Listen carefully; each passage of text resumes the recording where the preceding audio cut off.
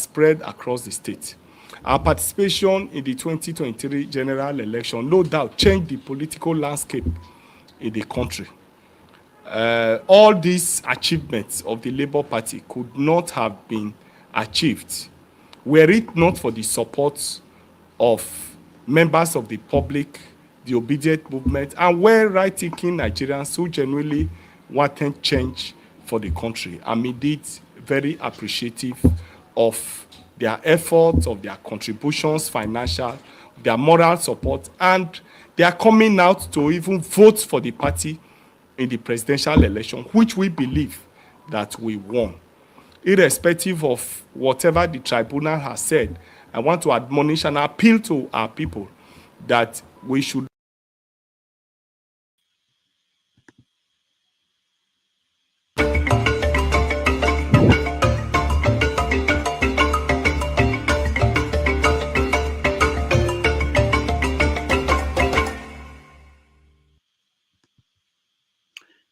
Hello. The Nigerian female under-20 team, the Falconets, has qualified for the 2024 under-20 Women's World Cup. They beat Burundi 1-0 at home and away for an aggregate of 2-0. Nigeria has therefore gotten its ticket to the competition that will take place in Colombia. Meanwhile, Nigeria's Super Eagles are continuing their quest to win their first African Cup of Nations in over 10 years. They will play their third group match in Abidjan against Guinea-Bissau tomorrow. If Nigeria wins or draws, Nigeria will qualify for the next round of the competition after defeating the host nation, Ivory Coast, 1-0 and drawing with Equatorial Guinea 1-1. Meanwhile, the defending champion Senegal has qualified for the next round with a 3-1 win against Cameroon in Group C. In other news, the Nigerian police said they have rescued 5 kidnapped Nigerian sisters. Gunmen kidnapped the sisters in Abuja, Nigeria's capital, early this month. The kidnappers killed a 6th sister as they demanded ransom in millions of naira. The statement released by the police did not mention paying ransom for their release. It is 5:30 p.m. in Lagos, Nigeria, 11:30 a.m. in New York City, 4:30 p.m. in Abidjan, Ivory Coast, and 7:30 p.m. in Nairobi, Kenya. Wherever in the world you are joining us, welcome to another episode of 90 Minutes Africa. My name is Rudolph Okonkwo. My co-host, Chido Onoma, is on assignment. On our show today, we are honored to have the chairman of the Labour Party, Comrade Julius Abure, join us. He's the man who guided the Labour Party during the 2023 elections.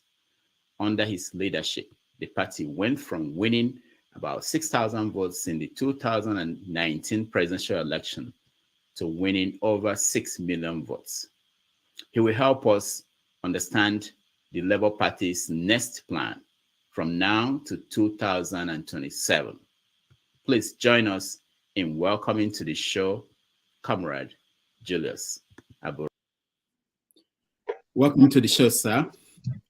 Thank you so much for having me this evening. I'm elated to be part of the show tonight. Thank you. We really appreciate you coming, and we appreciate your service to the nation. Let me start by asking you, how has it been for you the last 1 year? Well, the last 1 year has been very, very challenging. Putting the party together and running all through the campaign, mobilizing Nigerians to vote for the party. It was for the first time in the history of political parties that we changed the face of political campaigns in Nigeria. For the very first time, we're the only political party that could visit 3, 4, 5 locations in a day in a state.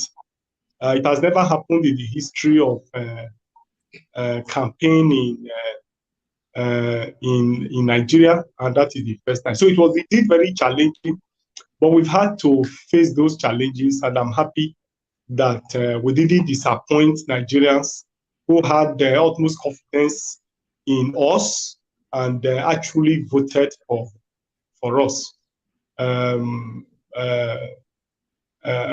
We needed to also cope with the challenges that came to the party as a result of inducement of certain people within the party to begin to create disaffection, disagreement within the party. We thank God that we've been able to surmount all those challenges. The court cases, we are also able to navigate through those court cases. So many challenges, but we want to first give glory to God for helping us and assisting us to surmount those challenges. It was indeed a very, very challenging year for us, and a year also of also a learning process. We have indeed also learned some few things in the process, and I believe that no sacrifices is too much to be made in the service of our fatherland. And so it was indeed challenging, but we thank God we've been able to navigate it, and we're out here today to tell the story. Thank you so much. We're going to get into the details of what you went through and the party went through. But let me ask you, what did you learn about the Nigerian during this process? Well, for the first time, I saw Nigerians that were resilient, that were ready to change the political trajectory in the country.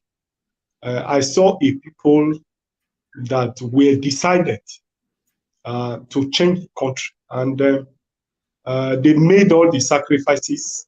They supported the party with their finances, supported the presidential candidates.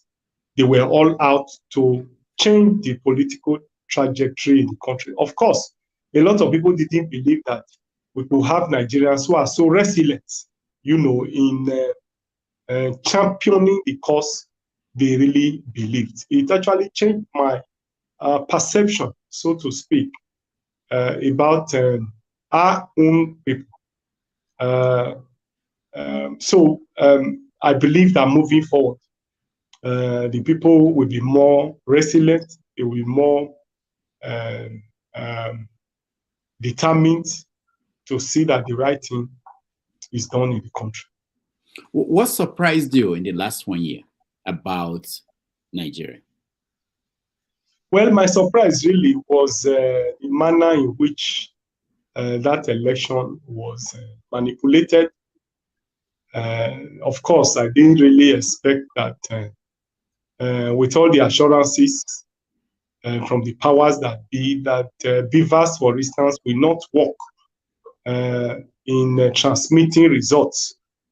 I was also shocked at the manner in which the courts treated the election petition and all of that. So, but it has given us a wider view and has widened our horizon about the Nigerian state and the powers that be in the country. And I'm sure that moving forward, we have learned from those mistakes, and I'm sure that we'll do better. Has the party reviewed the last election? Yes, we have done a couple of reviews about the last election, and we've done a lot of postmortem. We have had different groups put together by the party to do a postmortem, and we have got some reports of those committees, and it has informed our mindset, our thinking, what we need to start doing now in preparation for future elections, what we need to do about the party, how we need to strengthen the party, how we need to expand the scope, expand the membership, and several other things we have learned from the just concluded 2023 general election. Is there anything in the way that the election was carried out. Just two things you learned that you will not repeat in the next election. Let's say the election coming in Edo State, I don't know, or even the next national election. Just can you share two of those things that will not be done, your party will not do again?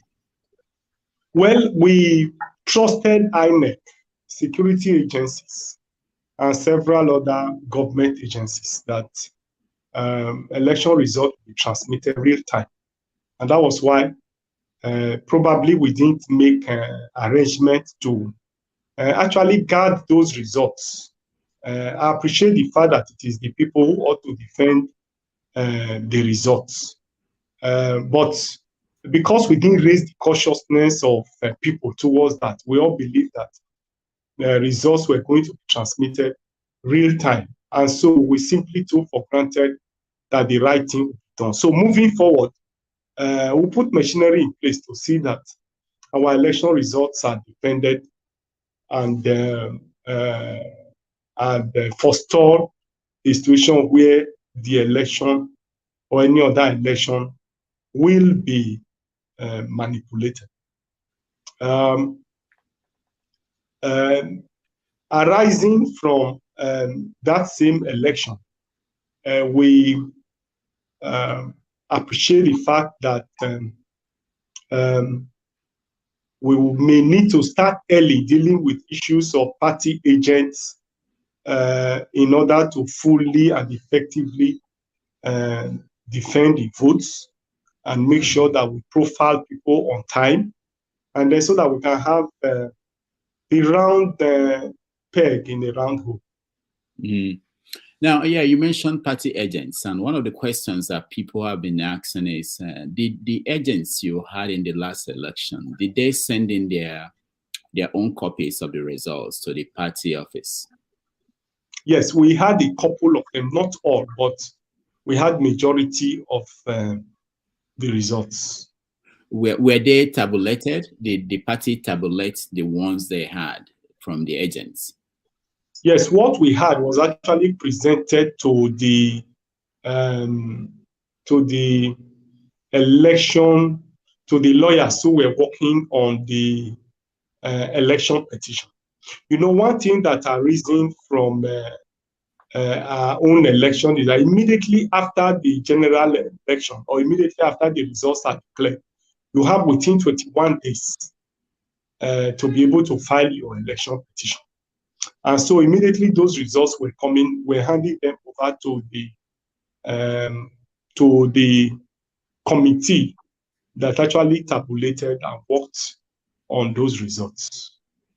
Mm. So can you tell us what percentage of the agents sent in the results from the different polling units? Yes, what we can say, though I may not be exact, but I'm sure that we had over 50 to 60% of polling unit agents who turned in their results. Mm.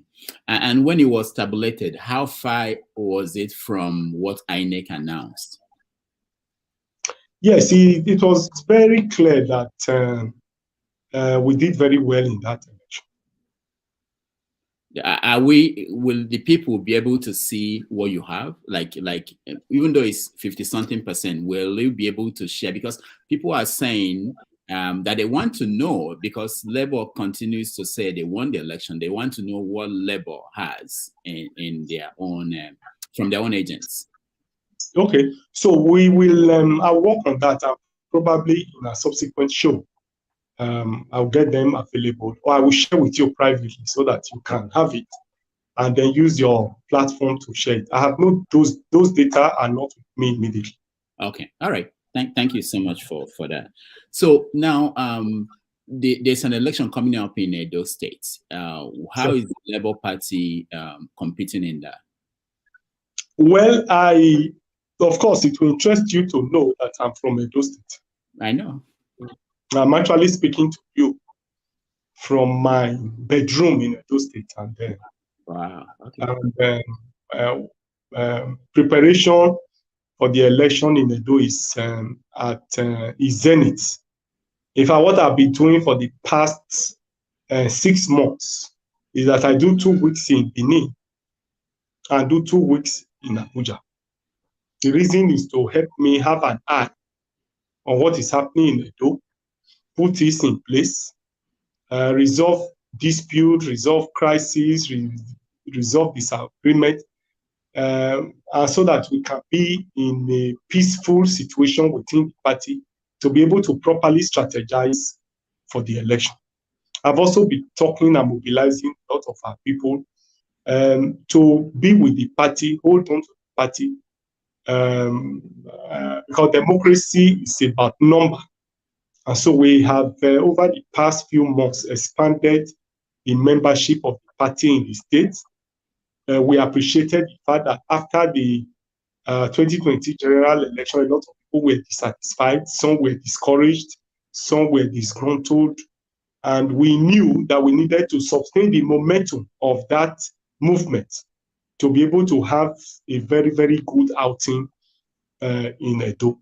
So what we have done here is to maintain that momentum and also canvass for expansion of the party in the state. I can assure you that Edo Labour Party is doing very well, and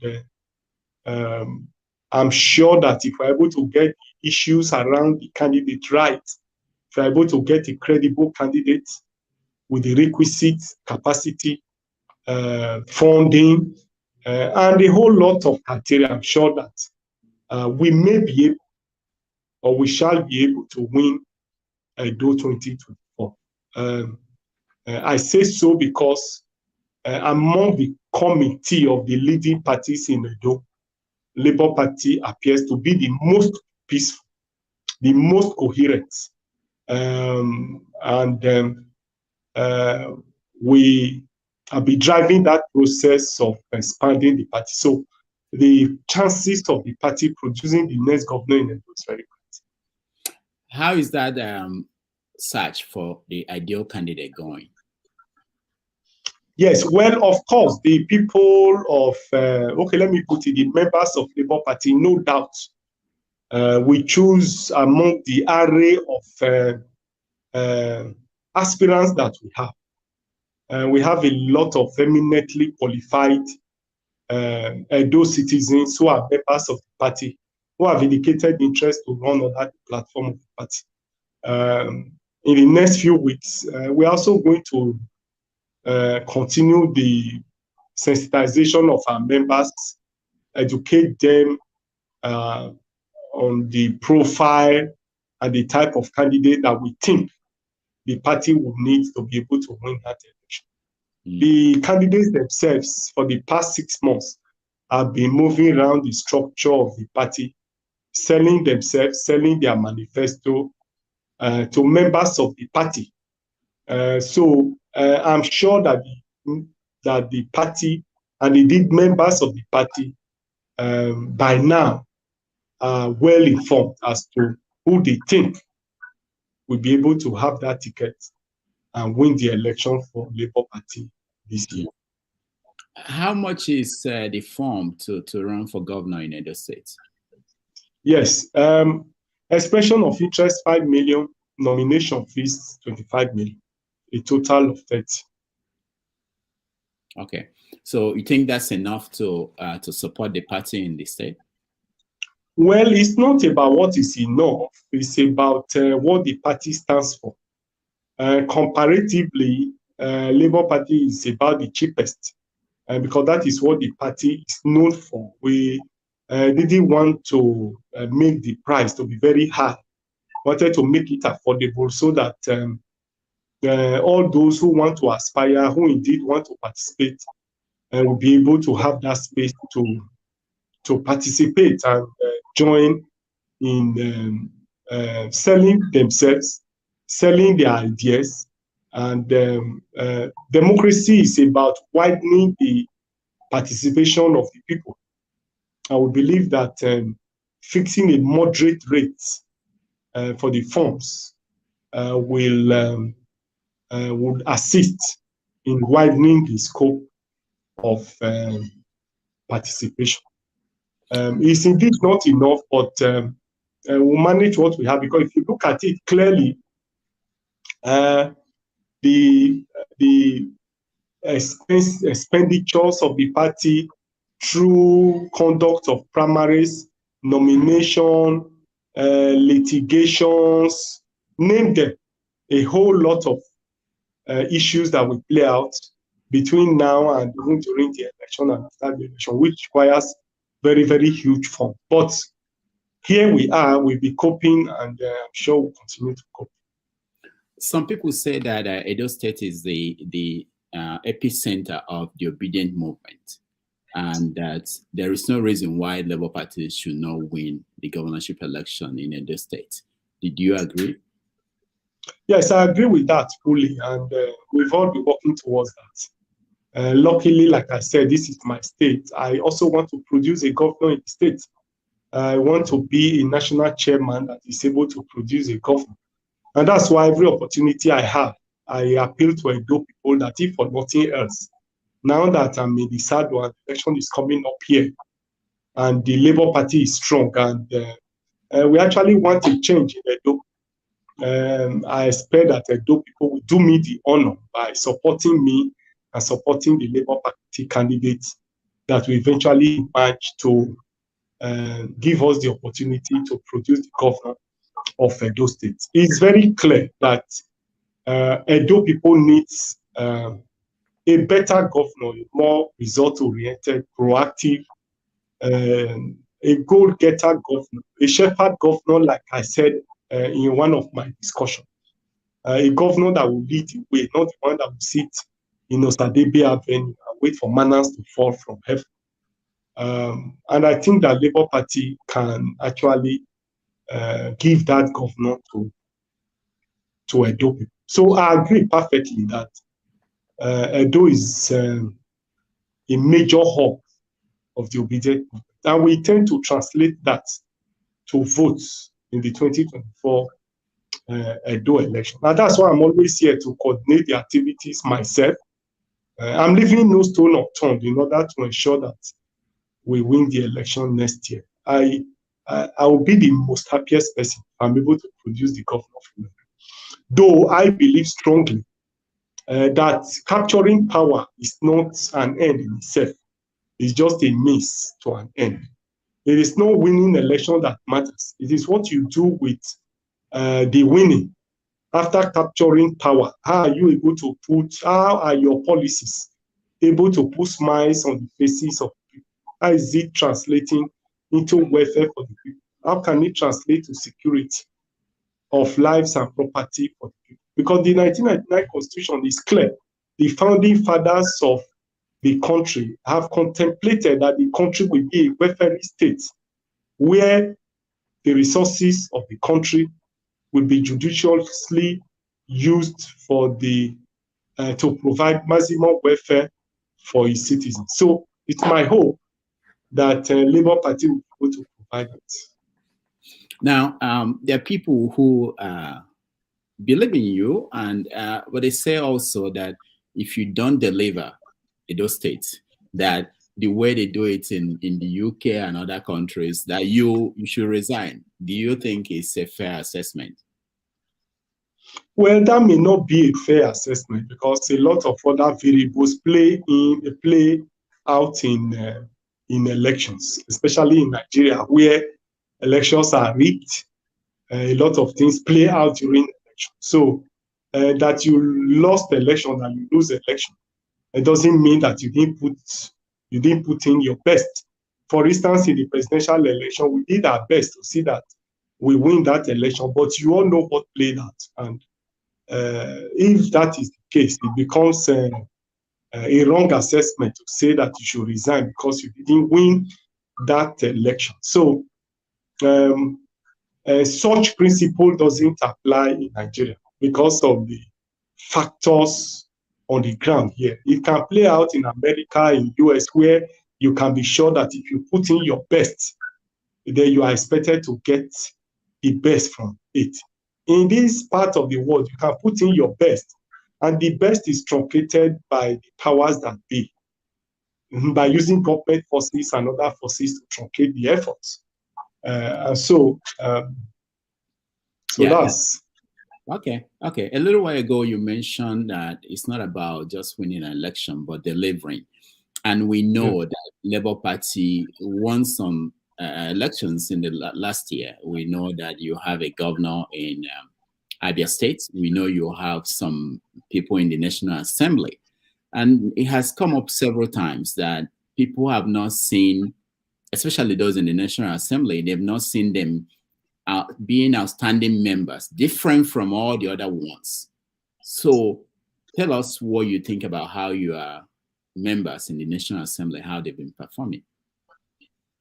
Well, let me put the records very straight that wherever we have had opportunity to have executive power, I mean Labour Party controlled government in the states, we have always performed exceedingly well.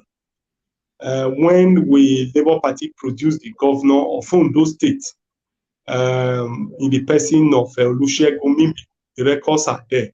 Labour Party till today remains, our performance in Ondo remains outstanding in that state. The records recorded or the achievement recorded by Olusegun Mimbi has not been transversed or changed over the years. You can find out. Today, we also have the governor in Abia State, and I'm sure that the records are also very clear of the outstanding performance of the Abia State governor produced by Labour Party. Yes, in the National Assembly, yes, we have had a lot of our members who, 7 in the Senate out of 109, and we have 34 in the House of Rep out of 360 or so members. And so, while I agree with you that they have not been very, very outstanding, you appreciate the fact too that they have been in the tribunal all this while.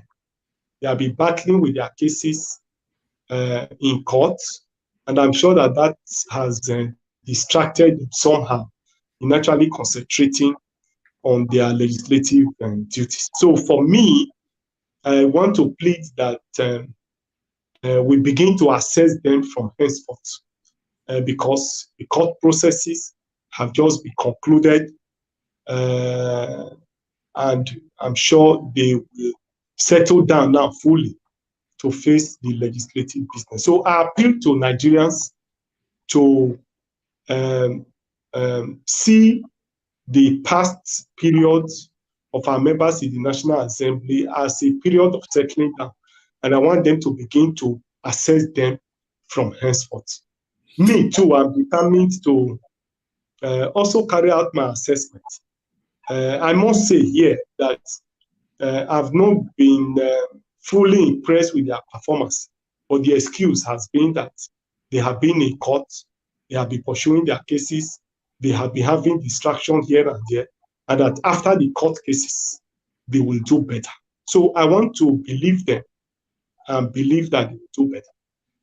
So Nigerians, we understand what you just said now, but they also know that, for instance, when they were offered SUVs worth millions of naira, that the Labour Party members did not say, oh, we are not going to take it. They did not even raise any objection.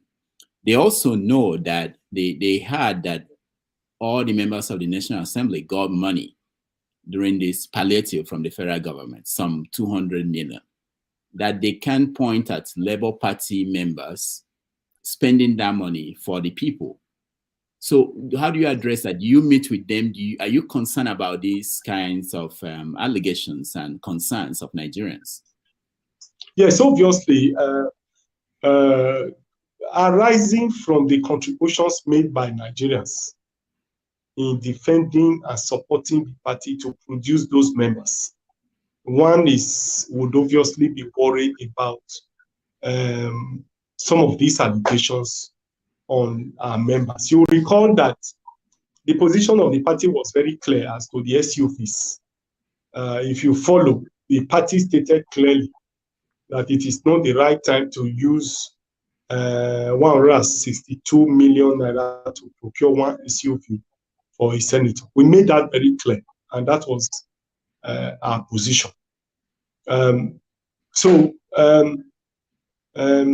I cannot confirm the veracity of the allegation of palliative of 200 million, but it's a concern that Nigerians have, and we are associated with such concern. And I'm sure that in our next engagement with the members, especially now that you have raised it, it will be one of the issues that are most likely going to look at, because every quarter, every month, we'll meet with our rep members, including the presidential candidate. So I'm sure that the next one will be held in this January or February. You are aware that they have been on recess and they are resuming next week. So when they resume, probably we'll be able to have this engagement with them. A lot of our members in some states have raised the issue of palliative that we're giving to the House members. So, but we have no confirmation to that effect. So when we meet, I'm sure we'll be able to confirm it and take the narrative further. Yeah, because that question was asked on the presidential candidate, Peter Obi. He gave an answer basically saying that he wasn't in control of the members of the National Assembly. And I think you are the chairman of the party. So people are expecting you to be able to give an answer that, I mean, they report to you sort of, or you monitor what they do. But we'll talk about that next time you come. But let me ask you, there were also fears that some members, when they get to the National Assembly or when they resume in their positions, they might join the national party or the winning or the party in charge of the country. Have you had anything like that? Has there been any move by anybody to lead the Labour Party? Well, I've not had any of such move. It has always come, like you said, like a rumor. But we can't pinpoint those rumors to any member, either in the Senate or the House of Rep, as we speak. In all our fora, they have always expressed their commitment to the party, their commitment to remain in the party. And I believe strongly that it will be very suicidal at this point for any of them to think of leaving the Labour Party for another party. The truth is, if they do, they stand the chance of losing their seats, number one. The second point is that it will be very difficult for them to even get information from where they are going to in the next election. And therefore, for me, it's not advisable. It's not in their collective, it's not in their individual interest or even in their collective interest to say that they are leaving the Labour Party for another party. Society always has a way of throwing up new leaders, throwing up unusual circumstances that brings up people. And for me, that's what the 2023 general election provides. We can say clearly that other political parties are winding up. I can say so clearly that people want change, and Labour Party represent that change. And luckily, any of them who is part of that change, I do not expect to be able to abandon his future for today. So I believe strongly that a lot of our members will remain committed to the ideas and philosophy of Labour Party. John. All right. If you need a break, we can take a break, but okay. If you're okay, we can go ahead.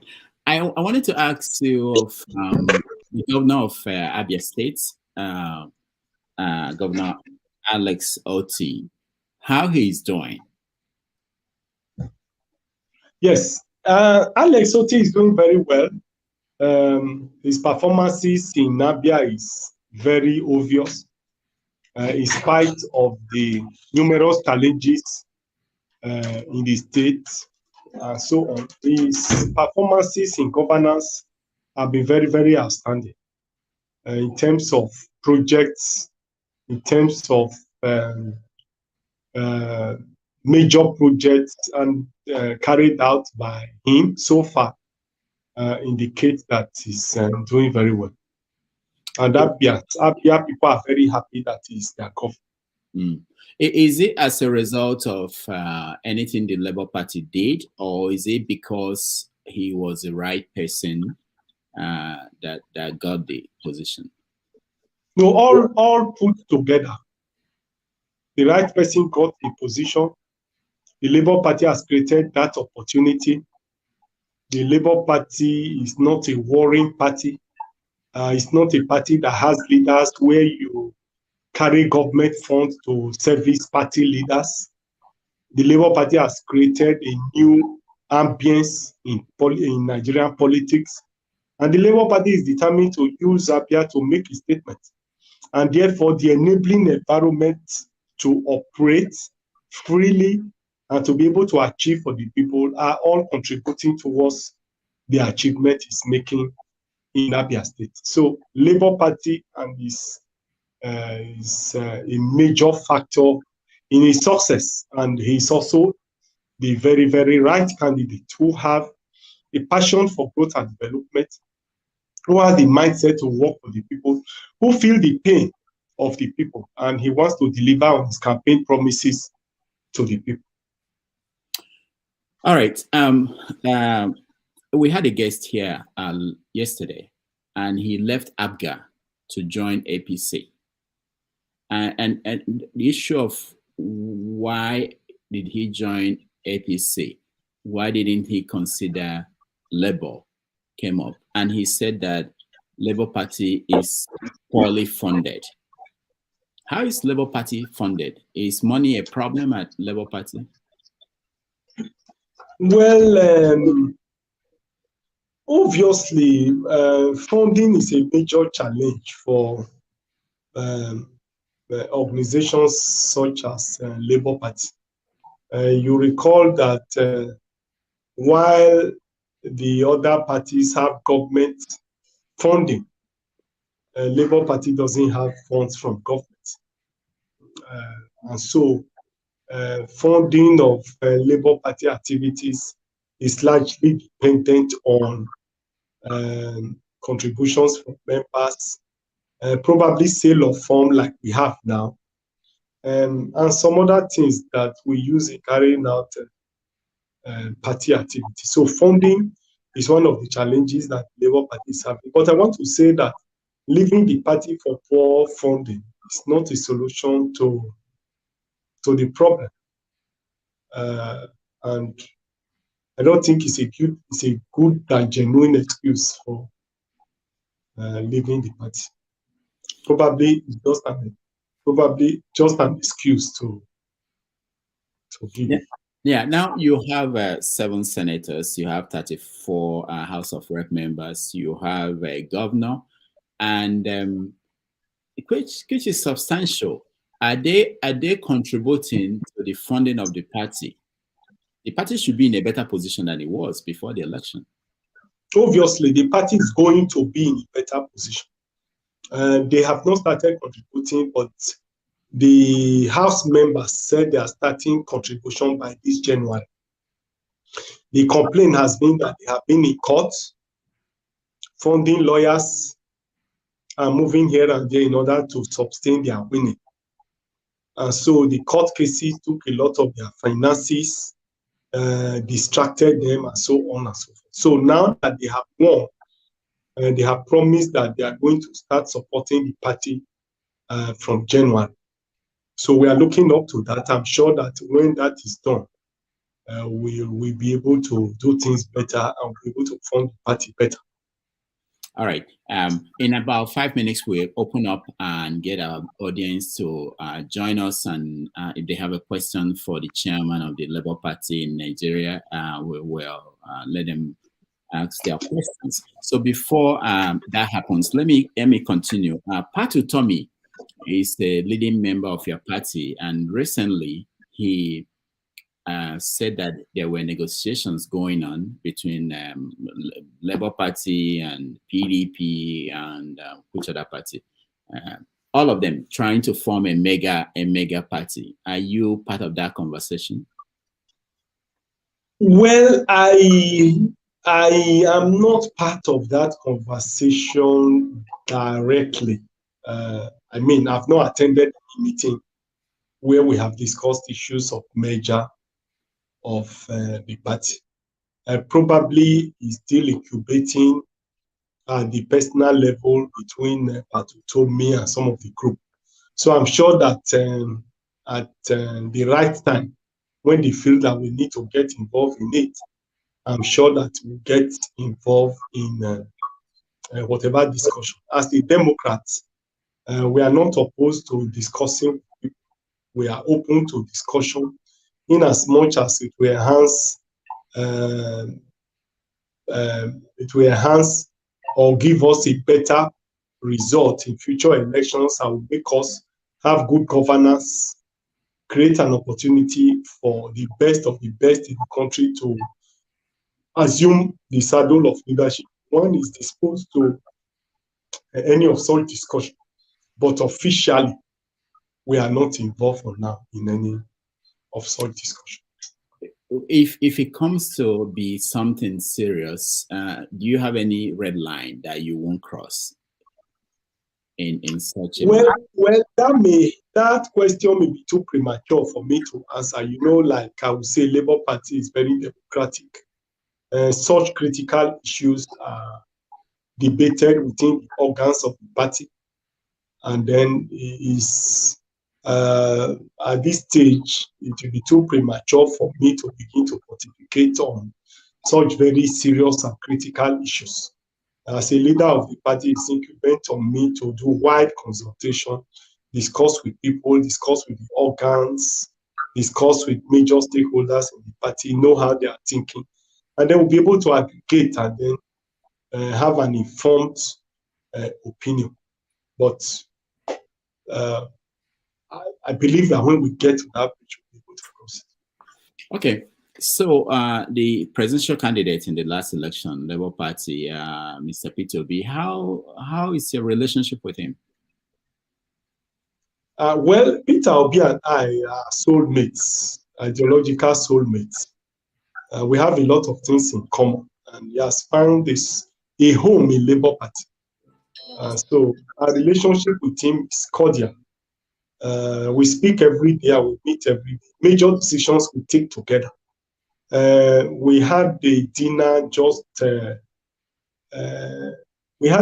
last week. I think it was on Tuesday. Yes, Tuesday evening. PO had a dinner with the National Working Committee members, where we cross-fertilize ideas, try to set up agenda for the upcoming year, what we need to do for this year. PO was in that meeting, and our relationship with him is very, very cordial. You will agree with me that the characteristics of PO, his behavior, his antecedent, his way of life, tallies with the ideology of the party. And therefore, I think he has found a home. And we have also found a leader. And so we are working very closely, and I believe that some people have this fear that he might leave the party in 2027. You think that will not happen? I don't have that fear. Okay. All right. It's not within his contemplation. Okay. Very good. Whatever he's going to do in 2027 will be part of it. Very good. Now, looking at 2027, what do you foresee from here today? I know things could change. It's far away. It's more than 3 years from now.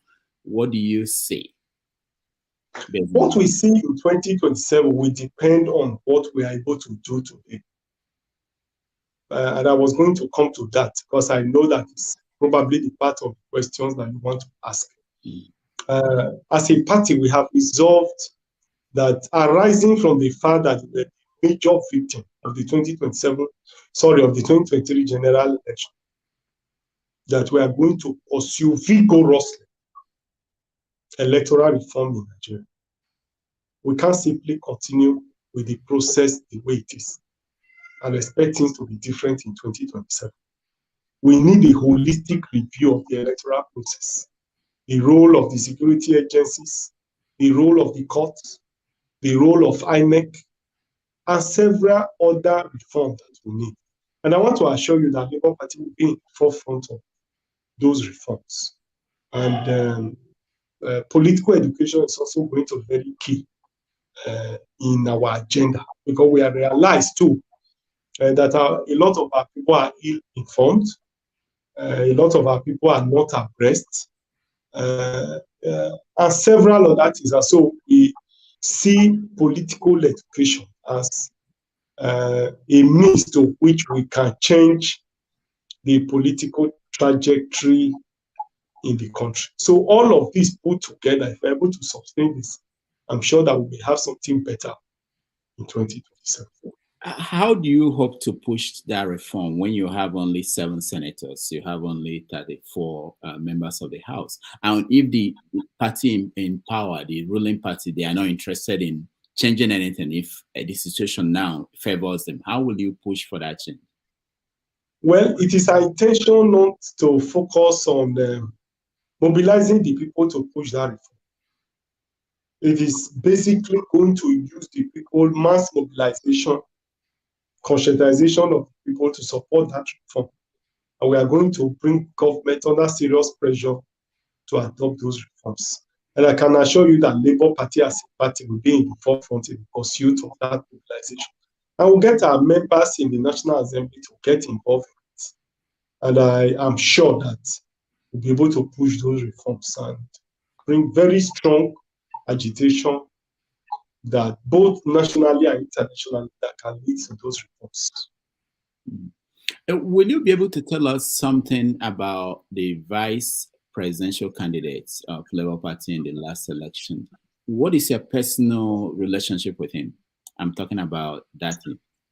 Dati.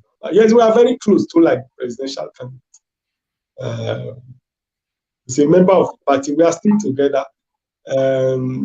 In most of our meetings, he's available. In most cases, he's out of the country. But he remains a member of the party. He has remained committed to the practice of the party. And we are very, very proud of him. We had a member of the, a supporter of the Labour Party on the show one time, and he said if there were a switch and Dati was the candidate for president and Peter Obi was the vice presidential candidate, that the outcome would have been different. And one of the things he pointed out was the reaction after the election, that because of the nature of Peter Obi, the path he chose would have been different from the path that Dati would have taken. What is your take on that? Well, that may be, I do not agree that if they were, if Dati was the presidential candidate, obviously, if Dati was the presidential candidate, we wouldn't have been able to create the movement, the following that gave rise to the results that we have in the first instance. So the analysis doesn't correlate. The analysis doesn't follow, because a lot of people joined the Labour Party because of the personality of Peter Obi. Apparently, because of his character, because of his performance, because of his behavior, people saw him as a leader and therefore wanted him to be. Dati is not on that same pedestal. Dati doesn't have that kind of followership that has the capacity to change the political trajectory that we have before. And therefore, he wouldn't have been able to create that situation that would have given rise to what could have happened with the election. But after the election and the outcome of the election, If it was that, probably the country would have been divided and in a big fight. A lot of people would have died by now. So, but they are all, it's a matter that is open. Every folks have their perception, have their views. But I think that having a peaceful country, and we are still available in the country, still being alive to be able to agitate for reform, put government on the spot, and continue to agitate for a better country, I think it is better. We are already here. We are here talking about the 2027 election. If the country was at war, there was crisis in the country, we wouldn't be here talking about the 2027 election. So, however we look at it, I think that we've done very well.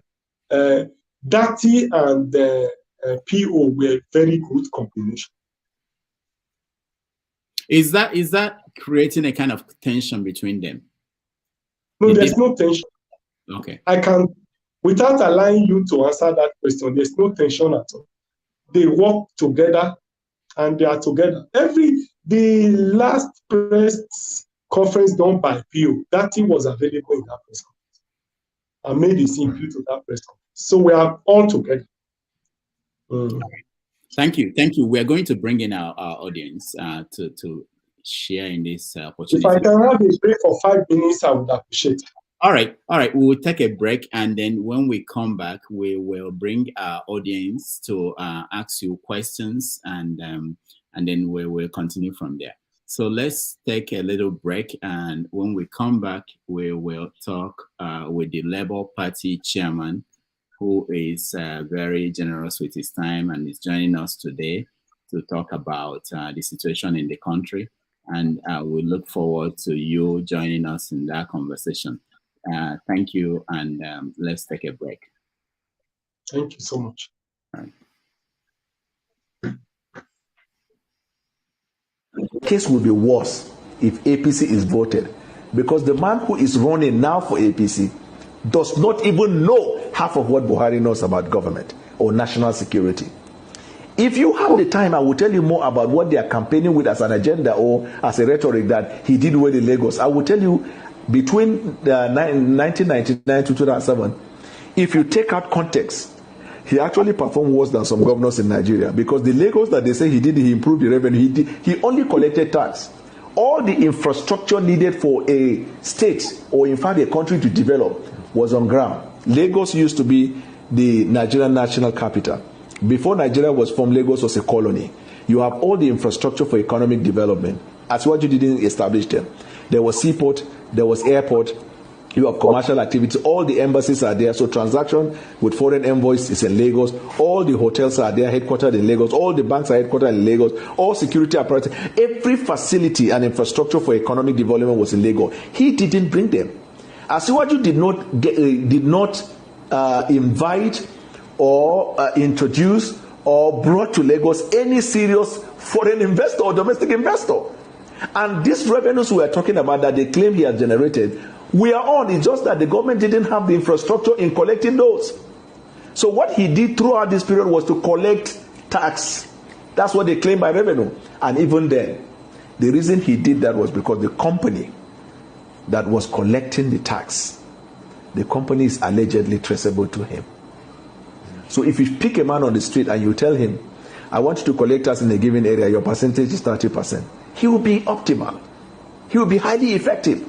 This is the summary. But let me tell you what he did in Lagos.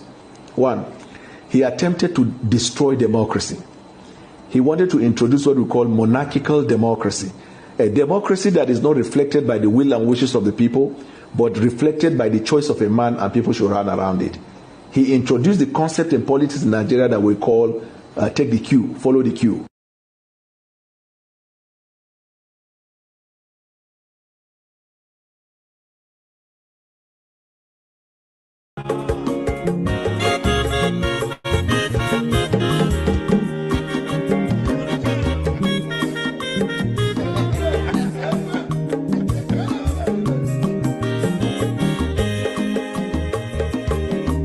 Asim Wonya Mazolobio Akwa Mazolobio Maxi Ibia Bunye Gokwanumo no Fube Nazo Olaga ni Piazugo Ulaga doni Piazugo Akwa Wilochi Biko Rapuzo Kona Bazia Onyo Mazoro Biko Abama Watara Nasari Ibia Unyane Guanamo Ulaga doni Piazugo Ulaga doni Piazugo Abama Wilochi Biko Rapuzo Mazi welcome up Odoguna Perezinaka Onyoma niga delemo Mazi ni Mazi Ibu go with the melody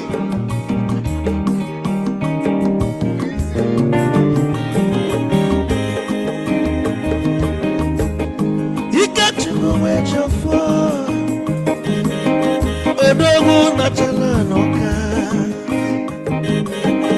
Ezi wane mlega delemo Olaga doni Piazugo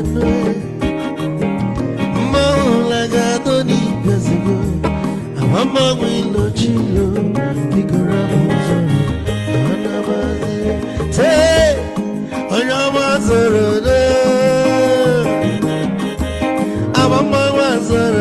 Sorry, if I were to Guanamo, Olaga, Doni Piazugo, Nazaboy, Olaga, Doni Piazugo, Amama Wilo Chilo, Biko Rapuzo, Anabazi, Ice. Odogu can never be kitchen for. Amakwa mnika gogodia Waligwe kwelo Ikejo mabele bege Hey, you won!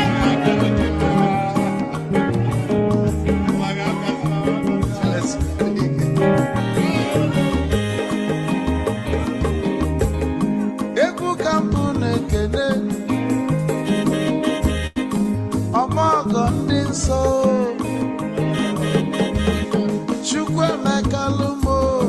Chukwu negaji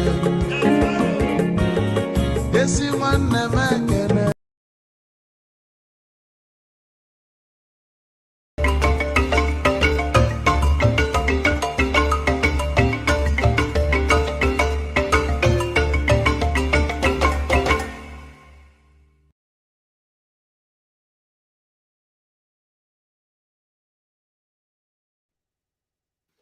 Welcome back, everybody. Thank you for joining us. We are still talking to the Labour Party's chairman, who is joining us from Edo State, and we appreciate his time here. We're going to bring everybody in the studio. If you want us to bring you up, please turn on your camera. We will give you a chance to ask one question only, so that we can get to so many of you who are trying to get in.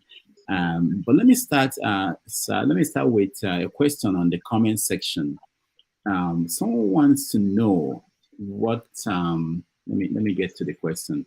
What happened to an aspirant for governorship in Anambra State who was kidnapped? I think I got that right. Hold on, let me find the exact question. There was someone who was running. Okay, I got it.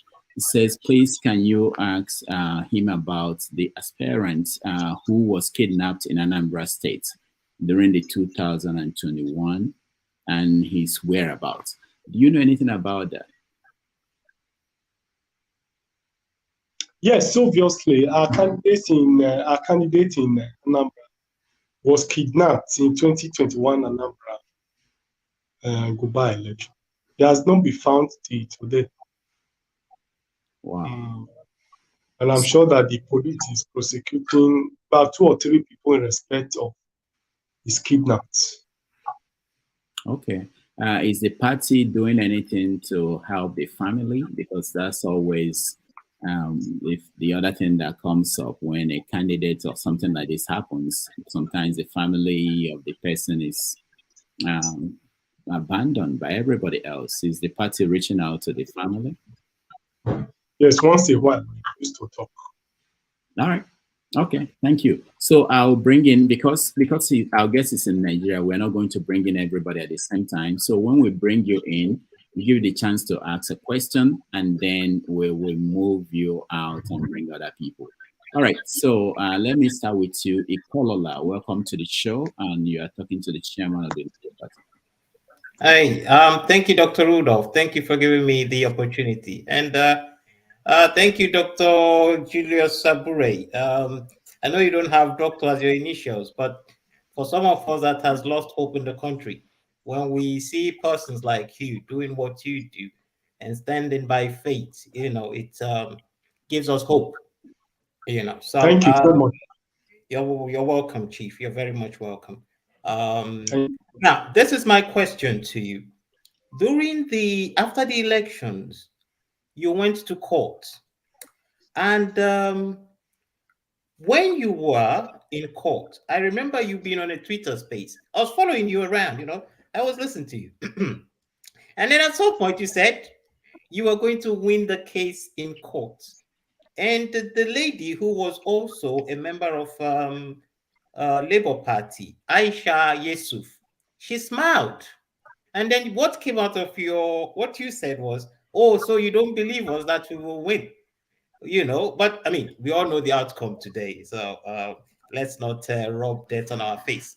But this is my question to you, Dr. Julius.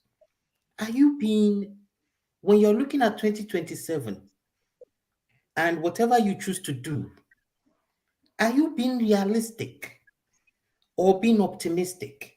Because it's a different thing to be optimistic. Because the story I just narrated to you was you being optimistic. It's not as if Aisha Yusuf was more brilliant than you, intelligent than you, but she could see the writing on the wall. So are you being realistic from all these reforms you are planning, all these plans you are making? Because you are not dealing with, in APC, you are not dealing with normal, in terms of normalcy. You're not dealing with normal politicians. You're dealing with people who are ready to do anything to hold on to what they have. And you are planning to be moderate humans. So are you being optimistic or being realistic? All right, thank you. Thank you, Kalola. Let's let him answer. Well, the truth of the matter is that there's no struggle of liberation that comes easy. South Africans, it took them almost 27 years in order to stop apartheid in their country. Several other countries had to struggle over the years in order to be able to change their political trajectory. Not to have hope is to have been defeated ab initio. It is always good to have hope, because it is that hope in the future that things will be better that will obviously keep you awake in continuing to pursuing what you are pursuing. If we all despair and abandon the country and abandon the work, I'm sure that will not lead us anywhere, to make our situation to get worse.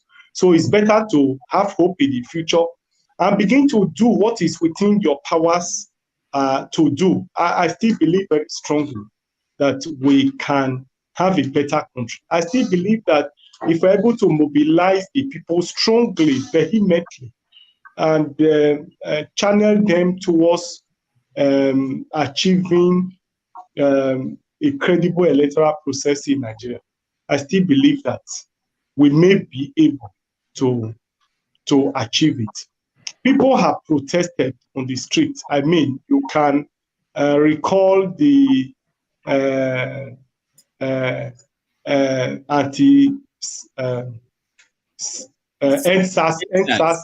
NSAS protests. We've had protests. We have had a lot of freedom fighters have emerged. We have Igboho from the southwest. We had a couple of people who have been agitated, who have been fighting for a better country. And it didn't work. And so we channel all our energies towards using the ballot to see that we effect this change. And they said we should go to court. We have gone to court. So even if all these are failed, I believe that it is all towards the process of moving us towards where we want to be and the kind of country we want to have. I'm not discouraged at all. I think that we should continue to do our best, continue to be united, and continue to agitate in one mind and in one spirit towards getting the powers that be to do the right thing, or forcing them to do what is right. I believe that if we are consistent, if we remain consistent, if we remain focused, if we continue to remain in the struggle, I'm sure we can achieve it. Like I said, there's no struggle, there's no liberation that comes easy. Even the struggle for independence didn't come easy. The struggle to drive or to enthrone democratic rule in Nigeria didn't come easy. And I'm sure that the struggle to have good governance in the country will not also be easy.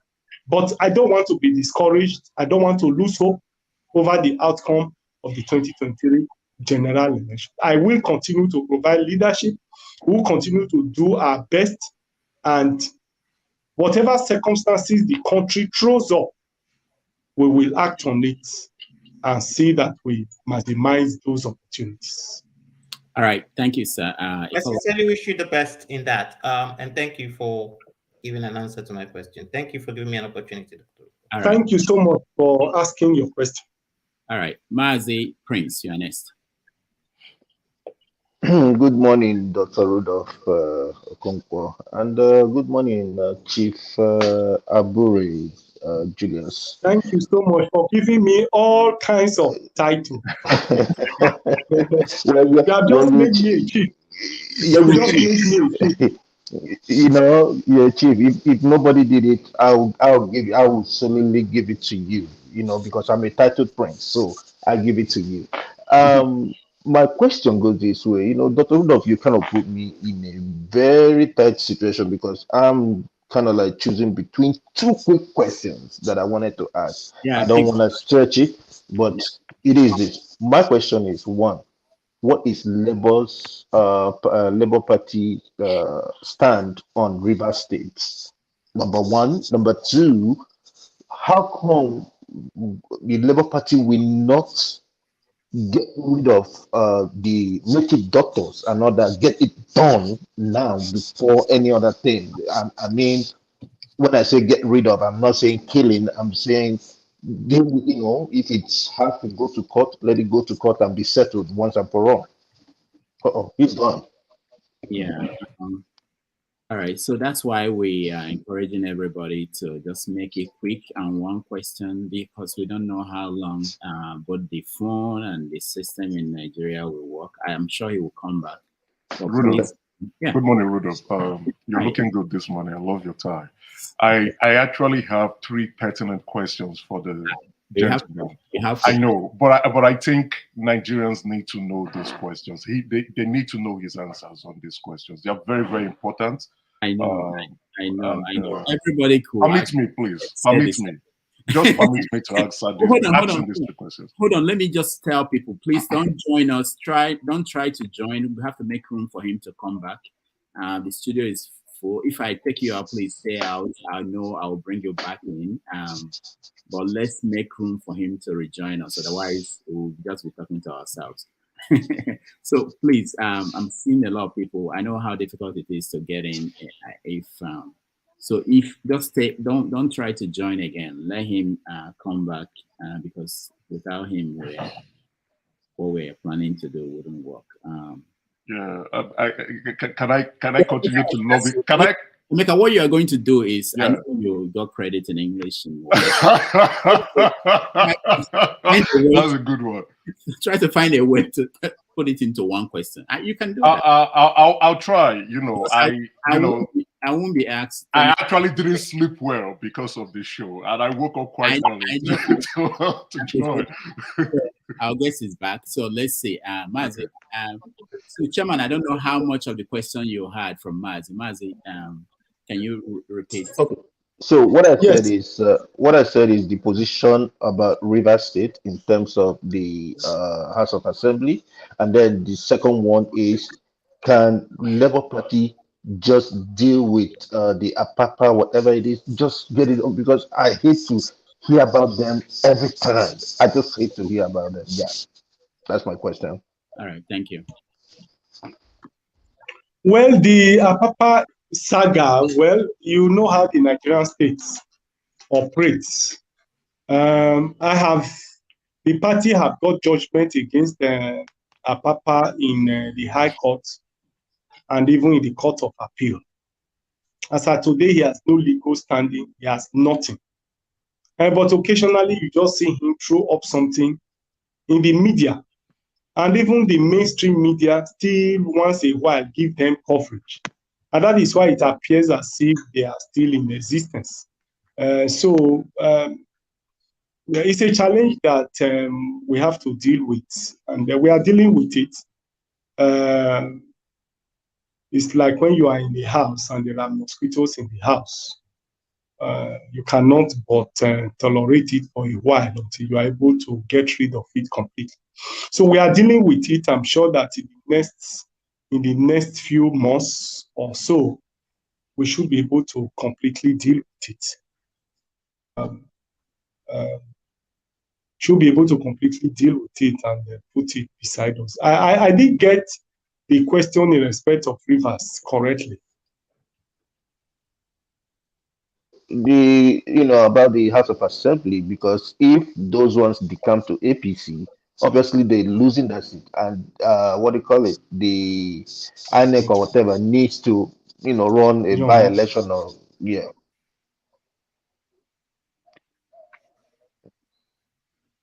Chairman, can you hear us? All right, I think he's frozen. Wow. This is the more reason why we should. Okay, I think can you hear us, Chairman?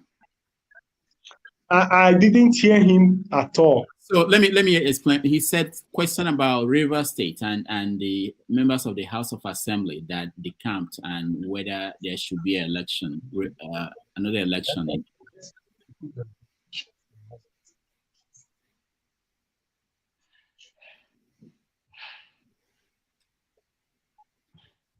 All right. Did you hear me, Chairman? I didn't get you.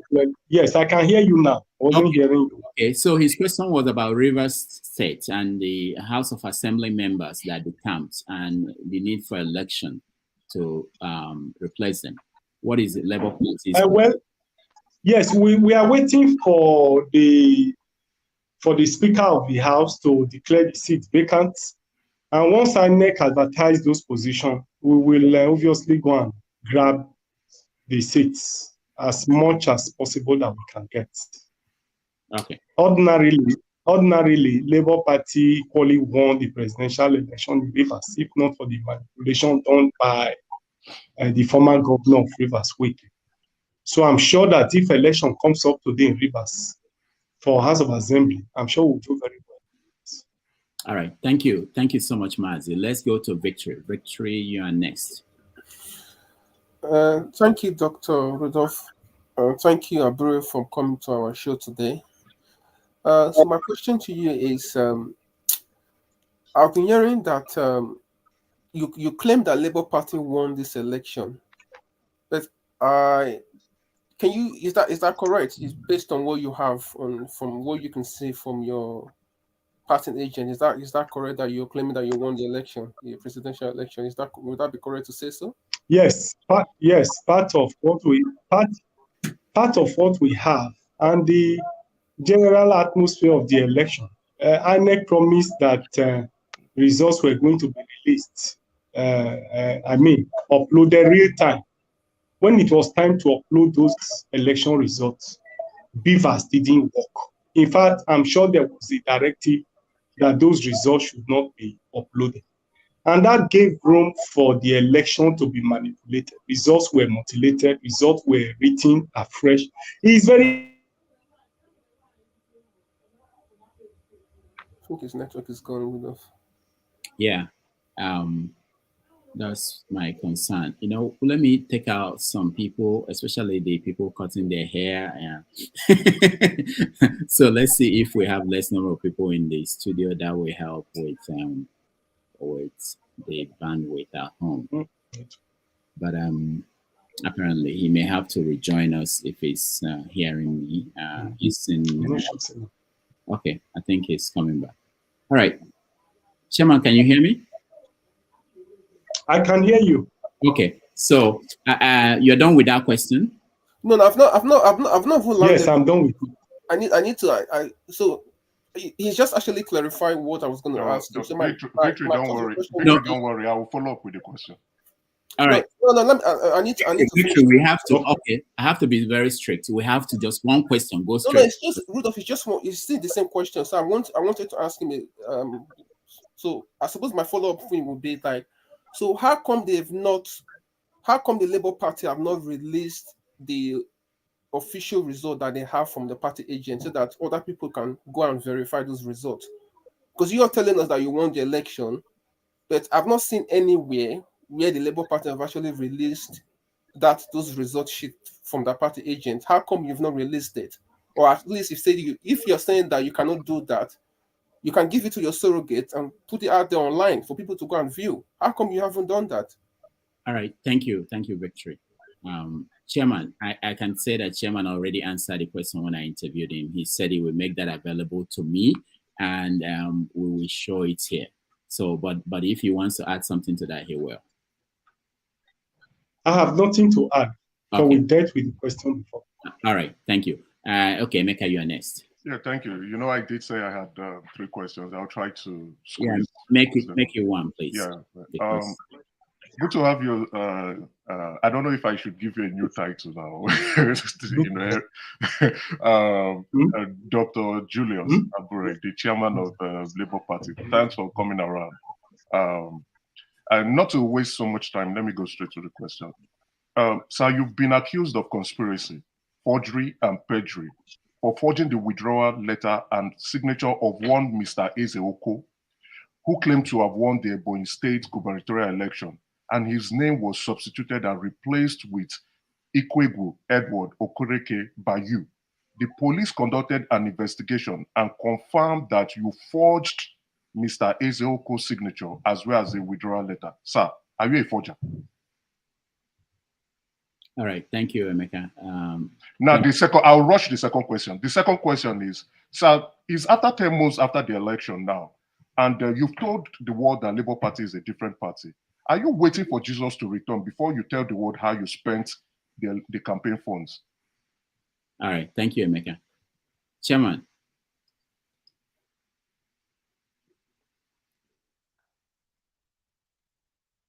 Right, so we will wait for his connection to. I'm sure he will try to join us again. But if you are trying to join us, please don't at this point, so that we will have room for him. We can only take 14 people in the studio at the same time, both backstage and on screen. So don't try to join us so that he will be able to join us.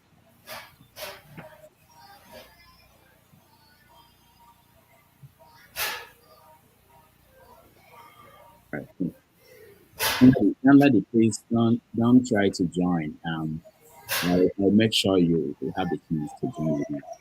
Right. Yes, I'm back. I'm back. Okay, go ahead, Chairman. Yes, the question wasn't clear, but I'm sure that it was referring to this allegation of forgery and substitution of candidates for Imo and those states. Yes. And I'm sure that that's what it's referring to. Ebonyi State. Yes, Ebonyi State and Edo State. Yes, let me put it very clear that we didn't forge the certificate. We didn't illegally substitute any candidate. The so-called candidate from Ebonyi State, Splendor Eze, was a man appointed as a state chairman in Ebonyi when PO just joined the party, and we didn't have any structure in Ebonyi State. And so he was appointed as state chairman. Shortly after his appointment, it was time for the Goba primaries, and we resolved and decided that he should be a placeholder in that election, so that once we have a viable candidate, he will withdraw.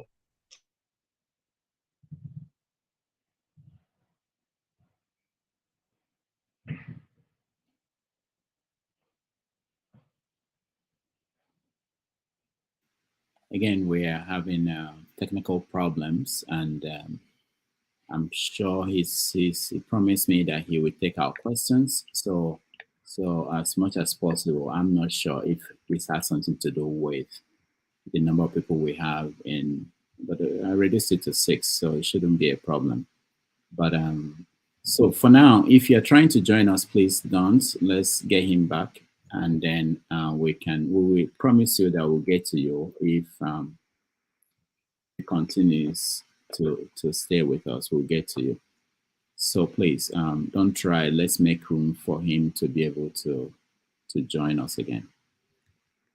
And moving forward, Emeka, I appreciate your questions, but moving forward, people should just find the best of your questions so that we can see the difficulties we're having. Yeah, I see the connectivity issues. Yeah, so that we can.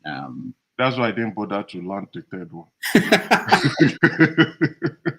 I didn't, because the third one would knock him straight off. No, you should have said it. If that is the biggest one you have, they come in sequences, right? So I don't know if his bandwidth would take the third one, and that would. All right. So please, for those who are, I think we have. I don't think we have room. Yeah, we have room for him to join us again. All right. While we wait, Flagship, welcome to the show. Thank you, and good morning, Dr. Rudolph. Good morning. And is it my turn next? Yeah, after Emeka is. Okay. Thank you. Yeah, but I must appreciate he's answering the question quite well, right? So the first question, he's answering it quite well, and I appreciate the fact that he's giving the background scenario, because that forms it's in the courts. It's actually in court, so that Nigerians will be able to get an oversight or a deep insight on what's really going on what happened, and why he decided to forge the signature and withdrawal letter of the individual or the placeholder, like what he said in the Ebonyi State. But only I was just, I don't know if Rudolph, you need to let me land that third question. The second one, that one would, he already got the question of the second one. So that third question, I need to. No, what I would say is that you can wait until the end. Oh, no, most definitely I would. If we have chance for second round. Okay. But I'll let you know that he already answered the question on other interviews. That's why I didn't go back about that. But it's okay for you to ask any question you want. Okay. And he's back. Yeah. Oh, no, so I think I'm back. Yeah. I'm back. Yeah. Go ahead. I'm back. Go ahead, sir. So the teaching of lesson that we find is the false allegation of forgery on some officers of the party.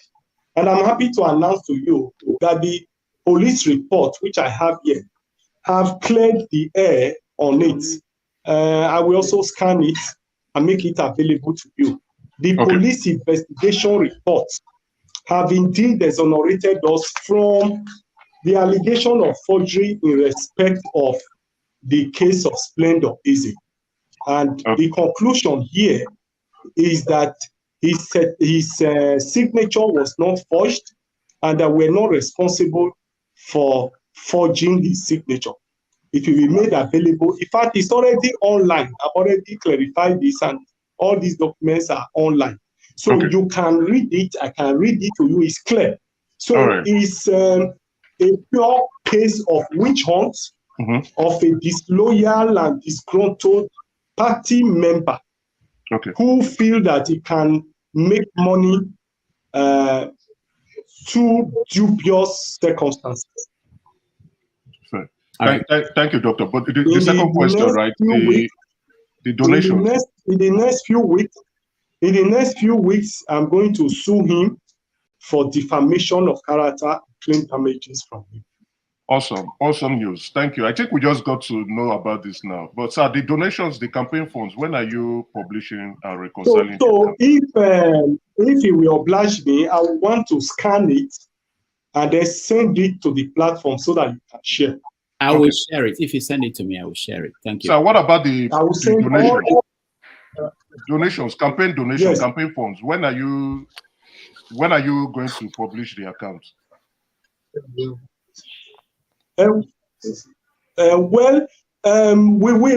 clear the air on campaign for. I think the accounts are ready. We have made that report available to INEC and when are you clearing the air? It's 10 months now. When will the air be clear? Is the air still dusty and murky? I've just said that we make it available. It's already, the campaign account is ready. The one for Labour Party is ready. Thank you very much, sir. I still have one more question. Yeah, you wait, Emeka, when we get to, if we get a second chance for you. The flagship. Emeka is so agitated. Why not allow him to ask this question? Oh, you want? Okay. Oh, no, I'm awesome. Thank you, sir.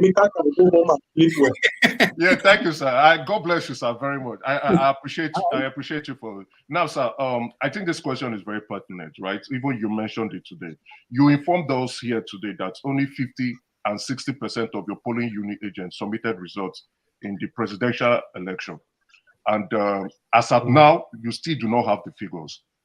So you're a lawyer. And in your petition, which I have read in and out like 10 times, your petition to the appeal courts and as well your response to the Supreme Court, I read them like 10 times, back to back. You did not include in tabular form the results that you have collated as provided by your polling unit agents, right? But however, you and several party chieftains have gone to media platform claiming to have won the presidential election. So don't you think with what you are telling us today, which we have appreciated, I think a lot of us have really appreciated that is coming out from you. And from my viewpoint, I can see that you are open with information. Don't you think you're being disingenuous if only 60% of your agents submitted their results and you are going about saying you won the presidential election? All right, thank you, Emeka. Thank you very much. Okay, well, I mean, we will, those reports, like I promised earlier, we will publish in tabular form how we'll show how we arrived that we won that election. But beyond tabulating those results, you are in Nigeria. INEC promised that those results were going to be uploaded real time when election is going on. As at the time INEC was supposed to upload those results, there was directive from INEC that those results should not be uploaded. And it gave opportunity for those results to be manipulated. It was very clear. Even the result sheet that you find had results that were altered and were manipulated. So in this circumstance, the only conclusion you can reach on the surface is that that election was rigged. Even the results that were uploaded by INEC in IREF were all mutilated and manipulated.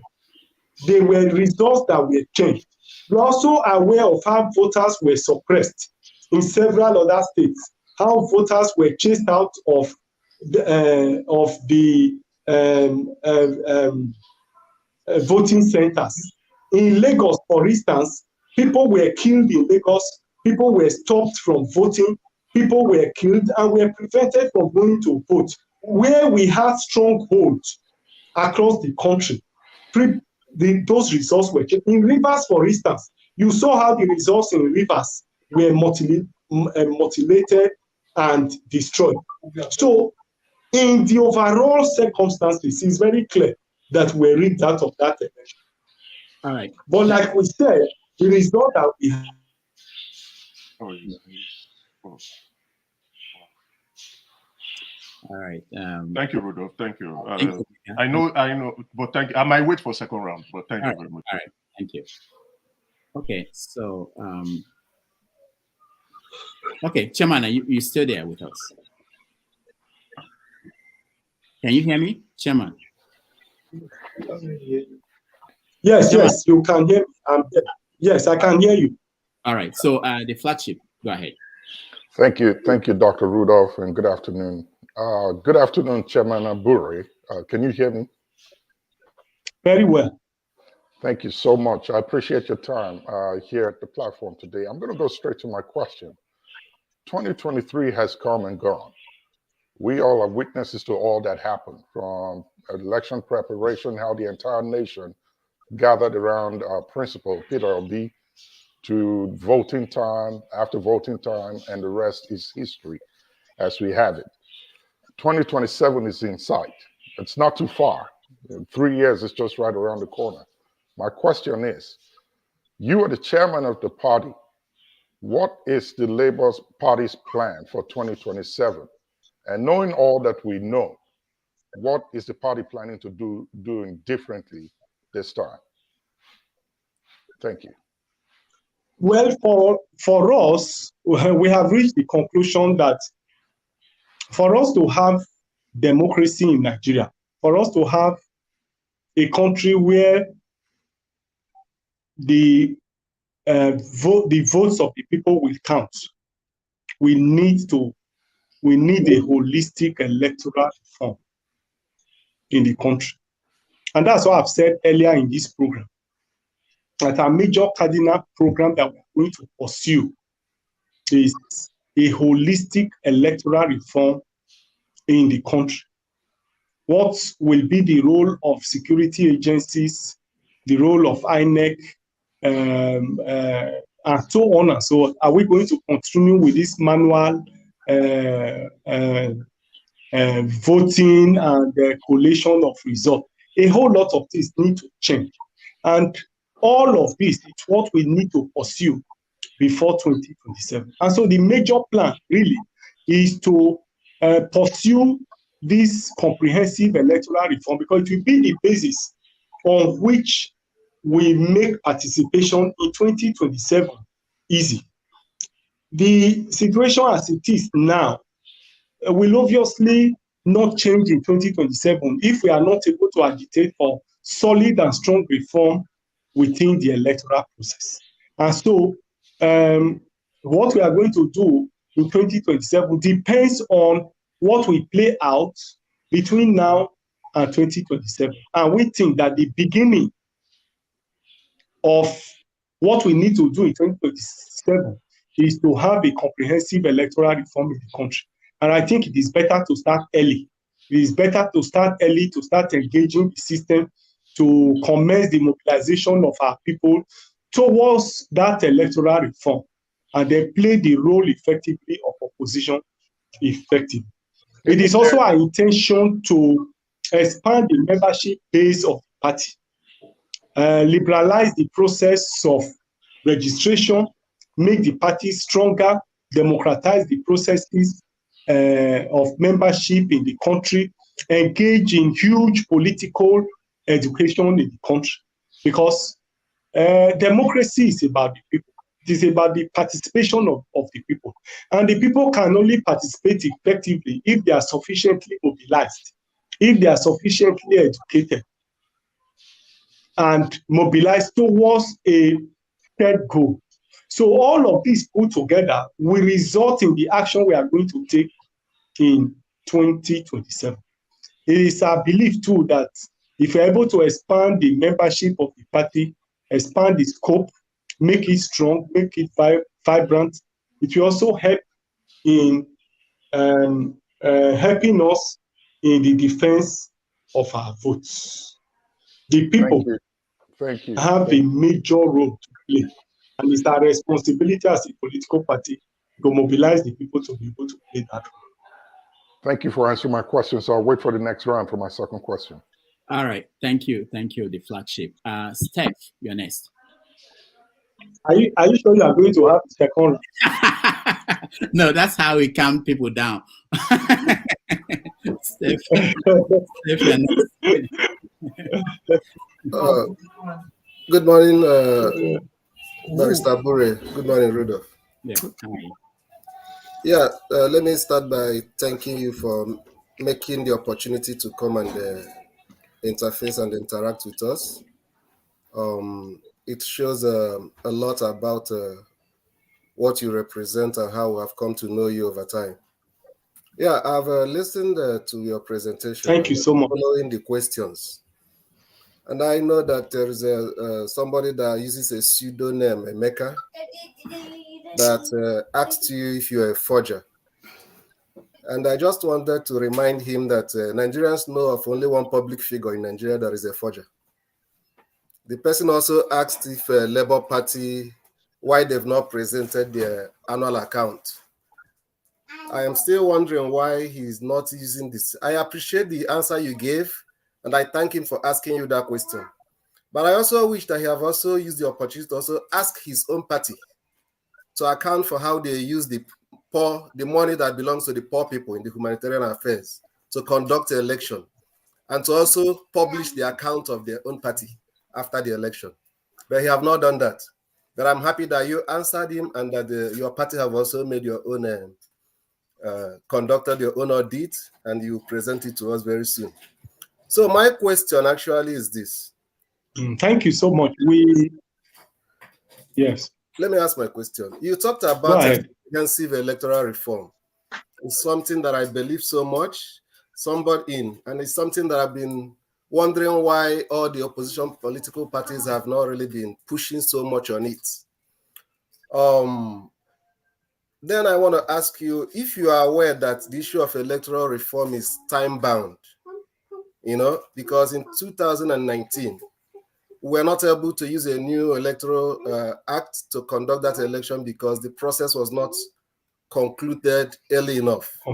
So if you know that obviously you are such issues are time-bound, that's why we are starting very, very early. Yeah, I'm coming. What is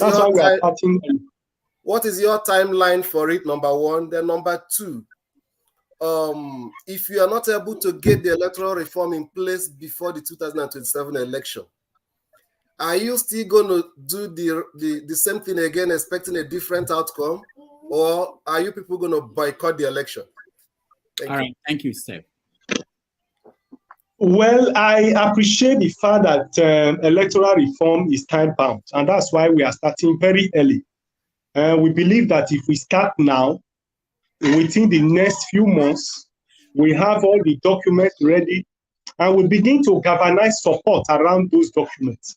We begin to move from place to place and mobilize Nigerians to key into those electoral reform and get all key agencies and everybody in the country to continue with that agitation. I'm sure that the pressure will be so much that we'll be able to achieve the electoral reform process in the country. Well, I don't want to be pessimistic that we are not going to be able to have it through before 2027. If we start it now, I believe that we'll be able to achieve it. But like we say, it's Chinua Achebe that said that 6 men have learned to shoot without missing. Birds too have learned to fly without perching. If they refuse electoral reform between now and 2027, we also want to follow them in the same way. I can assure you that what happened to us in 2023, whether there is electoral reform or not, will not happen to us again in 2027. But such matters are not what you put in the market. Thank you so much for that question, Steph. Let's go to Mbore in California.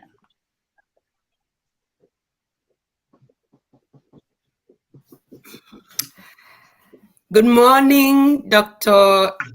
Damage and Good morning, Dr. Abure. Thank you for coming. Thank you so much. Yeah, I'll do my best to make my question one, and it will sound like housekeeping. I guess as a woman, it won't be strange that it will sound like housekeeping. I am thinking that any and everything in Nigeria needs reform. Yes, I agree.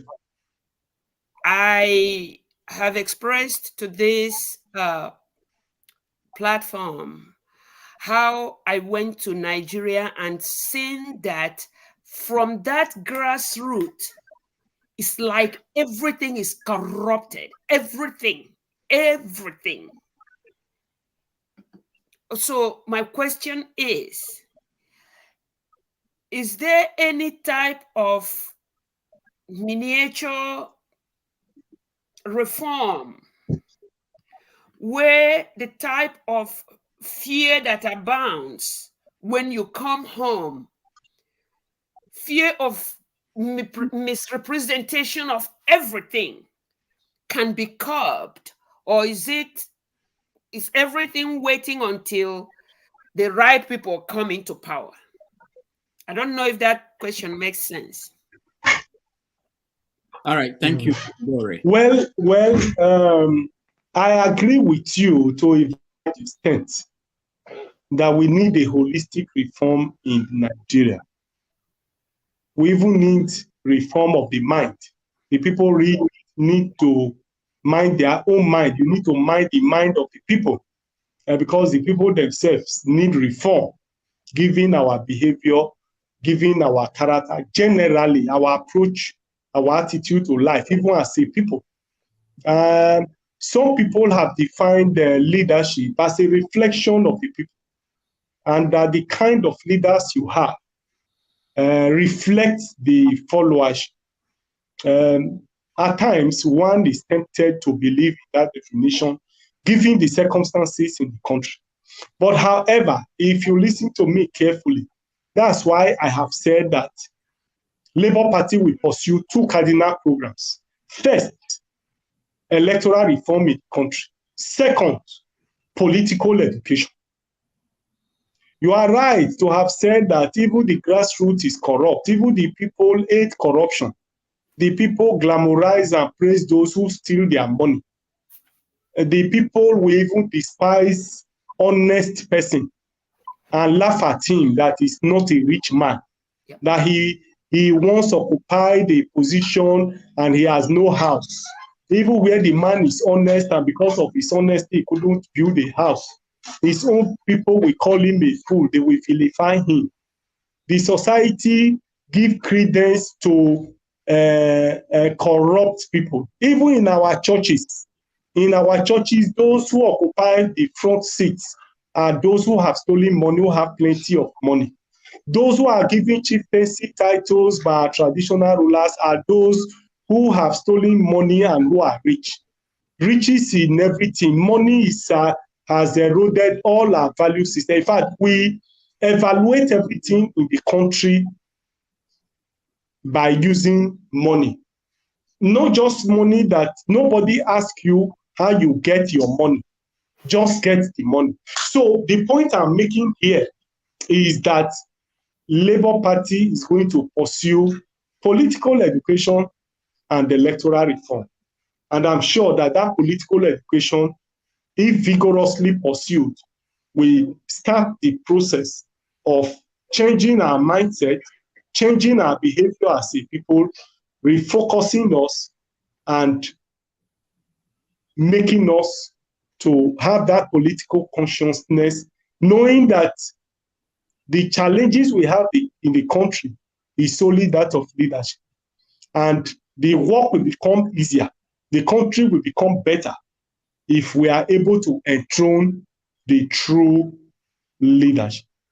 Leadership is the major challenge that we have in the country. Today, there are no role models in the country.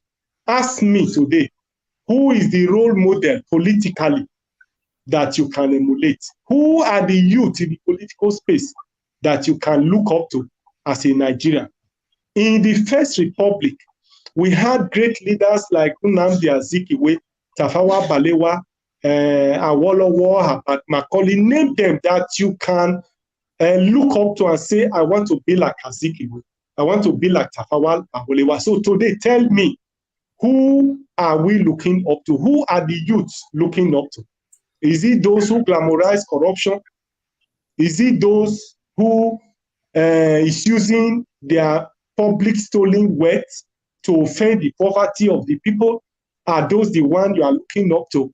So I agree with you perfectly that we need a holistic reform in the country. And Labour Party is determined to commence that process by political education, changing the mindset of the people with a view to getting their attention, to make them do the right thing, and to be able to enthrone good leadership that will make the whole process of this re-engineering, rebirth of our mind to take place in the country. If Peter Obi had won, his behavior, our character, our disposition would have begun the process of changing the mindset of Nigerians. And then we can then commence the process of having a better country. Thank you, sir. Thank you so much, Mbore. Let's go to Ebube. Ebube, go ahead. Yeah, speak up a little bit so that we can hear you. Yeah, Dr. Rudolph, good evening. Yeah, how are you? I'm cool. And greetings to Dr. Abure. I'm reaching you from Port Harcourt. Thank you so much. And it's a pleasure talking with the chairman Labour Party this evening. In Port Harcourt here, during that election, we came out in mass, came behind our principal, Peter Obi. And I can tell you emphatically and categorically that Labour Party won the presidential election in Port Harcourt and Thai River State. The social media was awash with the movement of obedience across the country. The entire South and North Central came out in mass for people. Whether it's not about what the electoral body is saying, it's what we are seeing. We saw people gyrating. Nigerians were happy and they came out in mass. And as a matter of fact, from what you can see, Obi won that election. But today, we have another person as the president of the country. So obviously, it means that the electoral system is not to be trusted. And how can we come out of this problem? From what I'm seeing, even if we vote again by 2027, they will still do the same thing. So there must be another way. There must be another way of tackling this problem, because we cannot continue like this. Hello, am I coming out? Yes, but round up. So yes, we are hearing you clearly. Yeah, so the cabals which has hijacked Nigeria are not ready to give up without a fight. You can see how determined they are in keeping us down. Today, the dollar is more than 1,400. To get $1 now, you bring up to more than 400,000 naira just to get $1. Is it fuel we're talking about, or gas, or what?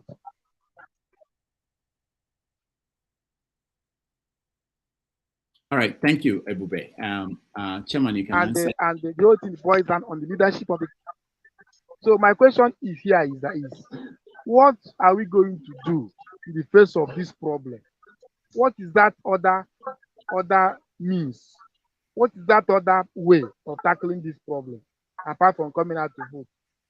And again, in the Senate and House of Reps, they are the majority. No reform can take place there. So how are we going to come out of this problem? That is my question to the chairman. Thank you. That other way is what I'm asking. What is that other way? Thank you.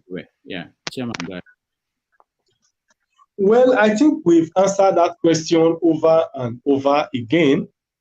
I've said that we must continue to act within the ambit of the law. And I think that the best approach is for us to propose holistic electoral reform in Nigeria, mobilize our people towards that agitation, mobilize the people to buy into it, and then we begin to agitate for it and pursue it vigorously. I believe that if we're able to muster the requisite support that it deserves, we'll be able to pull it through the National Assembly and so on. And I've also said in the course of this program that in 2027, what happened to us in 2023 may not happen to us again in 2027. We simply trusted the electoral process. We trusted that people were going to do the right thing, and people didn't do the right thing. So in 2027, we are going to make sure that those votes are defended, and so on and so forth. So the circumstances in 2027 will also dictate what we'll do differently. And I'm sure that obviously we cannot continue with this vicious cycle. All right, thank you, Chairman. Jonaba, you're next. Good morning from this side, Dr. Rudy. My question to Dr. Julius is this. The LP in the House of Rep and the House of Senate, what are they do differently from the other party, PDP or APC and the rest? All right, thank you, Jonaba. Yeah, well, as at today, I've answered that question before. As at today, I can't pinpoint strongly what they are doing differently. But the assurances they have given to me is that they are going to do things differently from this year. They have told me that they have been in courts, pursuing their court cases, which have distracted them, which have made them not to focus. That now that they are done with their court cases, they will give us better representation. So I'm hoping that moving forward in the next coming year, we are likely going to see a better performance and something that is different. As of today, as national chairman of the party, I can't pinpoint anything that they are doing different. All right, thank you, Jonaba. I think when I hear a question that you've answered before, maybe I will let the person know that we've answered our question. Chim, you're next. All right, thank you, Rudolph. It's a pleasure to make your acquaintance, Mr. Abure. And let me just use the opportunity to appreciate the work you and your team did during the elections in 2023. I know it wasn't easy, but I believe in giving kudos to who kudos is deserving of, and you guys did a good job. So please accept my sincere appreciation. Thank you so much. Thank you. We appreciate you too for all your support and what you did in supporting the party. When we hear people like you speak about what we've done, it encourages us to do more, and we are ready to make any sacrifices to further this cause. Thank you so much. Okay. So my question, I'm trying to look for a way to make it different from what Jonaba spoke about. But let me put it this way. So your presidential candidate sold himself in a beautiful way. You know, I know they give shishi. We don't give bribes. You know, he sold himself as someone who was, when it comes to financial management of state resources, being able to differentiate state resources, not spending unnecessary funds that Nigeria doesn't have, and injecting those funds into things that will create a better economy for everybody. Now, he has also come out to say that he is going to be the official opposition.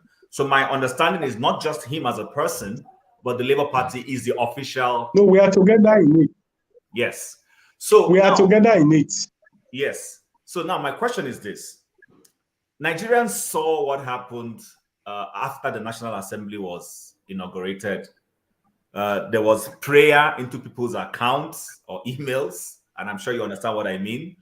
And then there were vehicles bought for members of the National Assembly.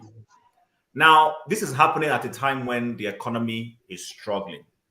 Now, we've had conversation on this forum where we said that one of the ways we believe that Mr. Peter Obi can make that his claim that Labour Party is the official opposition is to look for a way to hold your members accountable. That is, your senators and members of the House of Representatives accountable, so that they will be doing what John Abba referred to as offering something different. So my question now is, what are you doing as a party to be able to make your members of the National Assembly, both in the Senate and the House of Representatives, to be more, sensitive to Nigerians and to offer a better opposition in the House without necessarily having to go along with, if APC says they want to do this thing, they will go along with it. I'm not suggesting that if APC is offering something nice in the House, that Labour should just resist for resistance sake. No, I'm saying when it's obvious that the policy or the decision that is being taken by the majority of the APC legislators is not what Nigerians want. What are you doing to be able to get your representatives, your senators and House of Reps, to be able to toe the line of what Nigerians will want to do? So that at that way, it makes it clear that they are the opposition without necessarily having to, they send them prayer and they accept prayer, they send them prados and they accept prados. That's the question I have for you.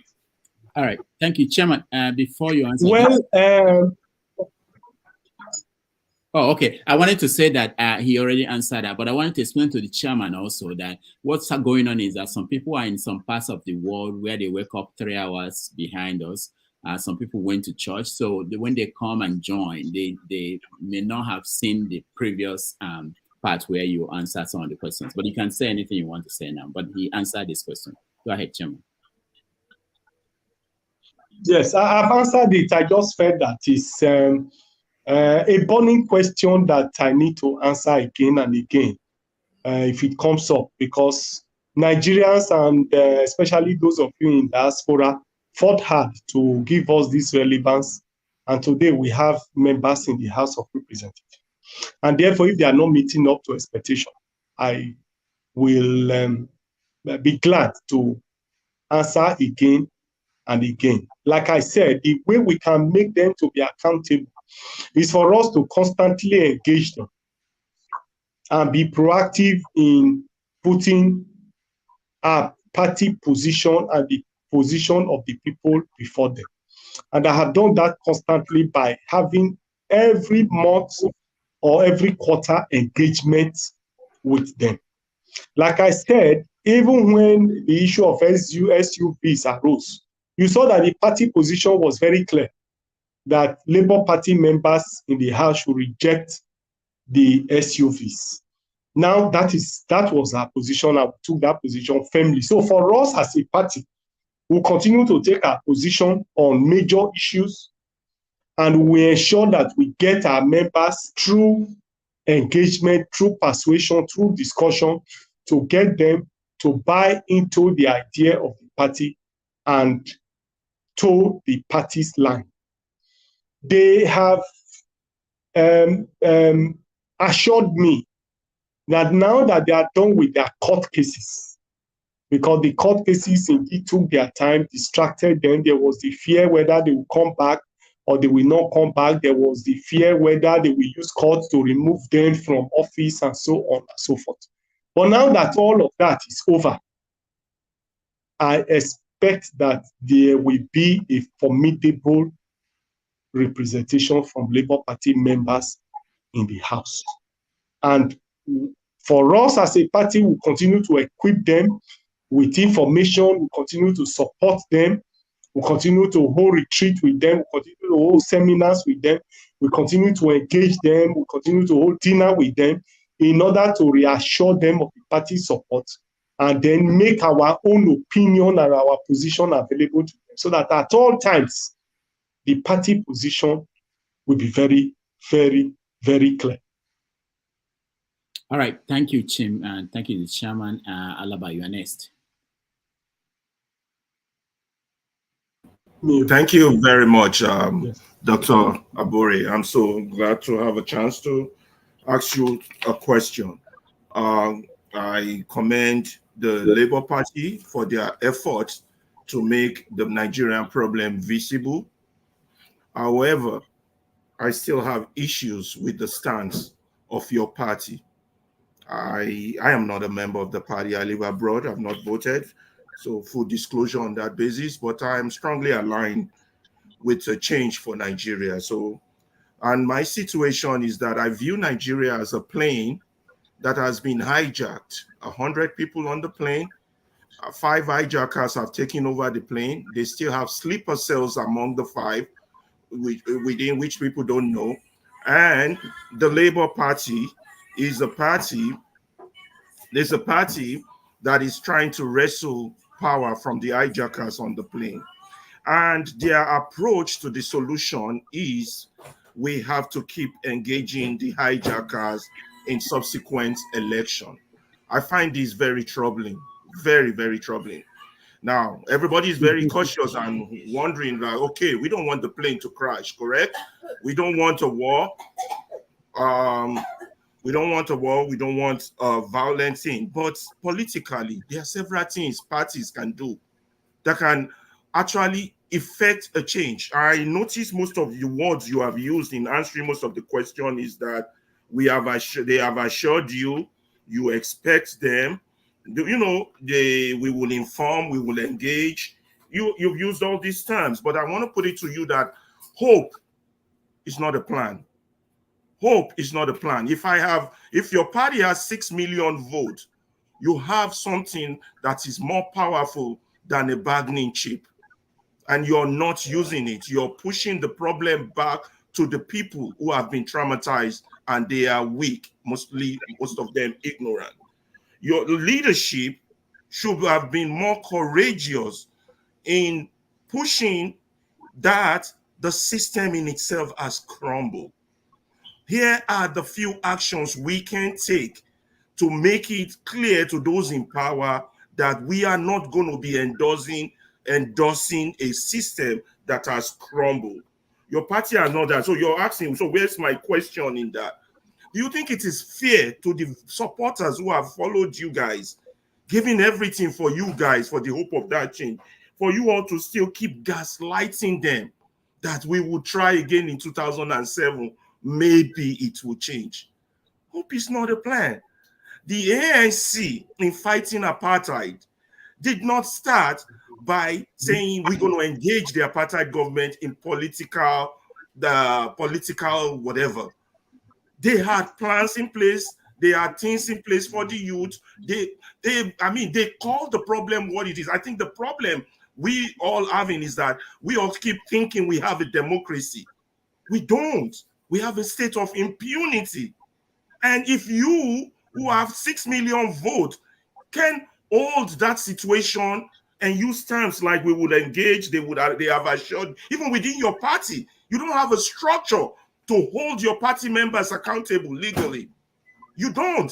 So it's only based on assurance and expectation. So my question is, do you think your party will go deep down and dig deep? Like this education thing you talk about, we want to educate, inform. What's your party doing to start? Maybe is it a radio station? Is it a media forum? Is it galvanizing? Nigeria needs more than just this talk you're giving us here. That's my question. Are you guys going to go back, rethink, reassess, and restate the problem? That's my question. Thank you. Well, the way party works is that the party structure is available, and that's why in the course of my response to several other questions, I've said it clearly that we are going to pursue vigorous electoral reform in the country, which I think is the legal way to go, except you want us to go and buy guns and begin to use illegal way of fighting the powers that be. But I think that the proper thing to do, given where we are today, is for us to pursue vigorous electoral reform in Nigeria. We have all admitted that the major challenge we have in the country is poor leadership. And that once we are able to answer the question of leadership, we are able to solve the problem or the challenge of leadership, then of course, every other thing will follow. And one way you can deal with the issue of leadership in the country is for you to have electoral process where the votes of the people will count, where the yearnings and aspirations of the people will be brought to the fore. And I think that as a victim of the 2023 general election, the best way to go is for us to mobilize our people, mobilize our members, expand the membership base of our party, mobilize the Nigerian people towards the set goal of pursuing electoral reform, which will be the basis for future elections, which will pave way for new leadership in the country. I think that this is the best approach we need to follow. But if you have better solutions, if you have better ideas, after all, Awolowo said, no one man has the monopoly of wisdom. I'm not claiming that I know everything here.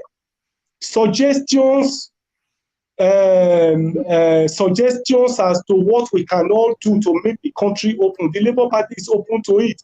I'm equally open to it. So if you have better ways, better approach that you feel that we can change the leadership of the country, if there are other ways that you feel that we can do it better in Labour Party, I am open to it. PO is open to it. We are all open to it.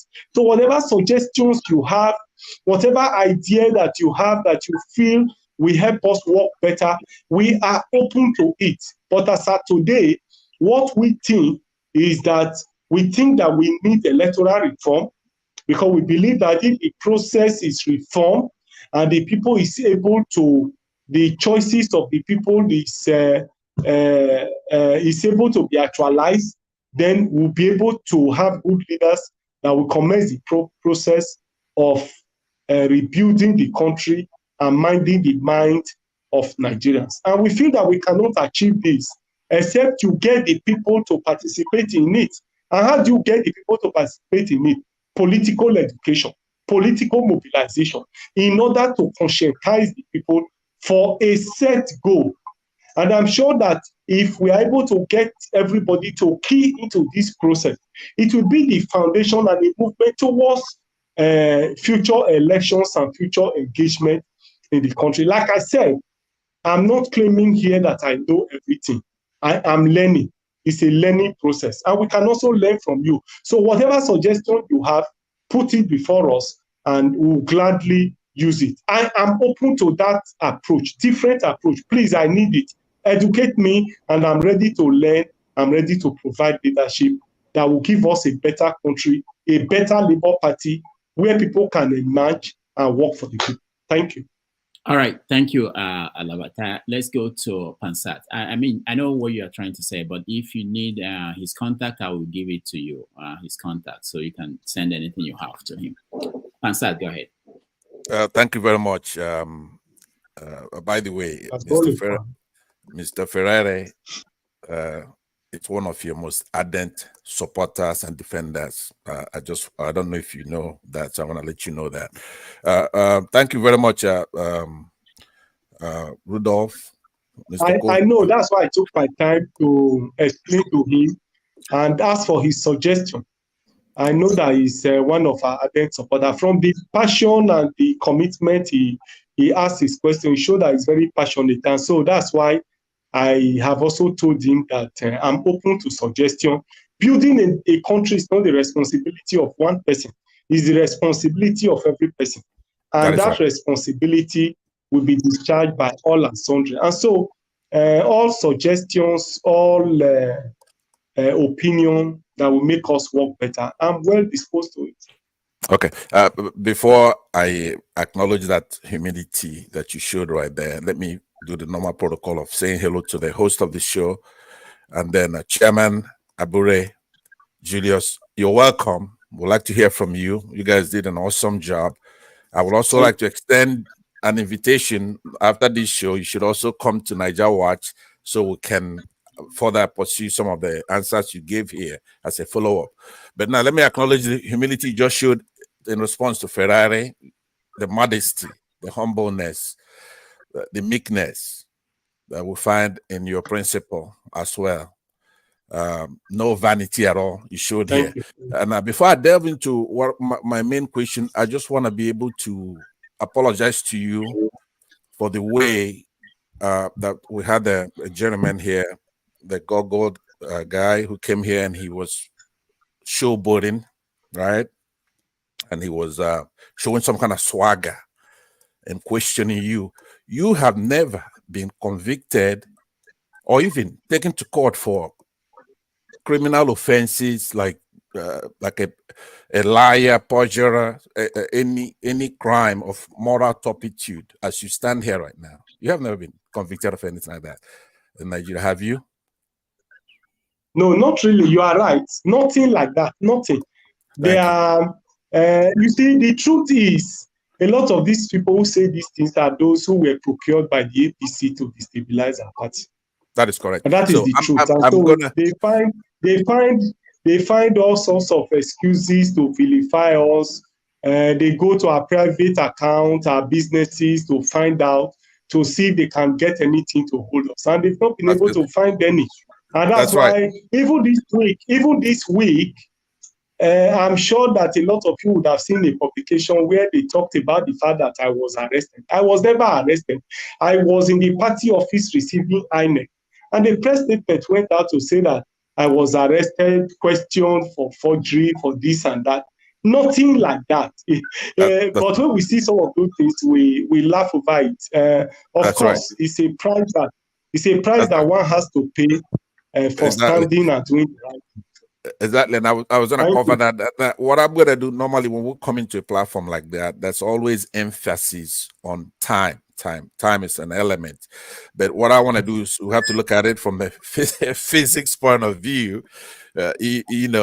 Distance over time is, it's your speed. So we're going to have to use speed to ameliorate that time pressure. So please, I'm gonna make my questions very snappy, and then I'll conclude. One question, I know it's gonna be one question, but I'm saying with nuisance like the questioner who came here and was questioning you, there is a maxim in law that he who comes to equity must come with clean hands.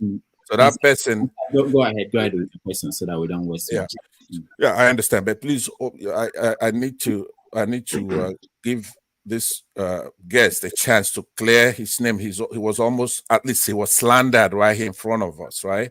So that takes me away from my question. I don't mind if I don't ask a question. I want to give him a chance. He's the chairman of the Labour Party who did quite a lot of work within a very short time frame to bring us to where we had hope, and they won that election. Now, he cannot, like he said, come out here and speak carelessly, right? So it's our job here to be fair to him. When you had a guy come here and slander him just by the implication of his questioning, as if he's a criminal, and I'm talking about that allegation, but I'm going to leave that for now because on this platform, one thing we're going to have to learn is to be fair here. All right, we're going to have to be fair. So, sir, my question I'll go to now is in the clause, I believe it was clause 38 of the INEC regulations and guideline for the conduct of that 2022 elections, 2023 elections, but they made that guideline in 2022. On that section 38, it clearly states that completion of all the polling unit voting and results procedures, the presiding officer shall electronically transmit or transfer the result of that polling unit direct to that collation system. Right? That's what it's stated, and that's what they were supposed to do in order so that we could know that the collation is real time and they're not going to play any shenanigans there. So anybody coming here trying to have you produce anything, right, is trying to say that we should not believe our lying eyes. We saw that election and we know that Labour Party won that election. And it's not up to you to protect those votes because it's a small party over there as far as administration of the party. Is the Nigerian people who should be questioning themselves on what to do. So I want you to carry your head up high when you come out here and you've carried yourself, your demeanor, your humility. And you don't deserve anybody to come here to slander you. And anybody who does, like we just witnessed there, we're going to have to make sure that he pays for what he just did right there. We have to hold him accountable for that. And that's where you come in, Rudolph. I know your guest is listening somewhere. So let me use this opportunity, because you did let him, as we're having technical difficulties, to perpetuate and show both here. Hold on, Pansat, hold on. Yeah, I have to hold on, please. I have to announce that, please don't try to join us again. Let's give room for him to come back. So there are people who are trying to join. He just, his connection went off. So please. Rudolph, thank you. When he was having a problem here, one of your panelists was insinuating that his third question was going to be such a zinger that it was going to knock him off, that he wasn't going to be able to come back in here. And then when you did something, which is to challenge him on that, you kept him on. And when he asked that question, it was nothing like that. He was a nuisance, an annoyance. So when your guest comes back.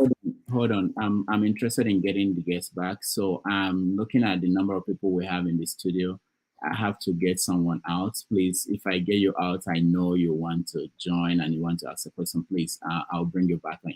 But just leave room for him to join us. Otherwise, we will be here talking to ourselves, and that's not what we want to do.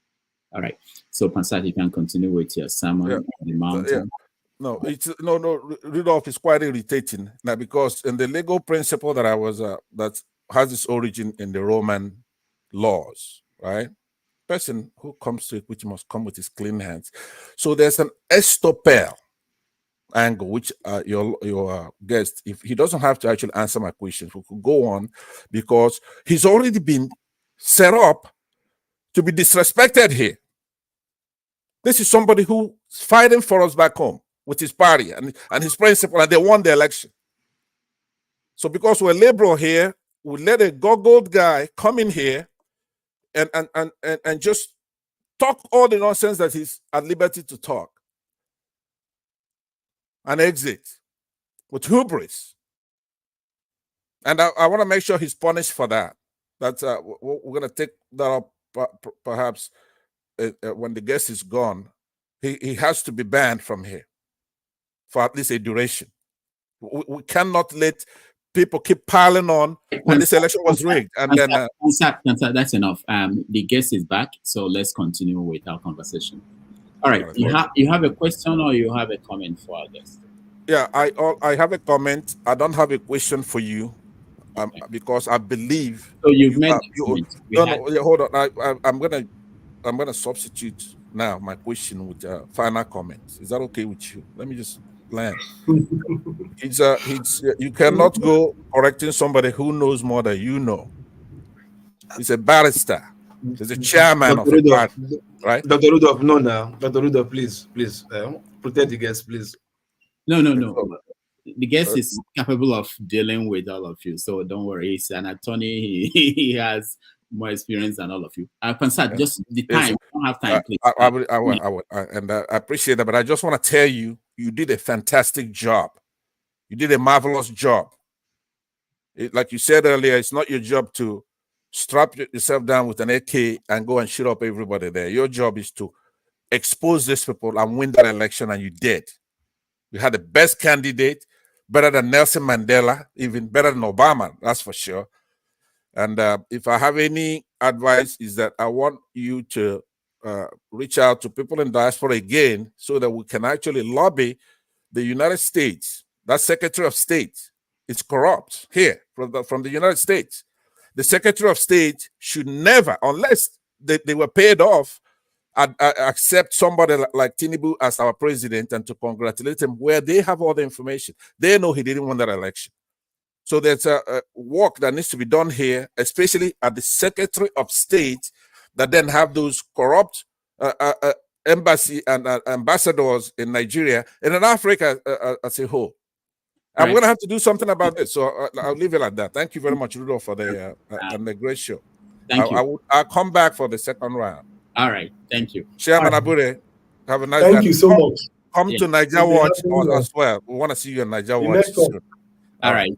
Local, you're The next. network has been I know. very I unfriendly. appreciate your patient with us. Local, will go ahead. Oh, all right. Hello, sir. How you doing, sir? Very fine. Oh, so I thought this is a papa they come before. Mogu laughs, my papa no go come. Unless now God Julius come. Anyway, that's on the lighter note. Anyway, hello Don't mind everybody, them. viewers. They think they can divide our party. Yeah, but for me, there's always emotion. But one thing I'm still angry about you, the other fashion is like not being able to see this coming and deal with it. You know, always allowing it to escalate to the public, and you know, sometimes perceptions matter. You understand? If people say this outside there, it might be a big blow to your party. Like you cannot even keep your house together. So how do we trust you? You understand? And I know your party is coming up. You know, I know you've been there, but in terms of relevance to being a viable opposition, I know you are still coming up then. But I think you people should have done more. You have the ability to do more. Like let's take for instance, the whatever largesse they are sharing in House of Assembly, you understand, or a chamber, the chambers there, both upper and lower. Nigerians mainly, I don't know if you can hear me. Nigerians mainly are expecting a kind of pushback to like, no, Nigerians are suffering. We don't need this amount to be spent for whatever reason. That doesn't make sense, especially for the cars and allowances for the same. So part of your party, members of your party that representing the people, either the upper chamber or lower chamber, everybody, Nigerians are watching. They're expecting a pushback to like, no, we don't need this. But it seems like when it comes to that aspect of money sharing, your party is keeping quiet because we are expecting, like, we know right from them, they have never been a good, viable opposition when it comes to ideology. You understand? The opposition we're having is just opposition to grab power, not opposition for ideology. You understand? The reason why Labour Party is the way it is today is just the statement that Peter Obi said, like, you know, from consumption to production, production to consumption. How do you put that slogan? Yeah, but like, so that slogan renowned with lots of Nigerians to like, oh, this makes sense. Instead of spending money, we can produce, we can manufacture, we have the natural resources. So that alone was what resonated with many of Nigerians. They're like, okay, we are going with this party, even if they like Labour Party or not. So we are also expecting, like, your party now that are there, those who are office holders, both especially in the legislative arm of government, especially like whatever is anti-people, regardless, whatever is anti-people, your whole party is supposed to stand firm to show viable opposition with ideology, not just Look, we have to go. He has answered this question before. I really sorry, I didn't. Sorry. I know. That's okay, but thank you so much. Let's go to the next person. Forefathers, go ahead. Sorry, I didn't know because I didn't join time. Forefathers, go ahead. Is he sleeping? Forefathers. All right, let's go to electricity UNS. Forefathers, can you hear me? Thank you. Thank you, Rudolph, for having me. And can you hear me? Yes. You can't hear me? No, we can hear you. I'm right here. Okay, go ahead. I can hear you. There's delay where you are. Go ahead.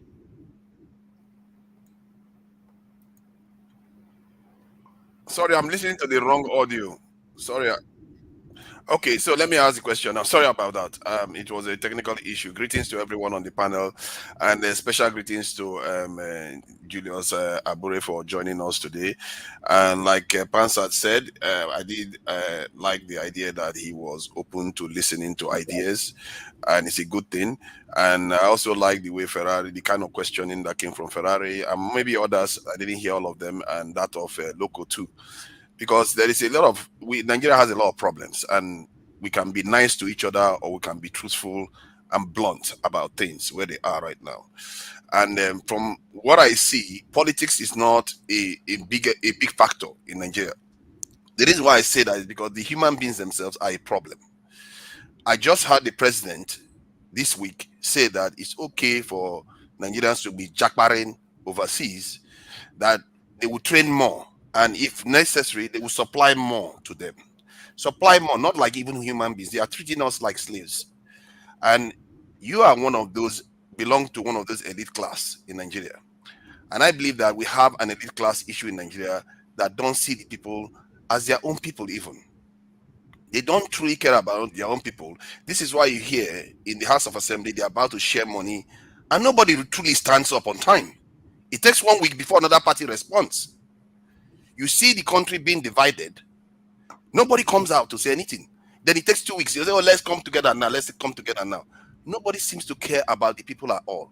I'm sorry to say, from what I've been seeing in Nigeria, it's very disturbing. I'm shocked to hear that our president is still sounding like that. We don't seem to care about our people. We don't know how urgent it is. Governance is not just about politics. It's about the survival of your own people. We are an ancient people that have been around for a long time, and sometimes I fear that leadership don't understand that. We just govern our people as if we are governing our people for foreigners. My concern is that when Labour Party should be branding itself now as being for the people, the moment anybody steps out of line, because that's why a lot of people sacrifice time, money, and effort online. Some of them call me a devil for just even standing a little bit out of line, out of not supporting some things that Peter Obi is doing. People are passionate about what they want to see in Nigeria, and I fear that some of our political leaders are not in lockstep with them. And many of them go on, if you look at the way they behave internationally too, they act as if they are houseboys to Western countries. This is a nation. It's a nation of 200 million people and one of the most significant nations on the face of the earth for black people. And most of our leaders, including you, I saw you the other day, and they said something was happening, and you ran to one of the European countries. I am concerned that you guys don't understand the gravity of what you are doing right now.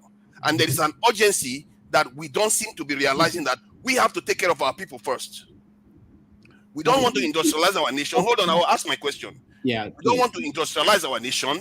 We don't want to secure it. This is very important. You say you are listening, because this is very important. This is our survival here. We have been enslaved before and we have been colonized. And you are in position of leadership, and Labour Party is very, very important party. I believe Labour Party has the capacity to do a lot of good. They have links to the unions. They have links to the people. They represent the workers. You can do a lot of good if you really want to wield it. And I fear the Labour Party right now is not wielding the power they have the power to wield. Peter Obi has a lot of passionate supporters that can shape the Labour Party to whatever image he wants it to be, but somehow they remain quiet about it.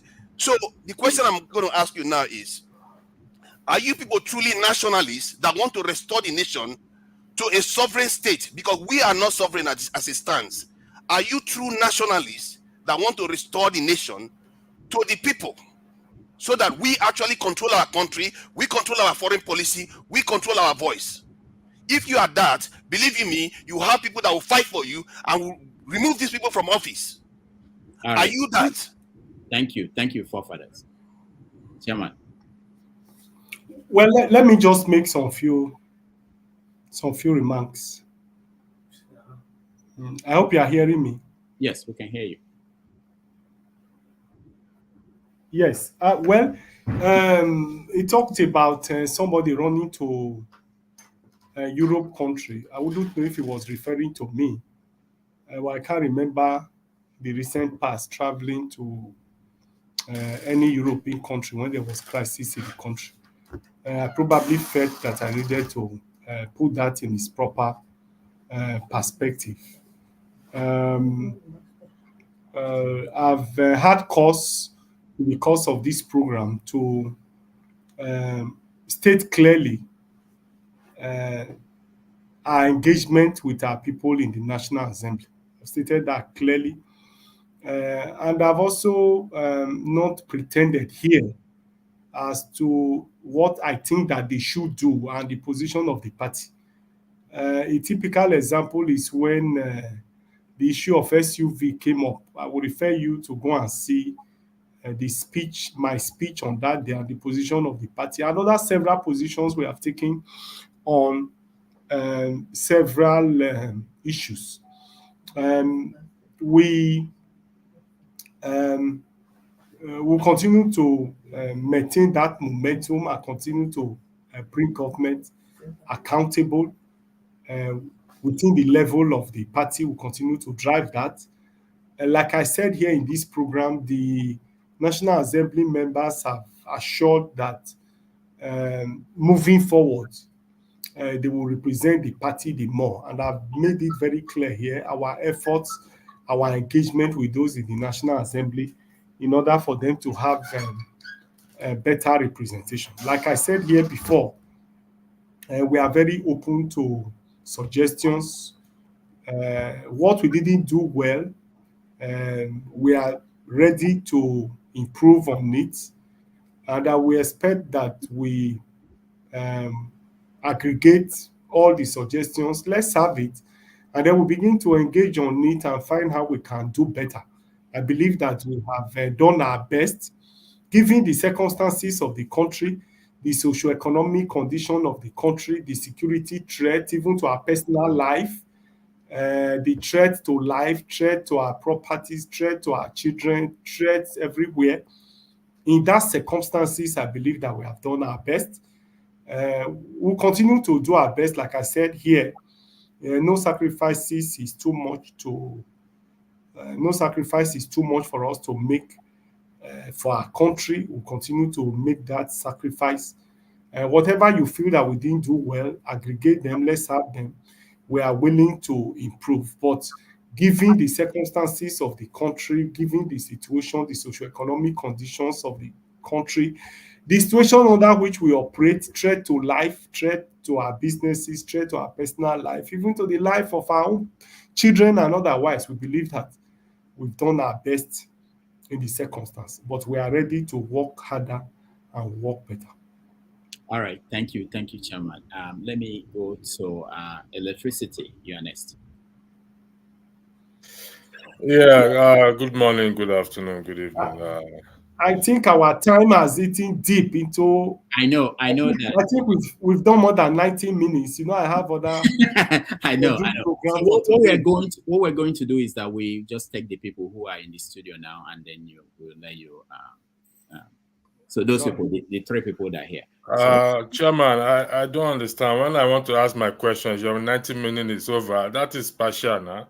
No, I cannot but hear you. I must hear you, even if I don't hear you. All right, thank you. Respectfully, you kind of deflected on the issues in respect to the SUV that the Labour Party rep accepted, even though there is no law that forbids them from accepting it. However, in terms of where the country is going, they are supposed to be an example, should not have accepted it. They also accepted the token from Akpabio, and they also contributed to Akpabio's birthday party. Just for the record to reflect that, you can weigh on that later. So I'm going to ask my question. As a lawyer, you are familiar with Section 68 and 110 of the Constitution. Am I correct? So go ahead and ask your question. Okay. Why are you not pushing for that? Because from where I am standing, the threat to our democracy is the legislators, not any other person. So why is Labour Party, Peter Obi and others not pushing? Evaluate the question so that others will get the question correctly. The question in terms of Section 68 and 110 give the citizens power whereby they can recall their officers who are falling below expectation. And you agree with me that the performance of our legislators, which you've already highlighted, is below par. Do you agree on that, sir? We've said so. We've said a lot here. So why are you not pushing? Because you said we should bring idea up. You don't know everything. Well, let me say it here. You've just said citizens have the right to do X, Y, Z. Yeah. And you are part of the citizen. I expect you to start the process and then let's see how it goes. It, but sir, you command, you and Peter Obi. This is where our nation can move forward. You command, you have the platform louder than my platform. You have the platform, and they will listen to you and listen to Peter Obi more than they will listen to me. I'm a citizen. I've not shied away from it. If you go to the comment section there, most of them have said, oh, Section 68 and Section 110, electricity has come. They know me for that, and I'm proud of it. but you command yourself, or the Labour Party, let me say the Labour Party in general, command more, have a bigger platform than even Dr. Damages. How many people did Dr. Damages can reach? So why are you not pushing for that? It's just a question, please. Well, anyway, like I said here earlier, our own legislators in the House have assured us that moving forward, they will do better this time around. They have told us that they have been having court cases since they took over or since they were sworn in, and we are testimonies to those court cases. A lot of their cases were concluded in December, and they have assured us that there will be better representation this year, 2021. So for me, let us give the benefit of doubt and see the level of performance this time, and then we'll be able to bring them to accounts. The issue of those in the House is an issue we have dealt here over and over again, and it keeps resonating. But like I said, I'm sure that there will be better representation moving forward. All right. Rudolph, I won't finish. No, listen, you gave Pastor. No, Pastor. You are done. Man of Prestige, you are next. I'm sorry. We can't fair to the guest. He spent we agreed on 90 minutes. It's about. Okay. Thank you, everybody. Thank you, Dr. Julius Abure. It's nice to have you on this platform. Yeah, before I begin, my question is just going to be one question, please. But what I was going to say, the guy that spoke earlier, his name is Emeka, so I don't know why people are chastising him, because he asked, the name of this platform is Abia Say, so he has a right to ask his question. I'm not in support of him, but I know the premises where it's coming from. He's an APC propaganda person, so he always said that Tinubu is his father. So let's respect everybody's opinion. So my question is, being Obi right now, with the rumor that's going on that in a Nigerian situation, there's no ideology.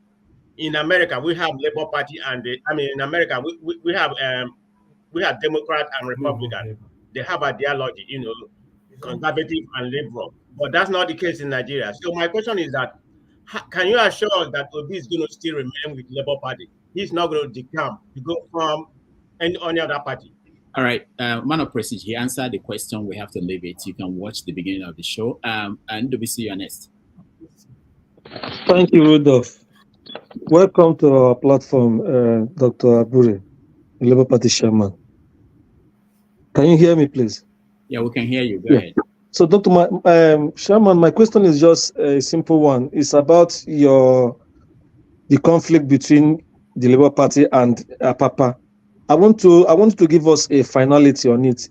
Is there still a matter pending in the court, or there is none other that the court has clearly ended effectively the matter that they are just that they shouldn't come near the Labour Party, that they have nothing to do with the Labour Party again? Because sometimes we see things on papers, and some media people in Nigeria, they keep referring them to they keep calling them faction, the other faction.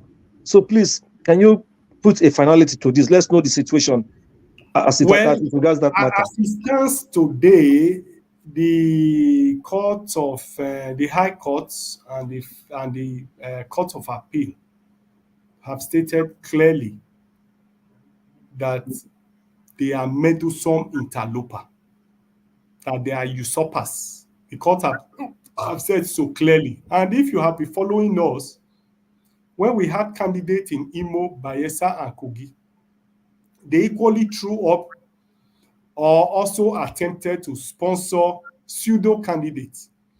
And those cases went up to Supreme Court, and the Supreme Court stated clearly that they have no right to even conduct primaries, let alone sponsor candidates for the election. That's why you find that it is only the candidate that I presented in Imo, Kogi, and Bayelsa that ran that election. But you know how Nigeria operates, how people in the media operate. Once money change hands, anybody can have any platform to say whatever they want to say. So I want to appeal to you that whatever you hear from them, please disregard It is of no value. It is of no moment. And it is just a propaganda to mislead the people and distort information and facts. Okay, thank you. I think you should sue the media. Those media houses that are still calling them, the people should sue them so they will stop doing that, because they are confusing Nigerians, particularly the unenlightened ones back home. They are confusing them. Thank you. Thank you, Ndubisi. Chairman, thank you so much. While I will let you have a final word before you go. And also, I want to put out this question from the comment section. We tend to ignore them. And it's from Ife. She said, can you rate Tinubu's performance so far as president? So you can do that while you round up your thoughts. No, can you? I didn't get that clearly. She wanted you to rate Bola Tinubu's performance so far as president. Well, let me appreciate you for bringing me to today's program. I've had a very wonderful day interfacing with you. What has happened to me this year, I think this is the best program I've attended this year, and I'm elated that I've interfaced with you. Rating Tinubu's government as at today, when he took over the realm of leadership, dollar was sold for 750 naira. Today is 1,400. Inflation, even though it was double digit, it was 20 point something percent. As at today, inflation is 30%.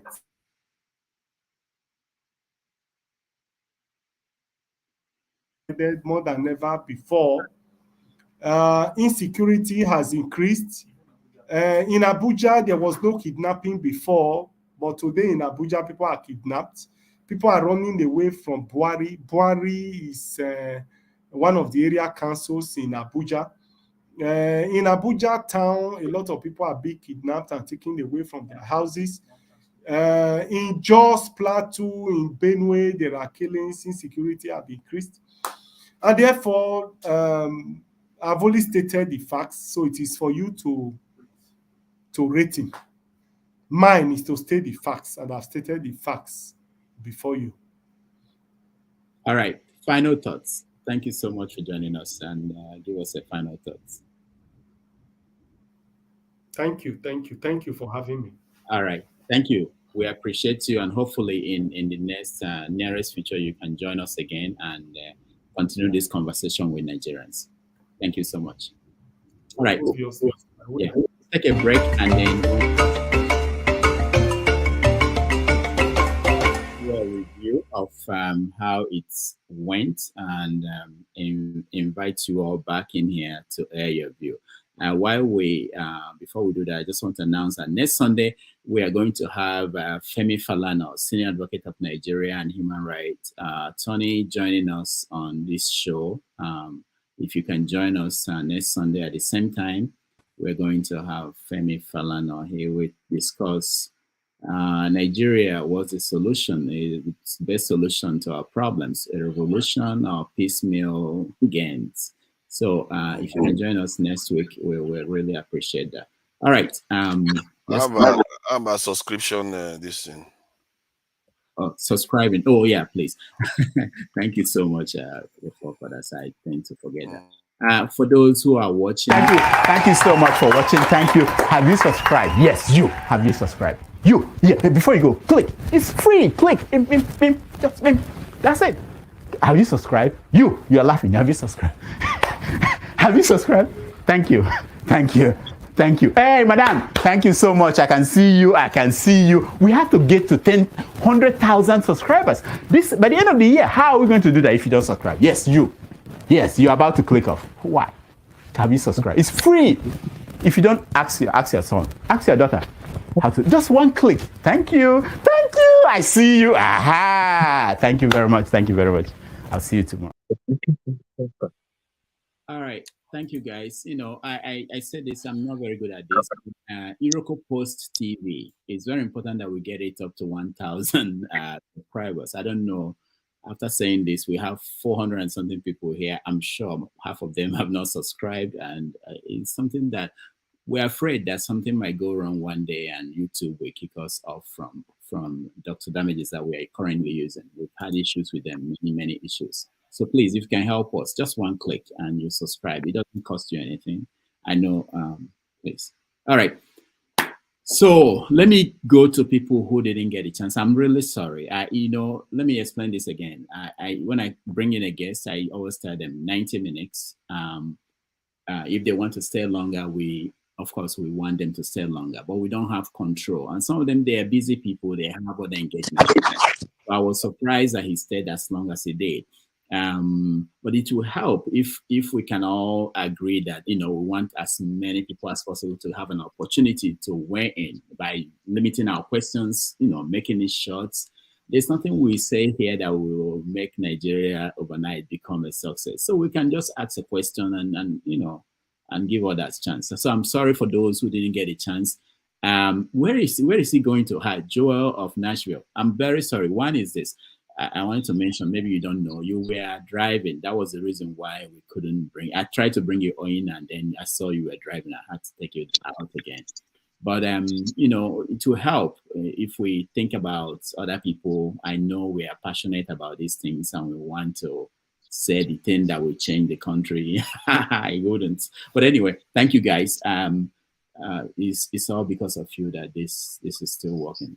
All right, so let me go to people who didn't get a chance to weigh in at all and hear them, what they wanted to say, and yeah, from there. And he's going to come back. Joel of Nashville. All right, let's hear you. Thank you very much. And Dr. Damages, normally, I know this is not a political party, but normally when you have an August visitor, you allow the person to talk. But I understand the dynamics. He did well. 1 hour, 30 minutes. I was having a haircut. I actually took my kids to have a haircut. And that is what really happened. 2 hours. He did 2 hours, 30 minutes. I know. So, I get it. It's all my fault. But what I wanted to tell him, if he's still listening, and to tell some of us on here, is that if you were thinking that what we achieved in am I free to talk? Yeah, we can hear you. Yeah, go ahead. Okay. If you were thinking that what we did in 2023 was going to be a one-off, then you ought not to be here in the first place. I had people here talking. Nobody here was talking about how do we galvanize? How do we build on what we have done before? Everybody was here trying to think. Some of you were here showboating. That is not the way you build nations. Go and ask people that fought for slavery. Go and ask people that fought for apartheid. And they will tell you that it took years to get that happen, to make that happen. So I do not understand the reason why people will come up here. Oh, how do we do that? What are you doing? What the heck are you doing? It's biting me, it's biting you. Abure is just one man. What those guys have achieved in 8 months, it's remarkable. All I was thinking that we were going to ask this man was that, hey, congratulations for what you've done. Because in case some of you don't know, what they did has not been done. I've not seen that happen in any type of politics. Even Obama went through the Democratic Party. You leave the established party, you go to a party, with less than no name, and you make up 6 million votes. And a couple of, change right there, with the House of Assemblies and State of Assemblies. So we should be thinking, I was thinking, what I wanted to ask him was that, look, we have done what we ought to do as obedience. Now, this is the politics of it. What are we here for? Are we here to just come and talk and talk and talk and talk and talk and go home? After 4 years, we repeat the same thing? Or do we want to play the politics of it? I wanted to know what they are doing as regards to merging. Merging. We have to merge. If you want to win the election, then you have to merge. I'm telling you, being honest with you. When you want to beat people like Tinubu, you have to beat them steadily. There are numbers that you can read. Not all numbers can be read. If you have a difference of 1 million, 2 million, you can reach that off. But if you beat them, you can imagine if you combine that of Obi and Atiku, and you have about 12 million votes, or 13 million thereabout, and you have 6 million votes, there is no way you can read that. That is the point I was trying to ask him. And to tell him, look, we have to meet at the middle, at some place. We as obedience cannot be portraying ourselves as, we are the most righteous. We are not the most righteous. Many people have, hung on our back to get into positions of power. We have seen the real Nigerians. We have seen what they're doing. It's about time now, you and I, everybody here, you say you're obedient, we start picking out those candidates. Those people that you think that will make a change. This is the time to pick them. Not when you get to 2027, we are all looking at Obi. No. Let us start now and start fishing out those people that we know that will go there and do the right thing. Recalling of these people we have in power right now, it's not going to solve the problem either. We can allow it ride. Let it ride. In 2027, we are going to have more qualified people that we know. And I thank God that Femi Falana is coming next week. And let's ask him if it's not going to step out there, then he should stop being a two-faced human being. Go out there and do the right thing. Come and put yourself up for position. Let us have real people. Let us have people that we trust, people with impeccable characters. So be in those positions. When you have the people at heart and you get into that position, you're going to do work for the people. Look at what Abia State Governor is doing. 100. All right. Look at what they're doing. So, Rudolph, I'm going to end it here, but I'm just thinking that in practicable terms, we're asking about what are we going to do. Now we have to start updating our register because most of you have a jabad. You jabad. So those numbers are reducing.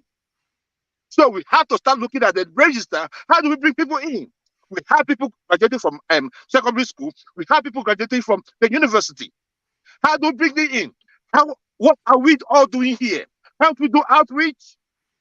What I wanted to tell him was that we can do an outreach and incorporate it at once. I want to do something for Edo people.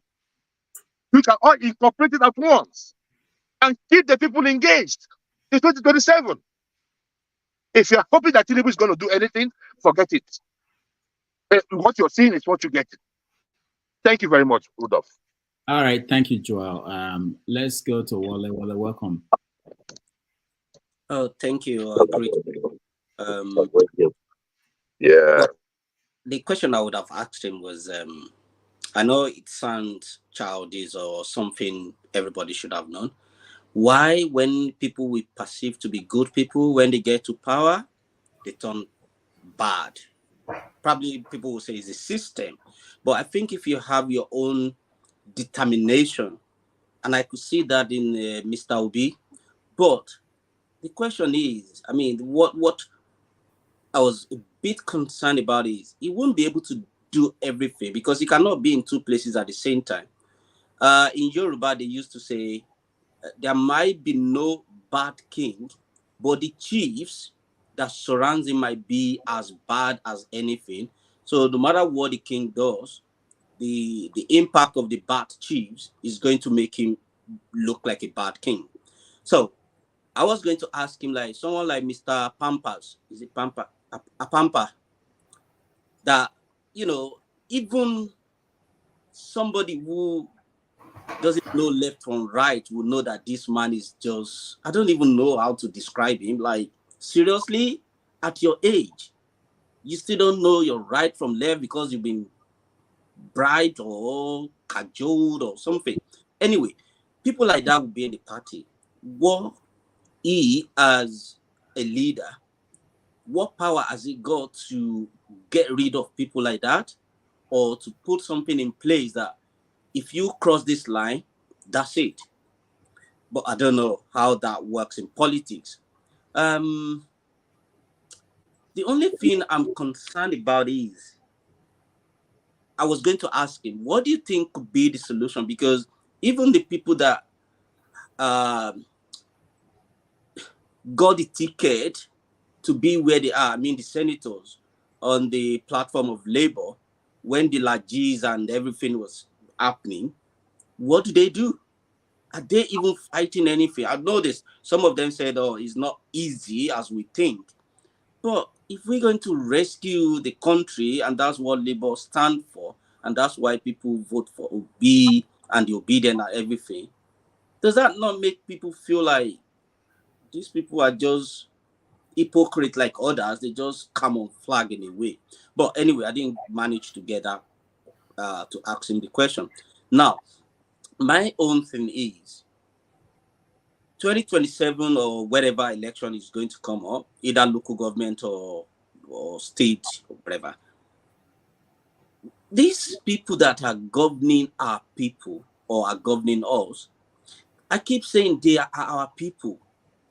Either I like it or not, if we look at the local government chairman, if it's not related to me through my mother, it will be related to me through my friends or someone. He speaks Yoruba, he's a Yoruba guy. How did he get there?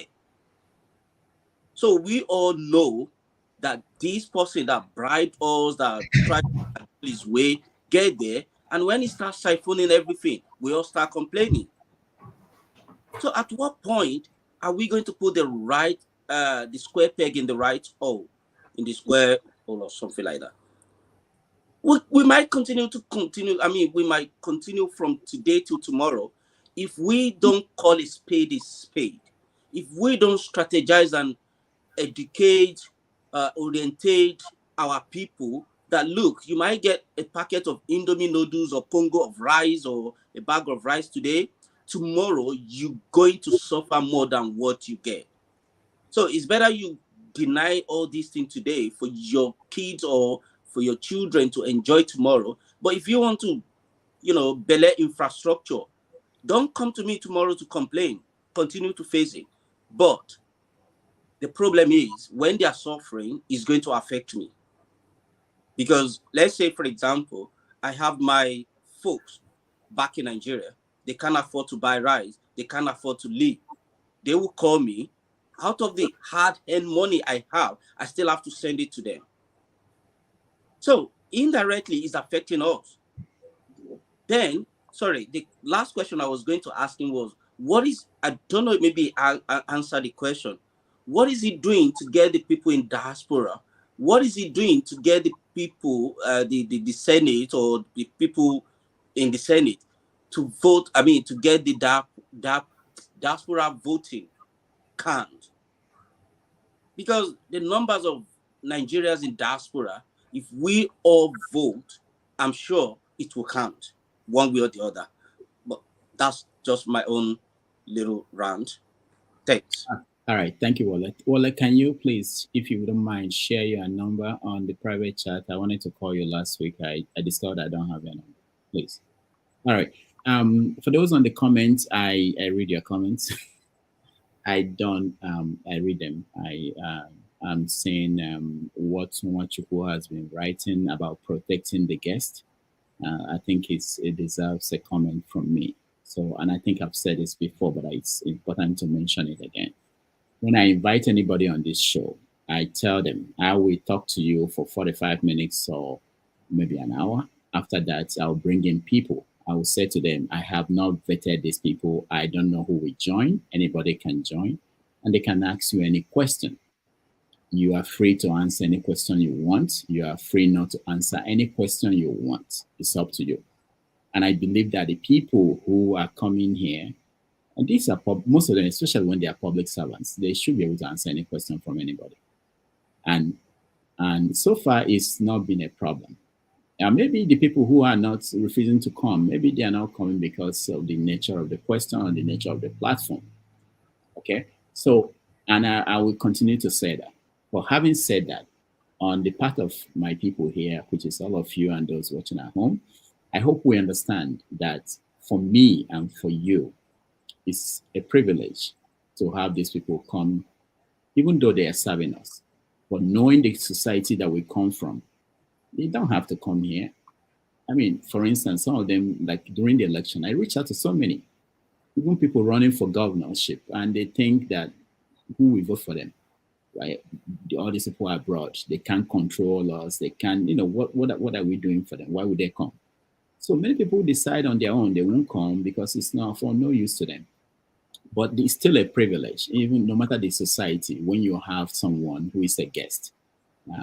It's expected that we should, have respect. We should talk to them in a respectful way. But once we're on, this is a live show. This is not a recorded show. Once we're on. And whatever happens, I believe they are capable of taking it. So I'm not going to stop anybody. I'm not going to say somebody should not ask a question because I think that person might ask a question that is critical. No.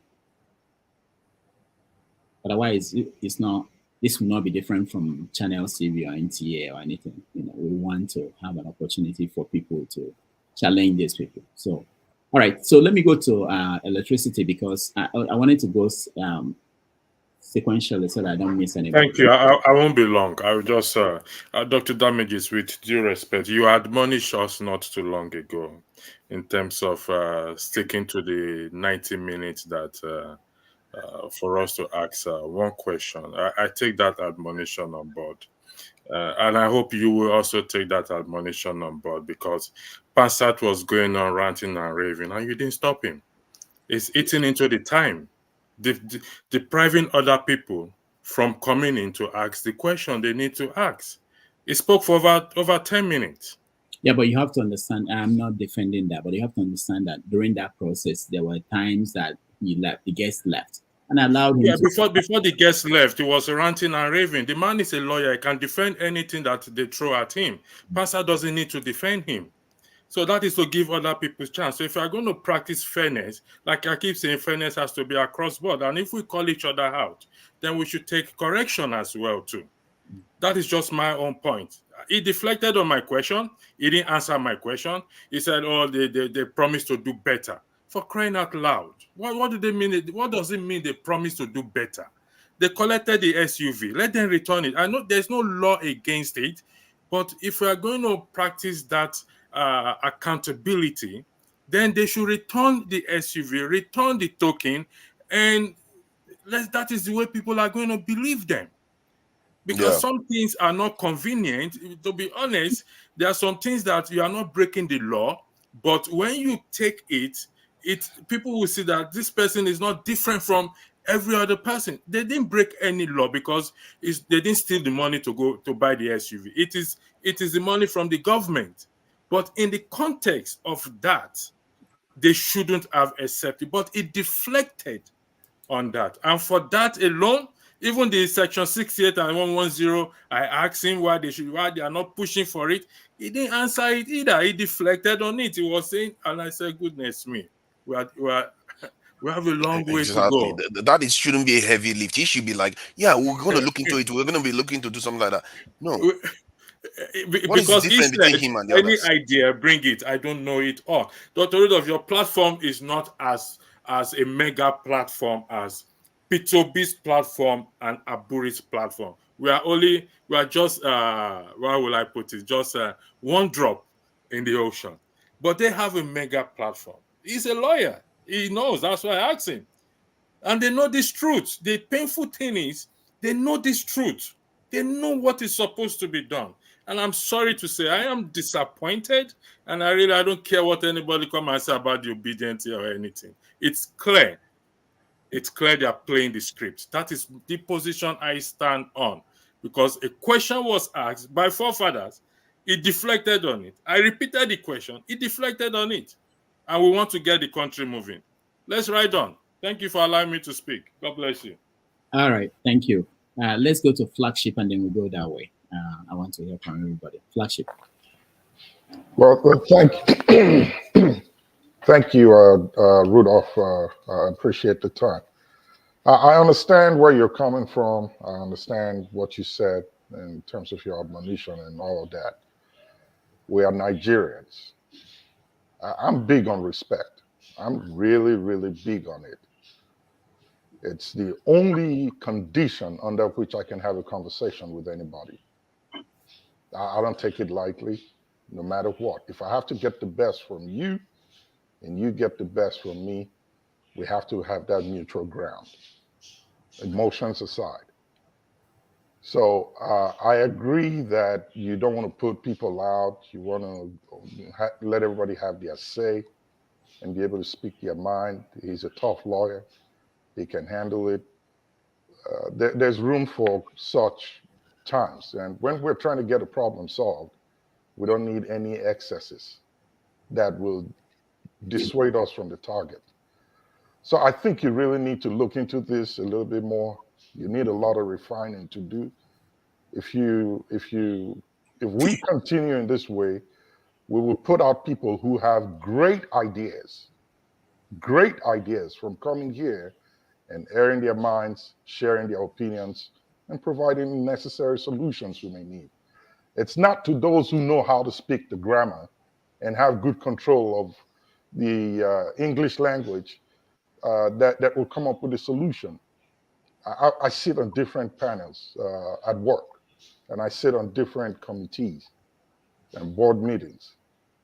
I have seen where the most mundane, in quote unquote, what the experts and the elites and educated will call mundane idea turn out to be the bedrock solution that was needed for that problem at that time.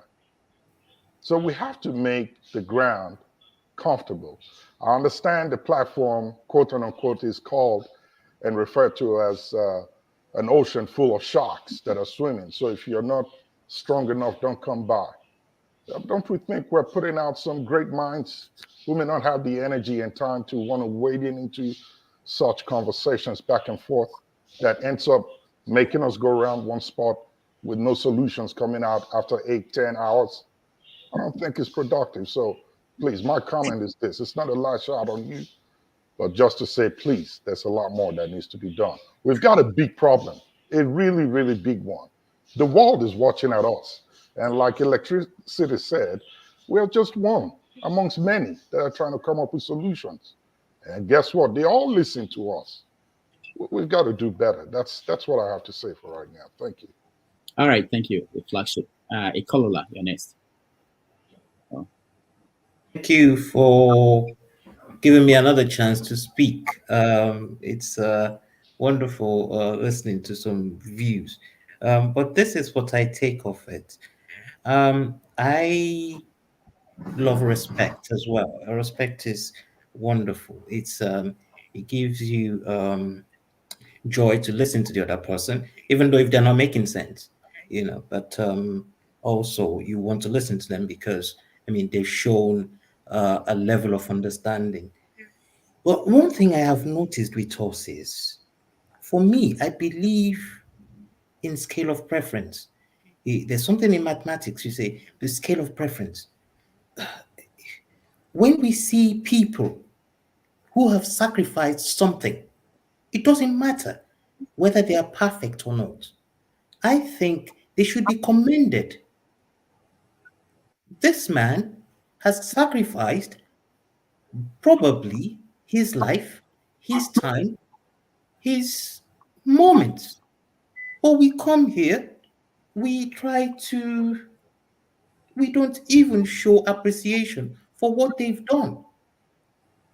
And if you say scale of, this is where I come from, ask yourself, this person you're trying to talk down on, this person you're trying to speak to, whichever way you want to, what have you done?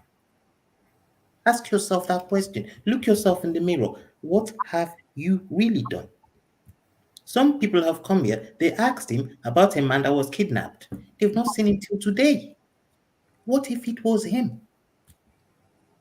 So sometimes we should really look at ourselves before we throw anything out. So I commended the man. I don't care if he achieved everything he wanted to achieve, but he's in hell. He's in hell. Look at all of us. We have wonderful bandwidth. We can take 8 persons at a time and speak in a comfortable situation, whereby we can take a walk later on by 1 a.m. in the morning. But he was there.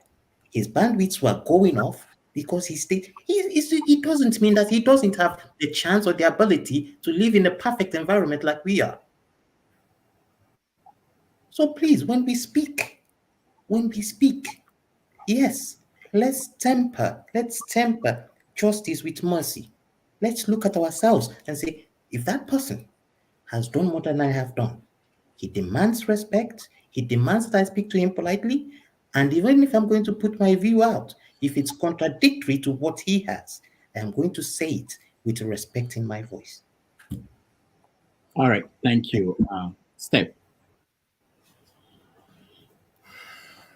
Sorry, can you put me backstage? I've sent a message in the private chat, please. Thank you. Hello, Doc. Okolala wasn't showing me a lot of respect for all the time I spent Forefather's gone.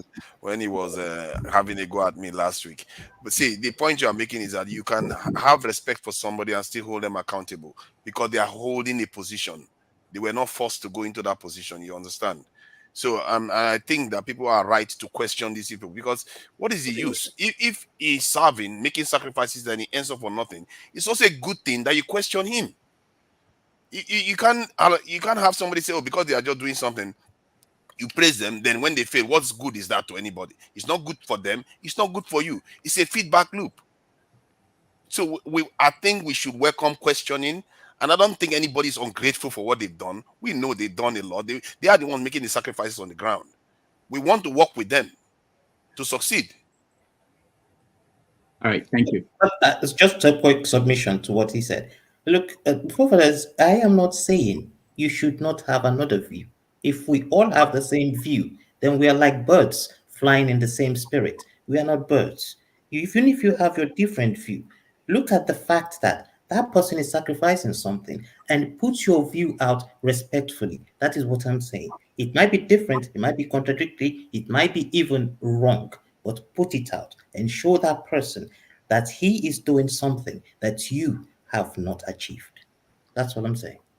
All right, Steph, you want us to skip you or what? What happened? I didn't know. I wasn't yeah, let me listen to others a little bit. All right, Shegun. I wanted to get you in, but we couldn't get to you. Yeah. Good evening, everyone. Good evening, Doctor. And it's nice to be here. Let me do. You're skipping me today. This is the second time. What are you saying? Chief, the others have spoken twice. I've spoken only once. But that's okay, no problem. Chim, hold on, Chim. What I'm doing is there must always be a troublemaker. I want to be the troublemaker right now. So go ahead. Guys, no killing me. I went this way. What do you want me to do? It has to go somehow, somewhere. Okay, go ahead. Yeah. So just a couple of things. I think this platform is priding itself in being a drilling ground to people, and we have that video of pounding of people. I think sometimes it's really unnecessary the way some people will do it. If we're going to pound people to get the pounded yam out of them, or pound people to get the oil out of the nuts, but not pound people just because you want to pound or throw things at them. Anyway, the question I actually wanted to ask the chairman still revolves around the legislation or legislators. I know he's been answering it and say they've assured him this, but I think it goes beyond that. What personally I feel is not for the legislators to be on the opposing side of whatever the main power is doing at all times, but I think Labour Party should be able to set a legislative agenda for its members so that every program or every bill they try to present in the House should actually tie up with whatever the legislative agenda of Labour Party is. It's not like just going on a tangent where all of them will just present anything and just try to seek whatever people's opinion are and try to present something in that regard. I think the way a lot of us have seen it, is that we want them, yes, we want them to be pro-people and pro-people, but a lot of times is you want them to be an anti-government. I think for me, those are piecemeals. The Labour Party should be able to develop a legislative agenda. We know what the executive agenda was during Peter Obi's time, and so we know what we would have expected of him. But for the legislator, their victory came on the back of the presidential galvanization that people did. But there should be an agenda for them to set. So if the chairman is listening at some point, I think they should go. What they should be doing is set up a legislative agenda which is pro-people and for their legislators to follow. That's the question which I actually wanted to ask him. Then the other thing I wanted to say is, I know Pansat came here and we're just talking about somebody putting questions about forgery and allegations and all that. Number one, we all can't be of the same opinion. Number two, not everybody here is maybe obedient or pro-labor. And I also believe that this is a platform where different people will come and ask questions. And I think the questions were valid. These are things that have been in the news, and it was an opportunity for him to clarify. So I think we should learn how to respect people's opinion, and especially if they've asked it in a very respectable manner, which I think the person did.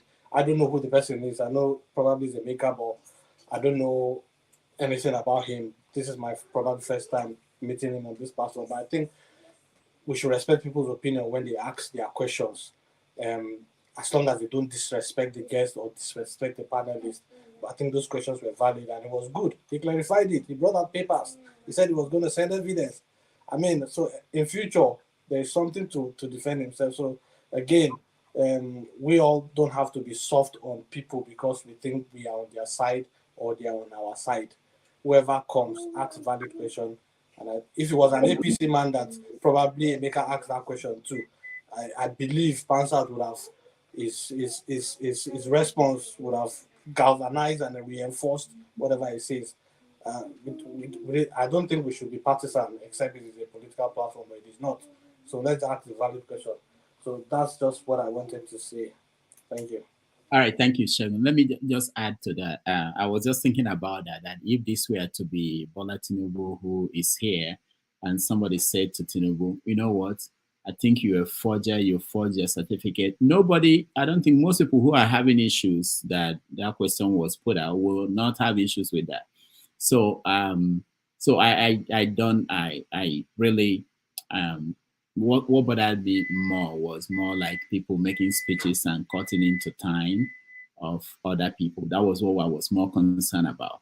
And then the other thing I wanted to put out there, just for Shegun and other people, I asked him a question about funding of the Labour Party and the possibility of people leaving the party to join other parties, because those are some concerns. And the answer he gave about the funding is something that should worry those who are thinking that it's possible to control the lawmakers. Because there was a point he was saying that the lawmakers and maybe the only governor they have, that they are hoping that they will help to fund the party. And you know, in political parties in Nigeria, you need a lot of money. And if you don't have people who have access to government money to fund, and people won't fund a party that is not maybe able to give them a contract or something. So you know, I don't think that they have, even whether it's Peter Obi or him, they have power over the people who are elected to the point that they can basically tell them do this and not do this. But anyway, these are things that we should bear in mind as we have expectations of what they will be able to do with those people. Go ahead. Doctor, one thing I think I extracted from that, I think what you raised is a valid point. He who pays the piper dictates the tune, isn't it? Mm-hmm. And so the question that rises up against me is, the other governments in power are being funded by the elective, the electors or whoever is elected in power. In fact, the question should be then, is that right for the parties in power to be funded by the people that have won election. Probably that's another area where we need to clamor for, so that at least parties can have, not, it may not be equal, but at least fairly to some level. Because at the end of the day, if parties are funded by state government and all that, then it's very difficult for you to actually control them. They will control the people because they are paying. So it's a valid point. How to go about it is, I think it's a difficult one, because again, money is involved in Nigerian politics. But again, the party should be able to control them because it's the party, just like the guest yesterday came and said, the party is a vehicle. If you don't have this vehicle, you really can't go anywhere from point A to point B. The current legislators that came up today, rode on the back of Peter Obi. And as long as Peter Obi is still on that party, I think there is still an asset for which they can gain ground. A lot of them probably wouldn't have gained ground in whatever party they have gone to. So Labour Party needs to look at what its assets are and try to use that asset, to at least to some level control those people. Because again, the performance of this legislator has an impact on future elections. You understand? The performance of them. So at the end of the day, we might say, okay, yes, they got a chance in X, Y, Z. What did they do? I think the performance in Abia State at the moment seems to be encouraging. So again, we will be excited to follow. So those are the things. I think the thing is, you look at your asset and try to see how much you can deploy it to get the best from the people. Just one last thing, somebody was talking about mergers. I mean, that's a risky one for somebody like me. If Labour Party merges with PDP, you lost me, and there are many of us like that. So again, it's not just a straightforward thing for them to say just merge, because the reason why we are supporting Peter Obi is his persona, and they believe that this is somebody we believe will be able to do something. So if we start mixing up with your old guards, taking us back, then you probably lost some of us from it. So those are one of those things anyway. Thank you. All right, Chim. Thank you so much, Shegun. Chim. You can't wait. Okay, so thank you. You can't even wait Sorry? for me to go.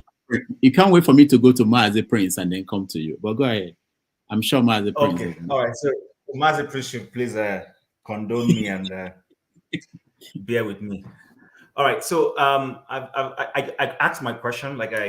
If anybody listened to me, I commended him when he needed to be commended, because I do appreciate the ground on which they are operating. The Nigerian terrain is not the normal political terrain where things are done appropriately. So I do appreciate that. But that being said, I agree with Forefathers what he said, where, I remember when we were having a conversation when Peter Obi said he was going to be the official opposition, and I made a submission of what I thought he could help, if he gets to his ears. And I heard when people were come here and people get overly emotional over certain things. And I said, listen, you can support someone and still criticize them. So Nashville, if he's listening, while I agree with a couple of things he said, I do not agree with his candor in the way he was, passing some of the message. Nobody owes anybody anything. Nobody owes me anything here. It's just a platform you've created, and we come and air our views. So one exception I take is when people come here to lecture other people on how those people should ask their questions. People will tell us, okay, ask your questions, and what's the other word? We can't eat our cake and have it.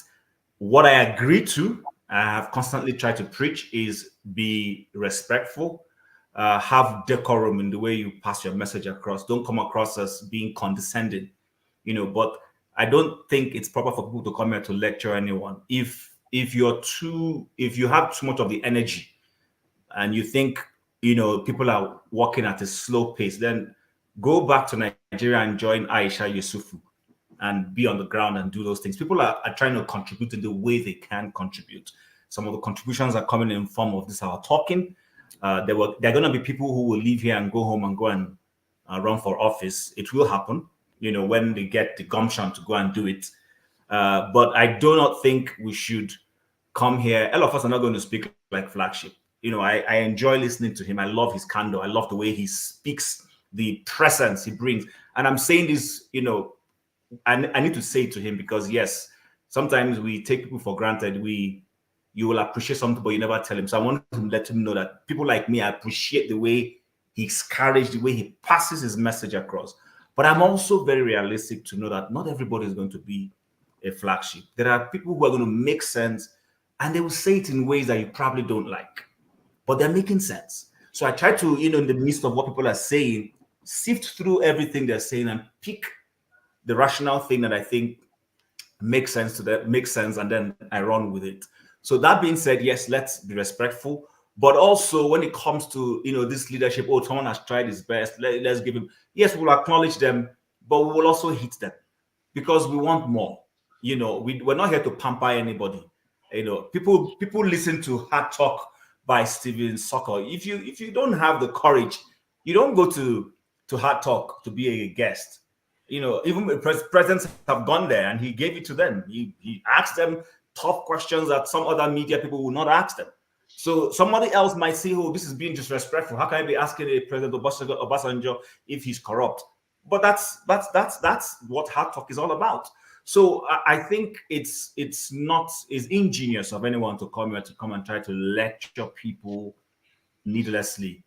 Come and ask your question. I've always said it.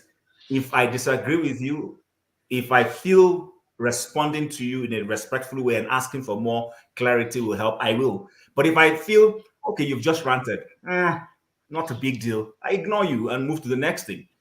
So I think we should start learning to do this because I keep saying, and you've said it also here, while we're contributing, we're learning and we're growing. This is an education. There are a lot of things I'm learning here. The comportment, the ability. Not everybody can go to the media. I've seen people appear in channels and they lose their trend of talk. As soon as the action lights time, the person freezes. We don't seem to understand this. We take some of these things for granted. But here you are, Rudolph has created a platform where you can come and air your views. You guys are practicing for your political life. Exactly. Sometimes we don't know that's what's going on. You're doing these things. Tomorrow you will meet a president, maybe an American president, and you see the composure. People are wondering how you achieved it. But that's because you've been appearing on this platform. You've been speaking. For those who want to learn, maybe you have spoken. There have been times I've lost my composure, got angry. But I go back and I say, oh man, Chim, if my mother saw this, how would she feel? Okay, tomorrow I'm not going to do that next time. I'll try and compose myself, not allow anybody get under my skin. And that's all part of what we're doing. And then lastly, some of us may become politicians tomorrow. I've always asked people, there's this analogy I'll give and then I'll end there. So I went for a conference once and it had to do with family, how to be a good in-law. And a lot of women were complaining. The consistent, trend of it was that, oh, my mother-in-law just walks into my home. She doesn't even tell me. We'll just pop at the door and it's my mother-in-law. It was a consistent, recurring decimal.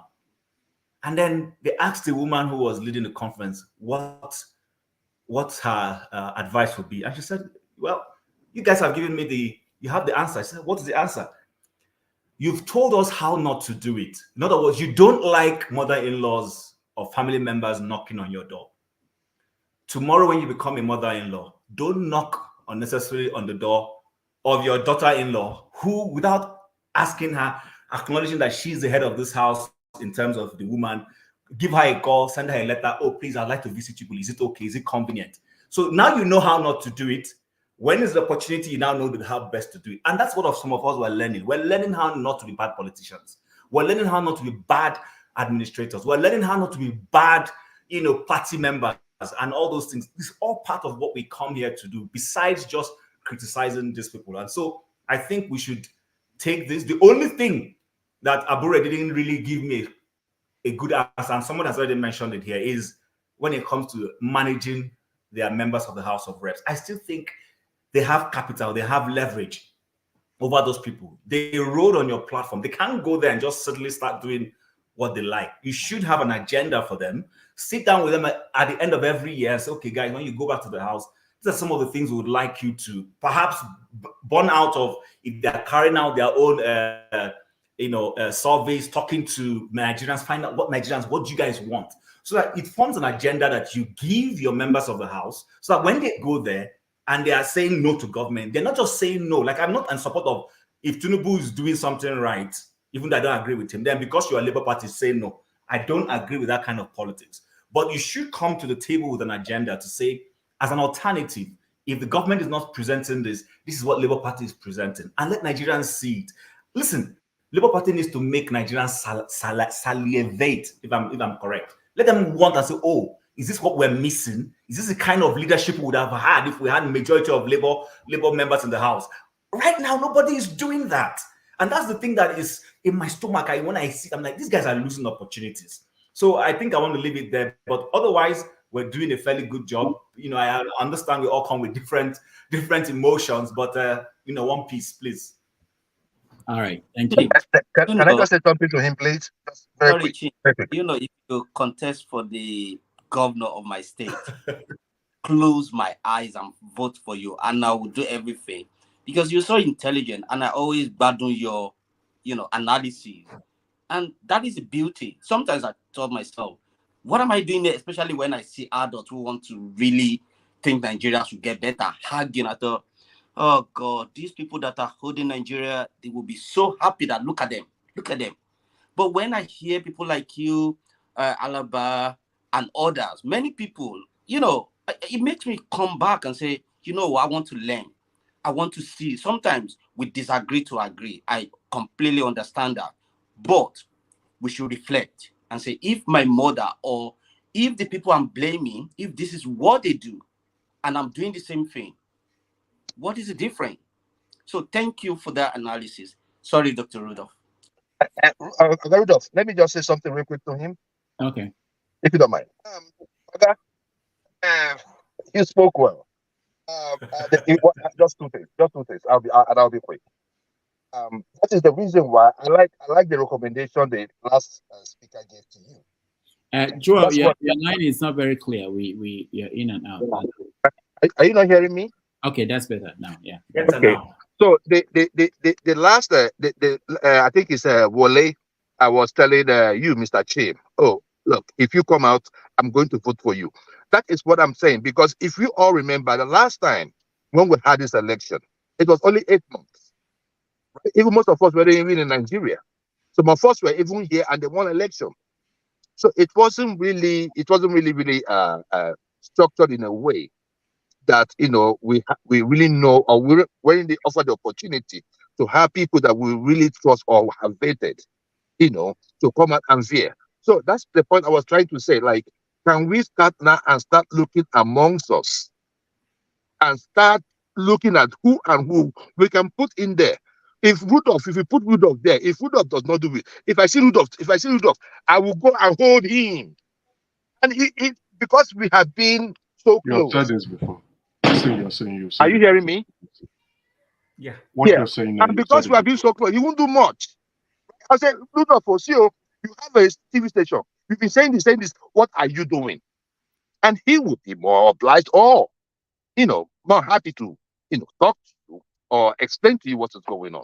So that's the point. We have to start presenting ourselves. We must present ourselves. What is the issue? We cannot just say Abure. Abure is one person. He cannot even be for election outside Edo State. So, and lastly, my other thing, Oga, the women that are angry, the mother-in-law knock on their door. Ask them if they will be angry if their own mom knocked at the door. We have to stop all this nonsense. Some of us will come to the West and we forget where we came from. Ask them if their own brother or their own sister, if they come to the house, will they act the same? If their own mother is coming and they don't knock, will they get that mad? That is the issue. I think we are giving too much. Let's not act like the West. We must have standard for ourselves.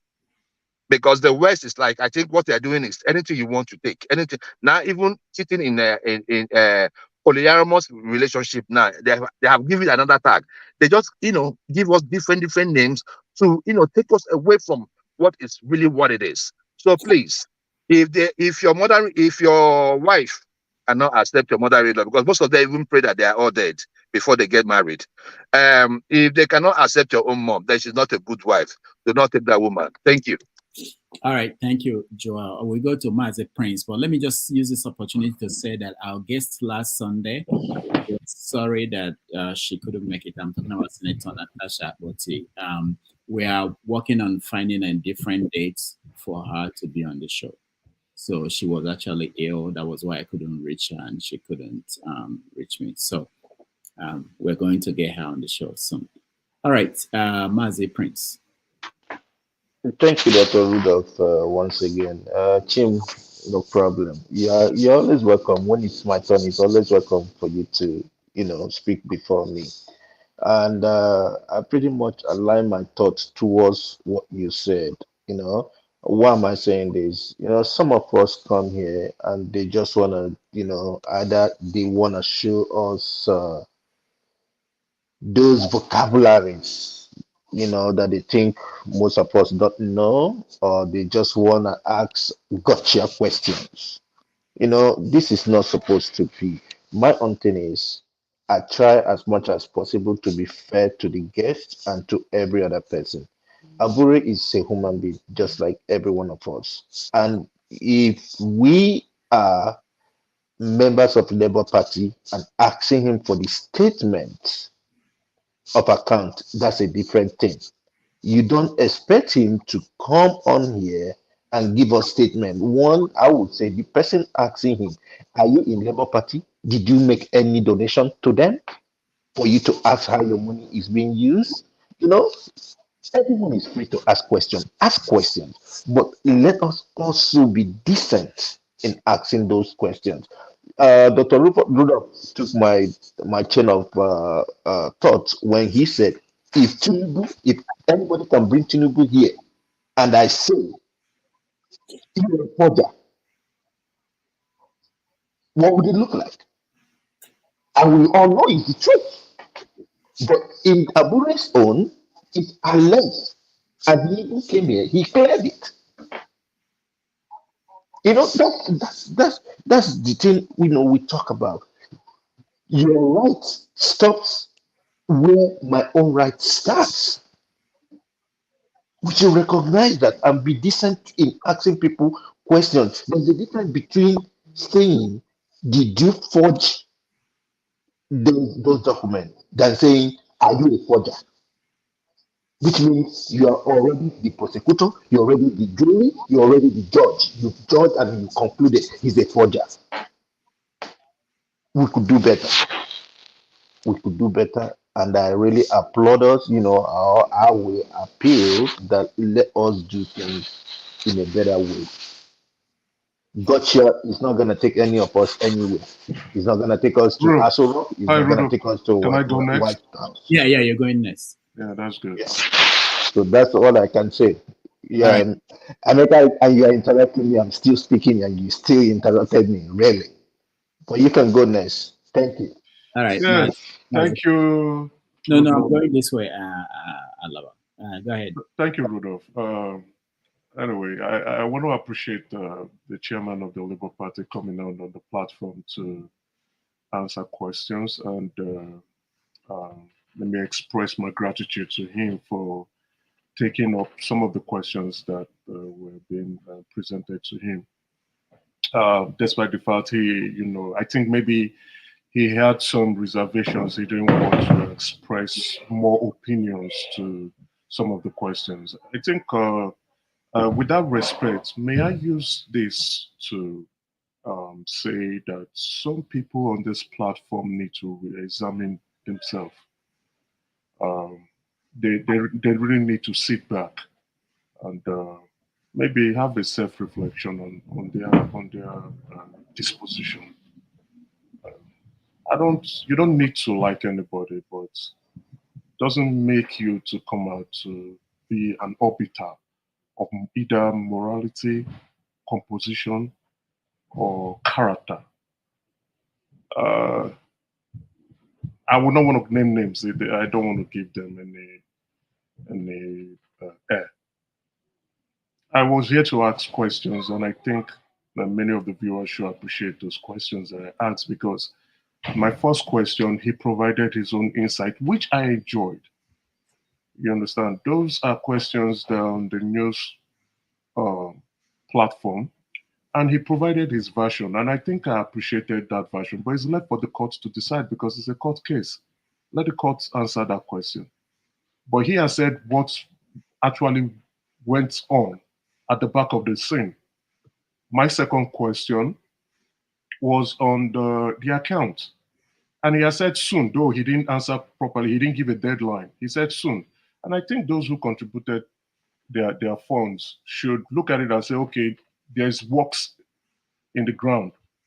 Then my last question, he didn't answer that question very well. He was just giving his own perception of the incidents that occurred in the election. I don't expect him to answer the question because I told him I have read your petition back to back.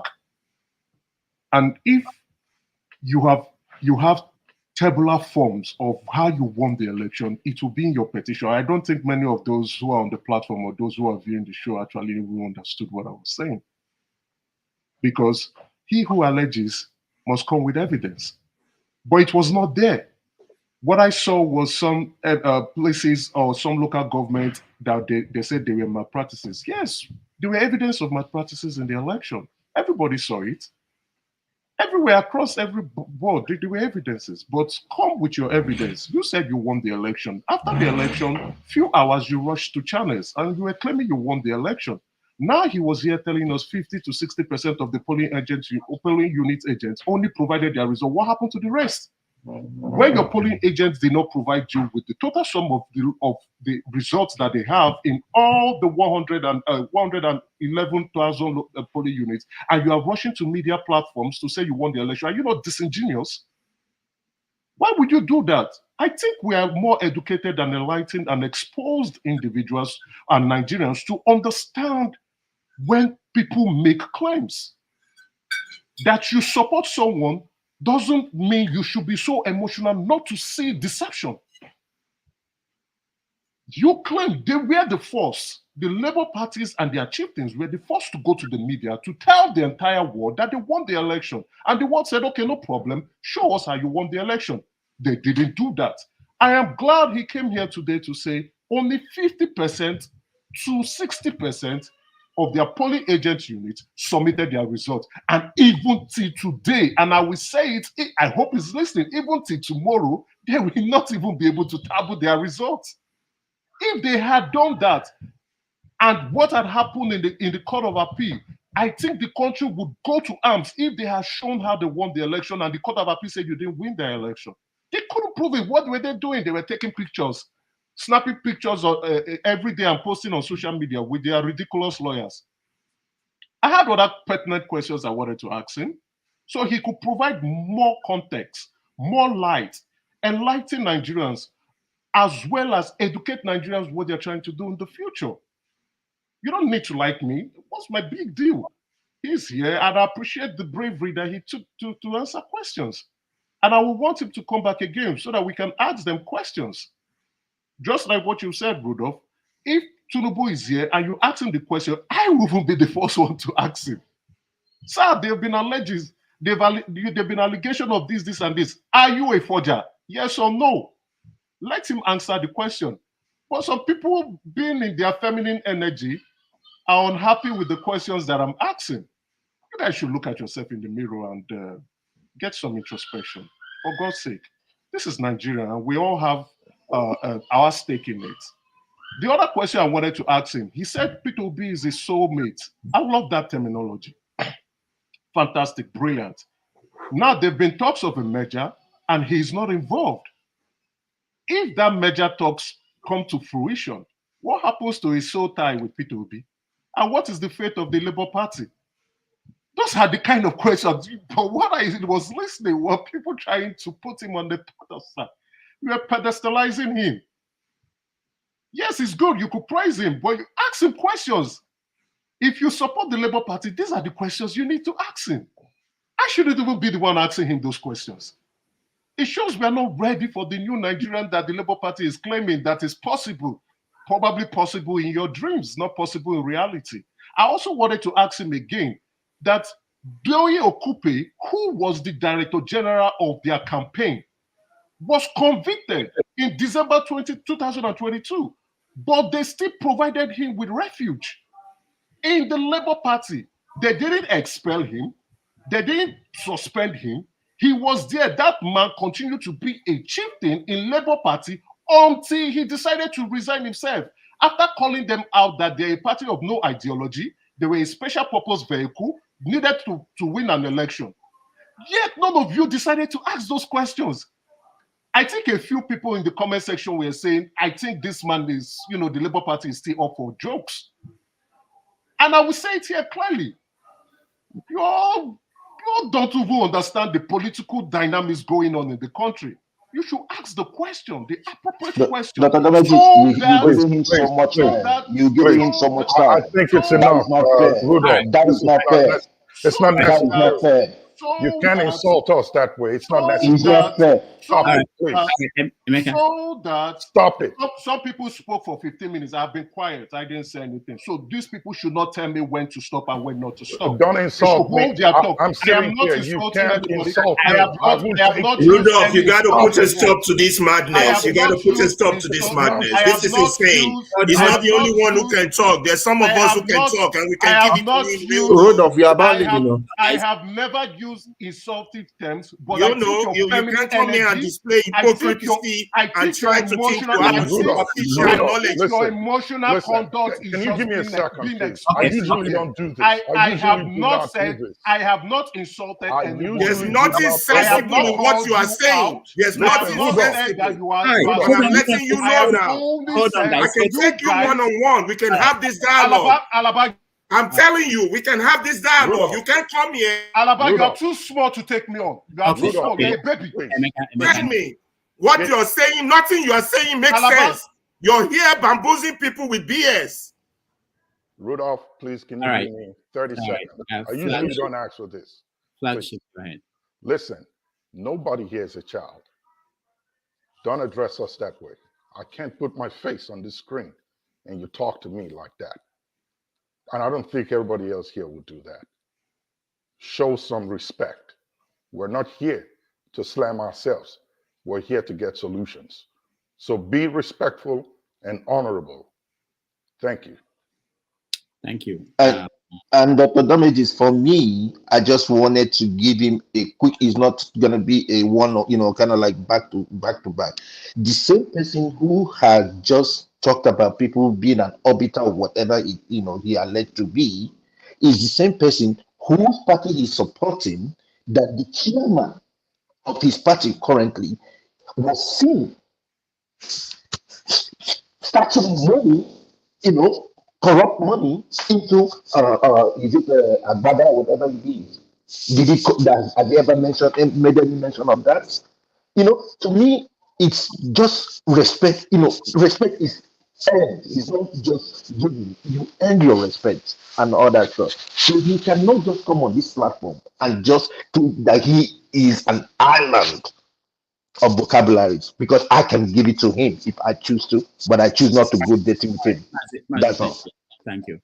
Just one thing before I leave, Dr. Rudolph, please, I'm going to leave that. To the guy the game maker guy, it's not all of us that think your questions you're not entitled to them, or they are wrong, or you shouldn't have said them. But your submission because I enjoyed his questions, I really loved him putting it up. Whichever way he said it, probably that is how he knows how to ask questions.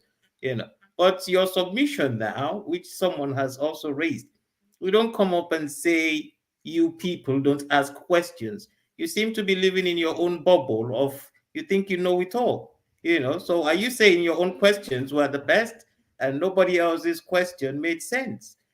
So I think it's you that needs to look at yourself in the mirror, and hopefully we'll see you next week. We'll see everyone next week. Have a good time, Dr. Rudolph. All right, thank you. And sorry, quickly. And I think, Dr. Damages, what you've done there, I really like it. And anybody who is going to be a coordinator here, when you try to warn people, please be civil, please respect people, and they don't listen to you, you have the control button. Get them out. Let them go and fight. When they reflect and, calm down, they can now come back. That will serve as a lesson for someone like me. If I want to start, telling people or disrespecting people, next time I would have my sense. I'll put my sense cap on and say, no, if I have to come here, I need to respect, I need to compose myself. So you've done well there. Thank you. Because people are watching us. People are learning, they are watching us. Well, thank you. Austin, welcome to the show. Hello, everybody. Happy Sunday. Happy New Year. I wish you the same one. I wish I went to church. I wish I was here to ask him one question. But before I go to the question I wanted to ask, maybe he has answered it, so somebody will help me with that. I think the person was talking about Labour Party, this and that. There were some things that Labour Party did not do well, and there were some things they did pretty well. Generally, you should blame the referee, who is INEC, for the things that happened, not throwing it to the Labour Party. How do you want me to prove something that somebody else's did? I did an experiment in the lab, and you need another person to explain the results in the conference? It doesn't work that way. So let's not just throw things. All of us know that the elections were rigged, and all of us know that if you want to put it free and fair, Oga at the top, Tinubu lost. Let's not be behaving as if we are children. We are not children. So we know everything, and we are big enough to know that these are the things that happened. Besides that, I don't want to go into all those things. I wanted to ask the Labour Party chairman on the issue of buying forms. Why is it that they put their forms at the rooftop? All of us know that from time immemorial, that like also in primary school, secondary school, most of the most intelligent people are children of poor people. Most of the intelligent ones, their parents don't even have money to send them to school. To be honest with you, some people who may be able to lead the nation to the best of their abilities are those who are average. They are not the ones who have millions who can buy form for 100 million, or maybe 20 million or 50 million. They may be those who may buy a form for 1 million naira or 2 million naira or 1.5 million naira. Why is it that most of their forms go for exorbitant prices, even sometimes for the House of Assembly? Why are they cutting some people out when it comes to the right to be voted for and the right for you to vote? So that was a question I wanted to ask him, but it's unfortunate it's not here. I don't know whether he answered that question. If somebody has an idea, that you can tell me what he said. All right. Thank you, Austin. What he mentioned, I think there's an issue with funding. He actually said that their party is the money you pay to run for office in their political party is the lowest when you compare it to the other parties, and they are hoping to raise money through these forms to be able to fund the party. In Nigeria, the political structure is such that the only way to fund political parties if you have people in executive positions who could bring money, give contracts, things like that. So I think that's the reason. So in fact, I actually asked him if he thinks that the money is enough, and his answer is I think something like they don't want to put it to the point where people cannot afford it. So. Okay, maybe I think it's okay, but generally, we hope that we'll have a state someday that you don't need the money for selling of forms to fund elections, because generally, people, how will I call it, even in this part of the world, sometimes you have people who fund election not coming from the state, and people who are in power, you just use state resources to fund an election, which is not ideal, if you ask me. Yeah, if that's the case, then yeah, that's why you have people like Wiki bragging that I paid for the forms of these people, yeah, and tell them what to do. So that's the structure we have in Nigeria, and they have to navigate that. I don't think members of the party they are paying. If they are paying, I don't think they are paying enough to sustain a political party. And anyhow, if you ask me, I'll blame those at the grassroots. Everybody who wants to do something, they need to pay him. If you know that you have a candidate you like, you can work for that candidate without money. And that's why I see, as I said, why Oga at the top is guilty. For me, I blame those at the grassroots. I've worked with a lot of people in Nigeria, outside Nigeria. Anything you want to do at the grassroots, the next thing is money, money, money, money. Even when I went to Nigeria recently, it's money, money, money, money, money. If you know you like your candidate, you can work for your candidate without an exorbitant amount of money. You can come out and do it. And that's why, to an extent, I still appreciate the obedience a little bit for the way they handled the election. They worked, some of them worked without being paid. And that is what we should do so that we can hold leaders accountable. Not a case where you spend millions of naira and at the end you get there and you start spending money even for letter. 3 billion for me to read letter. This billion to read letter. It doesn't make sense to me. Anyhow, thank you all. Thank you so much for everything. Thank you. Ngozika, welcome to the show. Rudolph, I didn't finish my submission. Good evening, Dr. Damage. Who is saying, Emeka, I know, hold on, you are already under suspension. When I'm done, when I feel like, go ahead. You allowed your people to date you. The reason I allowed them to date you is because students don't listen to me, and that's very important. No, it's fine. I don't have a problem with that. You know. All right, so let's go to hold on, guys. Let's go to Ngozika. Ngozika, go ahead. Good evening, Dr. Damages. Good evening, esteemed panelists and our viewers and those in the comment section. Happy Sunday. I think this one that everybody's blood is hot like this. That some of you didn't go to church. That's why I didn't go and hear the word of God. That's why your blood is hot like this. I actually came in briefly. I've been working in the background. I've been in and out watching the background, but something caught my attention. I decided to come in. It was this last speaker that was talking plenty, Mr. Meka something. No, please don't He stop. was. Please don't stop, please. I beg you. Sir, hear me out now. Rudolph, no, please tell her not to. Emeka, we have to give everybody the right to speak, please. No, it doesn't matter. You can ignore it at the end. Well, if he still wants to be speaking, me, I'll just mute. You know me, I don't have a problem with talking. I can listen. Yeah, go ahead. If he wants to be hearing his own voice. I just wanted to ask him. He made a statement, and being a woman, I wanted to know why he would associate what I understood. He said that they were exuding. He said something about feminine energy. Something. It was derogatory. He meant it in a derogatory way. He was trying to say the men were simping or something like that, and he had to use femininity. And I wanted to ask him, what does he have against women? Because off the top of his head, there are so many things he could have used to describe what was going on in the studio. Why did he have to use something that's related to women in such a derogatory way to describe the people he was arguing with? That was what I wanted to ask. Good question. Emeka, over to you. Yeah, are you saying the women are weak? I will appreciate it. This is not evening shift. I have to call somebody before they answer. They don't call Emeka. Go ahead. Finish it. So that was what I came to ask him, but he doesn't have to answer that anyway. No, he will. When I call on him, he will answer. I missed joining when the Labour Party chairman was. So what I wanted to ask him was this. After the elections, when Peter Obi told everybody to calm down, that they were going to court, they had Nigerians, not just Labour Party supporters. Some people from the other side, when I say the other side, the side that is not APC, we're leaning towards them because their man was like no longer in the race. So they were more leaning towards Obi. I wanted to know why they did not capitalize on that support. Still baffles me. Why did they not capitalize on it? Use it to do something else. I don't know anything other than just telling people to chill. Why did the Labour Party allow a golden opportunity like that to go? That was what I wanted to ask him.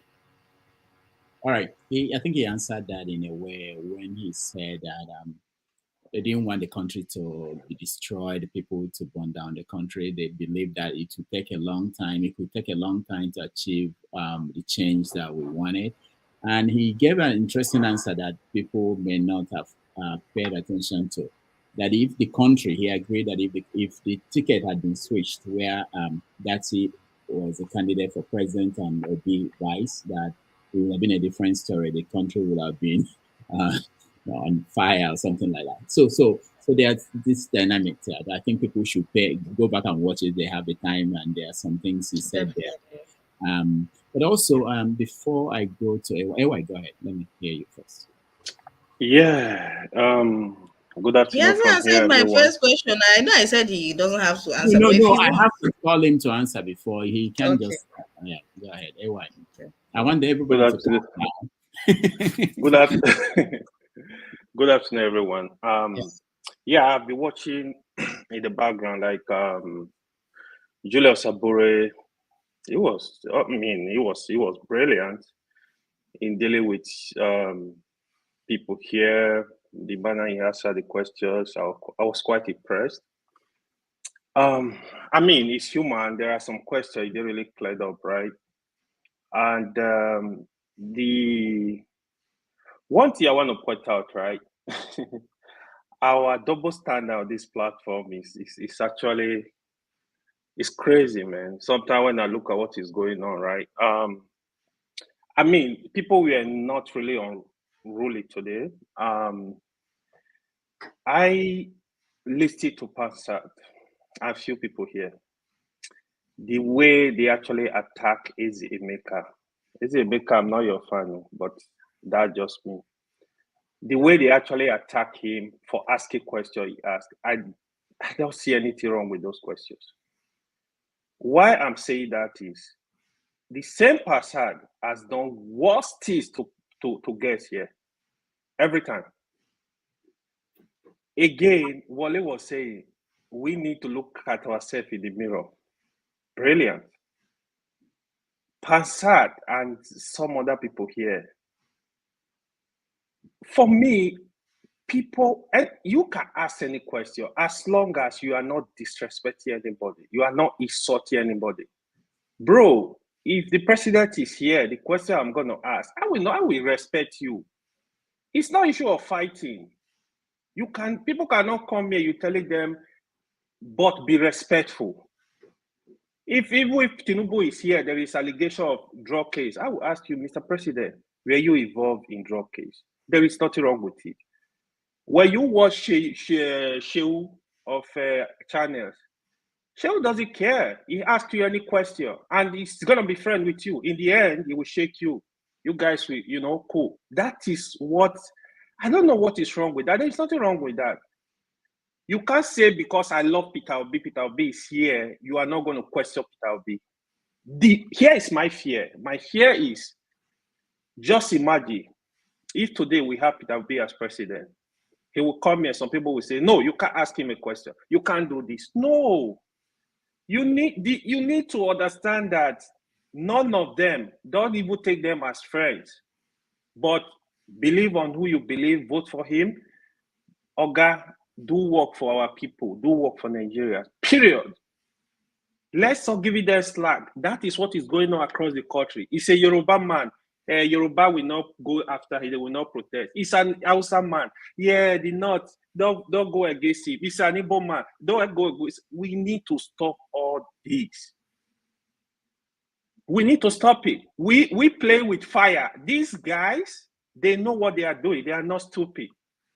Nigerian politicians are not stupid. They know exactly what they are doing. I mean, this platform, Rudolph call it, have your say.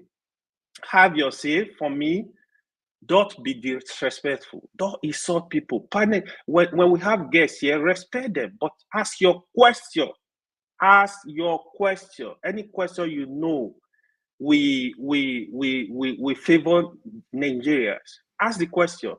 Forget about who the person. If you are not insulting, I don't think. I mean, Julius Abure was he was not mad. He answered the question respectfully. That is good. Let's clear anything that if we have any doubt. I have my question I wanted to ask, but it's not here now, so I will just keep quiet. But the last thing I'm gonna say, I'm gonna repeat is, let's look ourselves in the mirror. When you complain, even on the platform, some people will come, let people speak. Oh, don't do this. They are doing the same thing, exactly the same thing. We need to watch ourselves before we want to dictate to people how they want to ask questions, they want to live their whole life. Emeka also, to be honest, I know, yeah, I'm kind of like I'm in line with your questions, but addressing the panelists, I think you need to like tone it down a little bit and be respectful to people. No, Because it's not thank everybody. you. Hold on, Thank hold you. on. It's not everybody here that was against your question. I can see them. I can watch people listen to them speak. You know, just learn that too. You know, we can have you. You are very intelligent. Obviously, we can have deeper discussion without insulting ourselves. Just like Chim said, we don't have to agree on everything. Wait, can I address yeah, Rudolph? we I can want to be address different. Rudolph. Rudolph, I want to address you. You, not AYU. I want to address. No, Emeka, no, not at all. AY, are you done? Yeah, I'm done. Thank you. All right. So let me. Rudolph, can you put me in the backstage, please? I'm your guest. Thank you. Oh, okay. Flagship. Okay. I'll be right back. All right. Okay. So let me just say something before we continue. So the man said at the end, towards the end, he said, this is the best platform he has been on. I don't know whether it's true or he's just kidding. But the point I want you guys to remember is that he won't forget being here today. And he will pass across some of these messages to the people at the party. And I've been trying to get other people from that party to join, just like I'm trying to get Atiku and other people, even in the Tinubu's party, to come here, and they've not said yes. So what is important, but I'll continue to try. There are people I call every week. You know, they are tired of me, but they. Why is that Alaba raising? Papa. No, I wanted to say bring a Papa. Thank you. We could have here, loved it. Chief. Okay. Papa will die here. So let me finish and then I'll throw it back to you guys. So so whether he was playing or not, but I can tell you that he will pass across that, you know, there are people who are abroad, mostly who are abroad, who have concerns about what they do, that people are watching them and people are paying attention to what is happening at home, and that they will do well for themselves, because they can depend on a lot of people outside for the funding of what happened in that election, to pay attention to the concerns of these people. He will pass across that message. He has no option. He will. Now, the other thing I wanted to talk about is I noticed something. I didn't know that people are paying attention when they watch the U.S. Congress and other things. So I saw that people who were supporting Labour Party, when it was their chance to ask a question, they use it to defend the guest. You know the way when they have a committee and they bring in somebody. If it's a Republican person, the Republicans will use their time to defend. I was laughing when I was seeing what some people were doing here. And then, of course, people who are against Labour or of course, they will ask the critical questions. So it's a nice thing. I think we're learning and growing, and I think I have this confidence. I keep saying it, you guys don't believe it. I have confidence in all of you being able to hold each other accountable. Okay, I'm not perfect. Nobody's perfect. We do things the way we can. We learn and we improve. And this platform has been improving.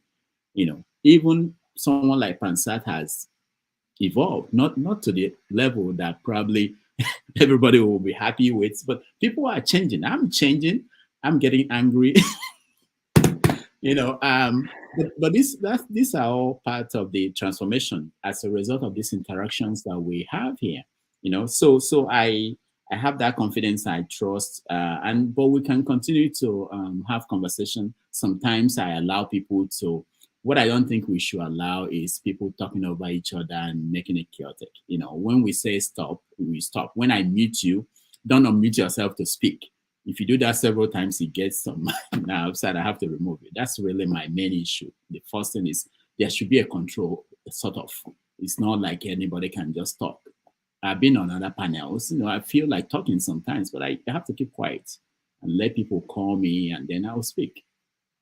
That's all. That's the basic thing. And of course, the most important thing is all of us. When I see everybody here on this platform, I think about that I will meet you. I believe I will meet all of you sometime down the road. And I know that I want to treat you the way I will treat you if you are facing me if we're on the same table looking at me. I think there's this kind of distance that people feel. I don't feel that, even though I've not met anybody on this panel physically, but I don't have that distance. I don't have that sense of distance that I will look at you and talk to you anywhere I feel because I don't know you, essentially. No, I don't feel that way. But it doesn't mean that we shouldn't ask serious questions and hold people accountable and challenge people. I think that's part of what we're doing here. All right, I finished my editorial. So let me go to, before I come to you, Alaba, I want to delay you guys first a little bit more. So let me go to Chim. After Chim and Steph, and then I'll come to you guys and hear what you have to say. Go ahead.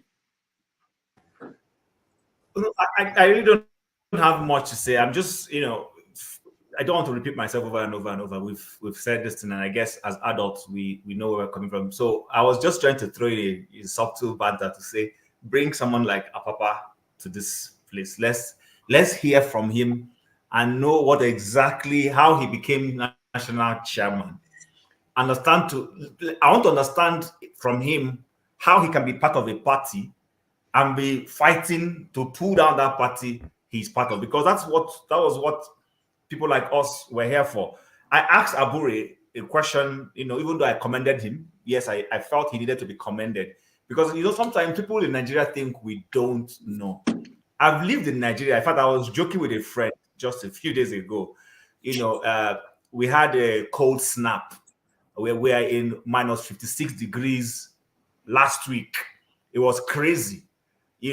Some people's cars couldn't start. If you park outside, you have to plug it in so that it doesn't. For those who have lived inside freezer, will understand what I'm saying. For those who live in a place where there's sunlight all through, you might not understand it. So, and then there's a close by city, Vancouver. They had just 0 and they shut down schools. But where I live, we're in minus 56. Our children went to school. Nobody stopped going to work. So I jokingly told my friends in Vancouver, I said, we're the true Nigerians. We have lived in hardship in Nigeria. Now we're in Canada and we're living inside cold. So, it's all around toughness I've gone through. But those of them who are living baby lives in Vancouver at just 0 degrees, they are closing down the school. So, but what am I trying to say? The point I'm making is that I do appreciate how tough the Nigerian terrain is. People sometimes don't understand that. We know this. It's a tough place to live in. It's a very tough environment, politically, business-wise. I drop my heart for people who honestly do business in that environment and manage to break even whatever it is they are doing. I know the challenges you have to go with regulatory authorities. So basically, I want to hear from our Papa. I want to understand this psychology. In fact, what's that his other co-traveler, the other guy, what's his name? Arabambi. If you can bring them, I want to know what makes them tick. How they could sit down and wanted to pull down a party they were part and parcel of. So that's just what I wanted to contribute. All right, thank you. Steph, do you have something to say? Not really much, because the guests have come and he have left. I just want to appeal to us to begin to tone the tension a little bit down, and that we should not really put ourselves out there for people that don't really care about us. You are today's survivor. Tomorrow you may be tomorrow's victim. For the fact that some people are crying so wolf today because they feel that they are the victims or their loved ones are the victims, does not mean that maybe they're going to perpetually remain the victims. But when we know that whatever goes around comes around, we should be able to, moderate our conduct sometimes when it is possible. There was the the young man here by the name. I already made mention of him when I spoke, and I really like him as a person, but not as the name that he's bearing, because I know that he doesn't really have any legitimate affinity to that name, even though I understand that anybody can answer any name you want to answer. You understand? So there are some benefits. You're nodding your head to his comments. No, I don't even know what he's referring to. Okay, I have no idea. No. There are some leverage that people in the opposition enjoy. And you cannot be in government and also pretend to be in the opposition at the same time. It doesn't really add up. Your job is clear cut for you as somebody in government, and my only concern, I'm when I spoke, I said I'm very happy that he asked some questions that he asked. I love it.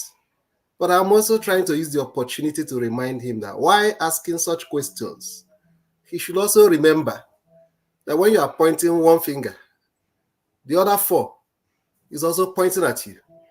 When you are asking about accountability of a political party, also remember that you also have a political party that you belong to, that is in government, that is in power.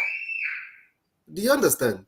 Because if a bullion van came to your compound to finance your election, how do you begin to demand such accountability? Right, when I'm coming, Rudolph. I'm coming.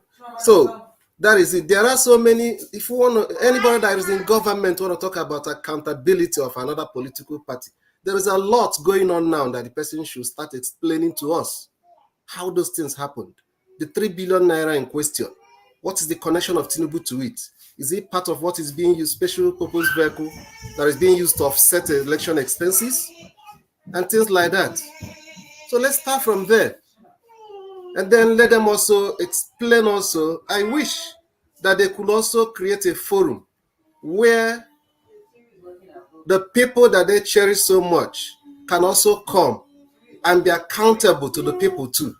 Because who love, Rudolph, I would really want you to make effort to bring the people that is in government to a forum like this, because they are actually our problem for now. I want to see them work. I want to see them do stuff for Nigeria, even though some of them, especially the man at the helm of affairs, don't really believe in Nigeria, because it's on record that in 1997, he said it with his own mouth, that he does not believe in unity of Nigeria. And I still wonder how such an unpatriotic person ended up becoming the president of Nigeria. That's tell you the kind of country that we have. All right, thank you so much. I like that. I like when he's frustrated. I didn't call you yet. So Electricity, go ahead. Yeah, thank you. I've been listening in the background and typing. Thanks for allowing me. I'm a little bit concerned about when people talk about emotions. We should not allow our emotions to run high. Is that possible in the context of Nigeria? When, truth be told, I mean, we are sitting down here because we care, not because we don't have better things to do with our time, or because maybe I know Chim will not be offended with what I'm about to say because we talk privately. Maybe Chim is here because his partner is refusing to talk to him, so he just decided to come and while away time. That's not the case. We're here because we are concerned about Nigeria. Jim, you're laughing about Nigeria. I don't know. I think there's a kind of a delay somehow about Nigeria. So emotions. You might just be a soothsayer. Emotions will be high, Rudolph. We cannot dismiss that because truly things are not working. Things are, except we are not in touch with people back at home. Then we will not feel emotion. And like if I'm demanding accountability from Rudolph also equally demands. I mean, it requires accountability from me as well too. So it got both ways. So, with respect to the chairman of the Labour Party here, if they're demanding accountability from the government that be and their own senators, yes, nobody have alleged that they steal any money in this present government. But accountability is not only when you steal money. One's behavior also is accountability, because I keep saying, until they return that SUV back, Rudolph, until they return that token back, no Nigerians will believe them. You think it's a joke. And I'm telling you the truth. No Nigerians will ever. They didn't steal. It's clear they did not steal. No Nigerians will believe them that they are serious. They are for the interest of the people. I asked him. He didn't deny that they did not contribute money to Akpabio's birthday. It's voluntary. It's like giving title offering in church. He didn't deny that. But so it's difficult for people to now see that, to now believe that indeed they really meant well or want well for the people. So when anyone comes here, Rudolph, you said it's a privilege to have them here. Well, I don't want to drag into that, whether it's a privilege, we should count it as a privilege for them to be here. They may have a policy. It is not in the chamber. It's not holding any governmental position whereby there is a rule that forbids him to come in a public forum to answer questions or not. It is a private citizen. It's not holding any position. So, but when he comes here, it's because he also wants to come and clarify things. It's a privilege for us to have him and for him to have us too. So it cuts both ways. But if they feel, oh, it's a privilege, I'm sorry to say, then let them sit down. The country is already in a shape, so it's, to me, I won't consider it as yes, we're going to be respectful to each other without a doubt. That is, respect is reciprocal. We have to be respectful to each other, regardless of it. But saying it's a privilege to have them, there's a big question mark on that for me, as far as I am concerned. If you want to lead the people, then you have to bring yourself down to take some certain things, or even sometimes they are going to insult you, which we shouldn't insult anybody. You are going to swallow it because you really care for the people. Because at the end of the day, it's praise they will sing, not my praise. I yield the floor. Thank you. All right, thank you. We are going to go to Alaba and Emeka, but expressionists. I know you are running out. I think you are in the trend. Go ahead. Let me hear you. Can you hear me? Yeah.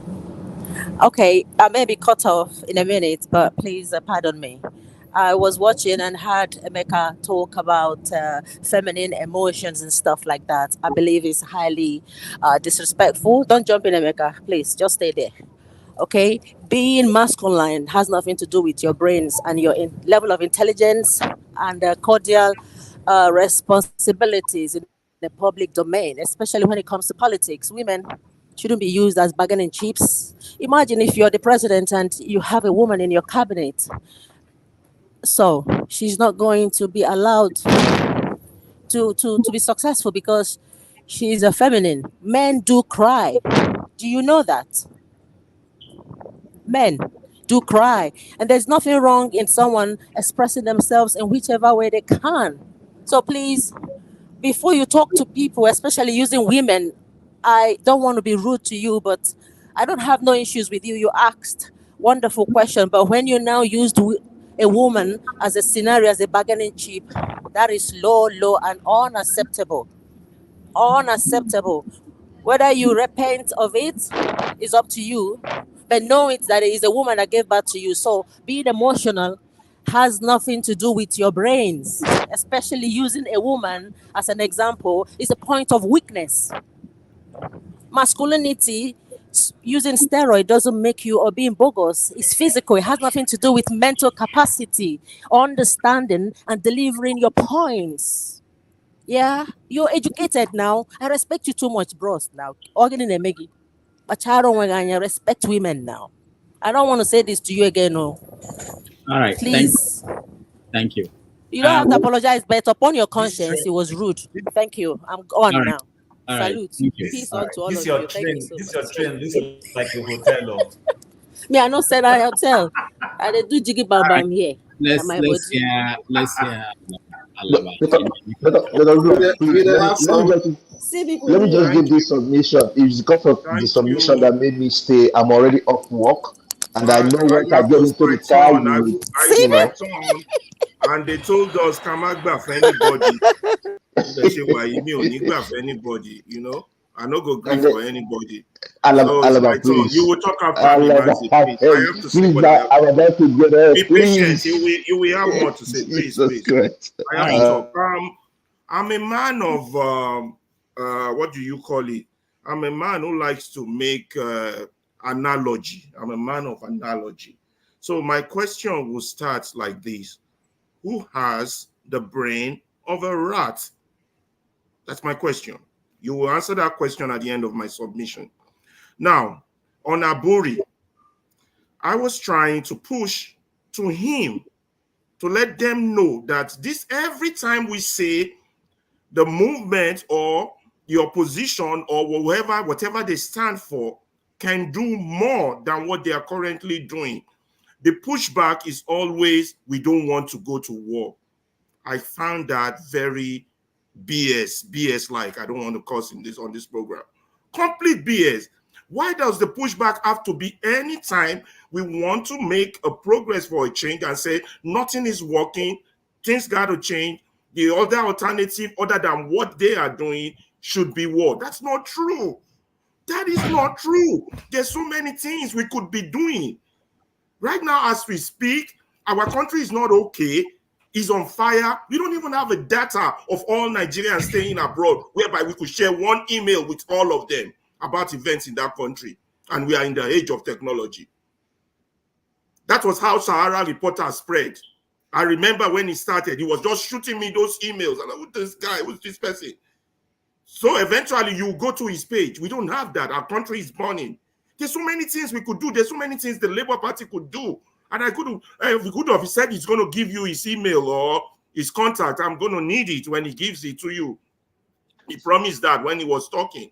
So now, so that's that. There's always this pushback. Listen, people, in South Africa, during the apartheid era, Nelson Mandela cannot be in the same room with his wife and his children and a third person, including his own child. It's against the law, and yet they still mobilize.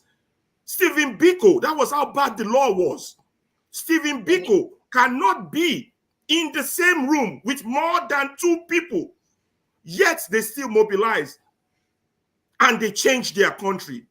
We are here giving excuses. I believe in hardball question, but I don't believe in people coming here not asking hardball questions on individuals, but coming here pretending to be intellectuals.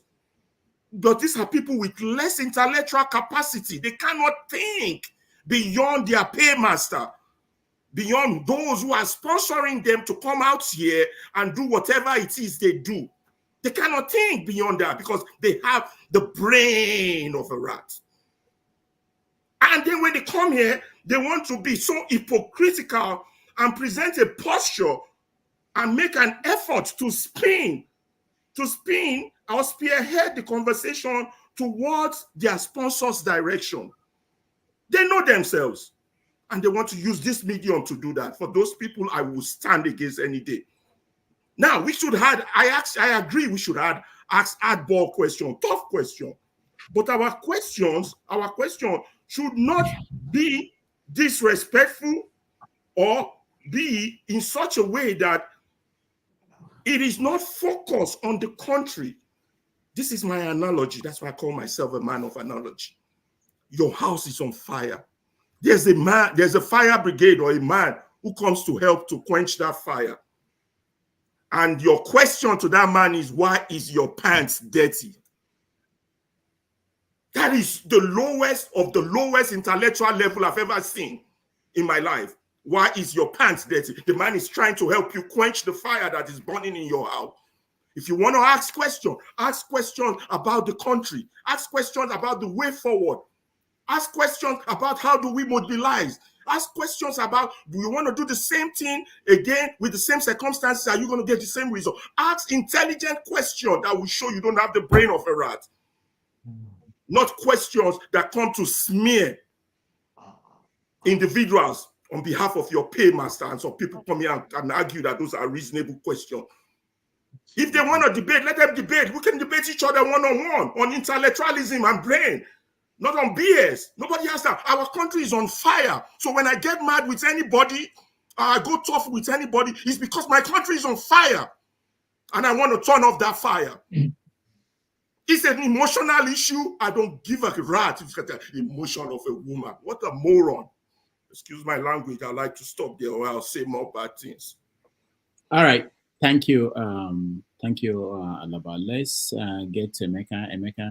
Yeah, Rudolph, thank you very much. You see, ever since I'm an August panelist, so would I call myself a panelist? I don't know. But if you go look at the comment section, right, and then even from the panelists, you would think I'm the guest, but the guest just left. You understand? And it's quite funny. And what I begin to decipher is, I think I have some fans and a couple of enemies out there. Anyway, people, I just don't want to try to hit up the platform. I think I would ignore some ridiculous comments that I don't think don't align. But what I'll go to the meat. Thank you for bringing up the chairman of the Labour Party.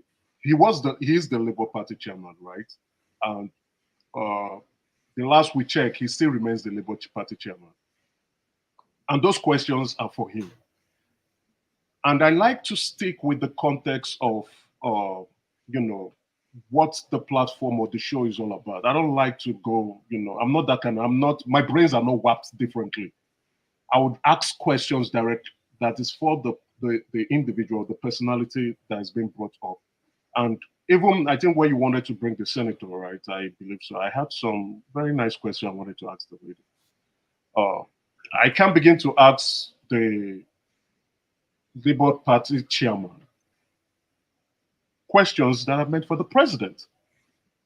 It shows that I must be drinking something, or I must be high. Like one of the panelists who came up here was drinking Guinness Stout. He's on the platform actually. So I'll ask those questions, and I think I was not being rude. I didn't mean to smear him. There was no intention for me to be rude to him or disrespectful.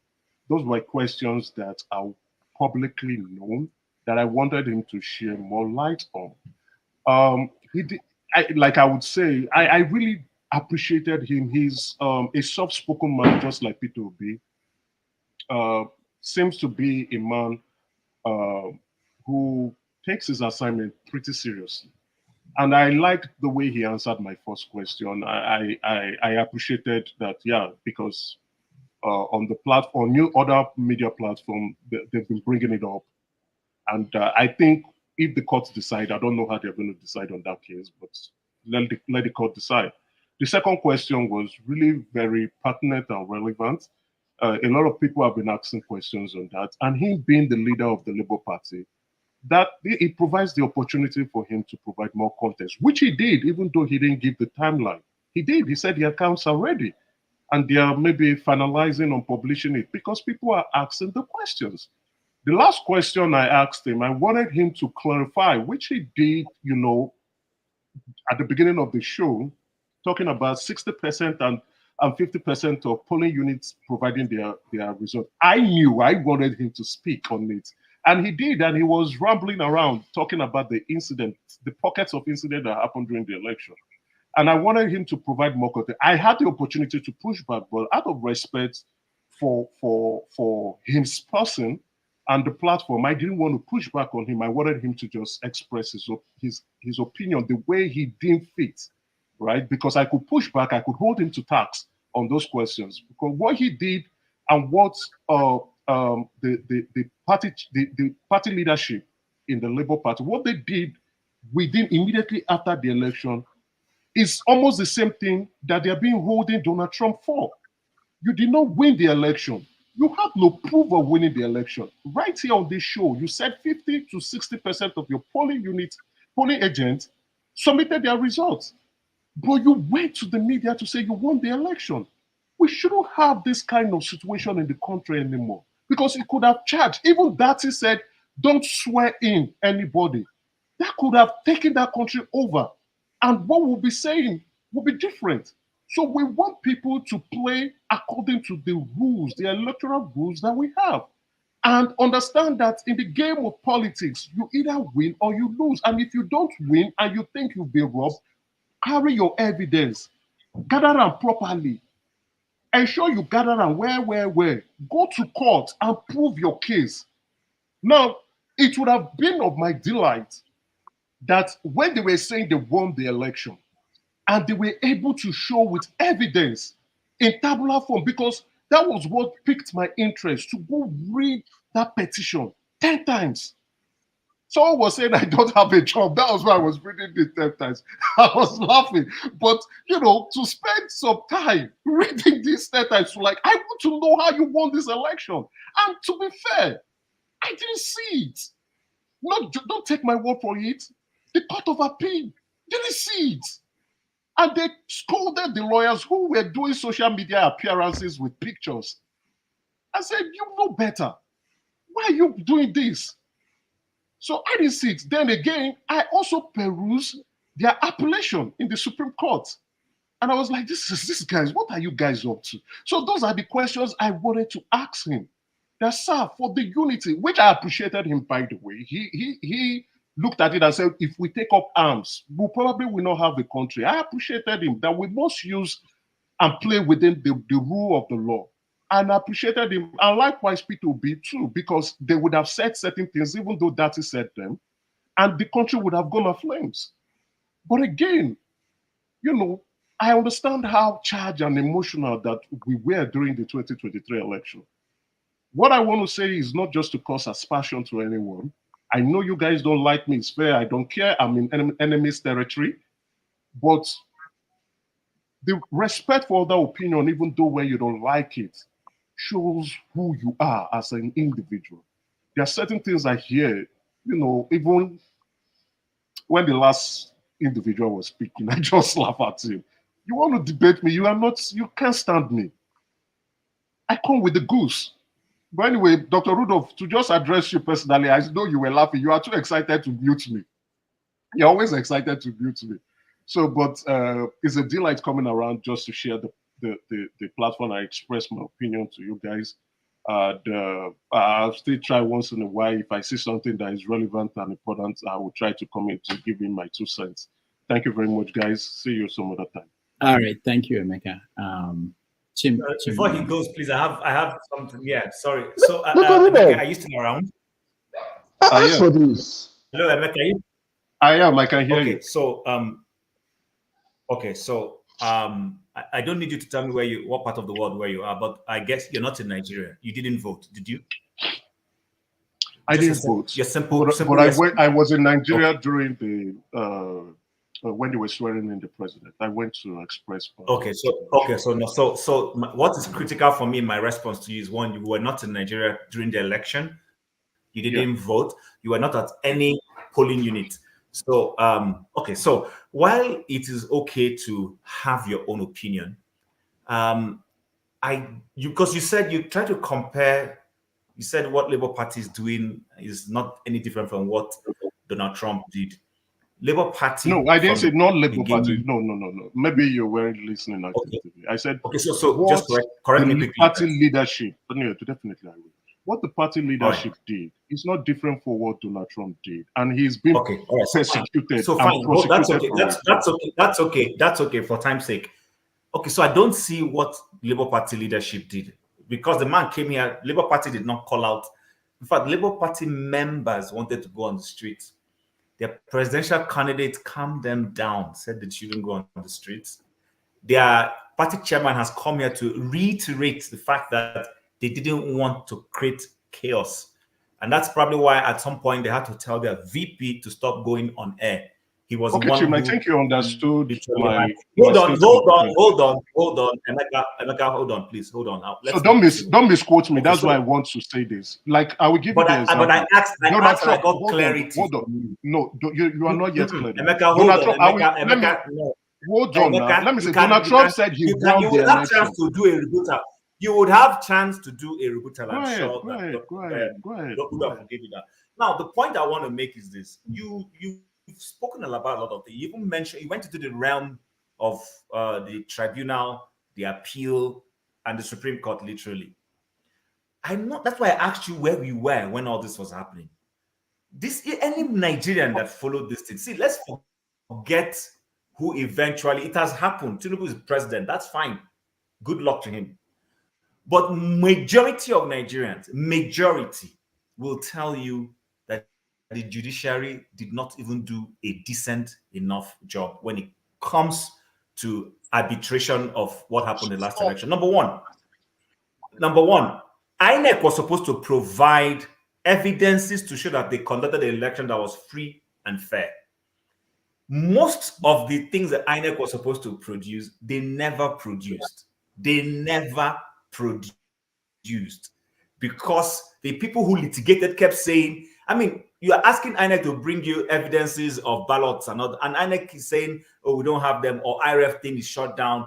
Are you saying that people who told you, even Olisa Bakoba and co, and the former IBTC CEO/chairman has come on air to say he went on IRF and he was seeing photographs as submissions for results. In other words, where you're supposed to be seeing figures is a photo that is there. So when people say they are aggrieved about how the election went, people have a reason. They have grouses. It's okay, like I said, I've moved on. I don't want to be going. That's why you see, I didn't ask Abure about the election. My own question now is about governance.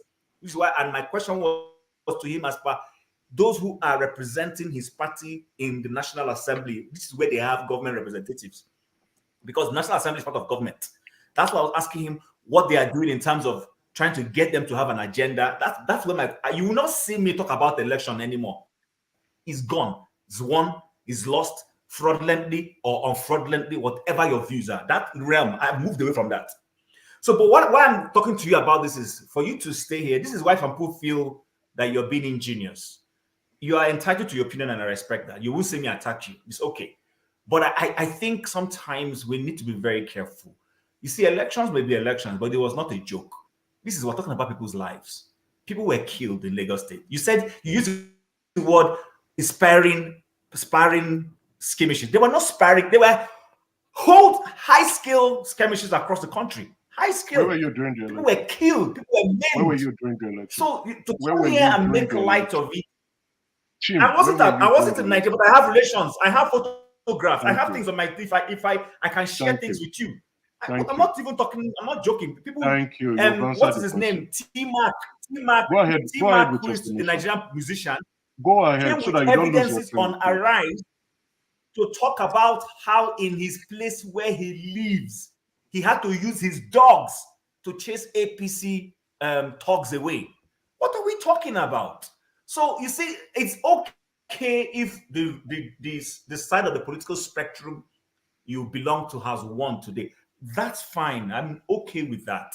But it is not okay to make light of other people's perceptions of the election, experiences. Actually, let me not even use the word. I withdraw that word.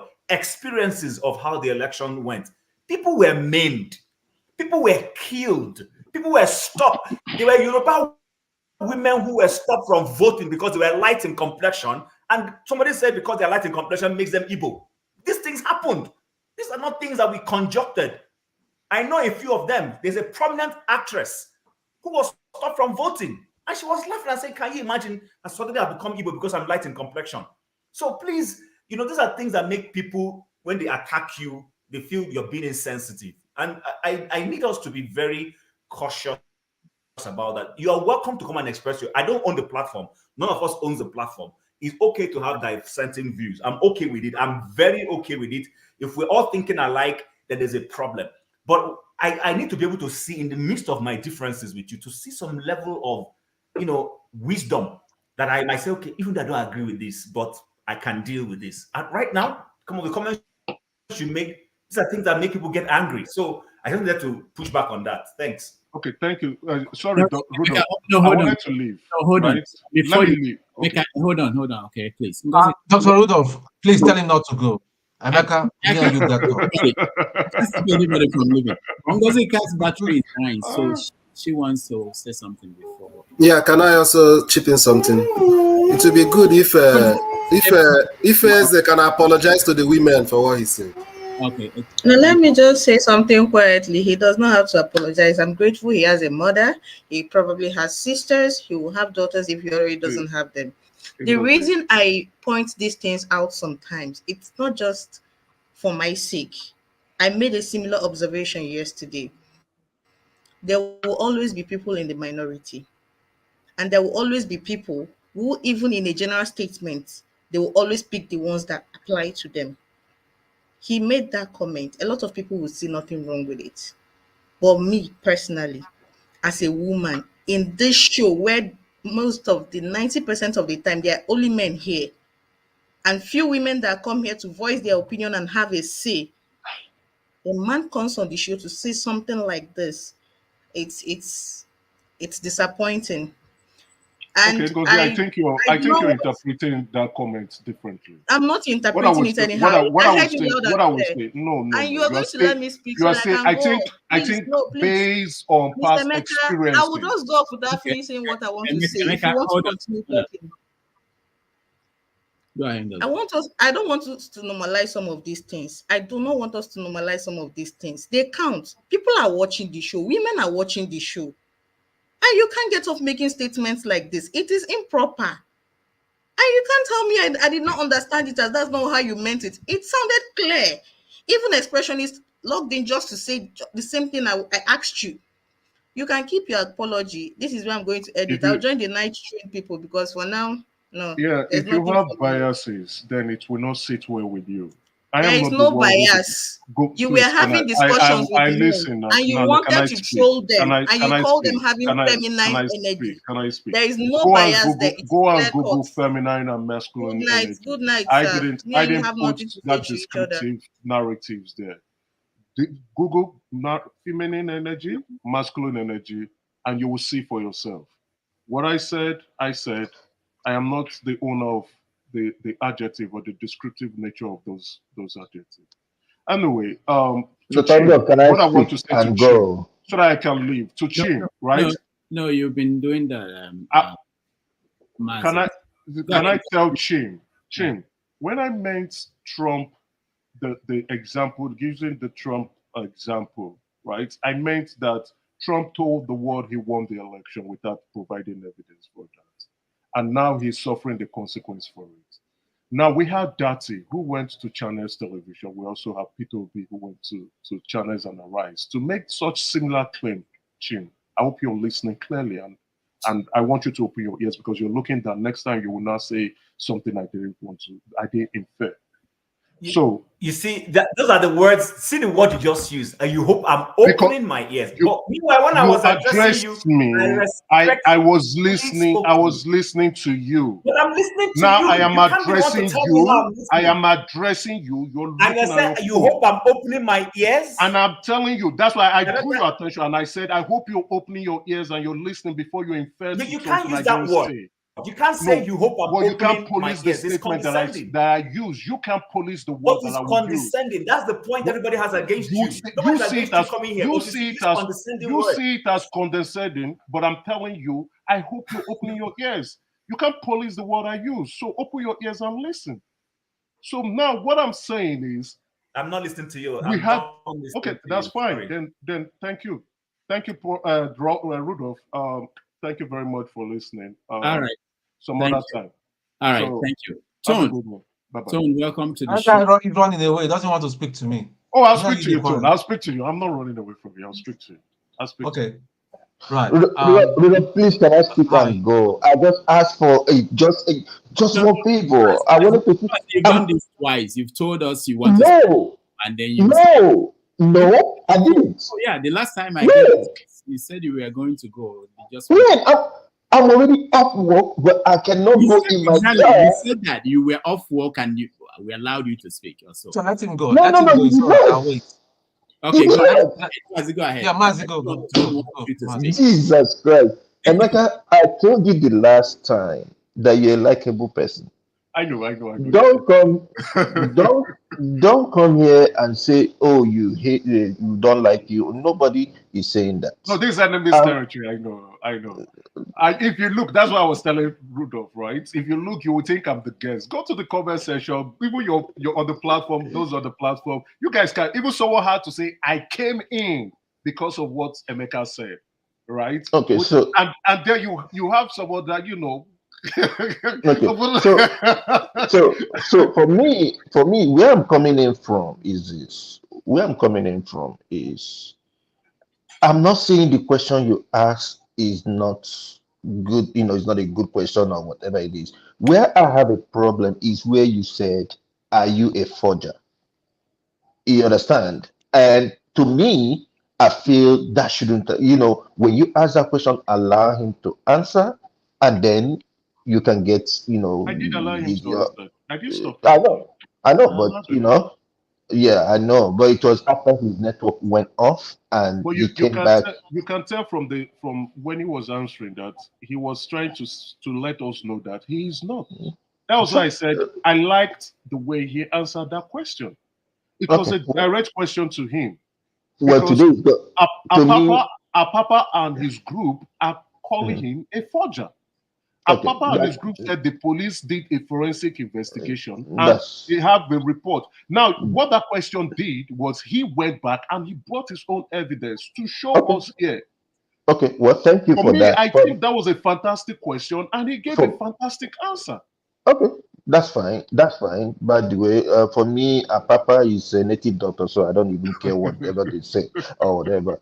And then another thing is, it will not be fair when you say, I know you're trying to compare what the Labour Party they did after the election and what Donald Trump did. Come on, you and I live here. We know, as a matter of fact, we knew what Donald Trump did. Okay, and what is being held, what his court case right now is not only that he instigated people to attack the National Assembly, he also went on to different things that he said, and another I think what do you call it, Georgia, he called the Georgia whatever the Secretary of State to give him some amount of votes. That did not happen. That's not what Labour Party did. And Massive Prince, right? Thank God you were able to say I'm a likable guy, even though you were trying to throw some argument at me earlier on the show, right? Trump went deep, but the first instance after the election, he said, "I won the election. It was rigged. I won the election," and his action, behavior, dominion, disposition showed that he was teetering towards that point. And what he did, there is similarities. Why we are grateful to Peter Obi and Peter Obi as well as the Labour Party chieftains was that they didn't say rise up. The more even you could tell that the atmosphere was charged. All it would have taken for people to hit the street was for Peter Obi to say, go to the streets, we will not accept this result. I sure if Peter Obi comes on this platform, that will be the first thing I will tell him, that I really, really appreciate you, sir, for not going towards that area, that space. Because what we are saying now, we probably won't even have a country at this point in time. That was why the June 6, 2024, or 2023, rather, I'm forgetting. That's why Donald Trump is being prosecuted, because he told them to rise up. He told them to rise up. And so, because they do not want such situations to happen again in the history of America, they want to use Donald Trump as a lesson. So we now need to understand that, okay, within an election cycle, things may not go your way. I am glad that the Labour Party chairman, Abure, has told us, not me, I didn't say it. He said 60% of the results came in-house and was collated. What happened to the remaining 40? They probably didn't get it. But based on 60%, they were running their mouth based on 60%. Okay. Well, thank you, guys. Thank you, Dr. Rudolph. Please put me on. All right, thank you. Well, I'll give you 1 minute before I go to Tom. 1 minute. Now, if you need more than that, you have to wait. Okay. I shouldn't anyway. Oh God, where should I even start? Then wait. Okay. Okay, Tom, you're next. Hi. Greetings, everybody. I deliberately decided to make my set absence, even though I was looking forward to it, but I felt because the things that were going to come out of me wasn't going to be very, very complimentary, and I was going to be raw to it, yeah, maybe it's a good thing. I'll go back again and watch it. But what I just want to say, and why, Emeka, why I said I wanted you to stay on, is that you've been telling us you love Nigeria, you love Nigeria, you love Nigeria. I do. Yeah, you've not even shown me so much that I don't know even how many languages you speak, Nigerian languages you speak, whether you speak Hausa, Igbo, and Yoruba. I just don't know. But again, language is not a measure of how patriotic somebody is. So coming here you need to nobody is attacking you. God knows from my heart, nobody hates you. It's not an enemy. This is not an enemy territory. You can come in at any time. Why The not only go person to I know one that man? does not hate me is on this No, platform. wait. Let's just get something clear. Rudolph does not hate me. I No. Let's get something clear. I don't hate you either, and I believe Chim does not hate you. Listen, we need to see, for us to aspire to the Nigeria that we want, or the peaceful departure that we want, and all that. We can't just having that kind of mindset. Nobody's an enemy. The only thing is just that if you say some certain things, because maybe in your heart of heart, I'm not in your heart, I don't know what's in your heart. You may still say some certain things to you. It does not evoke any insult, but to the other person, the receiver, they might receive it differently. So maybe it's something that you need to, I will say respectfully to you, you need to start working on the way because before I used to be a bit like you. I used to be very, very, I used to be very, very, how will I say it and all that. I came out across the way you used to come across, but I started listening to myself and paying more attention. So it's just not that. So if this is not an enemy territory, I know that. What simply I do not come to one man. Maybe you are referring to to my incident with Chim, right? You say when Chim was talking to me, I was listening, I was paying attention. I'm talking based. Don't worry, no, don't hold on. Let me address that. Mm-hmm. And I was now responding to him on the privilege that Dr. Damages gave to me, and Chim was looking down on his phone. That's very disrespectful. And you don't want me, and I called him out, and he said, "These are the kind of words you use." To show that you understand? He was talking to me, and I was paying attention, looking at him and listening, and I'm addressing you, and you are looking at your phone. Okay, right? Let me elaborate on that fact, or on the context more. Now, let's say we are out in the public and we were having an engagement. You finished saying something, then my turn to respond. You threw your face backwards, like I have nothing to say to you. Then I called you out and you say I'm being insulted. Who insulted who first? When you don't put yourself in with proper decorum, then I shouldn't call you out on your childish behavior. Someone is talking to you, and you're looking at your phone. Yeah, but are you trying to be clever by half, or are you just trying to be silly as a child? There's still some other ways of putting it without adding more fuel to the. It's not about it's not. You call someone who's ridiculous out. If someone is silly, you call that person out. Let that person know he's silly. If If someone there's is one person, respectful, you tell the person that person is respectful. Chin was yeah, disrespectful, and I I called agree. him out. I agree with And you. if he does it See, again, I'll call him out because he's being I agree. disrespectful. No, I agree with you. I'm very big on respect in this platform. I always Yeah, have been screaming I about shouldn't be talking to respect. you when you because you were saying something. I was attentive. I gave you my attention. I'm talking to you. You're looking at your goddamn. Is that arbitrary court?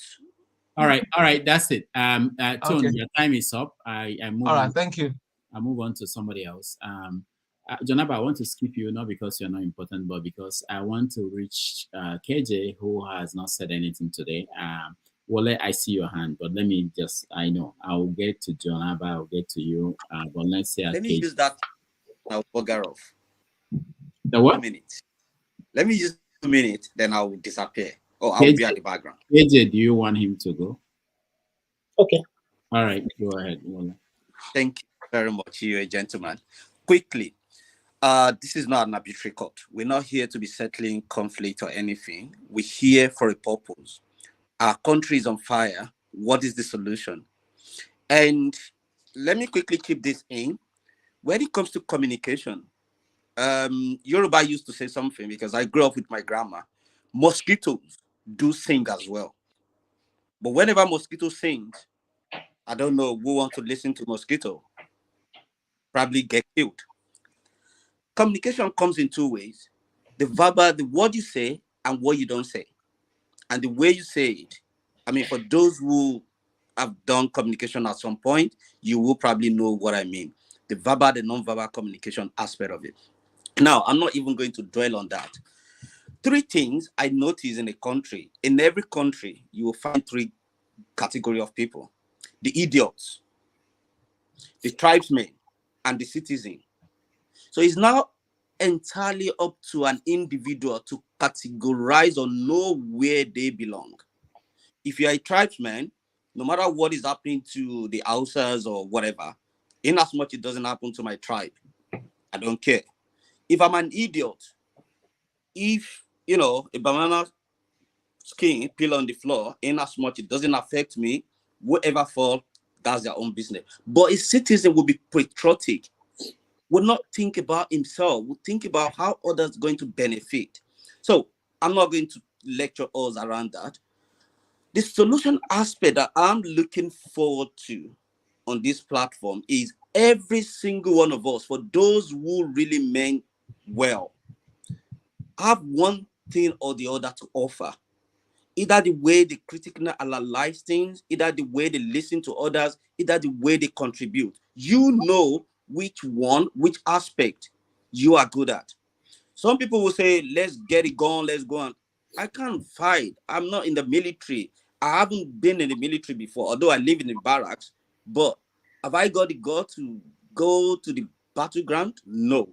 So, but those who know how to fight and how to deal with situation, either in communication or whichever way, let's give people who have the knowledge of how to do things. Not every single one of us will be in government. Not every single one of us will know how to face people who have this propaganda, have all sort of ways to, to destroy us.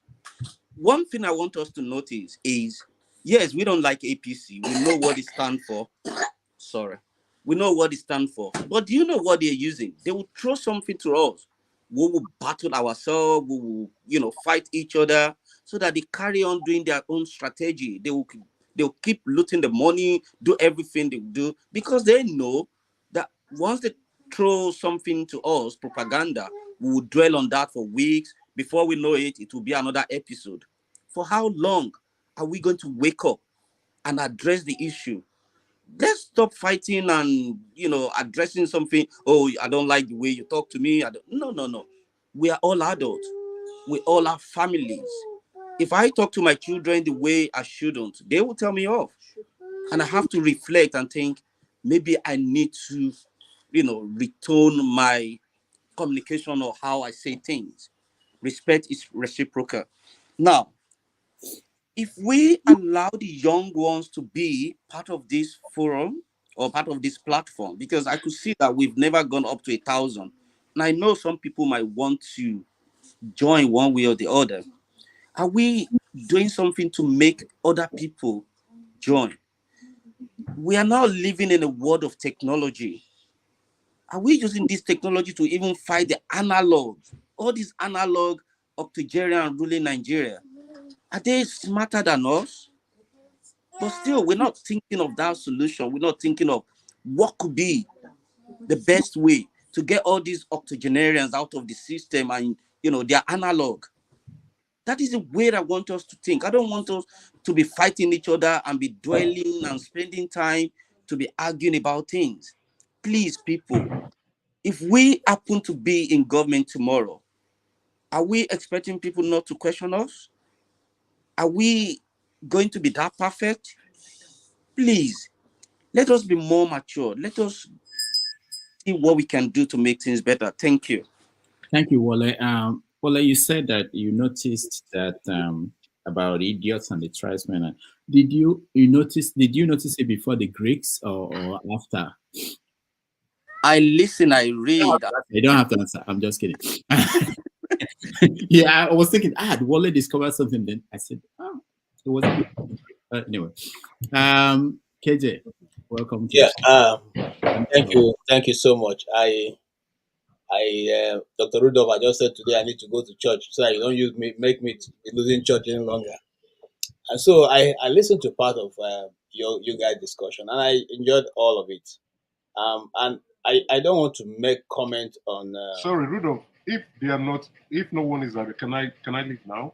Yeah. I think okay. you're good to go. Oh, thank you very much. Have a good one. All right.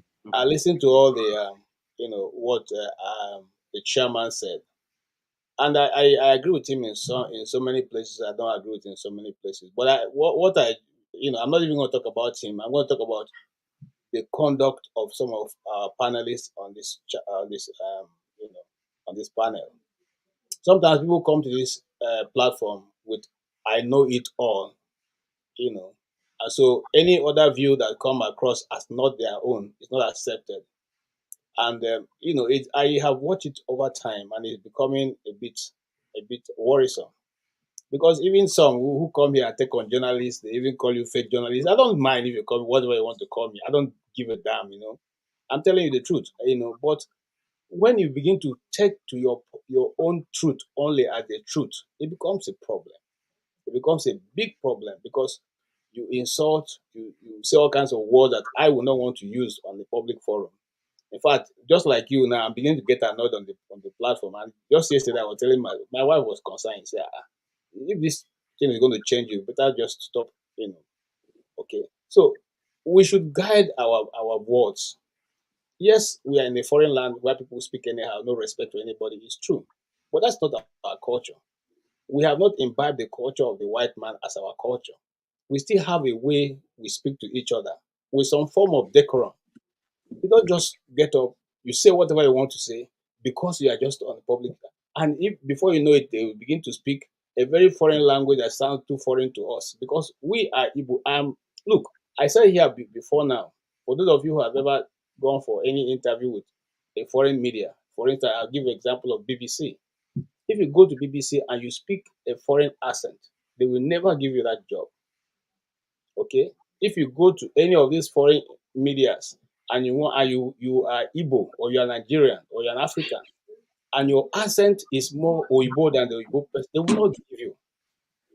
And I asked one of my boss something one time, I said, why is that? He said, because to them it's even annoying that you're trying to be like them. Why don't just you speak like them and speak like yourself? They appreciate you better. That you speak as you will speak in your native dialect. They know that it's not your language. They too appreciate the fact that it's not your language. So speak the way you will speak as a normal person. Okay, having said that, I want to thank you, Judah, because you really have power. I mean, when I was watching the whole thing going on, I was just laughing. I said, God, the issue of Nigeria can be found in this small setup we're having here. There's some people who will agree with you on certain things, and then when it has to do with another set of people, they will so be vehement on the issues that you begin to wonder whether it is personal. Brothers, I just want to employ us. Even the maker I just left, I thought he was going to be here so I can address him a bit. He's a young man. I don't think he's up to 45. Okay, the way he's talking, if he's a maker and truly is an Igbo person, I believe he didn't grow up in America. He must have come to America one time or the other, wherever he is living. And that's not the way we bring our children. Every day I tell my son here, we're Igbos, and we have a way, our culture is different from what you see. I don't care what English you speak. Igbo, we have culture. This is the way we do things. This is the way we do things. And that is it. Look, if you like live in the moon, there's one thing that your culture will be your culture. Maintain it. It's simple. And be proud about it, because there's a reason God created you who He created you. You know? That's the little I will contribute, sir. Thank you. All right, thank you so much, KJ. Before we go to Janaba, let me play this 40 seconds video. Your colleagues will be coming to you for food.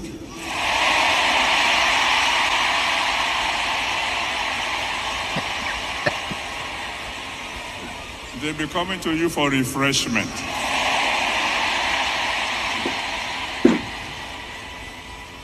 You know, in every family, there is somebody they call the go-to person.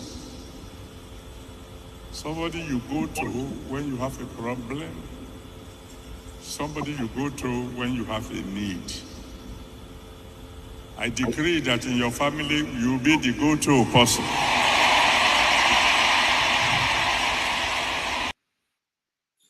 Oh, amen.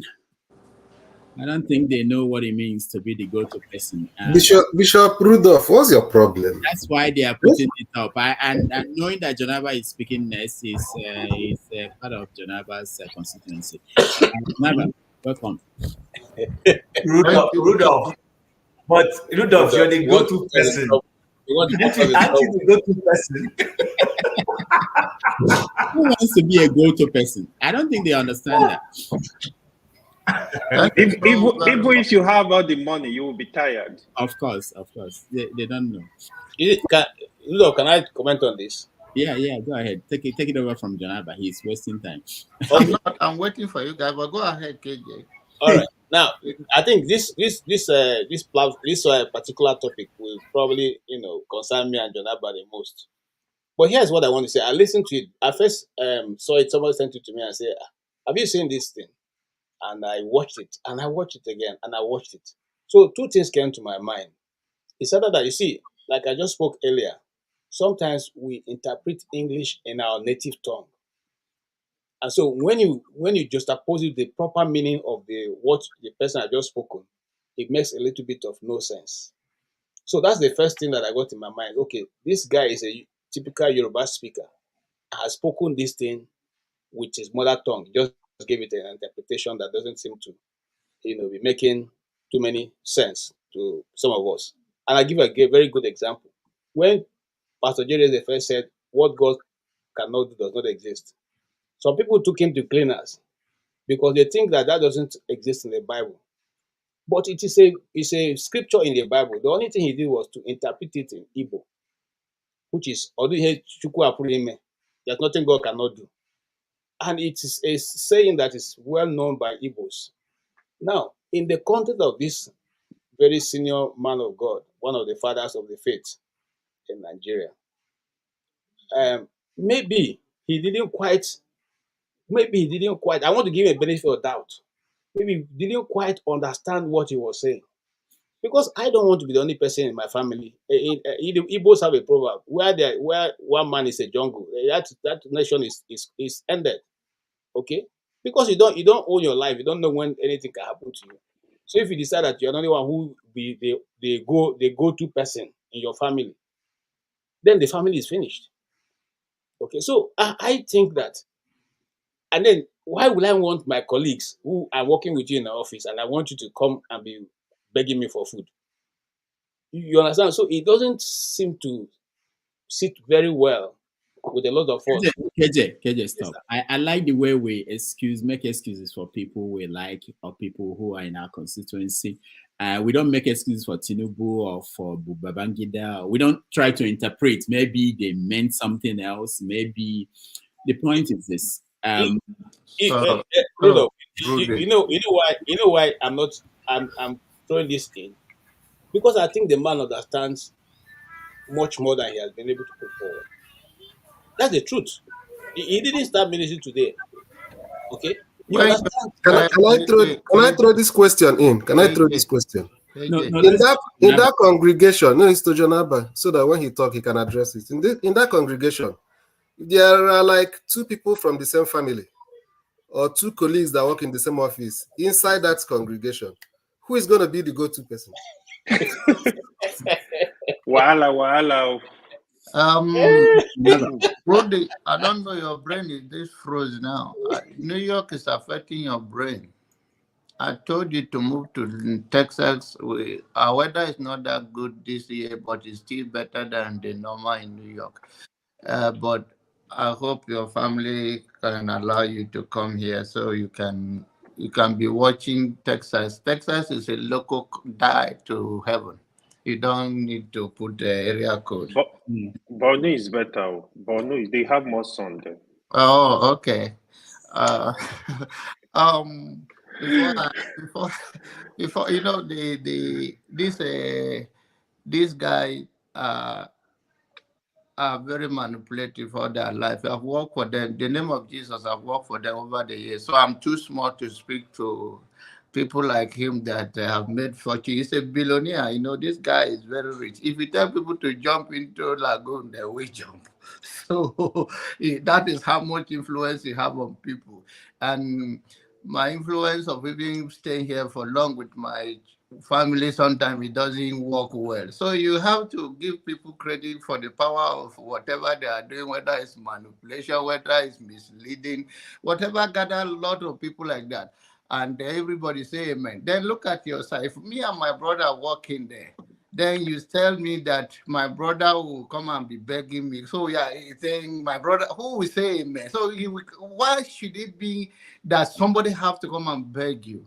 Is that a prayer that sits right in 21st century, that there is no empowerment of every individual supposed to sustain themselves, that somebody, poverty have to make you beg somebody? And this is what the tools they have used to cripple the church. And that's why they give them this hopeless hope that Nigerian cannot move forward. Because the idea is that when you hear some certain thing that doesn't even add up, even the people that can say they don't respect it, when you look around, you feel isolated, because it's like Baba is saying something, you are not saying amen.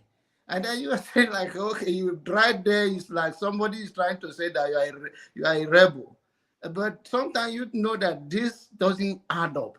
And this is the country we have built, and that is why the politicians and the church have colluded and then make us who we are today, because this doesn't make sense. But if you talk today, tomorrow somebody will say, oh, why do you talk about thou shalt not speak evil of the anointed?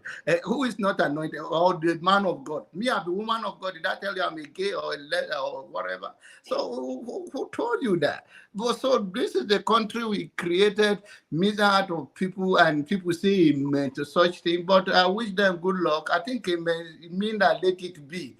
But it's not in my family. And me, I will not going to say amen to certain things like that. And maybe sometimes because you know better, you do better. But then let's go to the topic of the day and all that. I don't think I have so much. Everybody has spoke well on the issues, but my fear to my fellow the East and the West Nigeria, I pity you guys politically in the Nigerian space. Because if this is who we have here, that's simple because somebody run for president, whether it's belong to your party, whether you invest in that party or you contributed, that you make enmity out of each other, that we use some harsh word. And at the end of the day, we create that toxic environment. And if we all used to this hateful language and started showing that, then that hate will consume all of us. It doesn't make sense. My younger brother come here is to be Tom supporter. I learned lesson from that. I love him. We still say the same language. We have our family thing. We don't come up with it. It's politics. he have his own opinion. I respect it. He respect my own. But when I come here and I see people, I say, oh, these people can't really play politics. Because Daddy brother right now is with APC, right? We all know that, right? So yeah, you work with him. Yeah. So and then Daddy will go home and say, oh, I run under LP and now maybe I'll still rerun one. No, it's a game. That section, that period is over. And if you, it's a hard talk here. I know those of you that invested so much in it emotionally and otherwise, and Nigerians deserve emotion to be invested. There's nothing wrong. But my fear for my fellow brothers and sisters is that in 2027, nothing is going to change because this is not how politics is played.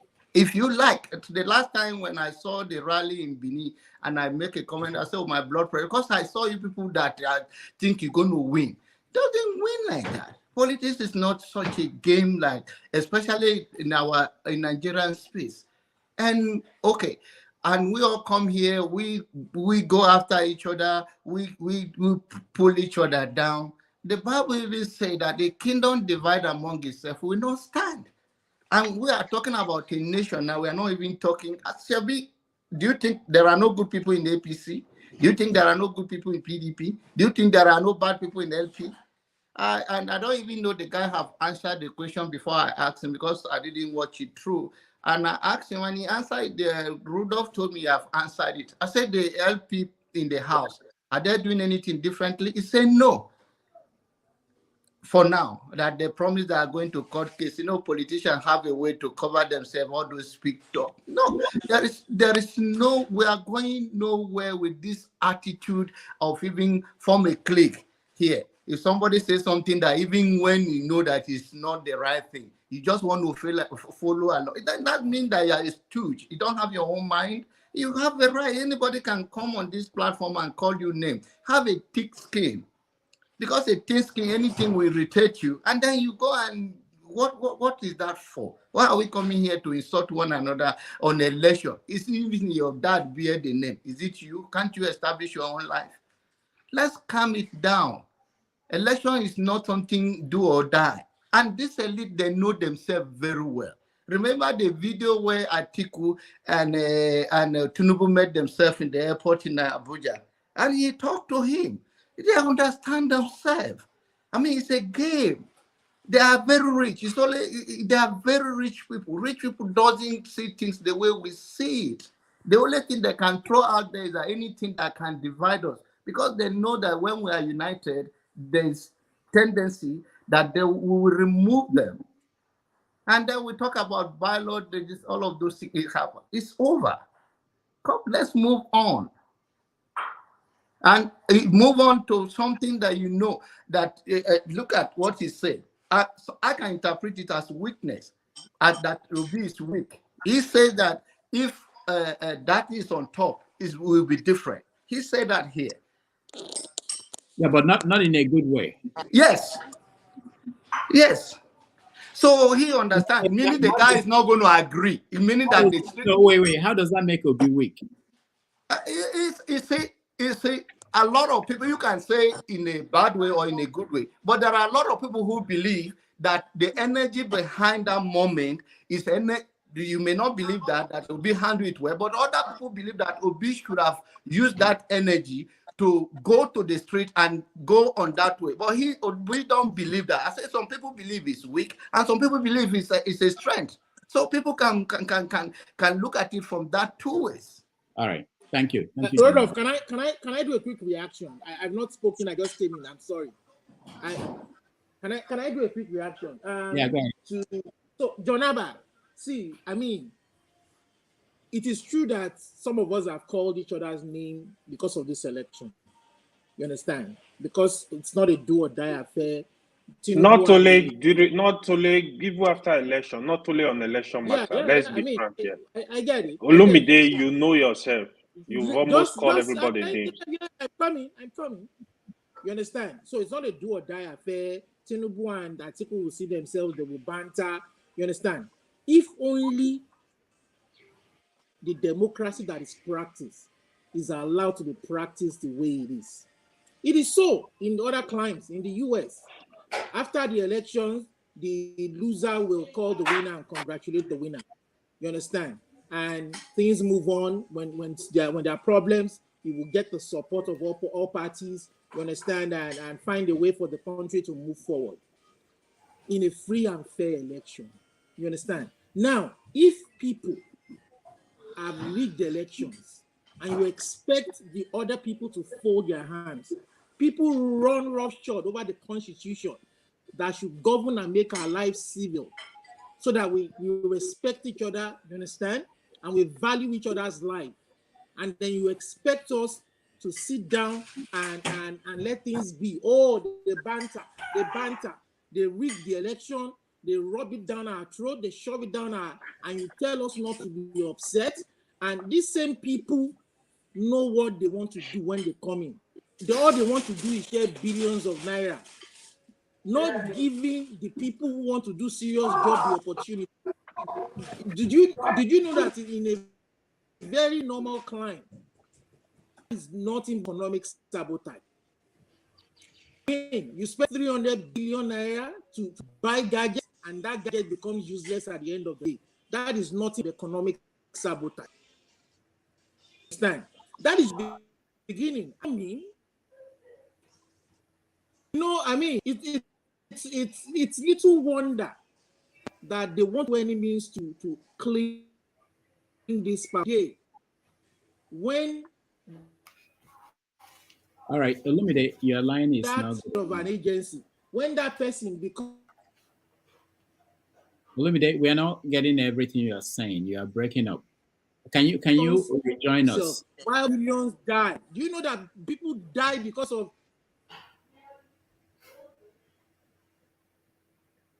It's not easy. Olumide, can you rejoin us? Do or die affair. I'm sorry, sir. Olumide, your network is bad. Yeah, we can't hear everything you're saying. Chim, go ahead. Yeah, I wanted to speak to the video you just showed us, but before going there, Janaba is here. I think I've forgotten what I wanted to respond to. So something Janaba said that I wanted to address, but that has made me forget it. But anyway, when it comes to that video, let's not forget this man is not an illiterate man.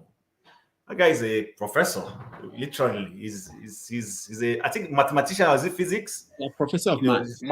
Maths. So he's not, he understands the 1 + 1 = 2 and algebra and all those. He does. So, I get careful these days trying to respond to those sort of videos, but I think a lot of us have, I won't say made a merchandise of the scripture, but we're not preaching the word of God in totality. That's the problem. You see, the problem is when you begin to preach for a crowd to like you. We don't seem to realize that the word of God, the Bible says the word of God is a double-edged sword. It's for reproof, for correction. But once we remove the edge, we don't want it to be a double-edged sword, and we only present it in that fancy way. It's not complete. And that is why constantly Christianity, and anything Bible is suddenly becoming, people are ridiculing all those things, because, there are certain things people just hear and they're like, for real? You understand? Nobody in his right senses wants to be the go-to person in their family. I don't want to be in the go-to. I want everybody to own their own and be on their own and take care of themselves. Do you understand? That is the way to go. Yeah. There may be one person who initially will come up and try and pull others up. It's actually in interest to pull others up. So when you pull them, they are all liberated, and then you can have a breather. But you want to be, listen, when people send me messages, barrage of messages because of the way Nigeria is, oh, please, bros, I've not paid my son's school fees. Oh, I don't even waste time. Listen, my one pastor where I went to said, you are not El Shaddai. If you try to be El Shaddai, you will become I shall die. You will die. Because the pressure will be too much. Why are you carrying load that you shouldn't be carrying? You know, I Yeah. don't know any of us who live in Abuja. I don't know if that symbol is still there. When I went to Abuja the first time, there was a symbol of Nigeria carrying Africa. I froze. I wasn't as intellectual and educated as I am today. When I saw it, I froze. I asked somebody, "Is this in the right? Who designed this particular?" KJ. I don't know if you have lived in Abuja or John Abba. If you've seen it, there was a molded thing Nigeria carrying Abuja. Yeah, And when I saw it, I said, "You saw it?" I said, "This is wrong. I don't know if it's still there, somewhere around Mabushi, Marara, that whole area." I looked at it. I stood there. I was a youth corper. I stood there. I looked at it for a while. I said, "How did Nigerians decide that this is a good thing? That Nigeria is carrying Africa? No wonder we are dying. We're symbolically carrying something heavier than us." You understand? So I don't know how to weigh into that matter, but I don't want to carry load that is bigger than me. I don't actually. Even those who want to help me sometimes I just say, please allow me to go and look for solutions. I want help, but you can't go this Babiala mindset that people are there. That's not God. That's not God. And I don't know how long ago. I don't know how long ago. Sorry, I don't know how long ago he did that video. I think that video is a very old video anyway. Someone just went and dug it out, in with respect to what's going on recently and all that. But it's actually a very wrong mindset to go with that. You will be the go-to person. You can be a seasonal assistant. You can be somebody maybe in a challenge today and just comes to you, but you can't be every day you come to me. I will get tired. I really will get tired. I don't know. I don't know how people do that. So, but when I remember what I wanted to ask John about, I'll ask.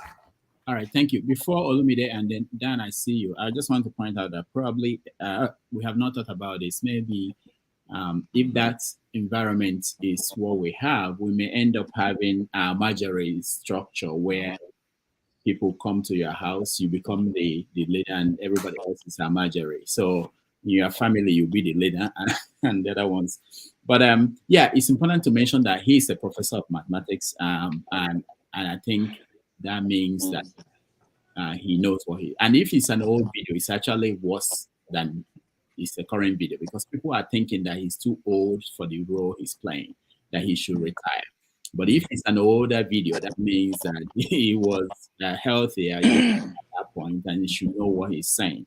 But it's something that is very common, really. If you listen to the prayers that people give in churches, especially during the crossover service, that nobody will die in your house, in your family. If nobody dies in the world, yeah, we're in trouble. People will die. Eventually, somebody will die, But people say amen and believe that this is how the way it is. And I don't understand. But anyway, this is Sunday school now. So at what point did I break off though? At the beginning, when you said it. What are you saying at the beginning, Rudolph? What are you talking about? Rudolph, you want to take us to 1 hour back? No. Dr. Rudolph, excuse me. Dr. Rudolph, you only gave me 4 minutes to speak. I'm just being understood everything you said. Everybody has spoken more than me. Olumide asked for 1 minute, but he's spoken for 4 minutes. It was not Olumide time. I don't intend to convert you. Olumide, okay. I don't intend to convert you. Olumide was just coming. It was not even his time. You were just coming. I know. Let me just finish. And 2 minutes, 3 minutes, cut me off if I don't stop. So, John Abba, so my point I was just trying to make was that it's easy for us to say politics is a game. You see, it's about governance, how to govern a people. And we have chosen democracy. That democracy that we've chosen, some people are not playing by the rules. And it is affecting lives. It is causing insecurity. So it is not just a game. It's very ingenious for people to rig themselves into power, have no idea how to use that power, and then share the people's resources among themselves, and then laugh about it and tell us it's a game. Oh, no. It's that's why I just wanted to push back a bit. That maybe, I understand your point. You're a clergyman, maybe you're a clergyman. You want to take it easy, you understand? But now it's beginning to impact lives. So it's serious. It's governance. In this part of the world, you break the law. They say the law is an ass. You break the law, you can go to jail for it. We've seen celebrities go to jail for not paying taxes, their own fair share of taxes, hiding their money. Trump now, former president, is not having it easy. Legal battles left, right, and center. We want a civilized society where things will not be taken for granted, even though we want our society to be free. That is why we are pushing back. And then when some people don't see that point of view, we just think, I mean, I understand forefathers saying that they're calling him devil, they're calling him evil. I mean, sometimes when some people raise a point of view that it's kind of contrary to the norm, to normal situations, we stand aghast. Look at the pastor, for instance, Dr. Professor Adeboye. What he said is even contrary to the Bible that I know. The Bible says that he who is there's a way they frame it. He who is astute in his ways, he knows what he will not stand before mean men, but before kings. You understand? You won't stand before, if you know what you're doing and you're perfect in it, you won't stand before mean men. It is opposite of everybody coming over to you to come and beg from you. Rather, you should encourage people to be perfect in what they do, so that they will be independent and there will even be more for them to live, to sustain themselves, because people will come asking for their talents. You understand? So that's just what I wanted to chip in. Okay. I mean, it's not that we come Rhoda, across put as me on the backstage. Man of prestige. Greetings. My brother, let me follow up a little bit. No, Janaba, hold on. There's another question coming to you from Chimbo. First of all, let me welcome Dan to the show. Dan, how are you? Yeah, you're muted, Dan. I want to say good evening to you, Dr. Damages, and like I promised you, that introduction song is almost finished. My producer, this our living in Europe, sometimes he puts us in trouble. They want to empty your pocket for just a little thing that you can do. So what I did was I managed to train myself, bought my recording machine. So very soon I'll be able to do it myself and give it to you. All right, good. So that it's not like I just blah, blah, blah. I'm not those type of people, That's what and I want to say good evening to the gentlemen in the studio.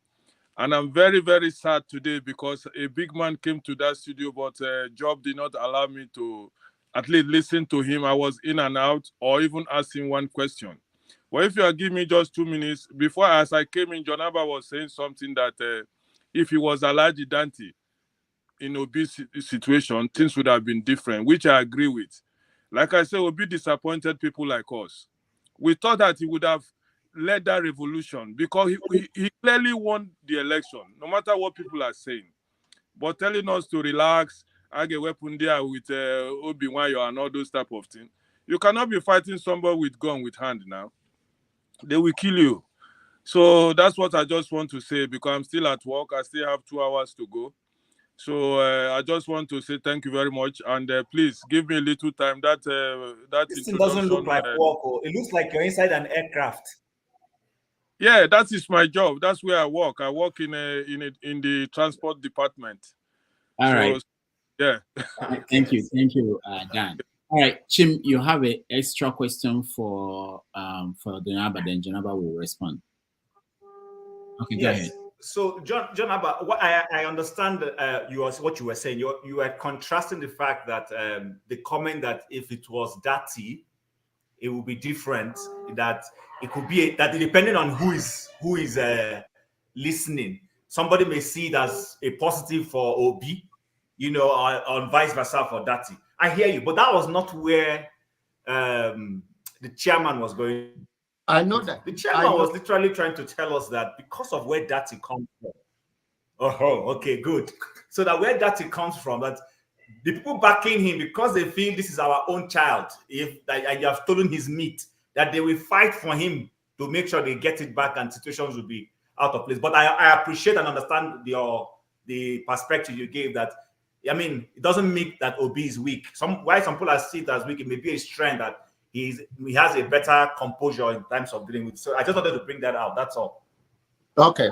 Now let me respond to Dan and Olimide. Now, when I say that, I do not say they should slow down. there is none my. I don't have to tell anybody what to do. But what I'm saying is that the Nigerian that we see here, I'm even using this platform as an excuse, as an example, that the way we play politics or the way we do it, that is not the way we're gonna win election in Nigeria. And I understand, I don't know how long so many of you have get involved in Nigerian politics. I believe Olamide is very passionate talk of that, but if we want to take power in Nigerian space where it is right now, it take a long negotiation. And if you don't believe me, you watch it. The politics of sometimes we talk, and whether you like it, Erufai or not, he sometimes he's a very smart guy, and Brock should know that. They interview him, he come around all the time. So he's a smart guy, and when he said things, you remember in this election he fought Buhari because Buhari was not on the board with Tinubu from the beginning. So the point is that we have to, and that's one of the things that I believe that I'll respect Sowore stand. He don't want to compromise himself.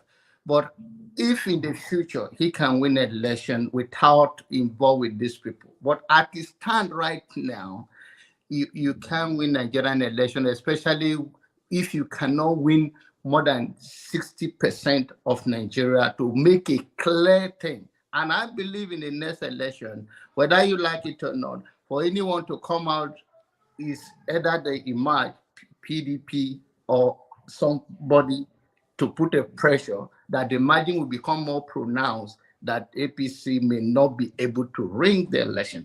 Otherwise, the election, good luck. Thank you so much, John Abba. There's someone I wanted to listen to. KJ, you wanted to say something before I go to Man of Prestige, and then I'll have to take my leave. Yes, and I've listened attentively. I just want to again say, I was also checking to find out how old that video is. I have not been able to ascertain that. But all I'm trying to say is, you see, there are, somebody was comparing the church and government. Okay, the Rudolph. Now, the thing is this, Rudolph. The church is a choice. I keep saying this. It's a choice. Governance is not a choice. When a government, whether you support them or not, they get into office, you are bound to be controlled by them.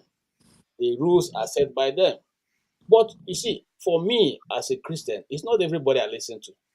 And it's not because I know it all, but I think I've been a bit on this side of the in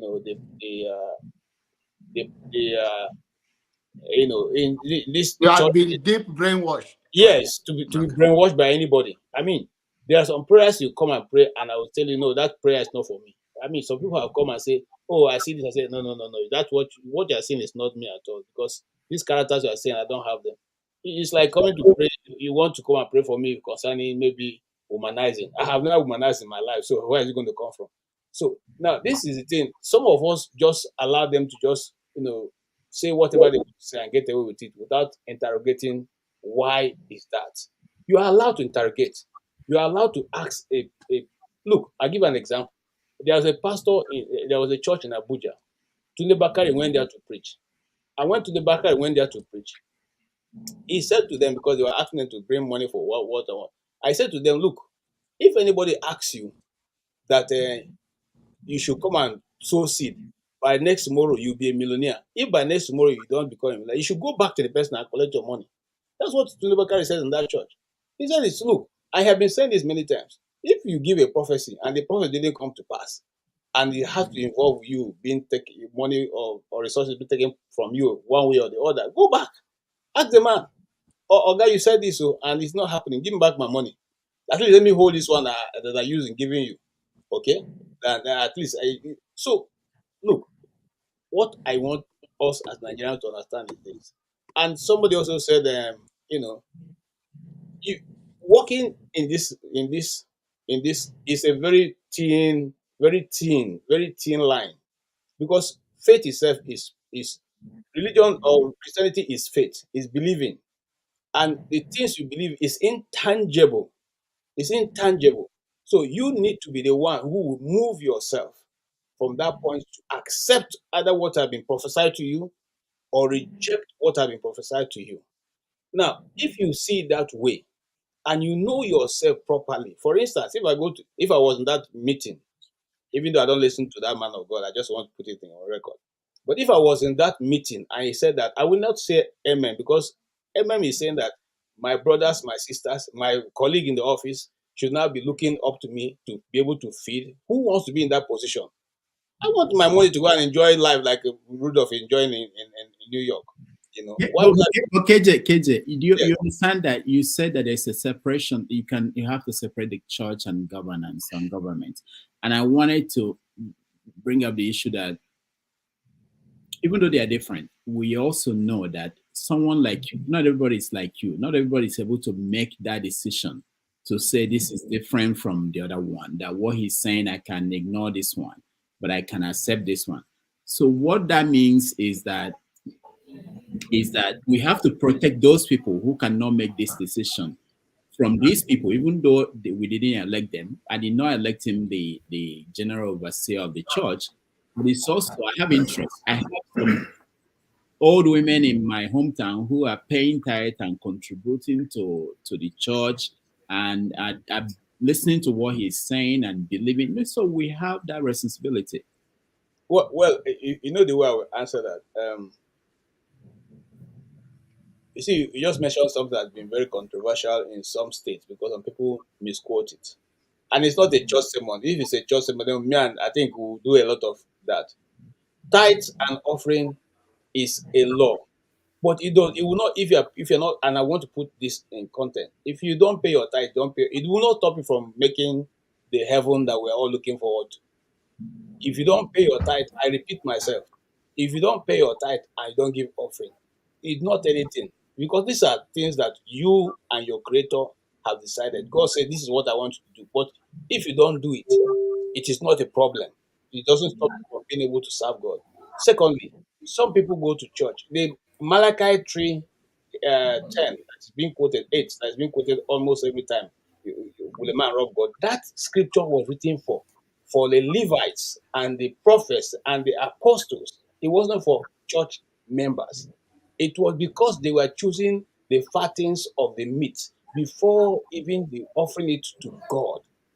That the God now say, why do you need to choose these things? Why do you need to choose the one you want first? First of all, giving it to God, making the burnt offering and allowing the fattings to be burnt off before taking what you need to do. If you remember these two sons of Eli, they used to go with long fork to the place where the meats are being born. And they'll say, give me this now. If you don't give me now, the people say, wait for it now so that that part that belongs to God will go away. But they will insist on taking it before it was sacrificed. So that's a long teaching. I don't want to go into that. But all I'm saying is this. Yes, I agree with Rudolph. We need to educate our people, especially those who are members of our family. That if you go to church, please go with your brain. Which the one you look, if you like, Rudolph can wear that his long cap, the one of the Pope of Rome, and two, and he comes to church and say, I should give because I know you have $100 there. Put this $100. If my mind doesn't tell me to put it, if you like preach from now to next year, I'll just be looking at you because I know the spirit not telling me to do that. So if we all go to church with our minds and knowing that walk with God is a personal thing. It's a personal thing. It's not anything. In fact, the monies we give, and I like my late pastor, Pastor he tells you the money are big going to church. It's not that we are going to go outside and throw it up to God. No, we're going to use it to develop certain things. And while he was alive, and everybody can bear witness, he stood out as one of the men of God that even after 25 years or after his death, people talk about him as if it's yesterday that he just passed. You will still have some honest people who do the work of God, but it can't be everybody. Just like in doing business, you have people who are bad and people who are good. Some people have said we buy spare parts and it's not good, but you also the same spare part market you're going to buy, but that go there And they deal with people who tell them, we'll give you guarantee. I give an example. I had to change my engine of my car one time. And the guy, even when he gave me the engine, I said to him, this engine is not good. He said, no, it's good. Okay? He got his people and did all abracadabra. Before I drove the car to my house, I noticed that the car was already smoking. Okay? And I came back. He said, no, put stop smoke. They poured a lot of smoke, stop, whatever they call it. And I drove the car. And before it was 1 week, I could even see that. In fact, I couldn't drive the car any longer because of the smoke. And I went back to the guy. He told me, well, Naiman and this thing all from Lagos, but we can't do anything about it. Okay? But also in that same place, there are people who were able to give me engines, and they gave me 3 months guarantee. If this doesn't work in the next 3 months, bring it back and we'll change it. That's how this world is. You have to choose carefully where you go and what you do with it. Thank you. All right, thank you so much. Before we continue, let me just announce for those who are just joining us that next Sunday we have Femi Falana joining us on the show as our guest. He will talk about what is the best solution to Nigeria's problem, a revolution or piecemeal gains. So if you're able to join us tomorrow on Sunday at 11:30 a.m. New York, 5:30 p.m. Nigeria, I will hand over to Jim. I thought it's my turn. You need to stay for a minute. No. It's your turn, yeah. So, guy, but you need to stay for a minute. I need to talk to you. I have an issue with you. Oh, okay. Just stay for a minute. All right. Hold on. Let me finish. Yeah. Okay. Then I will. Some of the topics that you guys can talk about is the African Cup of Nations, the release of the kidnapped girls from Abuja, and the story from Enugu that we discussed yesterday has changed. Those guys made another video today where they said, I'll play the video after this. We basically now understand what's going on.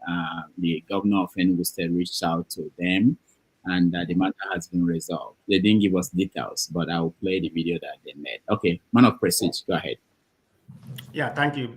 Before I proceed, where's Ovie? I thought Ovie was here, but Ovie, if you're listening, give me a call. I lost my phone in Nigeria, or they stole it. I don't know which one is, but I still have the same number. So give me a call, please, so we can talk. But anyway, having said that, all right. You tend to give some people more time, because I was listening to you earlier. I don't know. People have played 419 on you and baboos you. Just let some people talk, because I was counting on you when Emeka was speaking. I have no issue with Emeka. I was timing you almost an hour. Emeka monopolized almost about 39 minutes from that 1 hour. Every other people, like about 6 or 7 people speak, but only Emeka. You shouldn't be giving one person that much privilege. I think Emeka is very brash or whatever. So he used that to play 419 on you. All of you just listen to his nonsense. But anyway, he has his own opinion. I didn't come here for Emeka. Like I said, he has the right to ask his question on everybody. But people shouldn't come here and just quarrel with him because he asks his own question. He has an opinion. We may come here and disagree what he said or what he doesn't say. I know Emeka from Niger Watch, so I have my opinion about him, but that's not what I came here to rehash. So I don't want to come in and listen, because I don't really know what the topic is all about. I guess everybody's just kind of rehashing. But let me say one more thing. This is for KJ.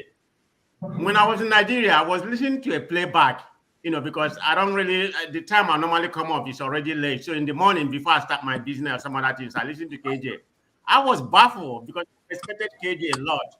When he came to this platform and said, what Trump did on that day was a conspiracy theory, that he didn't do anything. KJ, how could you say something like that? I know you're a Trump supporter, but you say everything Trump did was a conspiracy theory, that he didn't do it, that he didn't send people in the capital to go fight and everything. Are you okay? No, answer me, KJ. You my brother. I like you a lot as a journalist. A man of prestige. No, okay, JK, Man of prestige, you don't have a proof either that he did it. So stop. That was an attack. You don't have a proof that Trump did it either. Oh It's my all an God. opinion. No, my come God. Okay, on, man of prestige. You Rudolph, can do better I than think you that. can go if you want to go. Let's I will send you a Just video. forget about it. I didn't know Tone is in this conspiracy theory too. All right. Man of prestige. Let me just say something before I go. I know you've been away for 6 months, 6 weeks. A few things have changed here. I've explained to people here that this is reality TV, but it's also produced. Okay, so sometimes it's not like a debate where we give everybody 33 minutes. There are some people, for whatever reason, because it's a show that this is really a show, despite everything, they have more time. But what happened today is you have to remember when you have someone like a Mecca or someone with a different opinion, everybody would like to ask him questions to challenge him. And that's why they get more time. It's not that we just let him speak for that 30 minutes. People wanted to question him. People are reacting to what he's saying.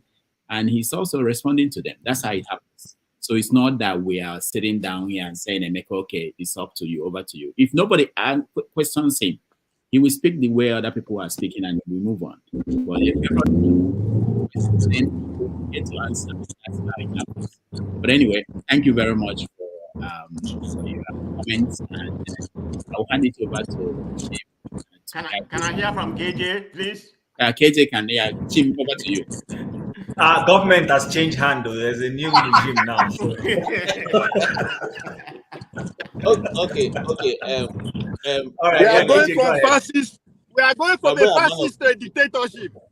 Congratulations. My brother, man of prestige. This is what I do. You see, sometimes when I speak, I think people misunderstand me. I'm not even a Trump supporter. What I just did, with when all that thing was going on, was that I cross, when I'm listening to news, I cross listen to news. I listen to Republicans from Fox. I listen to CNN, SMBC, NBA, on all ABC, and all that. And then I look for independent news organizations, and I listen to them. And from there, I deduce which I think is fact or which I think is not fact. I think I'm not saying that the way Trump behaved was totally right. He was not presidential, that's the right word. Okay, in his speeches. KJ, don't be bullied. Don't be bullied. Don't let No. Listen now. Okay, let me talk now. Let me talk. Let them bully you. Let me talk. I'm coming. Let me talk. He may not have been presidential in the way we have known people to speak, like Obama, who weighs every word he speaks. Okay, but there was also a backhand given to him that was not done, had never been done to anybody who had been an American president.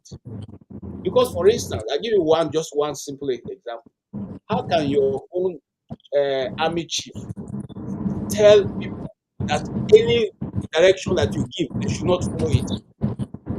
They should not follow it. And even call your adversary, say, look, we know our president is crazy. Whenever he's going to do anything, we'll let you know ahead of time. These things are not done anywhere. Good. Now, I have video. This one just released it. A documentary just released on January 6th. Okay.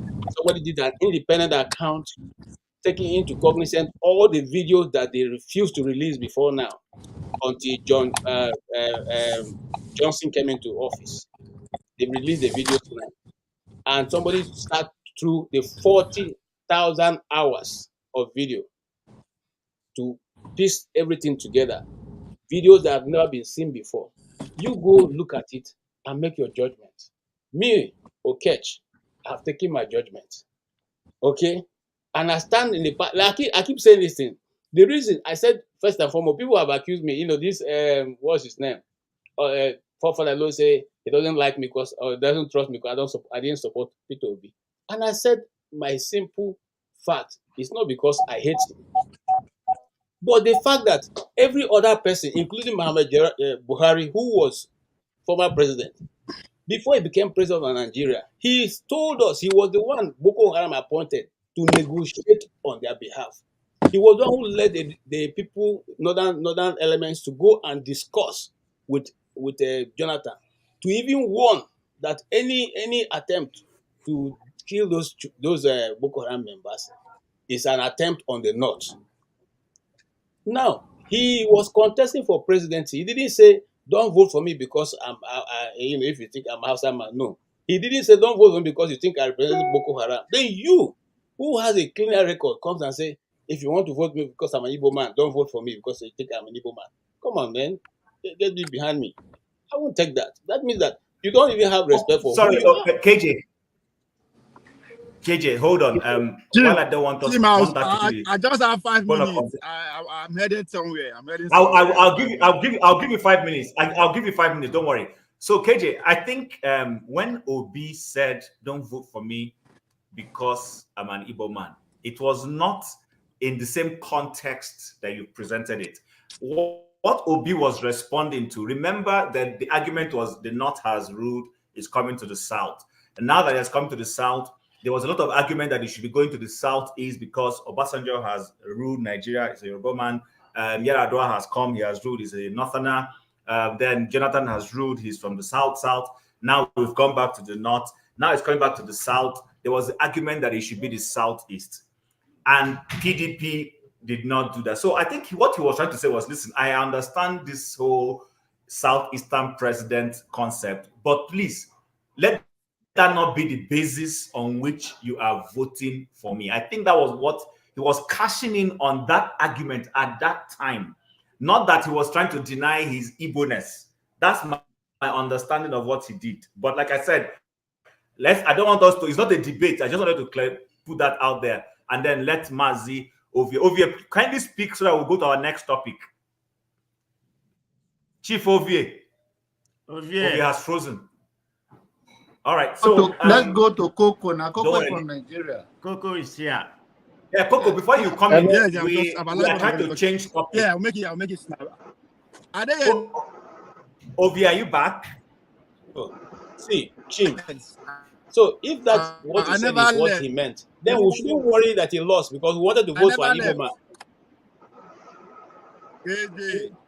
KJ. Okay, no problem. So Ovie, quickly. So, 5 things, right? Let me start with where was that? 5 things. I'll make it short. Where was that? Let me start from Trump. Trump get 91 to 92 case. No one of them has to do with January 6th. None of them. You can go and bring the case number anywhere, we can debate it. Out of the 92, no one has to do with January 6th. That should sink in. That is that. Jonaba, in fact, I need your church address. You need an assistant pastor. While you prepare the congregation for heaven, I'm going to prepare our own heaven for here. We need money because the way you did that criticize our Oga is not fair. Oga is a businessman. Yeah, he's saying that people will come out. If just look at it from this angle, what is the probability that 1 to 10 people for that congregation or Redeemite worldwide, people will actually go to them for help? What is the probability? It's 100%. What is the probability? Say 2 to 3 people out of those people where people go meet, they will come to church and give testimony and also bless them. What is the probability? That 100%. So this is business. This is business, please. So I understand you, Jonaba. I'll come to your church, be your assistant, prepare us for heaven. Why I prepare heaven for us for here? We need money. Now, on our guests, I don't know why we turn our guest meeting to begin insult ourselves. 3 things I observe from that, from Abure chairman. 1, they asked him about merger. He said he's not aware. That is something all the obedient should take and think about. You understand? He is the chairman. So is he a chairman of Labour Party or is he? So, and he's a strong position anyway if he's a chairman of a major party. So I don't know why they give her excuses. He's the right person to interrogate. But I also understand his question as a party chairman. He's a businessman. He has a role to play. But obedience should go and think about that. If the chairman does not know the magic communication that is out there, that part of Tome and the rest are come to speak about them, something is somewhere. Then another thing, they ask them about money when they go declare accounts. My my state man begins stammer. So that's something else. 10 months. The person that asked the question say 10 months after, they are still trying to put it together. Nothing concerns me. I'm not obedient anyway. And another thing again, the obedient should go think about it, asking what is the plan going forward. I think this question is from Ferrari Abi. The guy said nothing, literally, but electoral reform. And that hit me immediately. Electoral reform. Now only Gen Z go buy electoral reform, because if they follow politics for Nigeria, you will know that this reform will get so it takes more than 10 years in the making before I finally get to Buhari. So if he's speaking in that language, just understand the role way in the play. But that's another thing. So if there's no plan going forward, and it's all this complaint about the whole election, where everybody know that again is still is electoral reform, which is, I'm not saying it's not spot on, but we understand how long it take to get a reform in Nigeria. I'm not saying we cannot get it under 1 week, but I don't think we have what it takes. So these are the things that I observe from its party chairman, because I put down for the same pedestal like every other party chairman in Nigeria. So nobody should come and make excuses for him. I understand, because these are the time. If you this is not stock. These are the time for us to take stock. When I mean us, now this is not an obedient chairman. That's what I expect the obedience to do. Interrogate him, not because you don't respect him or you don't know where he stands, because you want to know.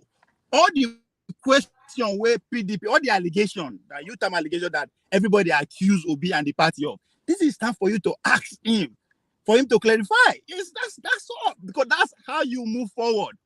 That's how you plan. When they start to say, is he a forger? Is he a forger? It is not out of place, because people they accuse him.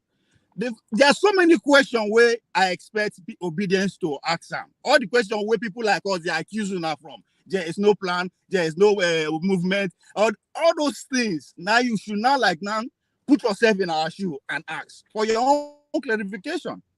Not just for any other person, unless you know and you just believe, say, okay, everything where the man they talk or everything where agree with is so. That's fine.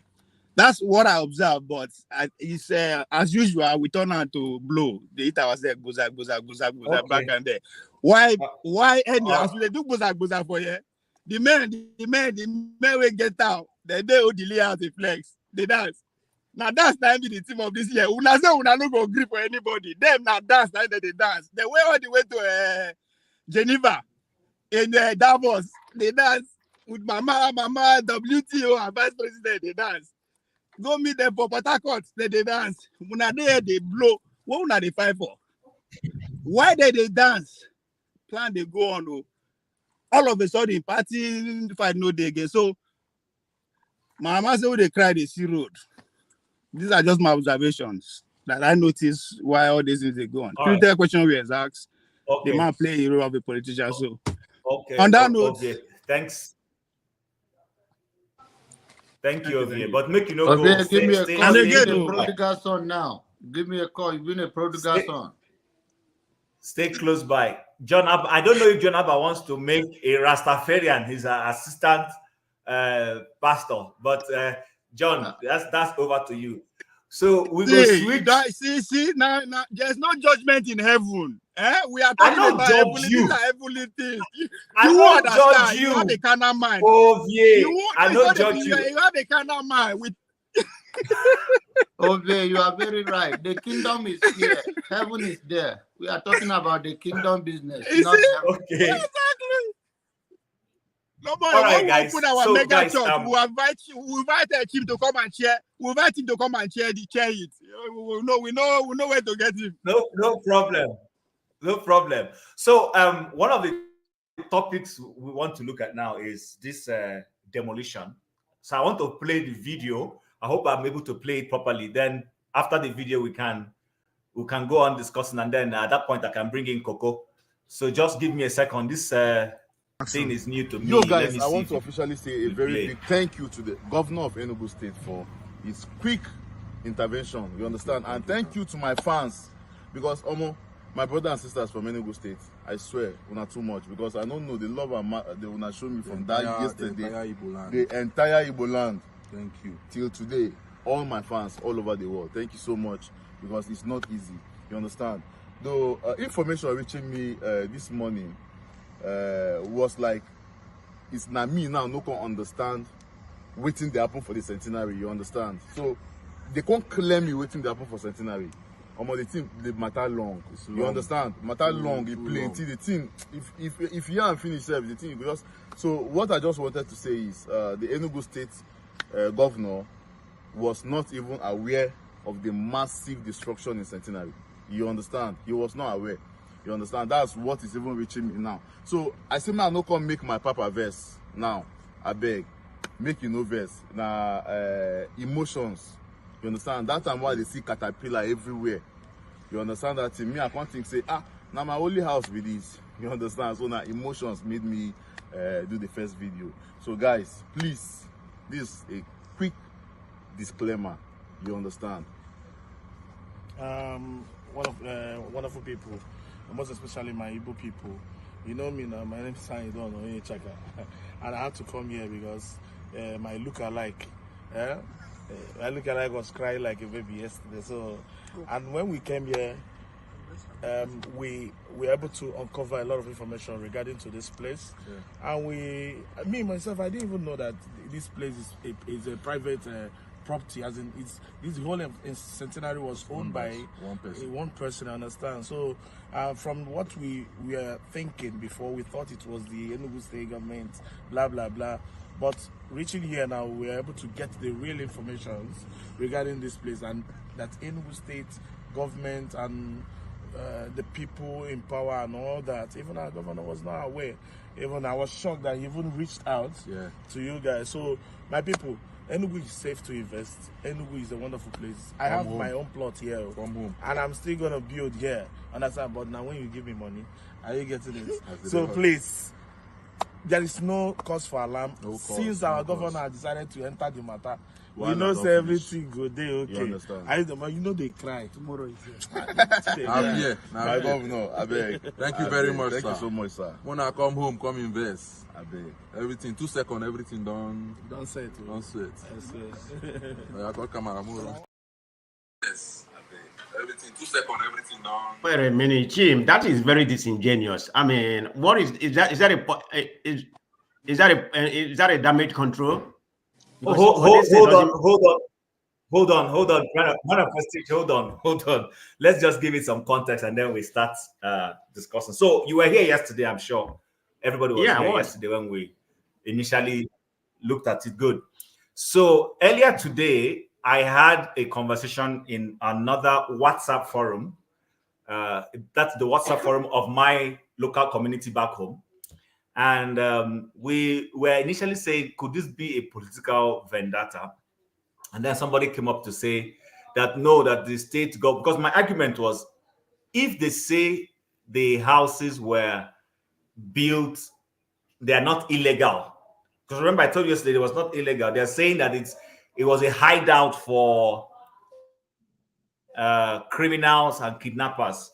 So, and that's why they're demolishing. So I said to them, I said, so if you found them guilty of any of these criminal offenses, what you would have done is to get a court injunction, find them guilty, seize the property, becomes government property, then you can sell it off or auction it. Makes more economic sense than to knocking it down. So anyways, then I came here, and then when I was discussing with Rudolph now said, oh, there's a new disclaimer to this video. So I don't know what people think. I know what I believe. Personally, I'm thinking perhaps because if you listen carefully, you would notice that there was emphasis on Enugu is safe for what? For investment. So perhaps the Enugu government is starting to get frightened that this might, push people away. You are telling people to come home and invest. Now they have come home to invest, and you're demolishing the property. So I want to leave it at that and then give us space to talk. Unfortunately, Coco has left. So let's start with Tone and then go to John and then come that way, if you guys don't mind. Yes, Tone, go ahead. I think the gentleman is being dishonest. How about the people whose property has gone down? Just because his one is safe, he's happy, and everything is hunky-dory, so to say. See, that's the problem with Nigeria. So far, you're okay, and your family is okay. You don't care about other people. How about the others that their properties have gone down? So I think he owed us we need to know the full story in its entirety. If it's not what happened, then he should have been telling us in that video that this is what is playing out. This is what is playing out. Okay, so could it be that now the governor is afraid that his ass might be out and the APC are, because APC, I mean, the antecedent with the APC people are just lies. I believe it was a vendetta until I'm proven otherwise and all that. They just saw that. They didn't know that it was going to go viral, like this. And then it's just a damage control that they are just trying to embark on. But then again, how about all those people they've gone down to pull down their property? So if the governor is not aware, it means that those demolition was criminal. Those people need to be called, need to face the law. It was criminal damage. So that's just the thing. Then I'm still going to put everything on the feet of the APC, the way they do their things. It's not right. This is not just about attacking APC. This is not just about insulting. Tone, sorry, Peter Mba, the governor of Enugu State, is not APC.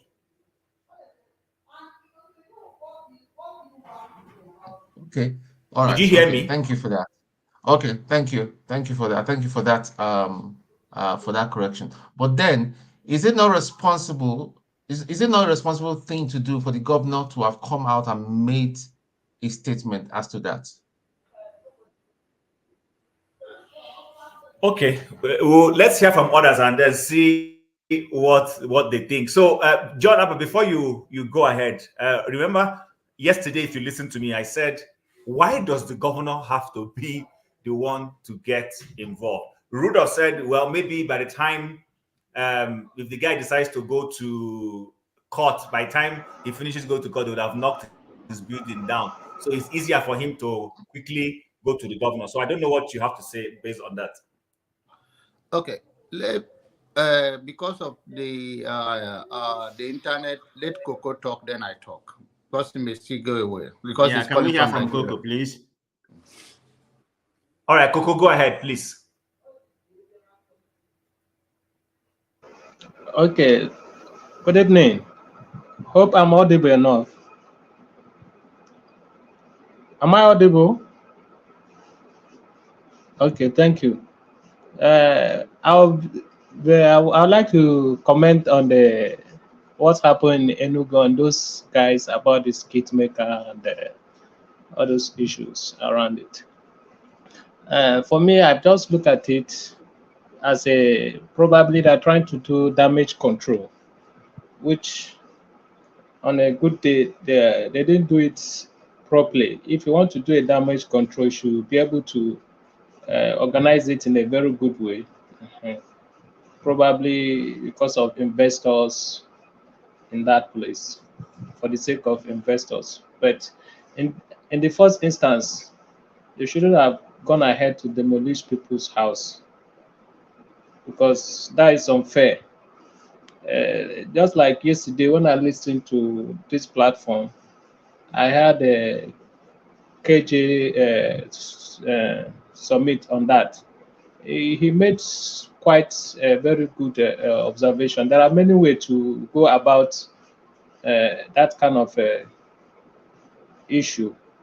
So, and it's quite unfortunate that the Nigerian that we are in, there's a lot of things that will happen, and our leaders will just take some decision without considering the after effect, or how it's going to have bad effect on the masses, the people. And the purpose of government is for the government to work for the people, not to harm the people. So I kind of look at it like a damage control, because if you look at the way they are talking, they are not actually talking in a very coherent manner. That is, they kind of mix words. To me, I feel they just mix words together, and it's not proper. It's not a good thing. So if there's any damage control they need.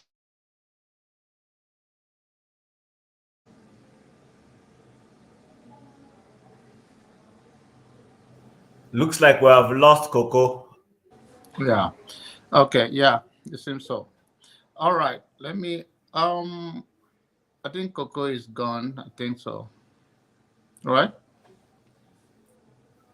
Yeah. Go ahead. You see, what I want to say is that I would have loved the young man to talk about the other building that was destroyed, and that his comment was selfish, in my own opinion, because his house is spared. And another thing is that they say it's a private property, and that is what I heard from the people. And I think he used his media platform to bring attention to what is going on, which is a good thing. But it could have been so considerate of those that lost their own building and comment on it. But I think this is Nigeria at its best, selfish. It's all about So, you. sorry, John. John, let me cut you short quickly, then you continue. So I just read something now.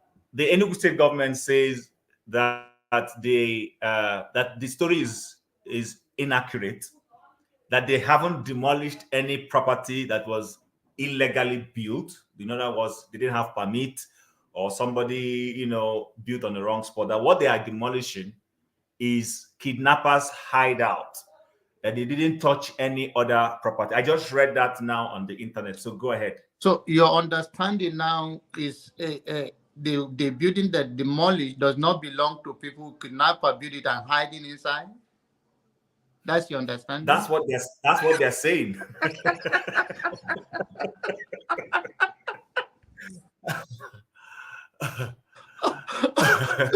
See, and I think we are used to being misled by the very people that are supposed to be transparent. One of the quality of leadership is not that you are perfect, but it's about integrity and character and sometimes empathy, that this is what is going on. And I think this is very disingenuous, and this will push people far further. Because according to other people that are aware of the demolition in that area, I don't want to put a number, but then they say it's over 100 buildings that they demolished.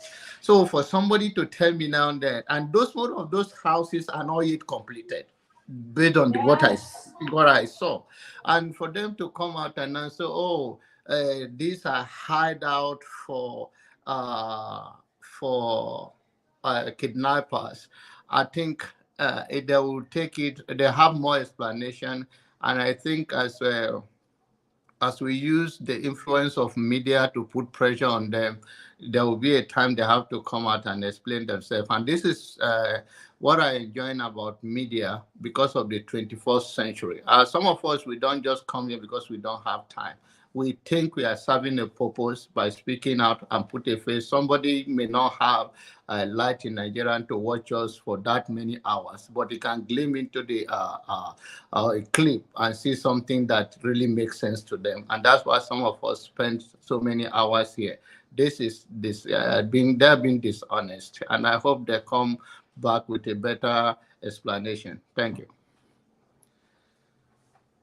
Thank you, John. That was quite well said. Let's watch and see. I think the thing is, like you rightly said, the media has put pressure on them already. When I read the government comment, you could see the fear on demarketing Enugu State. They are now concerned that this will make investors not to come to Enugu State. So But KJ, over I to you. think they could have come up with a very brilliant than to say it's a hideout and their houses, and these are many houses that was so. Then that is a city of, and that is not even a good record. That's a city, a refuge for the criminals. yeah, that's still not good. All right, KJ, over to you. Thank you, Chim. You see, I'm going to start this way. I have never lived in Enugu. I always, pass through the express until in 2019, no, 2018, I was going home and we drove. And we drove in and said, you know what, let's get into Enugu and just spend some time before hitting the road.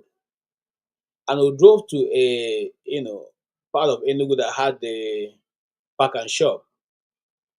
I don't know if you guys know it. It's a GRA, it has a park and shop. The layout of Enugu was breathtaking. And I said to my wife, man, we need to buy property here. In fact, at that particular point, I felt like, I need to relocate to Enugu, which was what I planned I had before, leaving. Anyway, what am I trying to say? Enugu presents a different ball game for anybody who wants to just have some peace of mind. So I think that even the government is being disingenuous by not even saying, by even trying to compare that it was a kidnappers hideout. How can kidnappers having out in that place that looks like there's no forest there? It's just a plain land. Plain land all through, you could see everywhere. So where would they be hiding out? Okay. Now, you just like Jonaba have said, you destroyed over, we can see from the videos that you destroyed over, at least from looking at, you can see more than 10, 20 houses being knocked down. And so the kidnapper, it must have been a kidnapper's village. So that's why all of them had houses there. So they had to knock down many of them. But again, I said something here yesterday when we had that guest. I said, you see, this mindset of once it's good with me, then it's good with everybody. We shouldn't have it. He has come back to tell us, disclaimer video, and his problem have been solved. What about the other people who don't have anybody to do disclaimer for them, do videos for them, and speak on their behalf?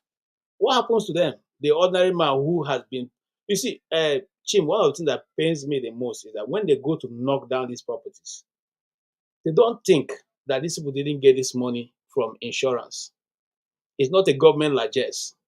Some of these people are monies they've saved all their life, and they've used it to put this thing. So that let me run away from landlord. I'm just living in my own house. I get Gary, I drink. I get granite, I chop. And then you carry your bulldozer. You bulldoze it down. You don't give them any compensation. See, when shall the people of Nigeria rise up and realize that the government that they put in place, it is them that the government is supposed to serve and not the other way around? I've said many times on this platform that as long as we as the people accept that when they build a gutter around our area, we will invite traditional dancers. They come and dance, wait for them under the sun, almost the whole day, and then they come and dance. When they finish dancing, they pack them in the back of Gongoro and go back to their villages. Until we refuse to do that, this will not change. They will not change this character. They will not change it. Okay. And I think that the Enugu state government, if they want to really help and prove good faith, they should get the names of everybody's house they've broken down and get the cost of it and give them back their money. Okay, give them back their money. That's the least they can do. Not telling us that, okay, yes, I know that the governor said he has proposed a new greater Enugu city. But is that what we're going to experience in the new Enugu? Okay. Call everybody back, give them their money back. After all, it's not more than it's not up to the money they use in going for one trip, one business trip. Okay. Give them both their money, then we know you have done something great. Thank you. Okay, thanks, KJ. I think that was quite. I hear you. The Enugu state government needs to. I don't know if they're going to be able to give anybody back their money. You and I know that in the Nigeria we come from, what goes up does not come down, and when government takes decision, they find it very difficult to admit, to even pay compensation to people on a right of way that you reclaim and you suddenly want to develop, maybe turn into road. You see how they struggle to do that. So, but let's see how the story continues to unfold. Man of prestige. Yeah. The floor is Thank, yours. thank you, Jim. KJ has really spoken well, on some of the area that he spoke with, partly to what I was going to say. The reason why I said that is that I've been to Enugu several times. I was in Enugu December, when I went home, because around Nike area, have some investment, we're opening in that area. So it really touched my heart about what's going on in Enugu. Even I thought I'm from Owerri, but in the southeastern of Nigeria, Enugu layout and the plan of Enugu, the way it's been planned, is the best in the southeast of Nigeria. And Enugu State as a whole has the largest area. I mean, they don't have the highest population, but area-wise and the layout is so magnificent. More than any place in Nigeria, I can say that. Maybe Abuja. I probably give Abuja number one, but Enugu, I'm not even talking about Southeast. The layout is magnificent.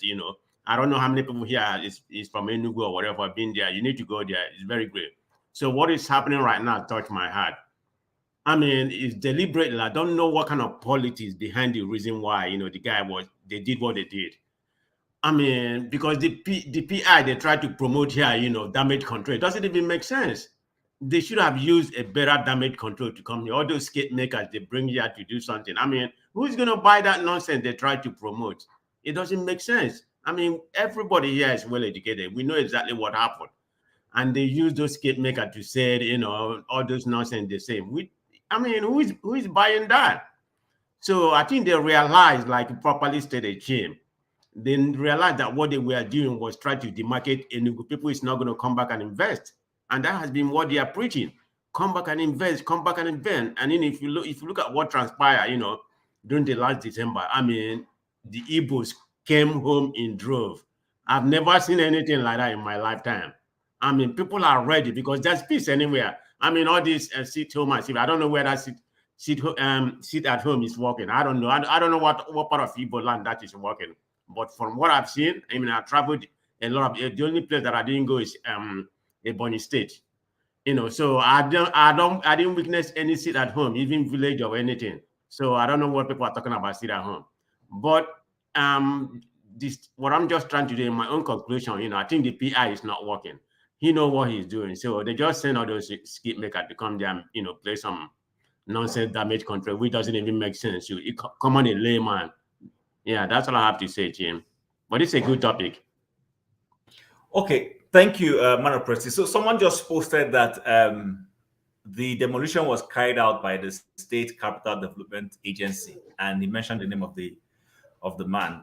Now, is that body separate from the government? Is that not part of the government? That's one question. That's not possible. Yeah. Then the other thing is, they say the buildings they demolished belongs to criminal elements. But I've also heard somewhere that some people feel that there's a clandestine move. You know how people forcefully acquire property and all that. I don't know under whose government the centenary project was approved and became handed over to whoever runs it now. So there's this conspiracy that this government doesn't have a hand in it and wants to have their own hand in it, hence some of these things they are doing. I don't know if that is correct, but let me hand over to Steph to see what Steph has to say before we get to Olumide. Yeah, Chim, good evening, and the rest of the panelists. I think we just need to, allow things to play out a little bit so that we can get more information on what is going on. Because I've not really been able to get a first-hand information from somebody in town. That's actually my state anyway. And not only that is my state, is also the area in question is part of traditional and Kano clan area. That land in question, I think over the years have been a problematic area. It's the same piece of land that was initially meant for the old Anambra State University of Science and Technology. Eventually, when they decided to move to the permanent site, the then governor decided to shelve it completely and move the permanent site to Abia. So that was how that place became like a free-for-all. Initially, the first set of protests was from the community that owns the land, the Obagu, that believed that since the initial plan to use the place as a university didn't work out, and the permanent site moved to another village, which is Abani, Chimaroke's place, that the land automatically should be restored back to them, which logically seems to be correct. But I think government then went ahead to sell it to a private developer. The government that came after, which is the Sullivan Chime's administration, sold it to a private developer. So maybe what I'm suspecting is that maybe this present government felt like they needed to, if the demolition is of the scale that I've heard, it means that there's possible intention of reallocation of part of the the estate or whatever to their own loyalty, because this is the heart of the town anyway. It's not uncommon that could be what is playing out. But like I said, I've been making effort to reach out somebody that is in Enugu that's actually going to find out if the scale of demolition is up to that 200 plus, 100 plus of land. If it is, then the intention might be to reallocate, maybe divide the whole land and reallocate to another people or something like that. I don't really, in my own personal opinion, I don't really believe that is for security reason that demolition it for. I mean, so which government can embark on such demolition to fight insecurity? People's property, it doesn't make sense. It doesn't add up. Maybe they will even go to my own land one day and destroy it now and say that kidnappers are using it, until they show us court documents. Because if you think kidnappers are using it, you go to court and get injunction that criminals are using it. Then who are the original owners if criminals are using it? Does it mean that the original owners are the kidnappers? Just like what we argued in Lagos. You cannot build a house in Enugu without getting approval from the Enugu Capital Development Authority. They supervise any building they have to do in Enugu East, Enugu West, and Enugu South. These are the so-called capital territory, the capital city. These three local governments is made up. So that's a joint body that approves any building plan. So as at last 2022, it will cost you like 450,000 to pay as development levy. They know how to share it among themselves, among the different ministries, even the SWAMA waste management body gets a little part of that. It's like a central collection, this thing. That's what you pay. So, and they are so aggressive in monitoring it because it's a serious source of revenue for the state government. So they don't joke with, you can't build a house in that capital without paying that money. You understand? You cannot. So I'm suspecting that it may be something beyond what they're explaining. There might be other motive behind it. Okay, Steph. So, yeah, before I move to Olumide, if Olumide is there, somebody just posted, Ife King just posted something to say that this same demolition has happened in the last administration in that same place. And that the former State Capital Development Authority chairman also demolished houses just like it's going on now. So is it that that particular place is, I don't understand, what is special about this land that every set of government is so interested in having a piece of the pie? Why can't people just have peace, have their personal? You don't understand you don't understand the background I gave you now. It's a very large expanse of land that is meant. No, I heard you. That was originally meant for Anambra State University of Science and Technology before the creation of Enugu State. But the university had been in temporary ground over these years until 2009, when Chimaroke became the governor. So that land was donated to the government by Enugu South, this community, Obago village in Enugu South. It's the ancestral land. But they gave it to government when their son, Jim Wobodo, was the governor. He was the one that established the old Anambra State University. You understand? So the initial quarrel they have over that land was when the government decides to move under Chimaroke, the permanent site of now Enugu State University of Technology, to Abani. Then the community now started protesting, okay, can we have our land back? Do you understand? So but Chimaroke didn't really do anything about it. Then Sullivan now came in. You understand? And gave it to a private estate development. Maybe they sold it or something like that. The community and those people went to court. I've forgotten the outcome of that court judgment, but it's like they lost it. So when Uguainan came in, the issue has resurfaced again. So like you said, you're right, there was demolition. That's why I'm saying that I'm suspecting if the scale of this destruction is up to what they're saying now, is beyond whatever they're telling you. Okay. Thank It's you a very problem. much. That land is a problematic land. There's an issue with that area. It's inside the heart of the town. All right. All right, thank you, Chief. Okay. So I just want to say that. Yeah, the floor is yours. Thank you. I just want to say that if there's any problem at all, Steph, I think the problem is with the government itself, not because when that video that Chin played, the other guy there who was there with the other two guys whose properties were destroyed said it's a large estate belonging to a particular developer, like you said, and there are several people who own properties there.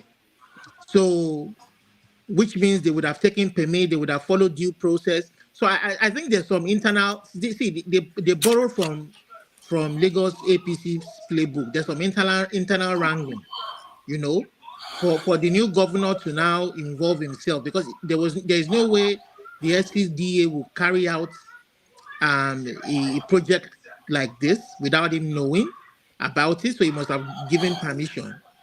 So is there some political vendetta going on within the PDP itself, a falling out, and they've decided to now take it and act on some particular parts of the land. But for me, I will link it to our missteps in our democratic process. When the people cannot elect who they want, I'm sure all of these discussions and so many other discussions, you know, health, so many things that the people aspire for, will be part of a robust debate and campaign between candidates, and at the end of the day, they will elect who they want, will carry out their wishes, and I'm so surprised that the man who calls himself a lawyer would even go ahead to carry out such action without like what Steph said, or somebody said earlier on, no investigation, no arrest, no prosecution of any, or just to carry out an action on an hearsay that they suspect that it's a kidnapper's den. I mean, it's just crazy. It marks off a you know, disrespect for the people, disrespect for. Look at the way those guys came begging for their properties on air. I mean, this is not governance. Is this governance? I mean, it's just I don't know. And we are here in this part of the world, and we see the way we are being treated, like, you know, like we were born here, we were raised here, and in our own very own homeland. Because some few criminal elements have forced themselves on the people. Yeah, I mean, I will always link it to that democratic process. It's I mean, it's just turned that place into a mess, a complete mess. I mean, that's all I have to say. North, south, east, west. It's a complete mess. Thanks, Olumide. Loco, do you have anything to say, to weigh in on this Enugu matter? You were not here when we played the video, so I don't know whether you watched from the background. the guy yesterday who was crying that his land was his house was under a threat of demolition suddenly came back today now to kind of give a disclaimer and say that now he understands what's going on and that he has sorted out the matter with the government. Some of us have found some selfish intent in that because now his house is not being demolished. So those who have lost their own, how do we put it now? Nobody cares about them. So I don't know. What's your perspective? Loco. Is Loco with us? I do. You won't go before. Oh boy, somebody who got that news? What is no? Somebody was sleeping anyway. I hope the person has woken up. For that, I'm not saying unusual. I wasn't sleeping. I was here. I don't know why they're talking about me snoring. I wasn't sleeping. Your snoring is not your voice. No worry. I don't know. I wasn't snoring. Chief, please, what was the question? Look, somebody don't chop on the yam. I better they say na Benue man. They say na Benue pastor. Benue man. I tell you. Mr. Chief, please, what was the question again, please, Jerry? Okay, so we're talking about the Enugu demolition. I'm sure you are conversant. Okay, yeah. You know, and if I what is that? Yeah, so somebody came out to cry. We played the video yesterday. The same person came back again today with a disclaimer. Mm-hmm. And now the Enugu state government is saying that they have not demolished any property except properties that are where people are using to do kidnapping. And that's what we're discussing. And Steph happens to come from Enugu State, so he has given us some perspective. But before you weigh in, Steph, the Labour Party candidate, does he come from Nkano? Is he from the same place where that land is? And then two, does the current governor also come from the same place, or they come from a different place? I want to see because my own mind is that there is a political game being played. Interest, one kind of political interest there. No, I think I said it earlier on. You know, that land is a peculiar land. It's not like a private. No, what I'm saying is the LP governorship candidate. Does he come from the side of Enugu State where that land is?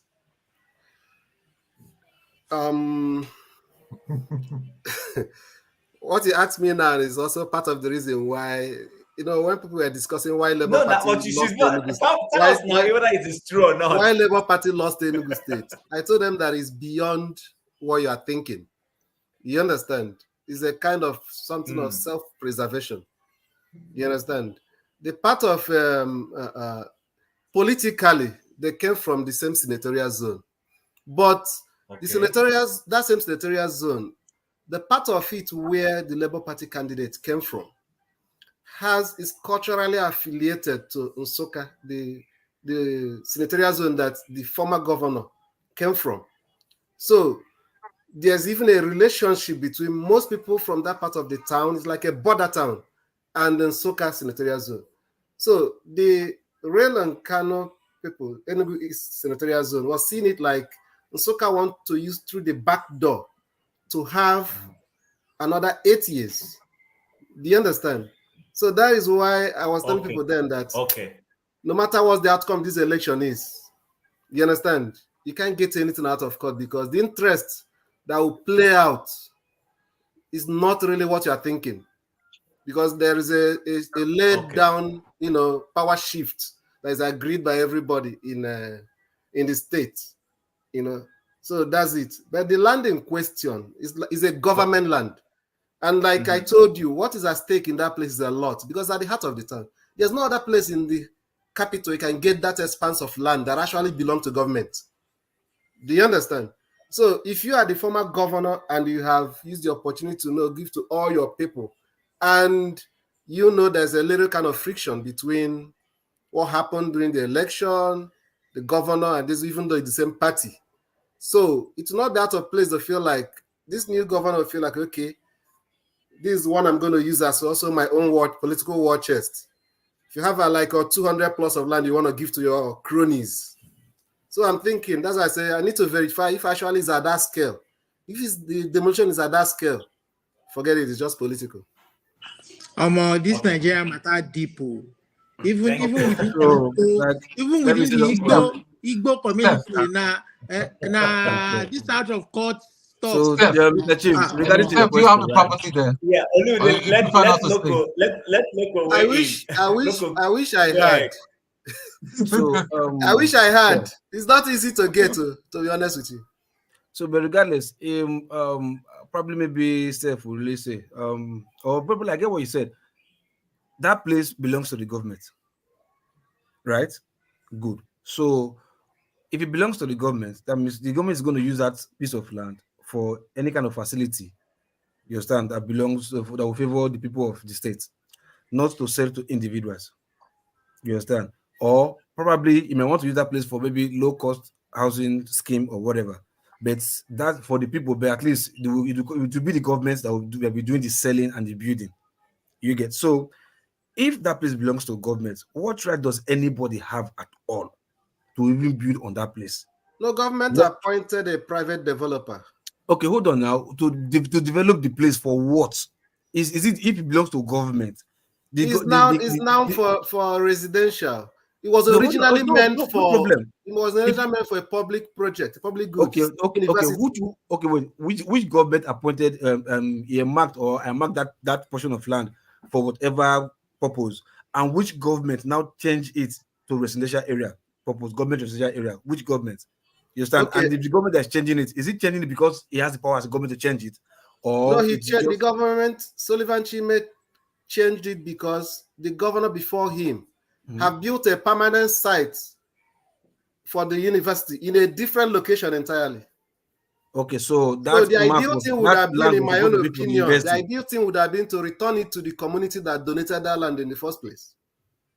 Oh, okay, yeah. Government have no reason to have taken over that land. Yeah, okay, good point. Okay, now, hold on. On the chat here, hold on, look at Novex. On the chat here, if he says the Labour Party candidate, being the former commissioner of lands, acquired a lot of land in the state capital, it may not surprise me that the land was allocated by him to the current owners. So for me, I've always said there's a political game being played in this whole land. But you are looking for trouble. Tim. Regardless of what it is, after the Supreme Court verdict, that land still belongs to the government, right? So if the government now, according to Steph, now say is now gave the maybe private entity to develop, is it to sell the land or to develop the land to any standard? And if that's private entity that the government hands over that land to, you understand? If they sold legitimately to those people, then the government do not have any right to destroy. If let me help you.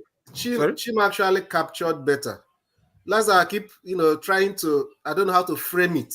That's why I keep saying that land is a peculiar land. You're trying to run away from the matter, but I don't want you to run away. No. See, Steph. The former governor, immediate past governor. Yes. You understand? Through his proxies, just like Chim said now, the commissioner had. It's like what they shared among is beyond what you're thinking of. And whatever this present governor is trying to do is what most people like him will still going to do. Maybe he's still looking for what tactics am I going to use? Okay, you understand? Hold on first now. Okay, hold on first. Regardless of whatever they want to do, maybe to take the land through back door. But those land now, you understand, piece of land, are they legitimately sold to those developers, to the people that bought the land legally? You get those people that bought the land, did they buy the land legally first from the agents that the government gave to develop the land? So if they did, you understand, there's no how. Nobody, whatever power you have, you can't go and collect the land from them. Okay, let me tell you something. What happened in some other part of the country is not still different from what is happening. See, governors wield a kind of political power that is unimaginable. Let me give you an instance. In 2009, there was a governor. The governor of that state has an issue with a senator from the state. So there's a point it got when you wake up in the morning, there's a house the man have on a part of the road.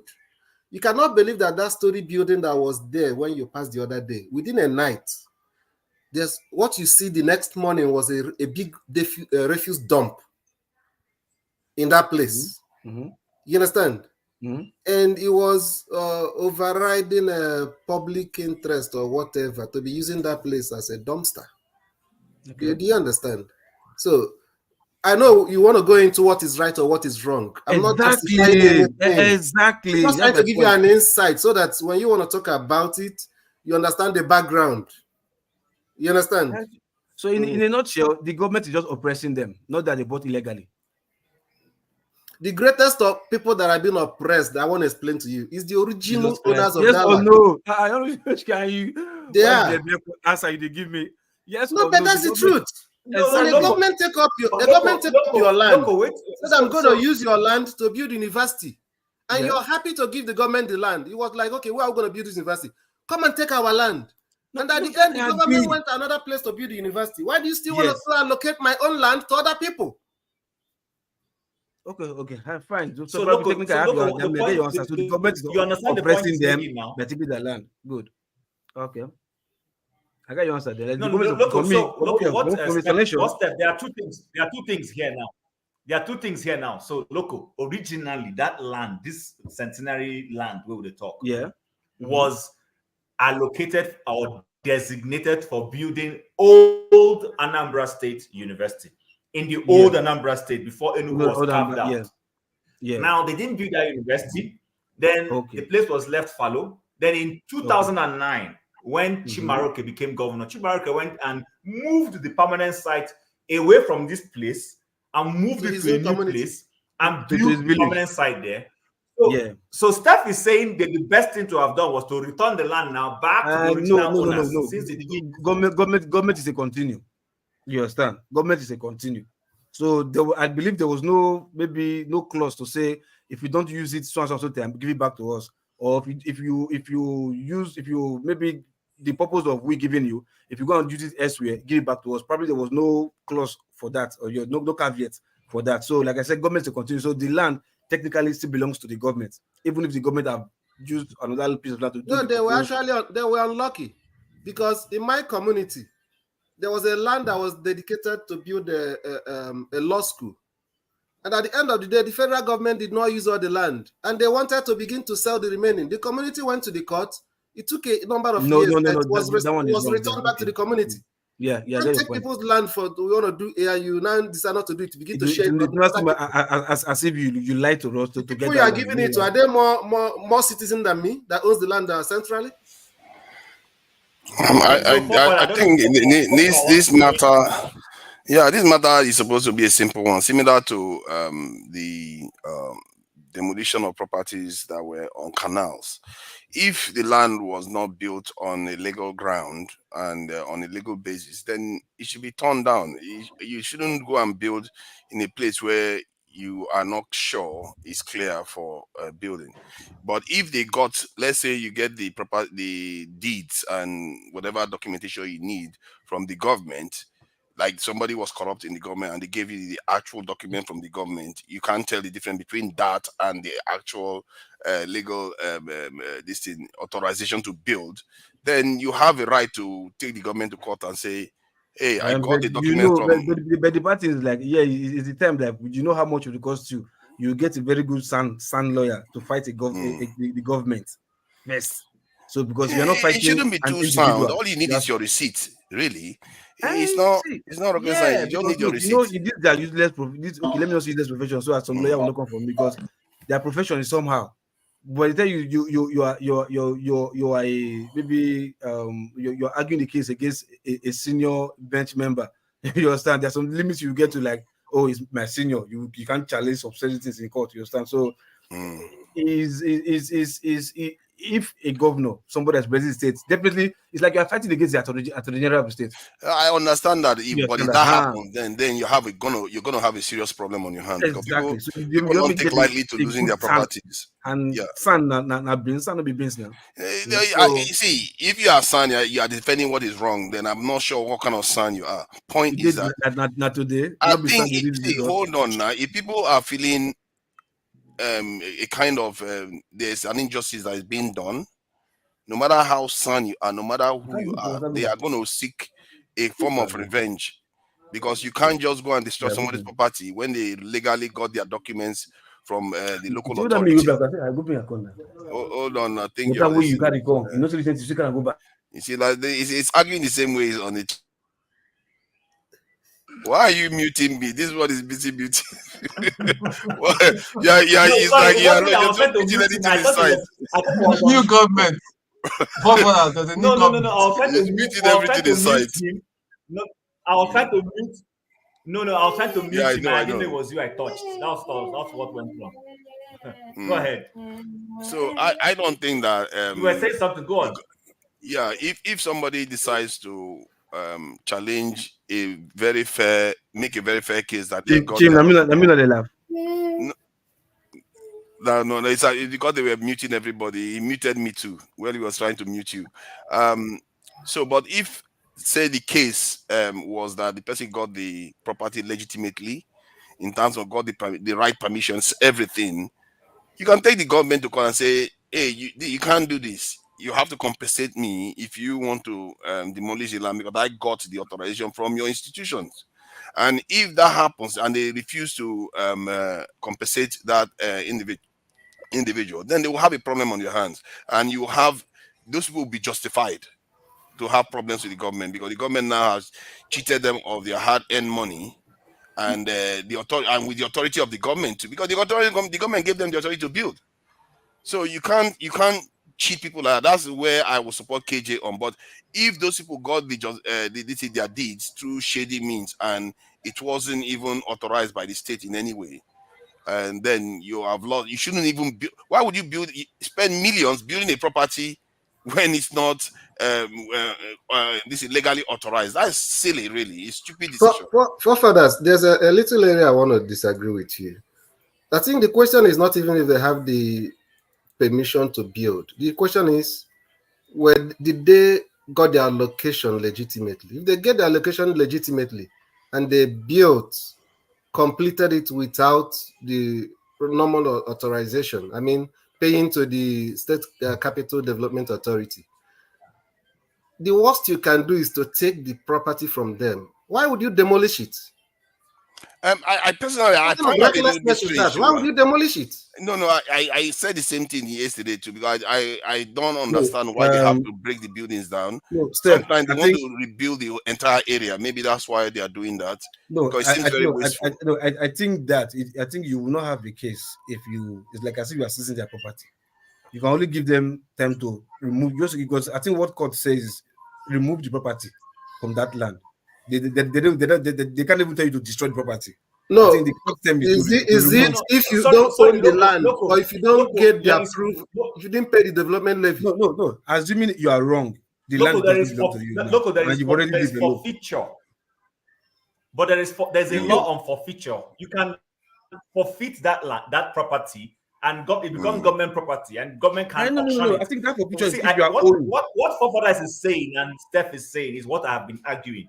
Why are we demolishing buildings that spent millions when you can also make money out of it as a government? Exactly, you can rent it out even whatever you want to do with it.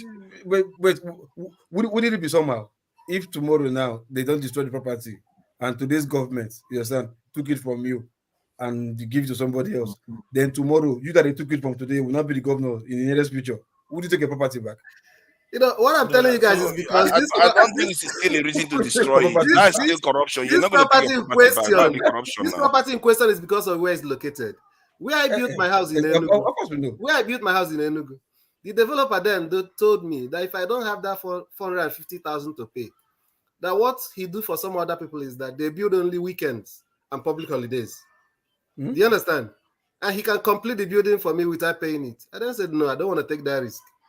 And had it been that I was able to do it, the much that they can do when they come back later is to give you bill.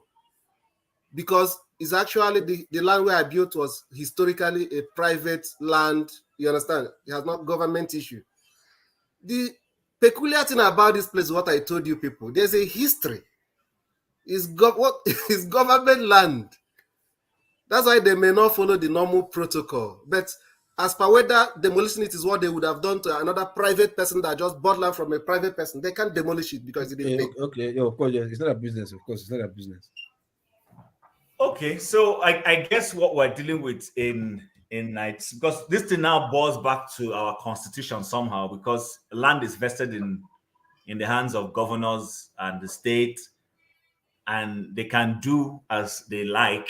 It's not I'm not sure how fantastic that law is, because personally I'm not a lawyer, but if the governor can do and undo, and land is vested in their authority as the custodian of the state, that means governors can just wake up and say, oh, this where this person's house is, I don't like this man's face. John Abba is the one who is causing me sleepless nights. Take off his roof. No, So I think Tim, sorry, what do you think if a court is asking you to remove your land? Maybe let's say the case went to court and the government now won. You understand the case. What do you think the judgment will be like? I don't know. In what phrase do you think the judge will put that sentence? In other words, asking you to evacuate the place or remove your house or whatever. What do you think the word would be? Okay, so here's my understanding. If the land, if it is not a canal, if it is not the right of way for an environmental issue like canal or whatever, and it's just that not supposed to be there. You didn't get the land properly. In other words, you don't even have a right to the land, which means since you don't have a right to the land, then you don't have a right to have a house there. You have lost it. You've lost what you built. I don't think if I'm a judge, I wouldn't be passing the judgment to knock the building down. What I'm passing the judgment is that you have forfeited the right of ownership of that thing, because the base, the land on which you have built that your structure, doesn't belong to you. Come over here. It's very simple. And I don't think it's the individual that is even knocking the house down, because what you would say is that the person who has lost the land is one who is saying, okay, since I've lost the land, I might as well knock down the building I knocked on it. No, it's even the government now that is knocking down buildings. I find it strange. I think it's like everything they do. The Nigerian government is very destructive when it comes to things like this. They choose to destroy things when they don't have to destroy it, because it's just their process. For some reason, I'm not trying to play devil's advocate here. Had it been it's not the government, it's an individual, maybe land case between me and you understand, and you want to build on my land, and we will not have a case in the courts, what do you think the judge will say concerning that land that you built on that is not your own? Do you think the judge will tell you take the land or knock the land out? The judge wanted to forfeit it then. No, but the judge will be telling you you have forfeited the land. If you have forfeited the land, you have forfeited the building. That's what it means. No, I think. Who do you think is going to knock it down? No, I have a friend of mine that have a similar case in capital in Makurdi. And they went to court. You know the way Nigerians operate. The owner of the land sold the land to two people before. Yes, and one of them already built on it. And the first person that he bought the house have all the documents, and I don't know whatever he gave to the other one. And when they went to court, I think the judge said the first owner that bought the thing, that the date was the right one, have the document, he should take he awarded him, he won the case. So what they did was, in the spirit of unity, since they already built on it, they asked the other guy to buy it from him instead of demolishing or let go. But that was the way they settled it. So the guy now went and bought the land back from the other person. But in the terms of where we are talking about building a private land and all of that, or government land, and there's no paper for it, or there is somewhere and they demolish, court will always going to order demolish. They won't say keep the house, even though it may not be economically right. But that's what court. Court use demolish. Yeah, it's demolish. That's what court use demolish. That's interesting. That's why I said, how do you think the court put the phrase? The court use the word demolish. That's what I was trying to. That's why I was asking that question. They use the word demolish. That's why the government. At whose cost? Huh? Who is given the responsibility of demolishing the property? No, that's the judgment. So they can tell the owner to demolish, and the owner might say, "I'm not going to demolish." Then, if you that owns the land, if you want to demolish, you can demolish. So that's why the government is taking The pleasure government to, will always order always all the demolish. any cases, even the one in Lagos, anywhere that there's It's any always dispute demolished. like They that. can't. What They if it's always they won't say possible? this What and if that. it's possible to move the house away? How do you move a house? See, I'm just asking now. I'm trying. Listen, I'm trying to find out what is if you can behind the move the decision. house, You're gonna uproot the You can house. move the, yes, it might be the court possible. will be You just happy to never ask you to know. move the house. We'll If figure you a can way move out. the house, the court will be happy Yes. to ask you to move If the you house. can You know move why? it, move it. Yeah. Because you guys will be happy to. You know why? Because it will serve more convenience for the presently, even presently, yeah, I'm facing. Go ahead. Yeah. Presently, I'm having the same stuff in my town, because I had a stepmother that was doing all sort of funny things, but she's deleted herself now. So she caused a lot of problem. So because when it comes to land in Igbo land, is a very, very personal thing, and that part of furniture is where we don't sell. We don't just sell. But this woman went on, because at that time my dad was not too well, and she went and sold it. Now the house has been built now.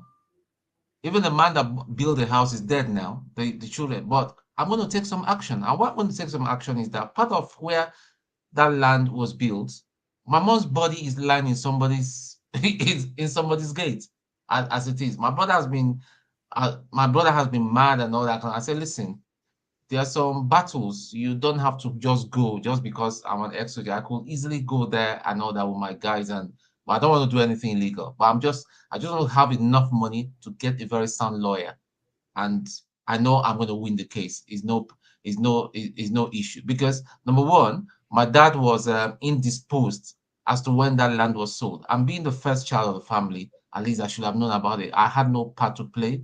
They don't have my signature and all that. So when it comes to land issues in Igbo land, as a matter of fact, is a very, very, very bitter thing. I mean, you find two brothers fighting each other bitterly. So land issues is a very, very touchy subject in Igbo land, even more than Yoruba land. Go. I think it's a touchy subject everywhere, Okay, because so- even when I was reading Machiavelli, that's one of the areas he says they never forgive. People don't forgive if you steal land from them. No, I'm telling you, I'm just trying to shed light that even in Europe, they Okay. feel very strongly about these things. So it's just true. My question to Tony is that Yeah, do but you guys have a local have a paper for it? Yes, we do. And when your stepmother sold it, he didn't provide any legal document to those people? I don't think so. She thought, well, what can this guy do? Because she was a very, I don't want to use anything negative, but she wasn't a nice person at all. And a lot of people feared her. But I'm the only one that I'll just be looking. Because she tried everything to get me out of the scene, because I was the only person that she saw that was a threat. Because we're the very few family that have a landed property, and it's on the major road, on Oka Road, just on Oka Road, So for those that know Onitsha, so it's so. But I'll deal with that, because this I land thing personally, is not this. personally, go ahead, my mom's complete your going to statement. just buy somebody's Go on. grave, and I think she did it to spite the memory of my mom. I don't know why she did it, apart from even where my part of the land again where my grandmother used to live and all that. She sold it, so somebody had demolished that and his buildings. So I will not contest that, but that was spiting my mom's memory that at my own time. But unfortunately, the man that bought it, I know, should know better, but he's no more. So, but the children are just going to be at the brunt, because when I get that judgment, I'm gonna pull that building. That is a big building. I'll pull it down. Okay, so what I was trying to say is, if you go to Kenya, land is a big deal. Kenyans, that's part of, the way we fight over oil in Nigeria, oil well and everything. In Kenya is land, because they are more into agriculture. So the land you have is for agriculture. it's for industrial development and all that. So you find that they are elites, just the way our elites are, when we get corrupt elites, they go into other national assets. The biggest national asset in Kenya is land. That's where they grow. Kenya is one of the heaviest producers of flour. All this flour that people give during Mother's Day and give for events. Kenyans grow huge number of, and of course it's on land. You understand? So agriculture, the same thing. All the tea, all the agricultural produces is all land. So that's why you see them. They can kill you because of land. But I was going to say, we've discussed this one. The kidnap of the girls in Abuja. I don't have the full story, but if anybody who has a full story can help us with it. I heard they've been released. I don't know all the details. Was ransom paid and all those things. So I don't know who wants to go ahead and give us an insight into that story. John, perhaps you have something to share. According to the local source of a lady that I know live in that area, I think it's within the family. They suspect that, and the house was a big house outskirts of the town, that little town in Abuja, and actually, according to so many, they say that they forewarned them because there's a lot of killing has been going there over the years in that local area. But so far, like it's just like you heard that they have been released, but 2 of them died, right? Oh, really? I didn't know that. I thought they all released all of them. No, one was dead the last time. When we talked last time, they found one dead, and I think there's 2 of them. And I think also 2 police officers were wounded initially when they were trying to intervene early.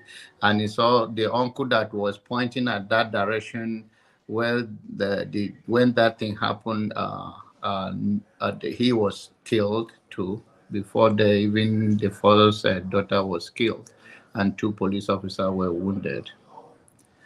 So that's all I know about it. Yeah, this thing is happening in a place. So I know I served in Abuja. Abuja, there are 3 municipalities in Abuja. There is the what we call Abuja, everybody calls Abuja is AMAC, Abuja Municipal Area Council. Then this one is Buhari Area Council, which is, I think, like you rightly said, on the outskirts of the city of Abuja. My concern is that these are 5 sisters. They said 5 sisters were released, which means there were more than 5. Mm-hmm. I don't know. Does anybody have any other information to share? Remember when forefather was even saying that time that he was showing that thing? I don't know if one already has been killed that day. I think they said there were 6 families, right? Which is 1 man and 5, 1 father and 5 children. So the one of the daughters, 6 children, you mean? Sorry? 6 children, you mean? 6 sisters, you mean? Was this 6? Okay, from the picture they showed, you were saying 6 sisters. No, I think from the picture I saw, I think it was only 6 girls, 5 girls that were there anyway. From the picture, the dad with all the girls, it was only the dad and 5 other girls. So probably maybe there were 6 sisters.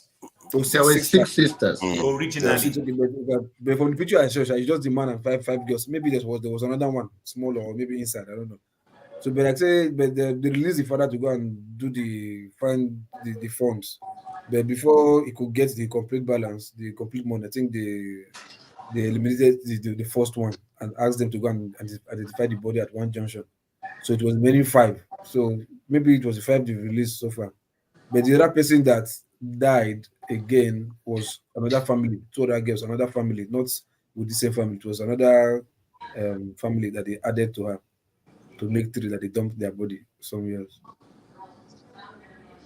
But my anger is, as they have been saying this thing, you useless IG police cannot go there and build one station, one intelligence station in where that Niger mountain, Abia, or that Niger State mountain they're talking about. till now, nobody's going there to build camp or build anything for security. They are still talking nonsense, telling us nonsense here.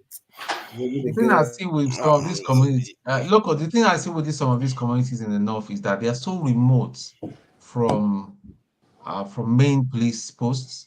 So before they can call for help, the deed has been done. I agree, no problem. Now they did it the first time. Why not the second day after they did it, just go there and start building police station there, or build small barrack there? Exactly. Which But police that people are is you the going to put there? insecurity we talk You have about. to pull the police people from somewhere to somewhere. When you remove them from that place becomes a security. This area was secure once. Forefathers, my friend, don't say that. The one with the escort with the shoot siren, they follow everybody. One. They get work. So you remove that one so that the politicians get killed and they kidnapped too. So you will have a double problem on your hand. No, if you remove no problem, it will be good. Everybody will do it. You have double problem on your hand. You said you have double. How is that double problem? They kidnap politicians. I think this is what we are talking about. Doctor said, who is going to be passing the laws? Then all anarchy takes over now. When they hold your politicians or your leaders hostage, then you are in trouble. They will be demanding billion. What are you going to do? You leave them to kill the leader? This is a problem. See, it's easier said than done. When it starts happening, But don't you think that is the only way that, if at all, of course, they protect themselves with all the people, the forces. But don't you think that if anything happen like that, that will bring the lawmaker attention to do something about it? I think it will, but they've opted to put the security first as a priority for themselves. So if they didn't do that, then they would be kidnapped. Then they would take it more seriously then. But we know that they are not going to do it, and Nigerians are not pushing them. So what do you expect? When you tell them you need to recruit more people, Nigerians say no. Then face the problem. It's going to keep happening until your eyes are clear. Forefathers, what I would say to that, I understand where you're coming from. I understand where you're coming from, but okay. Sorry, Tone. So what I was going to say with respect to, I hear you on this recruitment. Okay, so before we start recruiting, is it possible to pass a law to say that the police should not be put in to guard very important political personnel, excluding maybe president, vice president? Exactly. So let them go and let the senator go and look for private security outfit to protect him. So that we have enough to be able to the thing is, why there is no need to put obstacles in front of you. Put security. See, Prince Williams the other day was even when he has abdicated from his royal duties, was even suing the government that they were supposed to protect him because he's a royal. Because in reality, the state protects state officials. It's not unusual.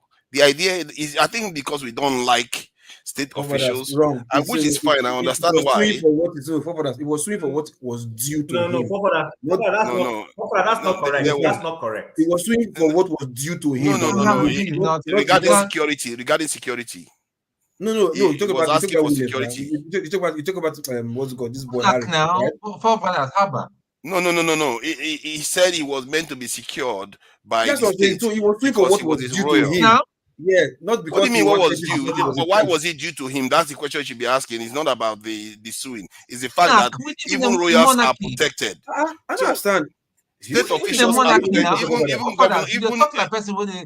on. What are you talking about? What is he saying? Forefathers, listen. It was due to him by their whatever monarch's law or whatever. You understand? It's his right, not because. So our politicians don't have rights. Who? Our politicians don't have rights. No. Forefathers, hold on, guys. Forefathers, hold on. Loco, hold on. Sorry, because you said that the state. Hold on now. You said that the state owes the political personnel to protect them. No, they don't. And I'm saying that's not correct. Where I live, they don't. The only personnel that the police protects is a prime minister, and then hold on, hear me out. So Canada has RCMP. you know what RCMP, the Royal Mounted Police, they only protect the Prime Minister and Deputy. Every other MP that is not a minister gets to go and look for private security if they want. At the provincial level, some provinces don't have police. What they have is the city has a police. The premier of that province, because the province does not have police, is protected by an RCMP. However, when she is coming to a city like, say, Calgary from Edmonton, which is the capital, she doesn't come with those security. When she gets here, they provide her police security while she's here. The moment she leaves, those people are not with her. I've been in an entourage where this happened, and I know what we are doing. Even the American politicians are talking about, senators don't have police following them. Sure. They don't. Yeah. So where are we getting this thing from? Many of them do. No, Senator do have police. Many of them do. I don't know why. But I think what we are trying to say in comparison is that we are not even after that like a senator in our place cannot have it. They have excess. Some have 4.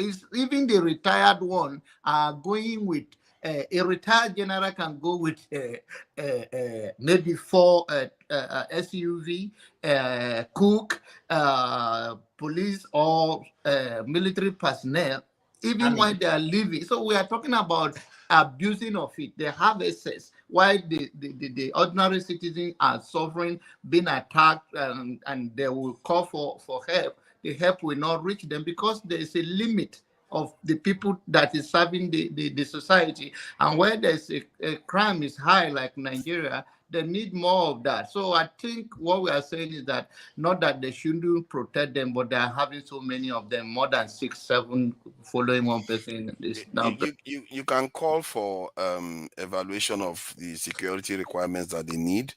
Because the environments are different, you have to adapt to the environment. If the environment is less secure, you secure your officials. If it's more secure, but they make it more secure for the ordinary citizens. Yeah, I understand that. But when you start your recruitment, that is not the day everybody start taking their burglary proof out of their buildings in Nigeria.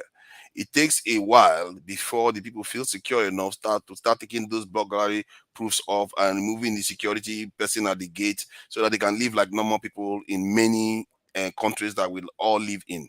So that is the approach. It's not like, oh, just because you don't like the government officials, if we are going to start recruiting, we have to remove all security. You are just going to create a bigger problem. We have to always be measured. I think this thing that we have against our officials, believe you me, I do. With our elites, like with the kind of stuff Tinubu said this week, I do. But 2 wrongs does not make it right. And if you even add another one, no matter how many times you add, it's going to make it be wrong. The idea is, if you want to start recruiting, recruit, because the people that are going to be protected are the ordinary people, not those elites. They are already protected now. If you say you want to pull it away from them, you're even creating another bigger problem on your hands. Your country is not governable at all. You didn't hear my other angle. My angle is this. We have, there is a law governing private security. Go and get private security to take care of you and allow the public police to take care of police and do the normal job that they have. Why would you prefer a private security that doesn't have loyalty to the state to protect state officials? Why would you prefer that? No, but you're not supposed to. Like I told you that American senators don't have police following them. American senators, they have there's no American police. They just like American police. Yeah, they have NSA, they have CIA, they have FBI, they have this thing, their defense. This thing. Do you know how many defense? They're not protecting the senators because they are making sure people don't even need burglary proof in their houses. These people are so secure in their nation. Generally, you can't compare them to us. This is why. Okay, they have 2 heads. We have 1 head, Abi. No, we are not in their space. You have to adapt according to your situation. situation. Well, Father, you are right about that. But what we are even saying, my own case is that they have access. So there's no need for one senator to have up to 6 police protecting them. That is what we are saying. The reason why sometimes I sympathize with that is because sometimes most of us don't understand the threats. Okay, what then it make takes. the threat. Do you think there is? Do you think that No, Nigeria no, really I have think Forefather is job? right. Forefather is right because our political elites don't even have. They need You have to protect your leadership, otherwise they they will need cover for other bulletproof people. cars and a vehicle that cannot durable enough to withstand potholes. Yeah, Stuff joke. like that. See, ask yourself, if you are the one that is about to work for your people and put your life on the line, you are going to just have it so that you are unprotected. Remember, How the are you forces. putting your life on the Let me line? finish my point. Let me. Can I just? I actually said that you're right. If I'm the not road even is saying bad anything. and the solution is to go for a vehicle that can withstand the bad road, there's Let insecurity. me The solution finish is my also to use point. the I little don't ones who even have to talk for protect 10 themselves. seconds. Everybody Guys, flares hold up. on, hold Why on. do people get triggered by this? Let him talk. Jesus Let him Christ. talk. Hold on. Go ahead, See, forefathers. you during the weeks you've heard about how officials of states are getting assassinated, and they assassinate scientists, they assassinate drone experts, they assassinate people, the people that are important to the functioning of a state. We don't understand the first world conflicts that are going on, because that's why we see things like that, like as if, oh, you just remove the security guy, it's okay. No, the threats your leaders face are real. So They are not gonna, what is the importance of these leaders to us? hold on. If you get good one, you Forefathers, want to protect them. what about the threats that ordinary citizens face? The threat that ordinary citizens face on a daily finish basis. my point. Let me finish That one my is not point. real. Hold on, let me finish my point. See, this is why our leaders die pathetically. Look at this in Martin Luther King, Malcolm X. He was just died on the Mutula Muhammad. He was just shot on the side of the road. Hold on now, he was shot on the side of the road. The same thing with Lumumba.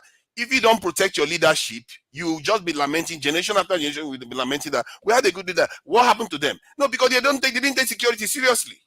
And you guess what? The people don't even understand it. If you don't take security seriously, you're not going to get good leadership. Nobody's saying security is No, not I think right. Forefather, you But have. what I'm telling you You is are this, right? entitled to your See, version. to But tackle what we are security, saying, security in Nigeria it's not my version, it's the version of the world out there. The ones that we have not fully made use of them. The ones that we have, that's Nigeria's problem. So if you're asking for more, it's like we have, and we've seen that there are even excess in number. It might not be excess for the whole nation, but you are putting where you don't need security, like for those nonsense VIP. One councillor we just chop the food, just give you go buy, get more money, you go carry escorts. Let's see Mopo for one. You understand? You are just putting security where you don't know security. You understand? Meanwhile, those excess security are putting in one place, maybe for VIP, government, or whatever. You are giving them excess. You can take from those excess and use for those places. That's why people are saying, okay, look, I think in this area we have SS because you are giving those people SS. Take from those SS and put to those places. Not thinking of recruiting more. Meanwhile, you are giving some set of people, you are giving them SS. Take from those SS first. Wow. It's like we can't even copy. We don't even know how to even copy. one senator. Why do we have a problem with this? Is it Oibo, they did something to us? Why do we seriously have a problem with this? Why do you have a problem with security? Forefathers. It's like John Abba wanted to say something, but John, before you go ahead, let me throw in this thing and then. So, Shell, I know this for a fact. Shell did not take from Nigerian police because when their VIPs come, they want them secured, and then they have estate like in Port Harcourt and Warri. You know what they did? They got into an agreement with the Nigerian police force and the federal government. They gave them permission. Shell used to recruit security men, sent to the Nigerian Police College. They get trained and return back to Shell. So when you go to a Shell formation and you see a police officer wearing black, the person is not a Nigerian police officer. The person is a Shell police officer trained by Nigerian police on behalf of Shell. Okay. Are you understanding what I'm saying? Can you see they were reasonable enough to know that we can't go and collect more police from these people because they don't have enough. So give us permission. We will make sure these people don't abuse it. And if they do, Shell will guarantee and take responsibility. So that's the point someone like John is saying. People have excess. The point of that. First of all, it's a bad idea to be training your own officers for a private organization. There's nothing wrong and with secondly, that. the US government trains for private security. Yes, the government army doesn't that you have private in the country, security. what are they doing in oil facility? Is it not the federal government They are protecting national assets. They are protecting national assets. You see, 80% of the Nigerian force is used to protect national assets, not Shell is an even asset. individual. Shell is an asset to the government. Yeah, including oil wells and other, including oil well and all the rest. To the government. Okay, once again, forefather, there's nothing wrong in recruiting more security officers like police and the rest of them. We have a civil defense and all of those people. What I am saying in excess is that if the country is safe, they don't even need that much of protection.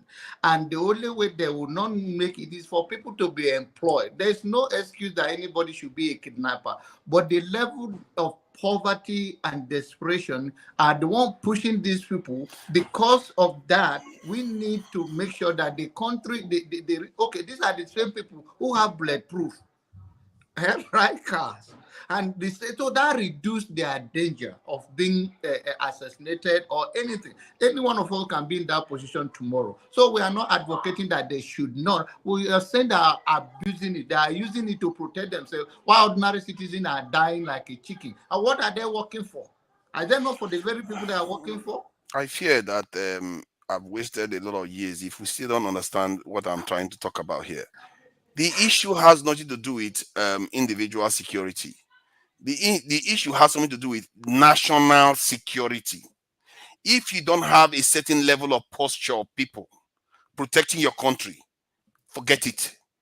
These results you are seeing, actually, I don't know why we are surprised. Protecting senator are protecting the national interest. Now, you see, now you just mismangled what I said again. How can we not understand it? When I said the ones you have are too few already. And I'm advocating for hiring more, but hiring more to make sure that there's enough security. But we're saying what we have right now, they should reduce it until they hire more. What we have right now is already giving us the result we are already mass out. It's giving us the result that we are seeing. It's not going to be any better. Do you think there's any excess of policing with anybody, any sector, whatever, like excess in that place? Assuming we don't have enough in the country, I agree, right? But do you think there's any excess of policemen with any VIP, particular person, individual, or group of people? Of course, there will be excess somewhere. Hold on. Just at random, there will be. Okay, hold on now. So you don't think, no, not random, too many. So you don't think, why not government, as you are going to the process of recruiting, alongside, take from those, the ones you already have, that's excess first?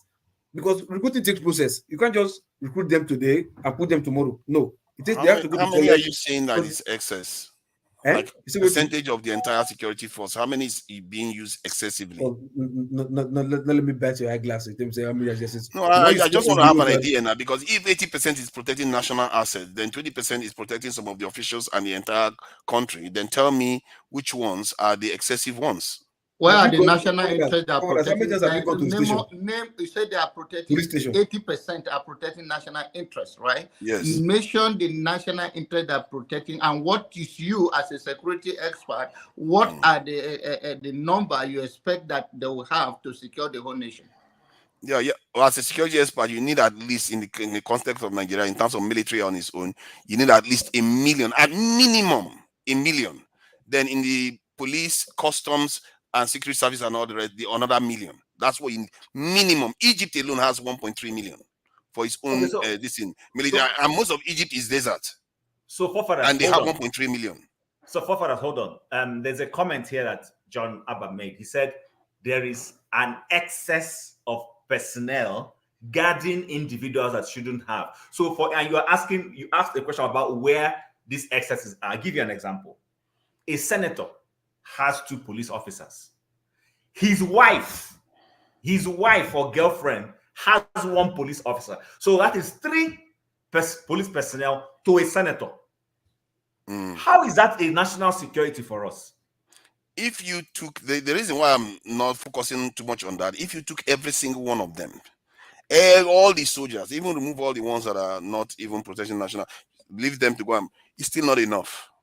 compared to other countries. We hear you. I hear you. Nobody is contesting that. What we're saying. So why are we dwelling on the minutia when the bigger issue still But remains? it's not a minutia. What we're saying is, okay, so here's the point. A family has a budget. They have certain needs. They have to feed. You have to fuel the gas, the car to be able to take children to school, go to work, and do all those things. Now, it's not enough. You need, maybe say, let's say for instance, you need to be, if you're dealing on $1,000 as a budget, but what you actually need is $2,000. Before you get that extra $1,000, what people are saying is the $1,000 that you have, you need to sit down, look for areas of your expenditure that is wasteful, cut those things so that at least the 1,000 can be channeled into more important things, pending when you're able to raise the extra 1,000. That's the argument we're making. If that the argument you're making is similar to the arguments I hear all the time, creating problems for every solution. You guys don't understand forefathers' position. Forefathers say, suspend every other expenditure. Fix your security first. Yes, if you fix it, you're going to find that every other part is going to be fixed. Don't eat. Don't buy clothes. Don't do any other thing. If you are sick, don't go to hospital.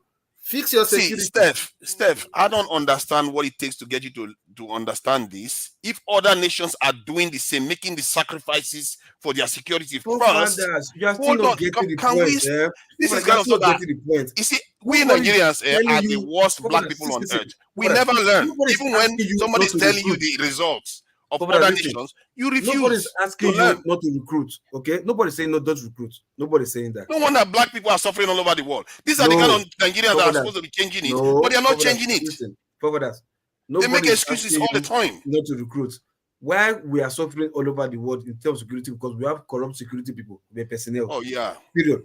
You understand? At the top of it is Nigerians. Hold on. That's the first reason. Exactly. Blocking your entire black race. So hold on. Not even the number of the security strength. That's even the main problem. Is the corrupt? The ones that we have is almost 100% corrupt. That is the main problem. Not even the amount, the strength. You understand? So what I'm trying to tell you is, like, in as much as you want to recruit more, nobody is asking you not to recruit. You get my point? No, because you can recruit more. Hold on, you can recruit more, and at the end of the day, all of them will still be corrupt. We'll still fall back to zero. See, you know what I say? You know what I say? You still fall back to zero. So like, look, it's the change of mindset first, right? If you can have a few ones, hold on. Let's say, hold on. If you can have a few that is doing well, doing what they're supposed to do. Learn. If you recruit more, others will follow. You understand? So the ones that we have now, the essence of it, like Joe just explained to you, take the essence, take them there. If we see that they are overwhelmed, overpowered, or whatever it is, then you can say, okay, they are doing well, let's recruit more. But we are telling you that look at where the leakage is. You are saying, no, we don't have enough water, so we should buy more water. Meanwhile, there's leakages. You don't want to stop the leakages first. You want to buy excess water. That no, this country they have excess water, so we should buy more water. Meanwhile, the tank is leaking. You don't want to do it. No, I think what I should do to at least to save the little water I have. Let me first of all stop the leakages first. Then before I go and get more water, you are saying no. Why the leakage is there? Get enough water. Other countries are having 1 million metric ton of water. You get enough water. Why the leakage is still there? So you have to look at, yes, if as much as you want to get more water, at least stop the leakage. You understand? No, so as much as you want to get more, no vex. For us, you live in the UK, at least I know that for sure. David Cameron, when he came into office, I remember there was a little economic situation, and they cut certain budgets. I remember they used to travel first class coaches, and they asked MPs to cut down. He even cut down on his outriders. I remember he was the one who cut down on the number of outriders he had as prime minister. It was David Cameron. That story was a big story. He cut down on his outriders. Remember, outriders are part of security also, and they asked MPs to cut down on their on traveling first class. That's what we're saying. We're saying in an economic situation, in a situation where you are trying to arrive at a solution, you haven't fully gotten all the indices yet to be able to solve that bigger issue. There are some immediate actions you start taking. That's why it's called short-term decisions. Cut down on those things to say you're serious, and then channel those excesses to take care of the larger population. For instance, these people that were kidnapped, if there was a close-by police station They would have been able to quickly do something, but there was nobody there, like you rightly said, where they're going to move them from.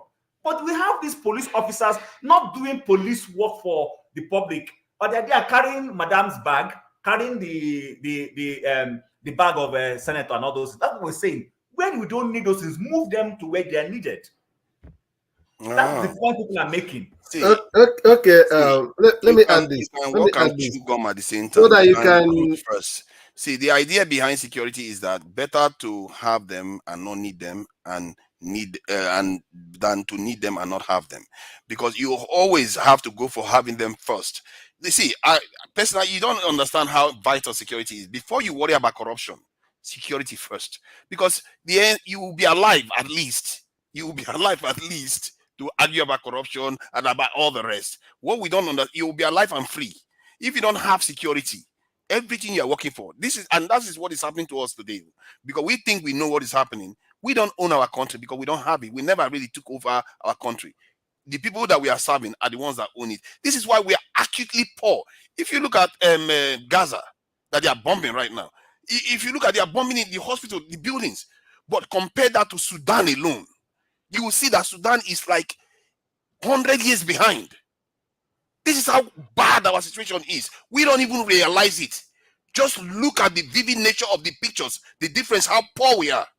And you think this is a joke business. What we are facing here is an existential issue. Worry about corruption later. Get your security first. Because if you worry about corruption, if you worry about, move the deck here, tomorrow they were going to change the political system. What are you going to do? You're going to say, we have to go back to democracy to fix the Nigerian state. But security remains the same. Security remains the same as it was during the time of Avaro and Obaisi. It's essential during the time of Oyo Kingdom. It's always been essential. If you don't put that, if you don't restore that back in place, protect your leaders, protect your people. Forget it. The whole world will take advantage of you like they are doing now. I just watched a debate. In short, let me just share it just now, so you see what was happening on the news channel in the UK. Just today. Can I talk before you do your? Yeah, go ahead. Yeah, sure. My worry with you is that you're only looking at. You can't be playing video and asking me to talk. No, I'm not playing. Go on. Okay.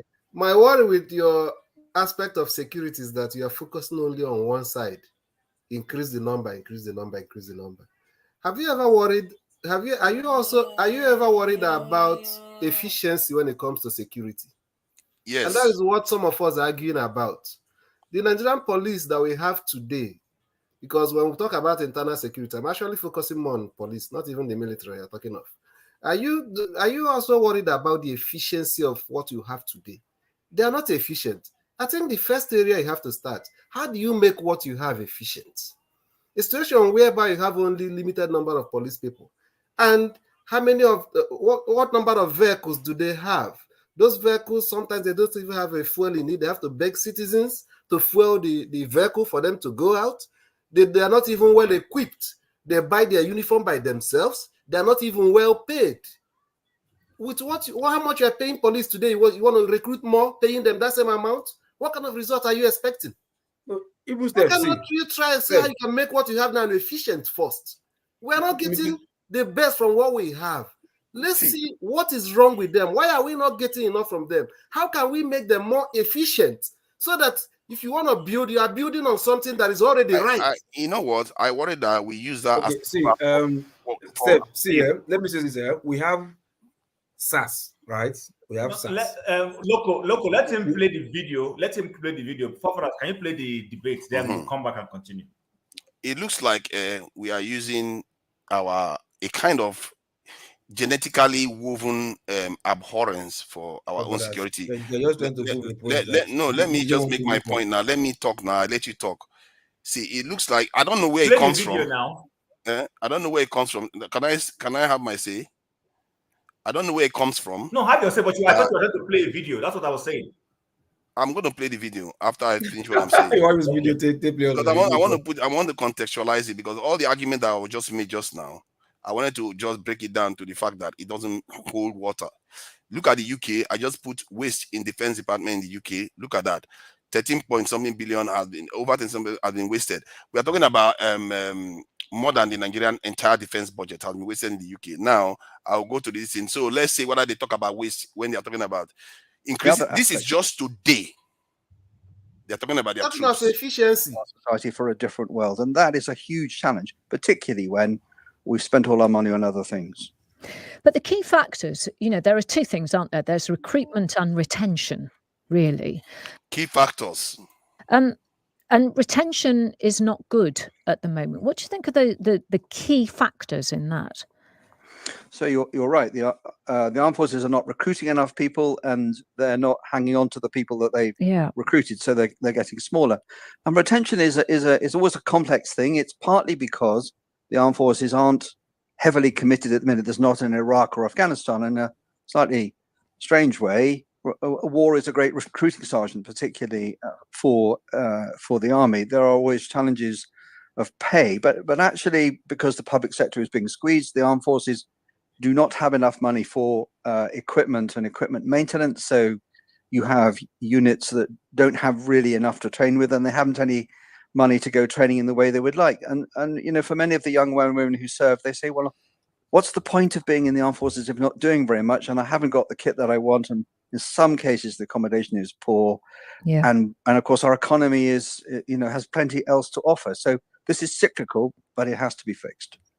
It's interesting that you say, listening to Grant Shapps, he was being interviewed in many places this morning, and particularly about the budget, where he said they are committing to 2.5% of GDP. And just a couple of years before he was Defence Secretary, obviously, he was saying that they should commit to 3%. What would your number be, given the scenario, that the picture that you've painted?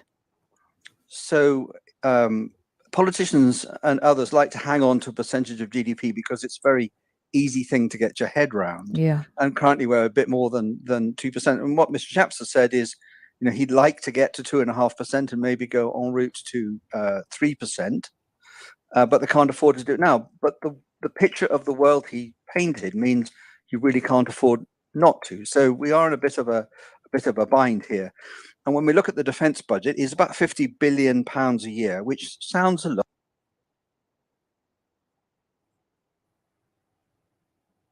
£50 billion a year. That's what they are saying, as if it's nothing. And you notice that they complained about similar stuff that we complain about, but it still doesn't deter them from talking about recruitment. And they are not facing the same threat that we do. Okay, so they are not facing the same threat that we do. Their own challenge is even worse than our own. They're talking about recruitment for military. Their challenge engage in is external worse than aggression. our Hold own. on, guys. You know what? Guys, hold on. Let's They are one power. one at a All time. kinds of excuses. Wait, No. forefathers, hold You're on fighting now. war? Forefathers, one You're at a time. fighting Ghana? Forefather, step, Wow. hold on. Forefathers, let's contextualize it. I listened to the clip you played and I made sense of it. What did I make out of it? Listen to what he said. Retention of recruited officers. These officers are recruited. They recruit. They get there. They are not satisfied with the what's the word now? With some of the most well-equipped militaries in the world. It doesn't matter. Hold on now. They don't get paid They well. are not Okay, satisfied. They are not because we make this satisfied. excuse in Nigeria too all the time. Wait now, forefathers. Let's make it. Let's Let's analyze it. properly. Yeah. They are not satisfied. They leave.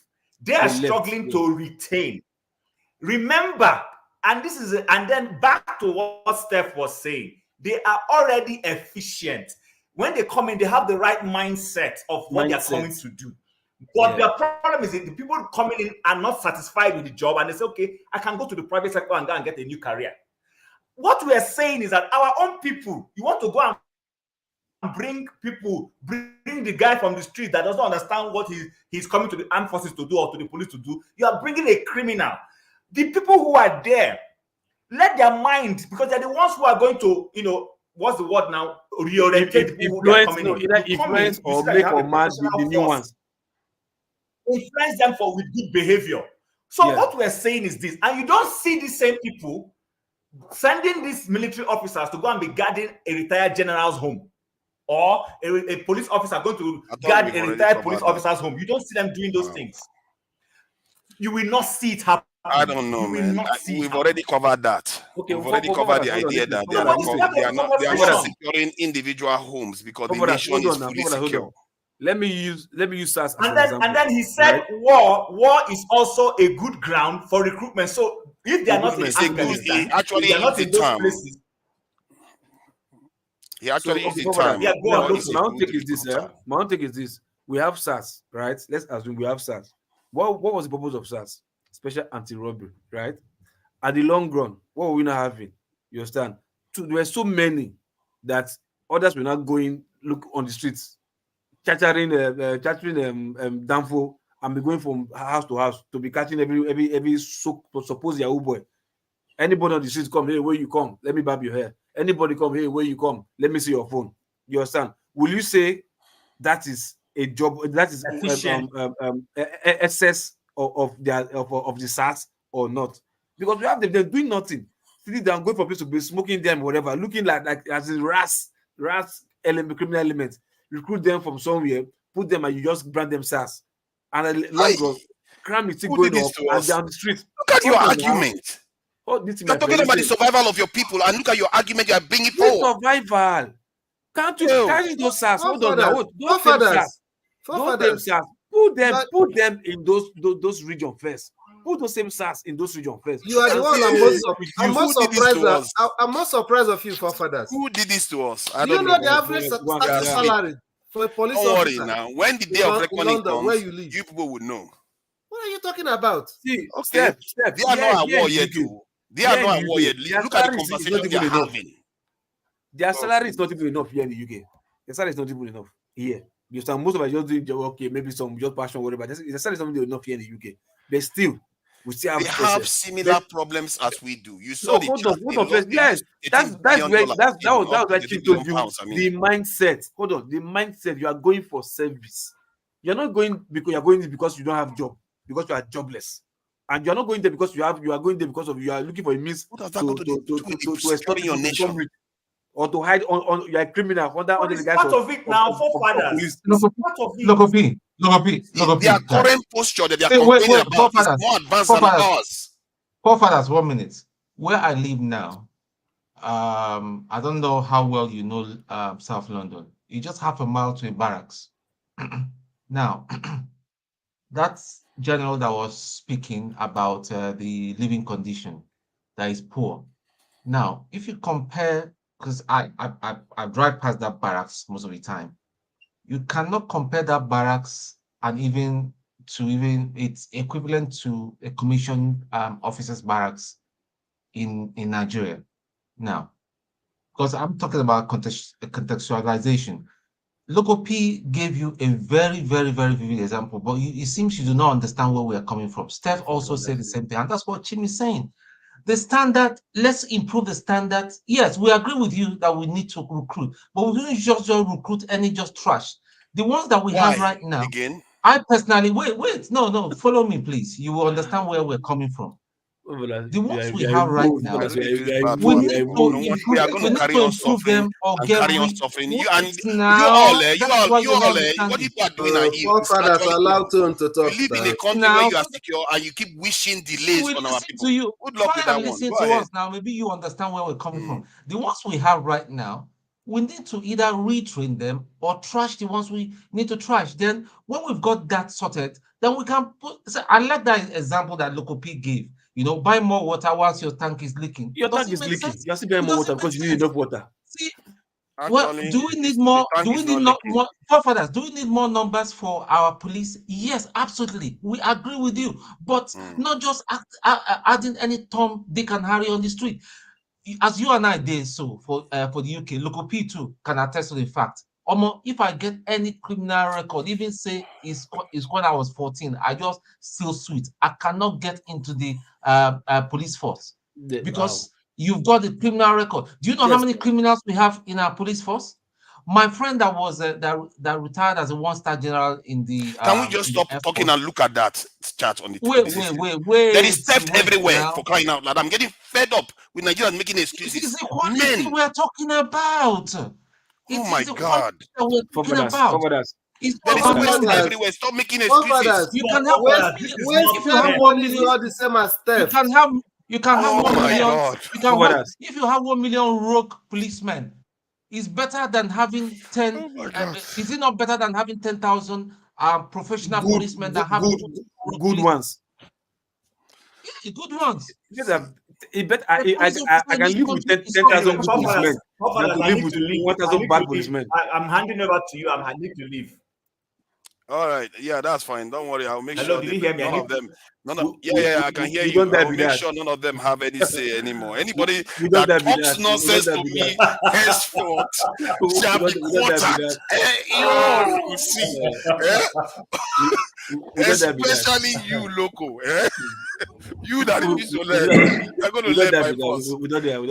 See, we have to deal with this. Okay, you know what? Let's swear to agree that we're going to go by evidence. Let's see where we end up. How do you mean? If you have evidence dismissing your argument, if you say, hold on, if you say there's a problem with the recruitment because you don't like the people, then they show you other countries that have the same problem but have better security posture than us, you stop using that as an excuse. If you say, oh, because you have listen, there's corruption in the defense forces, and I show you there are other countries with defense corruption, you stop using that as an excuse. Let's see whether we can whittle down all your excuses and find out what is behind all the excuses we keep making. Are we going to swear to agree to that? Forefathers, nobody's arguing with you that we shouldn't recruit more. But what we're talking about is efficient policing, efficient force. That's what we're talking about. We have, you know what, as it stands right now, I actually think we may even have one of the most efficient ones. What we don't understand is that how can one soldier protect 1,000 people? How hard can that is hard to do, and yet they are managing to keep people. No, you know how many people die in America each year? 43,000 died last year in America, and our soldiers having to protect 1,000 people to one person. If they ask you to protect 100 people yourself, you are going to have difficulties. Not to mention 10 times that. So that's what our soldiers have to do. So when you say efficiency, maybe they are overperforming. If you subject the American soldiers to that, they will have problems. America is one soldier to 150,000. We are talking about national security. Keep talking about soldiers instead of talking about police. Okay, let's talk about police. Okay, forefathers, remember, this is one of the things that got you into trouble with Elvis the other day, that he shouted on you. I'm not saying it's correct. The way he threw you to the back, I'm not saying it's correct. But forefathers, you need to look at things holistically. You need to look at things holistically. We do not have an efficient police force. The police force, the training, the infrastructure, the equipment is not good enough. It's not up to scratch. Even Egypt that we are talking about, I'm sure if we look at their training, the equipment and all that, is way better than Nigeria. For us to achieve what you're talking about, let's not even talk about 1 million. Let's not even talk about targeting 500,000 police force. It will make more sense than what we've got now. But then what I'm saying is we cannot just allow criminals, people of dodgy character to get into our police force. And the training, even some organs that are there and all that shouldn't be there. They should be thrown out. That's all I'm saying. And if you secure your people, you secured the positions, you secured everybody. So talking about we should secure our politicians without securing the people is not, I mean, it's just like putting the cart before the horse. Why not just say instead, remove the politicians, those security men politicians, right? Let's go and put them in key insecure areas so that at least to reduce insecurity. By the time you reduce insecurity, automatically the politicians will be safe.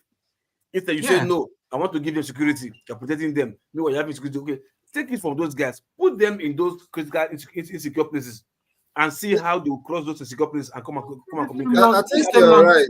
You're right. All the senators. The same London that you and I live, we have our people in the House of Commons and the House of Lords. They catch train every morning. They don't go with police officers armed and all that. They catch, they mingle. See, I don't see Cameron before for train on the ground. There were two plainclothes policemen that were just with him. because it's the prime minister. But every other person, nobody they get police in their house. They live normal. They live normally. One was living on where I used to live before. One was living on my street. So we're talking about here. I'm not for that. So they just the one feel like say they call the do research. They tell us one thing. Those money is even talking about self. It's not even money that they are wasting. Moderator. Who is the moderator? No, I am the moderator. It's not your business. If you reach them, it's Self, not your business. Self, you don't upgrade be that. I'm gonna meet you down there. Don't remove me. Oh, don't remove me. I think forefathers usually misunderstand when he talk about security and we argue with him. Nobody is saying we shouldn't increase the number. We should increase the number. But what I'm saying is that can we also pay attention to efficiency? Exactly. Can we make what we have efficient? Because if you have 300 and 300 is not efficient, adding it to 1 million, is it going to make it efficient? The same thing. It's not going to make it efficient. And when you have an inefficient police force, is it really going to achieve the security you have in mind?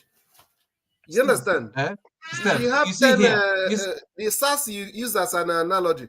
The SARS supposed to be specially trained police force.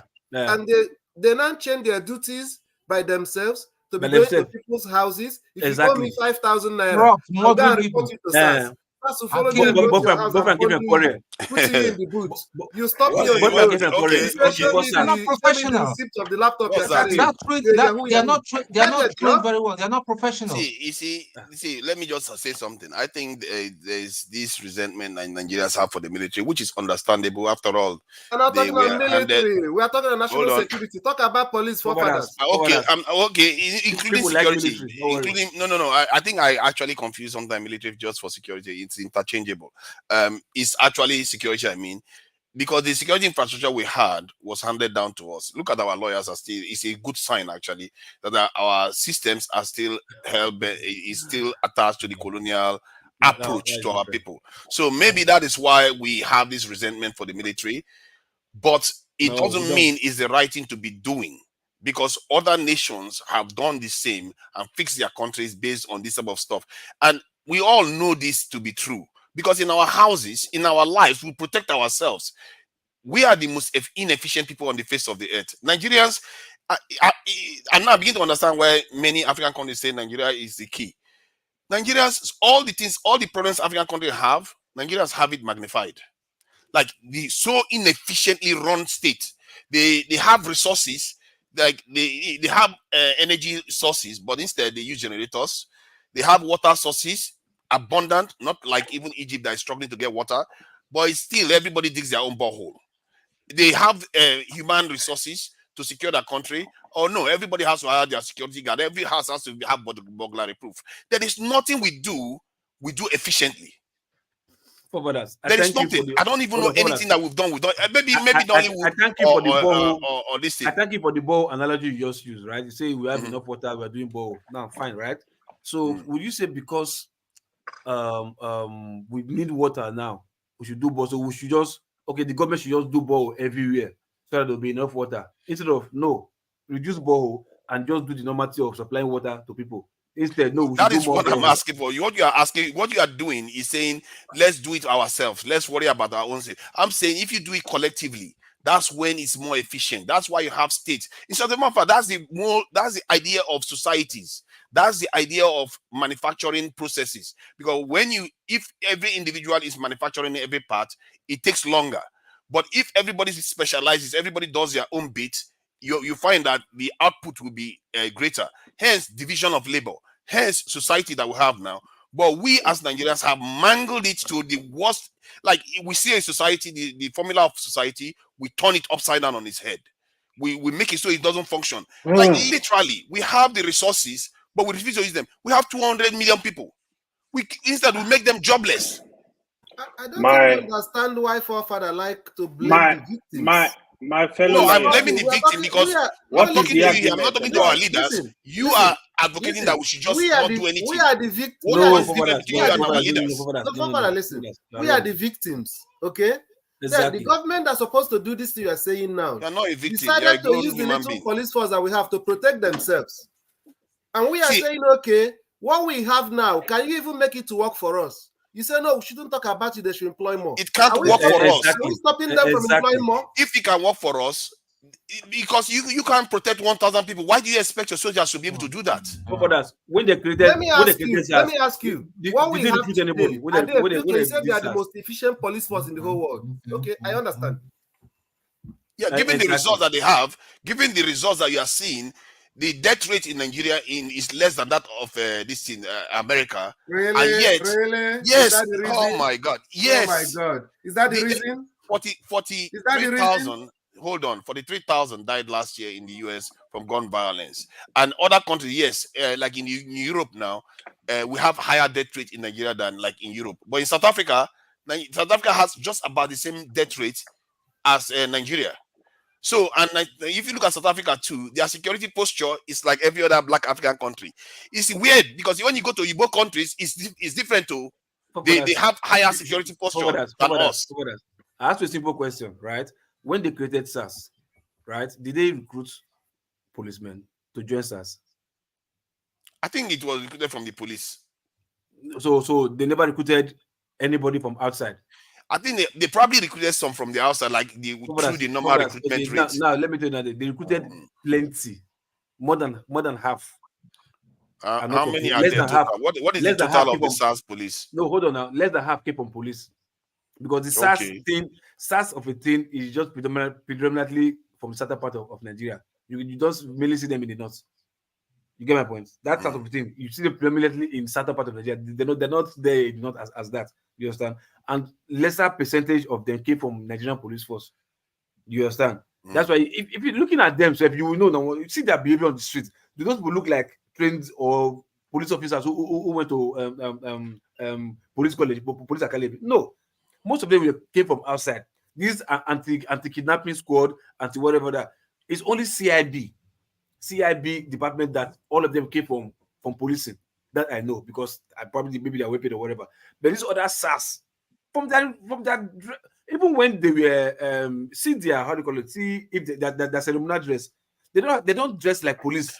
That police. So what is the point you are trying to make? To tell you the one thing, like they recruited more, and what was the result we saw? Riff-raff, nonsense. Hold on, this security even increased, or the victimization of Nigerian citizens even increased. You understand? Now you create SARS. Now I'm not as afraid of armed robbery anymore. I'm not afraid of SARS.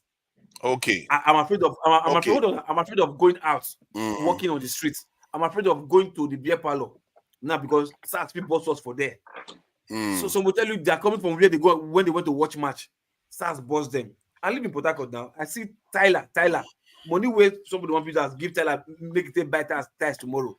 SARS boss them. See the money for your account. SARS say, man, if you not talk, say, if you not just one thing, they will talk say na kidnap by big. They'll move on. They call the wife, make wife go withdraw the money come.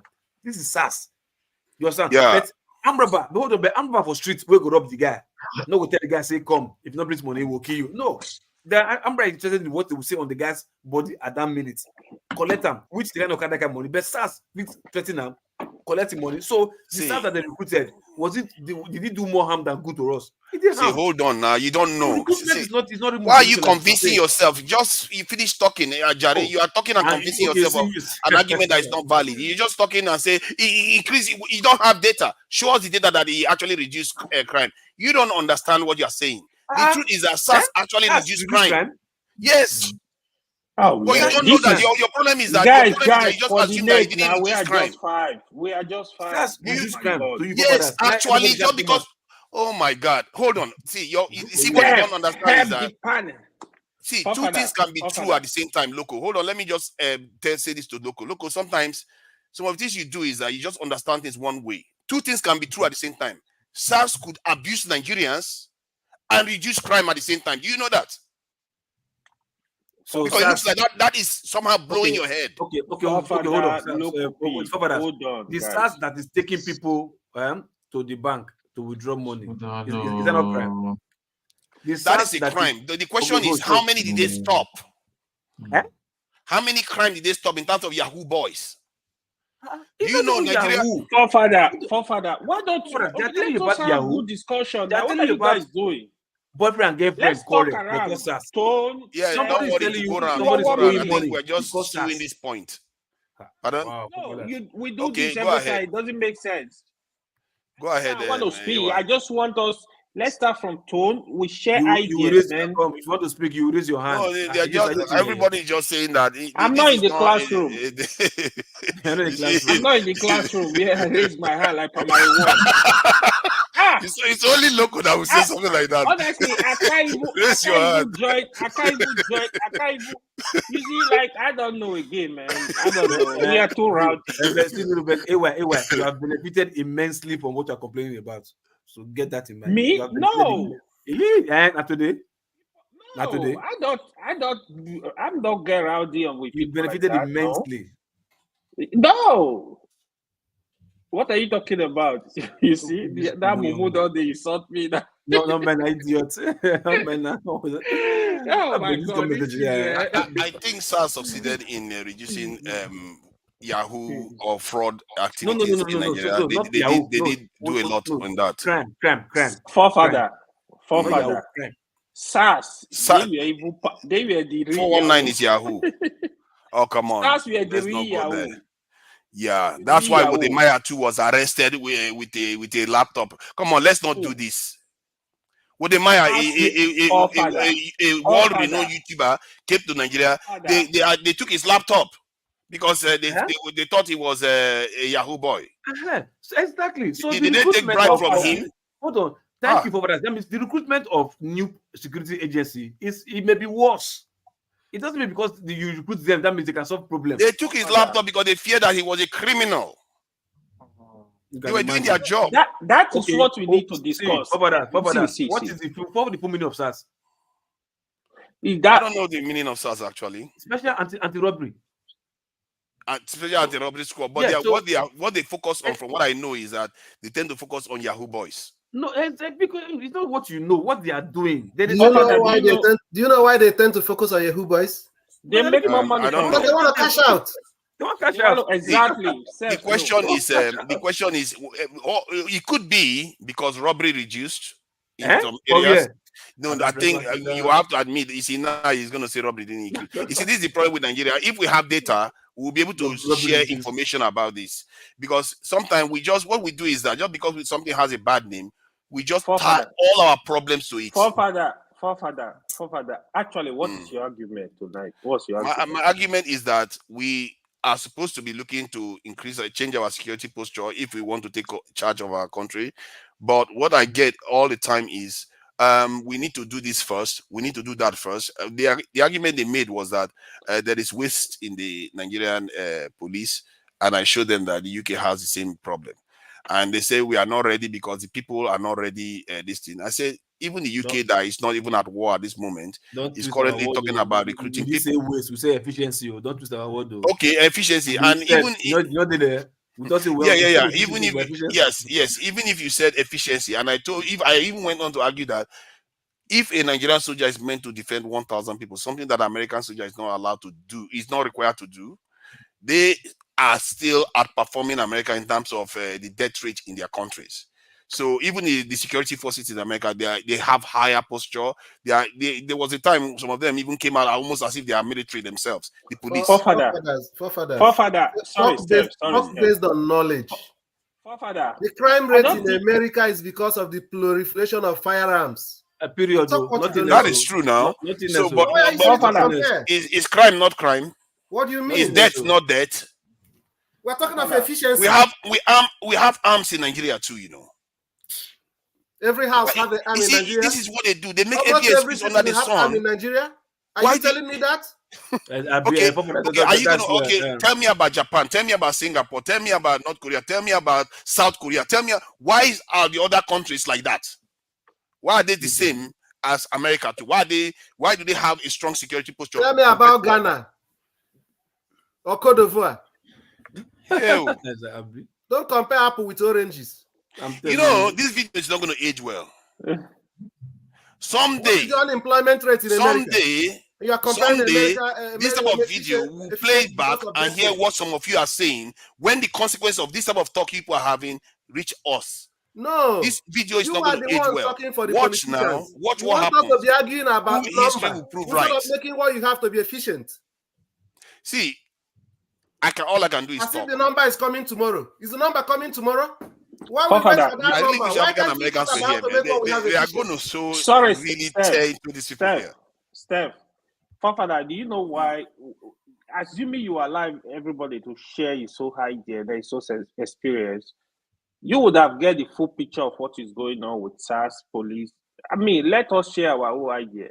Everybody have history, man. Like, we got You don't a think lot. they've shared their own idea? They've been telling me everything that they don't like about the Nigerian state now. They've been sharing it to me. You just heard what but Loco to be honest, SARS, these people were real criminals. I'm gonna say it. My experience with SARS in 2019, I was in Nigeria. I rushed into Nigeria to do some stuff. So my driver picked me up. Yeah, I took my brother's car from Lagos. I was traveling out of Lagos. They stopped me. Immediately, I think they figure out that this guy is coming from abroad. They check the truck. They noticed, like, yeah, this guy, the back, right? Then I was sitting in the front with the drivers. He was talking to the driver. He asked me to come down. He asked the driver to open the truck. The driver opened the truck for me, so he was still sitting, right? Then he asked the driver to come down. The driver went down to me then. Then he came to me. He was like, "Oh, Oga, come down." I'm like, "What's going on? Come down for what?" Then finally, I step out of the car. He saw my phone. I was holding the new iPhone, or the iPhone 12 Pro Max, something like that. He was like, "Oppo." He want to search the phone. I should open the phone. I'm like, "Oppo what? Like, what's the meaning of that?" So I didn't really understand that how bad it was, because it was quite a while. I never experienced that. Then I'm like, "Yo, I can't put my phone for you." I didn't know what was really going on. The only thing I saw, they were taking some people. There was a house there, back of the house. So the driver was not telling me, "This is what is going on. They think you are a Yahoo boy." So I went to meet the SARS guy. I'm like, "Yo, so everybody will carry iPhone. I be Yahoo boy now, be. So I know people iPhone." He's like, "What do you do?" I was even trying to be polite. "Oh yeah, I work. I'm so I do so. Okay, yeah, I want to see the iPhone. I want to open the phone." After a long discussion, I told him, I said, "There's no boy in your papa. I don't open my phone." He got pissed. Two of them. The other one got pissed. Then finally, the driver was not telling me, "Yeah, just open for them." I opened the phone. They were searching. As I noticed, they were looking. He saw one Malaysian number. Then my friend was doing PhD in Malaysia. He was looking at our chat. I was laughing. In my mind, I was just laughing at them. Like, so I believe, say, anybody when they drive good car, when they carry phone, I be Yahoo. Then when they didn't see anything, finally, as we were talking, a bus was coming from university student. They dropped all the students from the bus. They were searching the bus. I heard the driver say, "I asked you to give me the laptop. I asked you to give me the laptop." Both girls are boys. They pack all of them down, searching their body. Even they were beating one of them. I look at them, I say, "Oh, when I was a student, I go. I for burn this place down straight up." I said, "The students were just too gentle for my liking." Finally, he came to me. "Oh, bros, you will give us, after wasting over 30 minutes, you will find out something." I said, "I no get shishi when I give you now. One error." I said, "That is so disrespectful. You guys need to learn to treat me." My brother was even telling me, when I was explaining to my brother, he said, "These people, sometimes they will see money. He said they will shoot you." And it happens. A friend of mine, same thing happened to him, live in Canada. His mother was sick, wanted to do surgery. He flew into Nigeria, Lagos. His friend now said, "Oh, let's go out at night." It was a Friday night. They got two of them. The guy was putting on jeans, like, oh, he said, I'm not a Yahoo boy. The mother that was sick, they were telling him if he should give them 50,000 naira. The guy said, how will I give you 50,000? He said, look, if we carry you come out here, you no go know your people no go know where you did till next week Monday. That now hit on him. He said, oh, my mother that is seriously sick already. He has to look for money. He has to take them to the bank and withdraw money and give to them. So what they were doing, in fact, I got people experiences like it was not good. SARS, they were treating people like animals.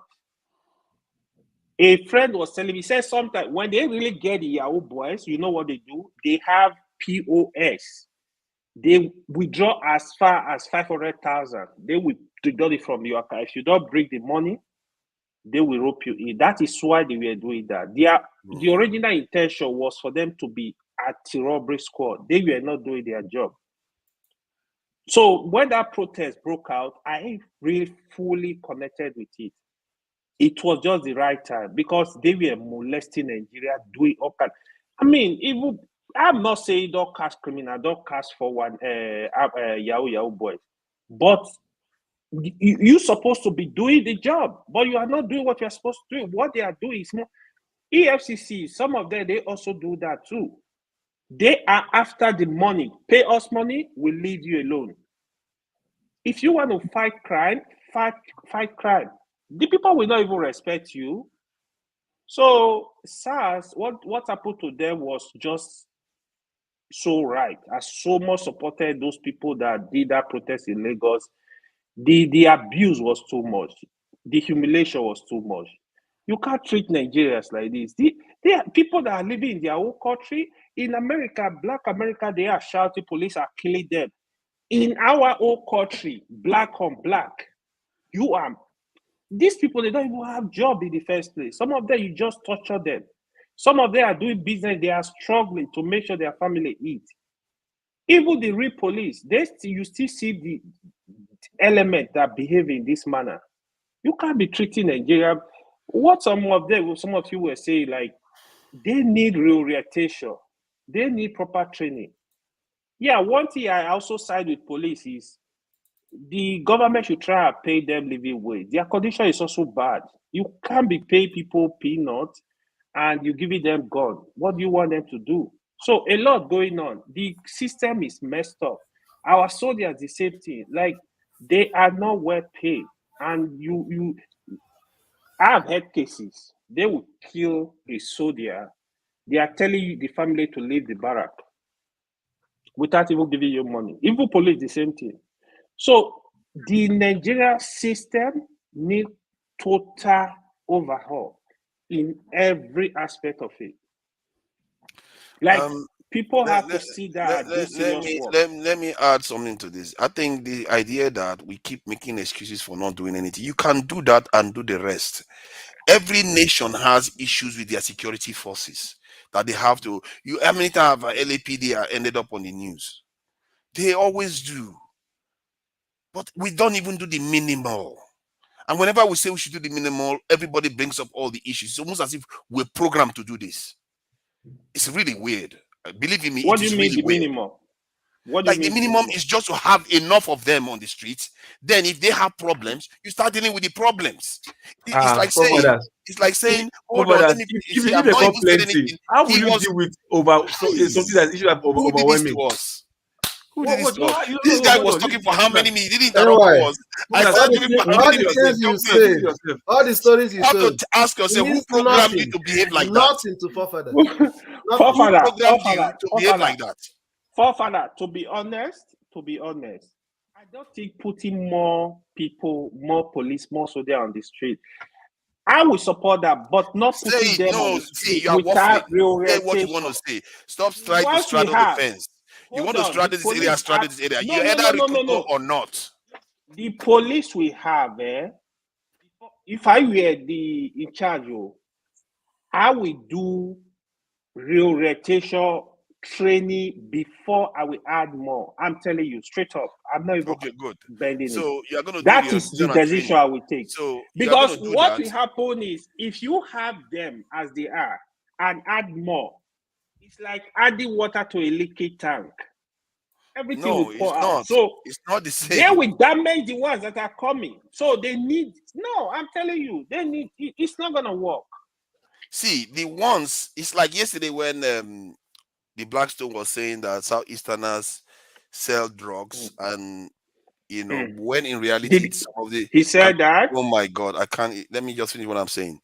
So, he says they sell drugs and the implication is that some of them lead to fatal incidents or fake drugs and all the rest of it.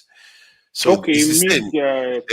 It's the same for the security forces. Just because some of them are bad doesn't mean the job that they are meant to do is not being done. If you pull them off, can I finish my point? Hold on, please stop. Stop. Can I finish my point? Because it looks like everybody has one opinion. I'm the only one representing my own side here. Yeah, that's Loco is having a conversation. So if Steph is with you. Yeah, right. I won't let Steph go near my back on this issue. So Steph, stop it. So the issue is that because a few cases or some cases of bad drugs result in casualties and all the rest, doesn't mean the vast majority of them are doing the same. If you want, can I just finish my point? Goodness. Go ahead. Wow. What is this? Is it juju they do us? So, if you have a police force that are doing some things wrong, it doesn't mean all of them are doing everything wrong. And if you want to prove it, pull them off and see what happens on the street. Remove all of them and see whether you will not see crime increase. So they are useless. The ones you have there are doing their job. Every time people keep making excuses that, to increase them, no, let's not do that until we clean everything first. Making every excuse not to actually take action. All nations have problem with their security forces because they never meet the needs of the citizens of the day. In the UK today, they will complain. Let's not use excuses to block what needs to be done. There are nations that were in a worse state when they instituted very tight security procedures, and they improved. The nations improved after that. Nigerian economy is hemorrhaging $50 billion because we don't have good security posture. How can you make any excuse for that? Jesus Christ, I don't know, man. What is going to help our people? Father, I would respectfully disagree with you. Of course. I get your point. You have a point, but you need to actually recognize that this security, this police we have on the street, some of them you are talking now. Some of them, you see, I don't even know why you're talking. There is no point you are making. Because I just gave you all the reasons. No matter what problem they have, you are still supposed to move forward. There is no reason. Wait, let me ask Fofadas a question. So, in your own estimation, what is the percentage of the corrupt ones in Nigeria? Oh, no. That's not a fair question. You see, it's fair. I know it's fair because I was interested. You said the vast majority of them are not corrupt. If you can't answer that question, if you can't answer that question, don't ever say anything. Where are you? Is your hand raised up? I can't even see you, Loco. I can't take you. If you can't answer that question, don't say anything here again. Hold on. I didn't say I'm not going to answer it. I just said it was an unfair question, but I will answer it the right way. What I mean by that is, all Nigerians are technically corrupt. Let's face it. Almost every single one of us are technically corrupt. If you want to go by the pure definition of corruption, hence why that question I felt it was unfair. However, if you look at it from the point of view, that is what you should focus on: performance, prevention of crime, protection of life and property. They are performing. They are not that corrupt. It's a fact. It's on the ground. I'm not the one making it up. If you take them away right now, if you want to see that they are not, well, hold on. If you say they are wrong, if you say I'm wrong, remove police, then you find out whether they are doing their job or not. You see, you see what happened to EY has happened to me exactly near my house in Sulere. The one afternoon, I didn't drive. I just decided to walk. That was when these BlackBerry passports came out. They were harassing some people. One just saw me just crossed over. He was just staring and came and said, "Yeah." So what do you may I know you?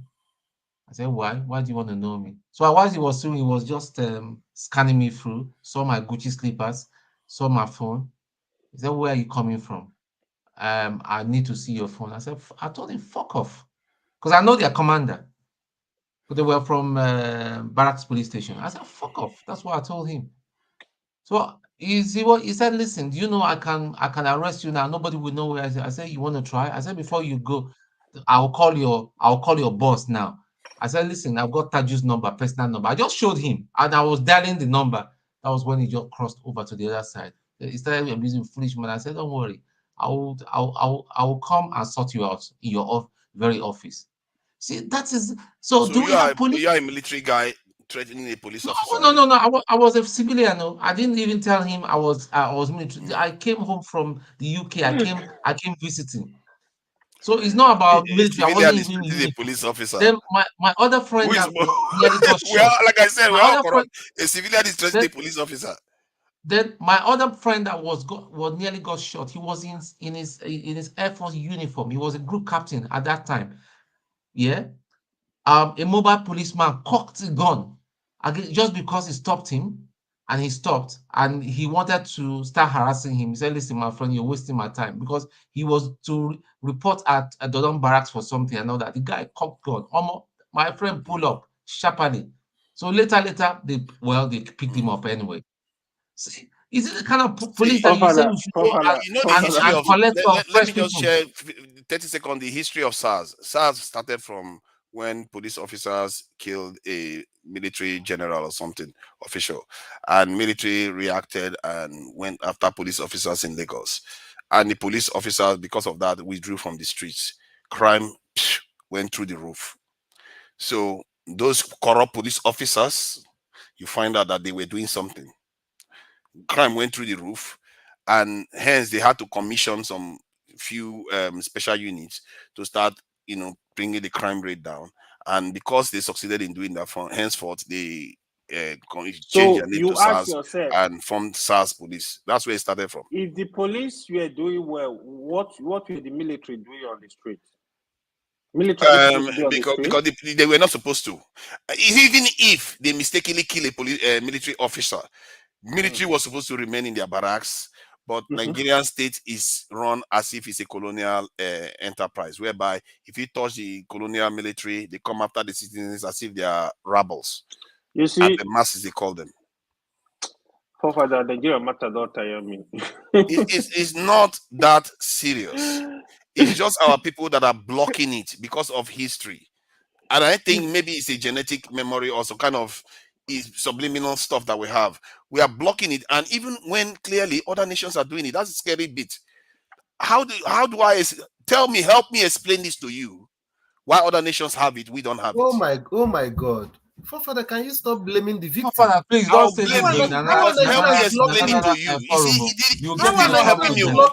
It's still not helping me. Just stop government from employing more securities? You are stopping them. How?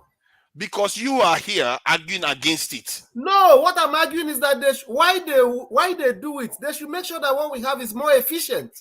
Am I stopping them from recruiting more? No.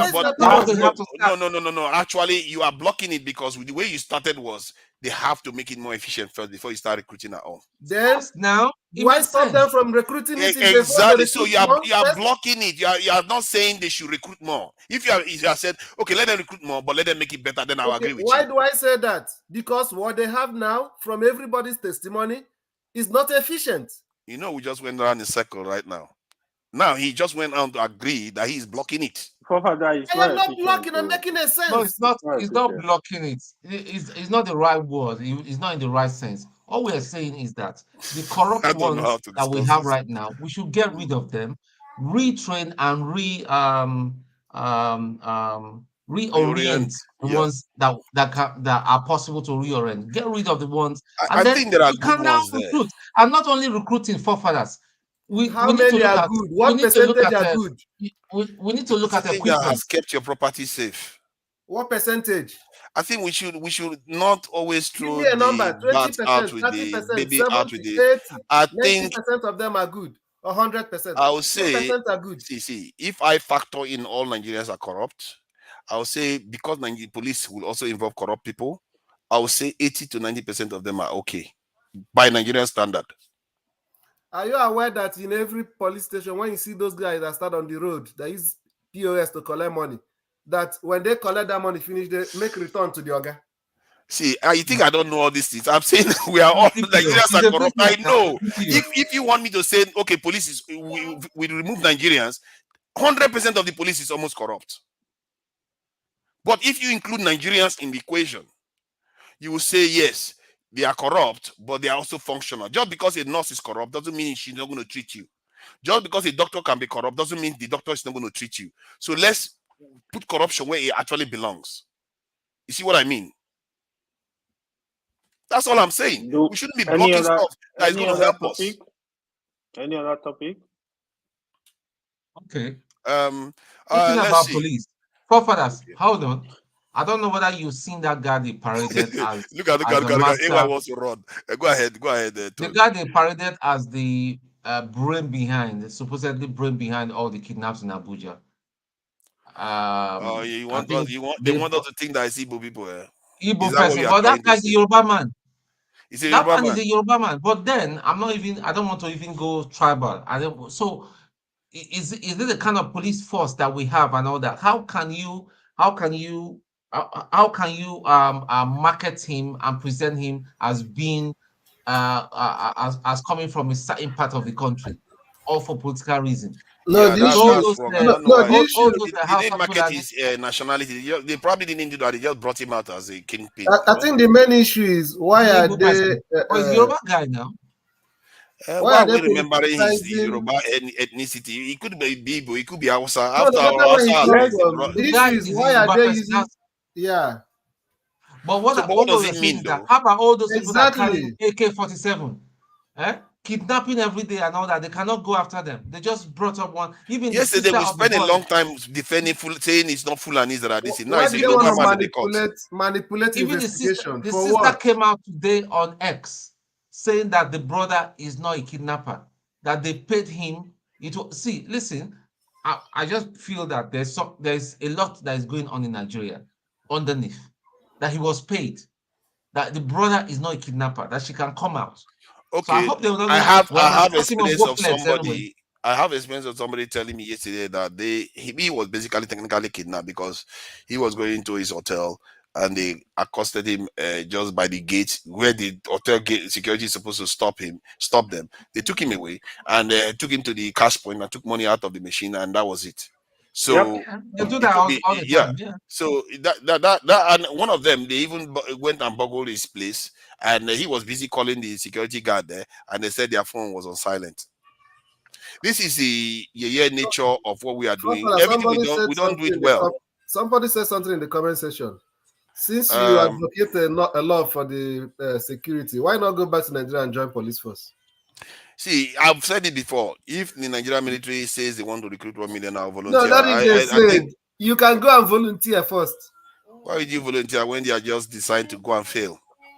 How am I supposed to defend 1,000 people? It's ridiculous. At least it can be one addition. No, they are not recruiting to succeed. They are recruiting to waste our people, just like they are wasting our population. That is what I'm arguing against. Efficiency.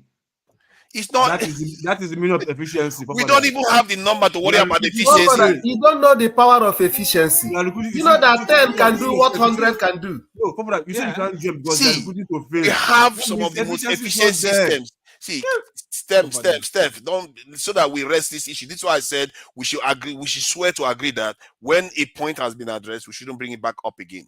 In terms of efficiency, we have some of the most efficient systems in the West, some of the most advanced systems in the West. and yet they have more people than us. So why? They should have less people, shouldn't they? Because they have the most efficient system. Why do they have more people than us? So it shows you that we are so far behind. We have less people and less technology. That is why our country looks like a backwater. We can't be developed if we live like this. So that point has been addressed. Let's not focus on efficiency anymore. If we want to talk about waste, there's also waste in their system. The only thing that we are not doing is what I keep talking about. We've never done it since we got independence. We've never done it since we lost control of our territories. The Western countries are not efficient because of the population. They are efficient because they are efficient. Because they choose to be efficient. Your IG of police, hold on now. Your IG, hold on. Your IG of police, is it corrupt? Yes, it's corrupt. So how can you expect IG to be corrupt and you want new recruitment not to be corrupt? So it starts from there. So if the head is good, you see the change. Maybe people voluntarily, they might be loving the police to come and judge just because they now say that the head is good. IGP is corrupt, but not 100% corrupt. No, people are joining the police because of lack of employment, lack of job, lack of survival. That's why they're joining. See, local, so the efficiency is not there. It can't be efficient. Okay, local. Let me ask you now. Do you believe that people cannot be 100% corrupt? That most people are not 100% corrupt. In other words, on everything that they do, they're just corrupt. Efficiency is not constant. Efficiency is rated. You can be efficient 80%. You can be efficient 60%. Efficiency is not constant. So are you saying? Okay, well, let me. The question I want to ask you now. Questions. I don't want to have my own say anymore. I'm going to ask you, then you tell me the answers. So in the West, are they more efficient than us? Of course, yes. Okay, good. And do they have more people in their security forces than us? Yes. So why don't we get? Why is it that we don't have more people in our security forces? Efficiency can only be related, can only be proportional to capacity. Can I ask you a question? We need to hear his answer, because he's saying efficiency can be related to capacity. I don't understand. Please make that clearer. Efficiency, right? It's not cannot be proportional, so to speak, to workforce or capacity. You understand? Because you can just like you are building a house, right? You say, no, I need more cement, more concrete. You understand? If you don't balance the efficiency of the road, you can use concrete that is strong also to damage your foundation. Okay, good. So Now efficiency is supposed to be this is load versus they can be related. They can be related, but not proportional. Say because the now I want to get to the crux of the matter. Now I want to get to the crux of the matter. So you say the British military now that they spend 50 billion pounds on. If you compare it to dollars, we're looking at about $70 billion. They spent. It's Hold not on now. Hold on, listen to me before you go talk anywhere. It's not on recruitment. What are you? It can be. Hold on. Everything makes them efficient. No, it can be military gadgets. Yes, that's what I'm saying now. That's what I'm saying. It can be spies. Exactly. It can be training. That's where forefathers don't want to. That is what I'm saying now. That's what I'm saying. How many vehicles does the Nigerian police have? Let him answer now. Let him answer the question. Let me tell you one last thing. You want me to ask questions? What kind of let me tell you one last thing. Do they have? What kind of security communication gadgets do they have? Machinery. Talking about efficiency. What have we done to Steph now? Steph won't let people talk anymore. I actually thought forefather want to break down mathematics. Machinery. Yeah, that's what I wanted to do, but he won't let me do that. Let forefather break it down. I want to hear. I've heard of at least you've heard of machinery, right? Yes. Local is it efficient or population or strength? It's not efficient. Machinery. Huh? It's not efficient. No. Hold on. If machinery, if they succeed, why did they succeed? Is it because of they don't have in numbers or because they are efficient? That's why they succeeded. No, it's not efficient. You are going to a totally different topic. No. Hold on now. It's the efficiency of machinery. That's why they succeed, not because of the number. No. Actually, let's not. Machinery is a totally different topic from what we are discussing. No. It's security strength. We're talking about military or security posture of a country. I'm trying to tell you efficiency of security and number. No, I'm trying to tell you numbers of security versus vis-a-vis efficiency of that same security. You understand? They can tell you they can take 5 missionaries who they know they are efficient to go and defeat army of 1,000 military, whatever, or 2,000 military in a camp or whatever. So that's why they have more military still. No, that's why to tell you that numbers doesn't count. It's efficiency that counts first. Actually, before numbers. Okay, you want me to show you the record of people that understand it? Let me do that because my mouth is not good enough. Our people have issues, man. I don't have the energy to be arguing because I try to ask questions. Okay, now he's allowing me to ask questions. Let me ask the question. Father, give me 5 minutes. I'll turn my video off for 5 minutes. Pardon? I said I'll turn my video off for 5 minutes. All right, yeah, that's fine. That's fine. Cool. So in terms of efficiency, don't finish there, Bao. Yeah, that's good. In terms of efficiency, the UK spends 50 billion on their military, and while Nigeria spends about 4 billion US dollars, about 70 billion actually, if you convert the pounds to US spend that much? No, the UK. Oh, the US is out of the. The US is out of the. It's not fair. Why would I go to the US? That's a bit too much. They don't play around. The UK spends about $70 billion at least on their security military outfit, while Nigeria spends about 4 billion. In terms of efficiency, cut that UK defense spending, because that's how you measure efficiency: spending versus output. Cut that spending to 4 billion, and let's see how that number of whether they will be able to pay them even it's going to be questionable. Let's see how they perform then. So this is why I said, given the result our military is achieving, they're actually quite efficient. If you go by money, dollars spent on them, they are barely paid. Even the salary they are owed, they are barely paid. The pensions are barely paid. When they die in in the line of duty, they are barely paid. The family is barely taken care of. So let's not, in terms of efficiency, we even are probably more efficient than they are. So the UK police, do you think they are well paid? Don't go to the UK police now. You have just shifted the goalpost. I just said the UK military spends $70 billion. Hold on. I want to ask a question. I thought I was asking questions. You are the answer now, so you give me answer. So the UK military spends 70 billion, and Nigeria spends about 40 billion on their security. So now, in terms of outcome, reduce the UK spending to around 4 billion, and let's see how they perform. Okay, what does the UK spend that money? What do you think? Wait, hold on. What does the UK? What do they spend that money on, and what do we spend our 4 billion on first? We spend the 4 billion on salaries, equipment, uniforms, maintaining the infrastructure we have. Equipment like what? And infrastructure like what? Barracks, MOD supplies, cars, fuel, everything else. In case you don't know, many of those money. Hold on, many of those money for infrastructure repairs, you understand, they are diverted. Or they are slashed into it doesn't matter. I'm just saying. Hold on. Reduce the UK one to 4 billion. Then let's see how well they perform. Hold on first now. What these people are complaining about, right? The efficiency is like, okay, fine. You even give them good salary, and they will do well. You're not even. That's the complaint. An average policeman or a DPO will never tell you, no, we are overpowered. You understand? We are overpowered. No, they won't tell you that. Their most complaint is they don't pay us well. That is their complaint. They don't pay us well. No, but none of them tell you we can't go there because we don't have enough men. No, they're like, I can't go and die for this country where the people I'm fighting for, they are eating our money. The IG is sitting in his office driving SUV or sitting in AC. Then you are saying this Kukurofo may go shoot and go and die. He will like, no, I won't do that because you are not ready to sacrifice. You are that's my boss. You're not sacrificing. You are eating money, getting fatter. Then you ask me to go and die. Which is not what is happening here in overseas. It's different.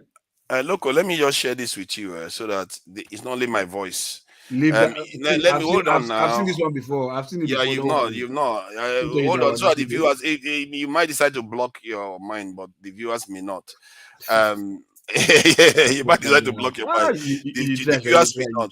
So I hail you. see, when I said when I found out that Machiavelli said the same thing, people were laughing and say, "Oh, why?" Then when I look before that, I actually knew about this world map. And when you look at it, you see how African countries are lightly colored versus other parts of the world. Now let's go down to the analysis that they gave of this, what they think about militaries. It says there are several crucial factors to consider when analyzing the strength of a nation's military. The capability and availability of equipment, vehicles, weaponry, communication gears is essential. The quality of training each soldier receives is vital. Look at that. They are supporting you. Their commander's ability to consistently devise effective tactical strategies can be pivotal. But one of the most fundamental measures of a country's military strength is the number of soldiers it can deploy. Period. Because they are saying they understand all the other parts. But this aspect is the fundamental one that you have to focus on. No, focus on, but that is the fundamental one in terms of measuring the strength of a country's military strength. And the same applies to security forces like police, CIA, and all those things. Because you can't just say you were going with efficiency and you cut the thing to a bare bone where it cannot even function. Forefather, the only problem I have with you this now, you don't even allow us to talk. That's why. I allow you to talk. I was asking questions, so. Okay, let me see. Okay, go ahead. What you are saying, we are not saying, obviously it's true, right? When you are looking at the capacity of military, any military force, the number is also important. But when you're talking of the capability, it's all inclusive. The capacity of the military, equipment. They didn't say but there. If anything, the only but they said was that's the fundamental one. They describe that as fundamental. Yeah, it is a strong point, right? What you're telling me now is more like you go to Nigeria, you just give uniform to people, you say, wear the uniform, let's go to war. All of them will be flushed out, even if they are 10 million. No, but they won't. No, they will be flushed out. Human beings are weapons. You just have to train them. If a guerrilla warfare, a guerrilla leader can even train people. Yeah. Let me give you immediate evidence. Good. Go online. Go check the number of Israeli soldiers that are killed in Gaza as we speak. Go and take statistics of the military, of the soldiers that are killed. Majority of them are the reservists because they were not training. A lot of them have been killed because they are not even fit to go to war, and you push them into war. How did you manage to walk into this one? You just walked against your own argument. Do you know that? No. Israel is smashing the other side to pieces. How did you miss that point? Hold on. You're not getting my point. I'm telling you the soldiers that are killed, the Israeli soldiers that are killed in Gaza. They are not even up to 200.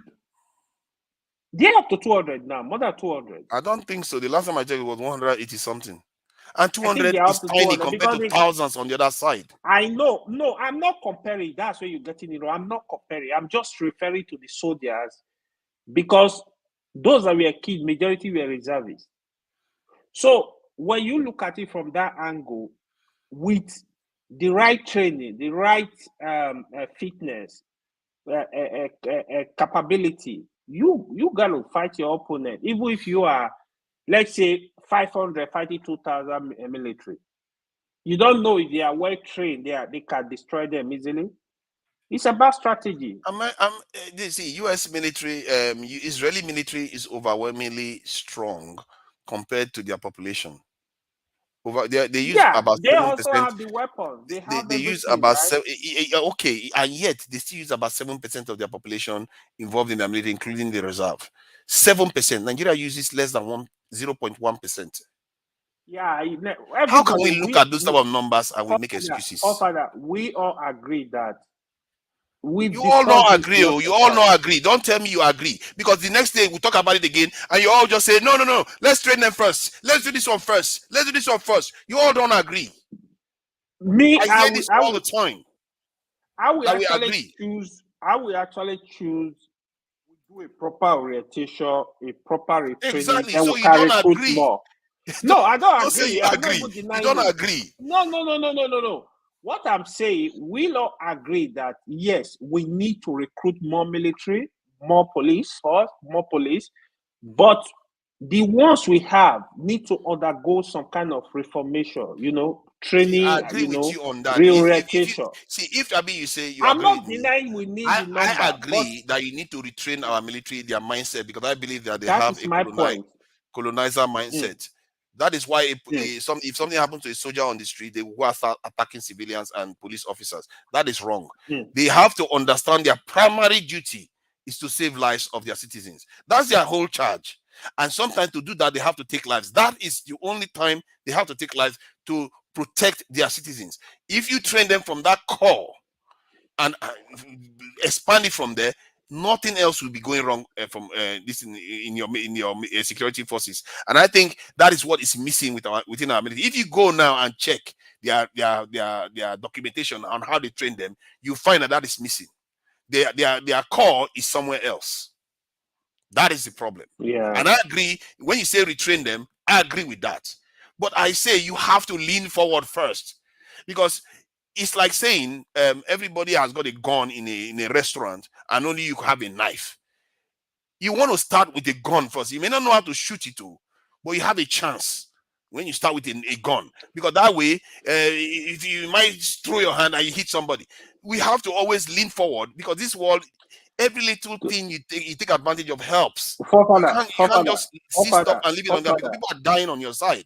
Father, why I'm not even arguing with you? The truth is, see, our country, we will not lie. The thing is just a failure in all aspects. You know what is happened recently between Pakistan and Iran, right?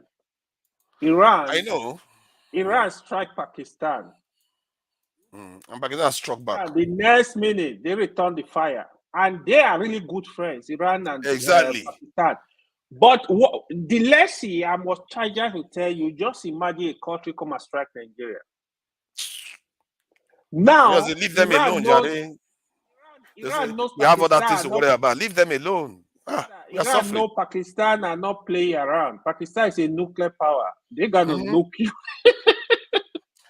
Iran is going nuclear. That's why they don't fear, and they know that nobody is going to use nuclear anyway. Iran is also going nuclear. They lost satellite too. They lost more powerful satellite. Oh yeah, Iran is launching satellite. North Korea is launting satellite left and right. While we are here twiddling our destiny, the whole world is preparing for war.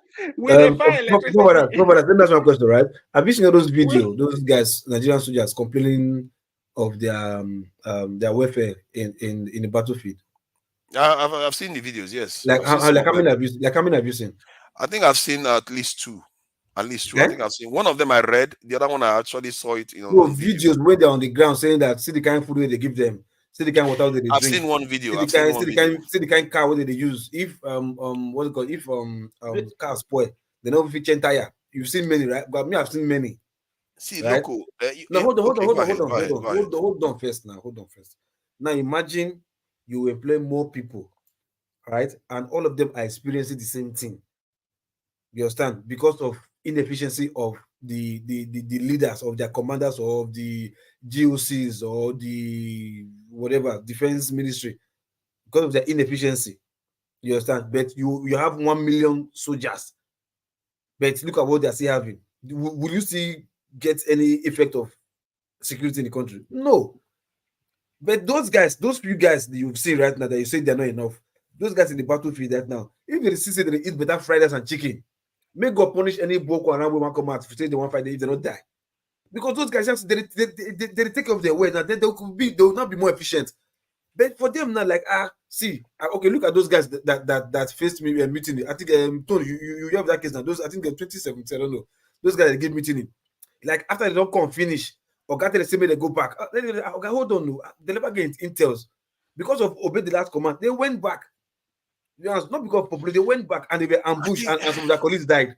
That's why when they came back, that they open fire for GOC. See, now they say what if they go meeting? in terms of no, we say about efficiency. For us, take it. So they don't say it's not by number. see, in terms of number. what do you call it? The motivation or morale for the military.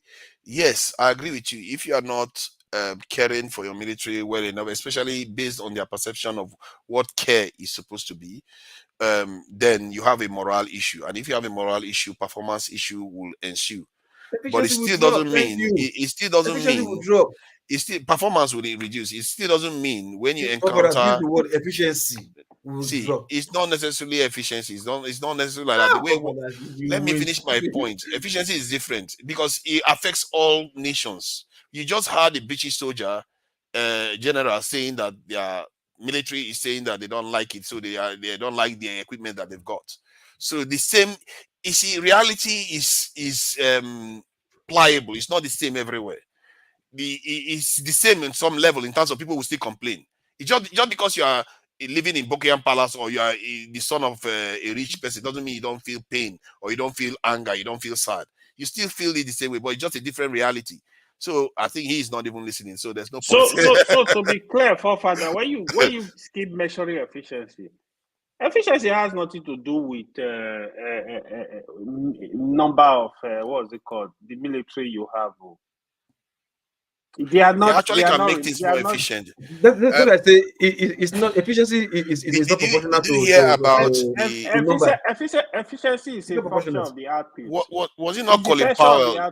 Hold on now. Was it not Colin Powell that had this? They said there's a doctrine he used to follow, or the general that worked with him for the first Iraq war. The doctrine is using overwhelming force. Because when you use overwhelming force, you defeat the enemy far more efficiently. So you don't lose your people. You use more people than you require, but because of it, you don't lose people at all. With the capacity, with the right capacity and capability. See, the only reason why you are saying that because it's America, but when it comes to Nigeria, you say, no, don't do that. Don't do that. You still need to treat them well. See, the principle applies everywhere. If you have more force, you might actually save life. It doesn't necessarily mean you lose lives. That is what it's because you are there to save people's lives. You are not there to protect your people. I mean, the law applies in America just as it applies in Nigeria. If you want to secure your country, if you want to prevent people from getting kidnapped, change the posture of your security forces to that of other nations. How can you expect your forces to perform when you starve them of resources or starve them of personnel? Now you're coming back to our point. You start them of personnel. Actually, the real resources they are losing more of is personnel. The reason why I'm saying this is because there are nations that are richer, there are nations that are poorer. The same principles apply to all of them, and they all act. The only people that don't act is us. The same principle. When China became secure, they were very poor. They were not rich. They recruited millions into the security forces. They were not rich then. So was South Korea or North Korea. So why are we making that argument? If you are making the argument, okay. Hold on. I need to address the point that Jay made. He said the GDP of Russia is about 4 trillion. The GDP of combined NATO nation is 50 trillion. Russia still defeated NATO in Ukraine. NATO are not fighting in Ukraine, Mr. Man. NATO are not fighting in Ukraine. Russia cannot defeat NATO. Don't play, man. Don't play with NATO. No, I think what he means is that Russia is. They are supporting. Technically, they are winning. They are getting their way. They're taking territories from Ukraine and they are owning it. So maybe that's what he means. The point is that what he's trying to address there is that money is not everything. That's basically what he's saying. Yes, agreed. Money is not everything. Your ability to survive matters more because if you don't survive, you're not going to survive to make money. That is the truth of it. And the people that can survive are the ones that will determine, they can pick and choose who survives with them. And they will choose whether you are a slave or whether they take your land or whether they don't take your land. You are living at their mercy. If some of our people knew what African American slaves went through, because our forefathers didn't go through it, we were colonized, but they didn't abuse us the way they abused others. Not even like in Congo. Like the women, when you have a family, when you're a slave, you don't have, if you are married to a woman as a slave, you don't have priority over her. Your master can impregnate her because he wants a child that looks like him so that child can serve as a slave inside the house while the darker ones serve outside. They can make you impregnate your own mom because they want a breed, because you are a strong person. The kind of stuff these people went through because of our people sold them, and we can't even remember that at all, and we think everything is okay today. That is, for me, the disconnect is too heavy. We know. The disconnect is too heavy. And I think what I would recommend for many of our people is that go to African American channels, talk to them.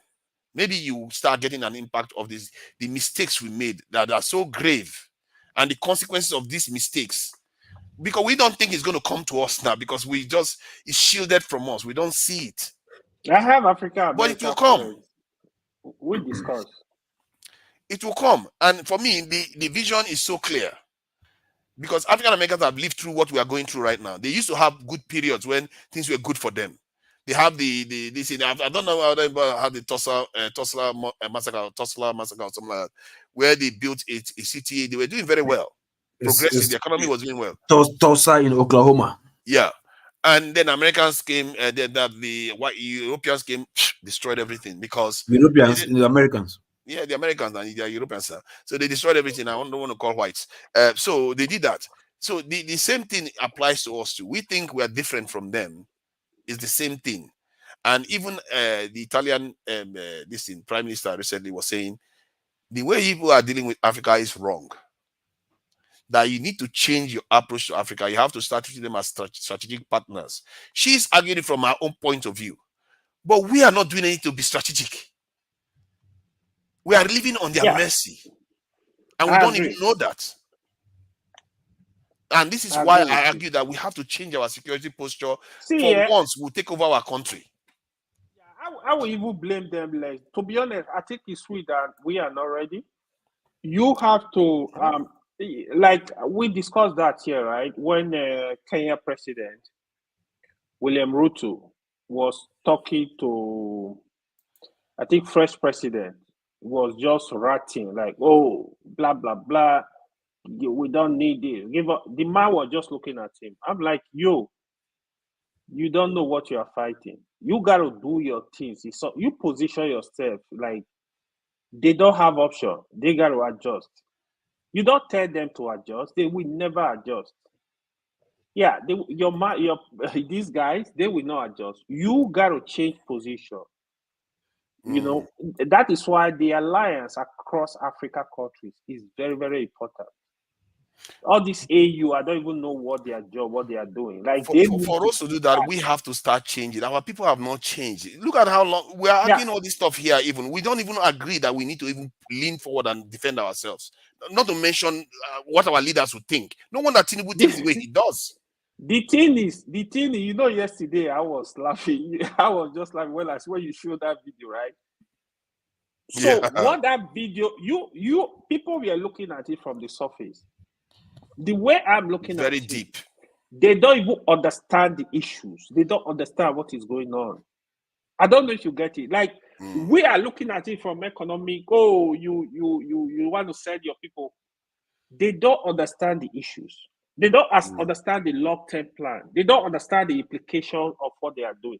I have said it here when Tinubu, like the policies he roll out time to time, from student loan to subsidy removal from the current exchange rate. He doesn't understand the issues.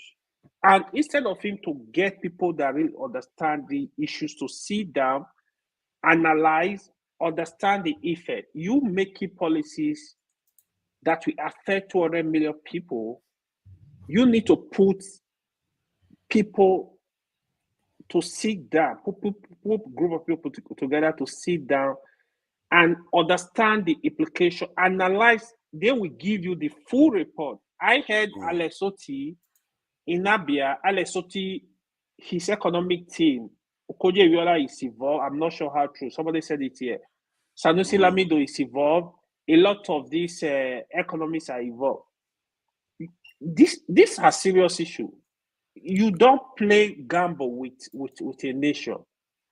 If you want to build security, you got to look for security experts, look for the real people that can. You need to pull those people together and tell them this is what you want. How do we achieve this result?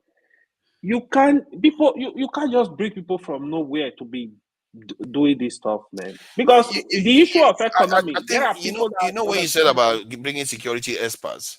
I think at the core of those security experts, individuals, you have to have people that actually believe in their people. My worry is that some of these people don't. They really don't. They don't believe in their people's. I don't even think they think about it. It's weird. If you have to have somebody that believes that that nation, that people have to survive and really have to be strong. If you don't have those sort of people making those decisions, they are going to still draw plans that favor other people than themselves. You have to make it core to your own people. That is a very strong point. Again, the corruption is not helping. They're taking of the money, how to loot. They're making a lot of mistakes. For example, you connive with people to be stealing oil in the Niger Delta, oil that's supposed to belong to the people, like that is people are surviving on. What are you collecting? What is going on is, even right from time, I have said this even as a little boy, share we are operating.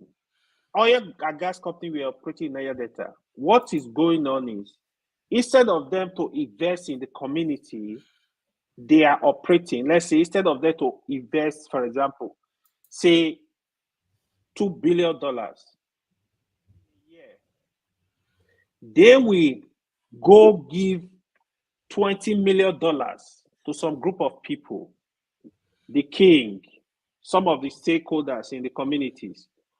They will escape. So people do all this stuff. They don't know the effect of what they are doing. You thinking you are reaching yourself, you actually messing the whole system up. But that is the greed, right? It doesn't happen one at the time. It's not like one event. It happens slowly. It's not one event. One It's just event like after the other. Everybody repeats it. Topic question you were asking us the other day. For example, they give somebody money to build hospital that will take care of people, for people not to die. You will steal the money. They will tell you build hospital for women, children, so that women can give birth successfully. You will steal the money. Mortality rate, infant mortality rate is crazy. They give you money to build roads. You refuse to build. Accident every day. People are dying. They don't understand the implication of what they're doing. It's ignorance also is part of the system. It's part of the problem. If they understand the implication, you can, even if you want to steal, you will not steal at that level. You will make sure at least the job is done properly. Exactly. You see, that is where the whole thing you know how I deduce this, because I try to imagine, because when I looked at how we started selling slaves, it took 200 to 300 years before they started trying to colonize the continent. 200 to 300, that's a long time. And I asked myself, how did our people not know? Then the only way that is possible is because individually they don't know that they are having that overall effect on the entire situation, because they are all thinking, oh, I'm just selling my local slaves, I'm just doing my thing while I'm on the throne for 20 years, then I die and move on. Then the next person comes, they do their own. They don't see the bigger picture, how they are doing their people down. And the beauty about the Igbo people is that they understand this thing way more than us. You know how I know that they understand this more than us? They did it to China. When they were trading with China with silver, they were having good trade with China, perfectly fine. China was advanced, doing very well in the 18th century, 17th century. They were trading with China with silver. You know what they were thinking? They were thinking that is not good, because China is gaining and they are not gaining more from China. So they wanted a competitive advantage, something that they sell to China, they gain more power from that, while China loses. In other words, what they are doing to us. So what they did was they started selling opium to China. And they sold opium to China, and they decimated a lot of Chinese economy, and they made a lot of profit from it, and they used that money to get stronger. Within 100 years, you see, it didn't happen overnight. That tells you how they think. They don't think that way. The Chinese premier, the Chinese leader, wrote to the Queen of England and said, we are trading silver with you, honestly. We are doing good trade with you, and you people start putting drugs in our economy, knowing that we are against it. We outlawed it, and you still sold it to our people. You know what? And then because the Chinese people decided to destroy the drugs that they seized, instead of the UK leader to say, sorry, our people, we are not supposed to be selling you what you don't need, and this is a nice thing to do. Instead, they were like, because they have gotten stronger, they said, you're going to pay for the drugs you damaged. That should tell you something that you need to understand about life. If you waste your strength, sooner or later, it will come back to bite you. And they humiliated the Chinese for 100 years because of that. Please go ahead. Again, these things, it's not too late. It's just unfortunate we still have rock people that are not thinking in power. They don't understand the implication of what they are doing. There is, you need to listen to that lady I told you, Paki Sharma. Look for his video, Youth Quake. The Gen Z, the population is in Africa. Obviously, Africa are the future. Nigeria specifically, we have a very hot youth population. In terms of intelligence, in terms of smartness. Now, if you don't harness the energy of this youth, you gotta do Paki Sharma or Paki Sharma? Paki Sharma, that's her name. Paki, P-A-P-A-L-T-A.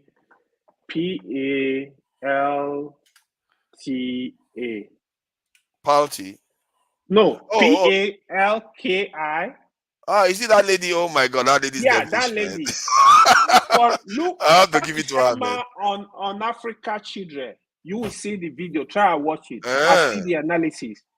So what is going on now is Nigeria. See, I'm not saying it because I'm Nigeria. Nigeria have brilliant children. But what is going on? These children, they are not harnessing their energy, convert it to let them use it. Have a project. If you want to develop them in AI, we produce brilliant children from university, first class, top of the class. I tell people, for a student to make a first class from university, they have capacity to learn anything. So when you bring these children together and give them, what is IT? IT is nothing. They will learn it. AI push them. All this, for example, if Uzodinma has said, I'm going to build a tech city and start training Imo youth, I would have loved him. Imagine that. Build, no, they won't. Put solar in that city, make sure there is electricity. It doesn't take government to put 10,000 computers. These people are wicked. They are saying they want to send them overseas. They don't see us as human beings. It's not rocket science, forefather. State government have capacity. Even if you start with 5,000 computers, equip the place with solid internet, put enough security there, you can have shift. Look for IT expert to start training, even if it's programming. Once they understand 2 languages, solid, even one, they will be able to fall ahead from there. Just imagine each of the states have those centers. They are not thinking. They don't want to do anything for the people. See, for me, that statement that Tinubu made this week, it just keeps grazing at me. Like the term, we'll supply more. We'll supply more. It's like we are not even human beings. It's like we'll supply. If they need more, we'll supply more. Like you're supplying crude oil or some kind of this thing. It's like we'll supply them more slaves. I told my friend the day I saw that statement. I told my friend, I'm like, maybe he's watching that. I'm like, yo, are they giving the president a different newspaper to read?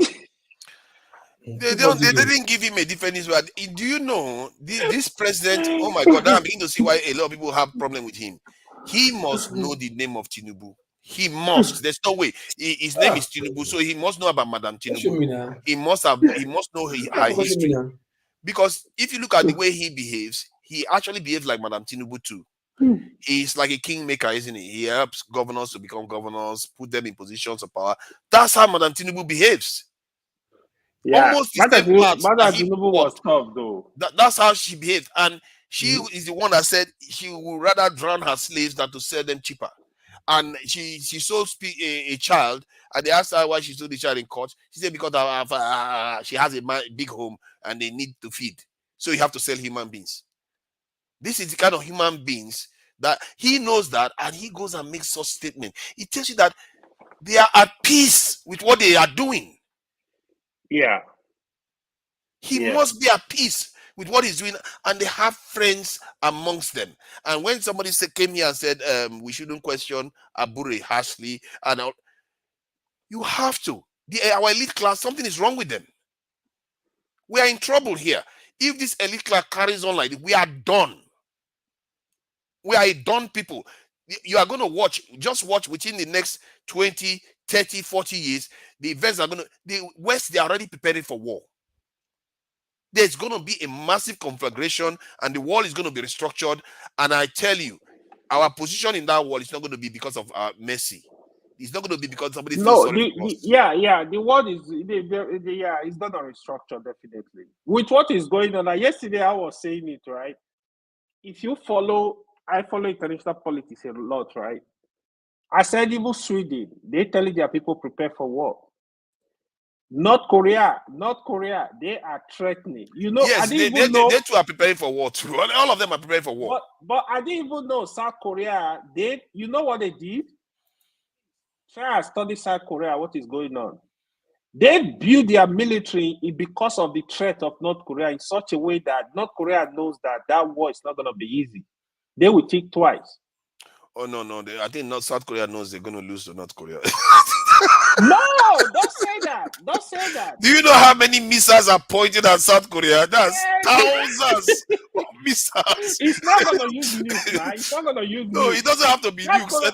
Like even in let's say 2005, 2010, I was already aware that more than 40,000 missiles are like big missiles are pointed at South Korea. North Korea that's all they've been doing.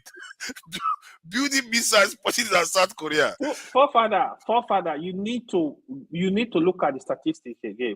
Please do research on it. Let me search how many missiles are pointed at South Korea from North Korea. Let me just see. Trump is gonna come and be shouting rocket man. South Korea. Those guys are crazy, man. Honestly, I will see that like I'm like, what is going on? These people, everybody is just crazy. Iran and Pakistan are testing power. You don't say though. China and Taiwan are testing their power. Every country is just like shoulder. America, they just play the good guy, the bad guy. They are everywhere, you know. Don't worry. Don't start any war. We are here to watch you. They are the ones triggering it too. They are this whole problem we're having in the world is because China is rising. All this trouble is because of China is rising. Nothing new. China didn't fight them. China didn't bomb them. Nothing new. Let's not forget this. This whole trouble is because China is developing. There's not America is just losing it, causing problems everywhere, triggering wars everywhere.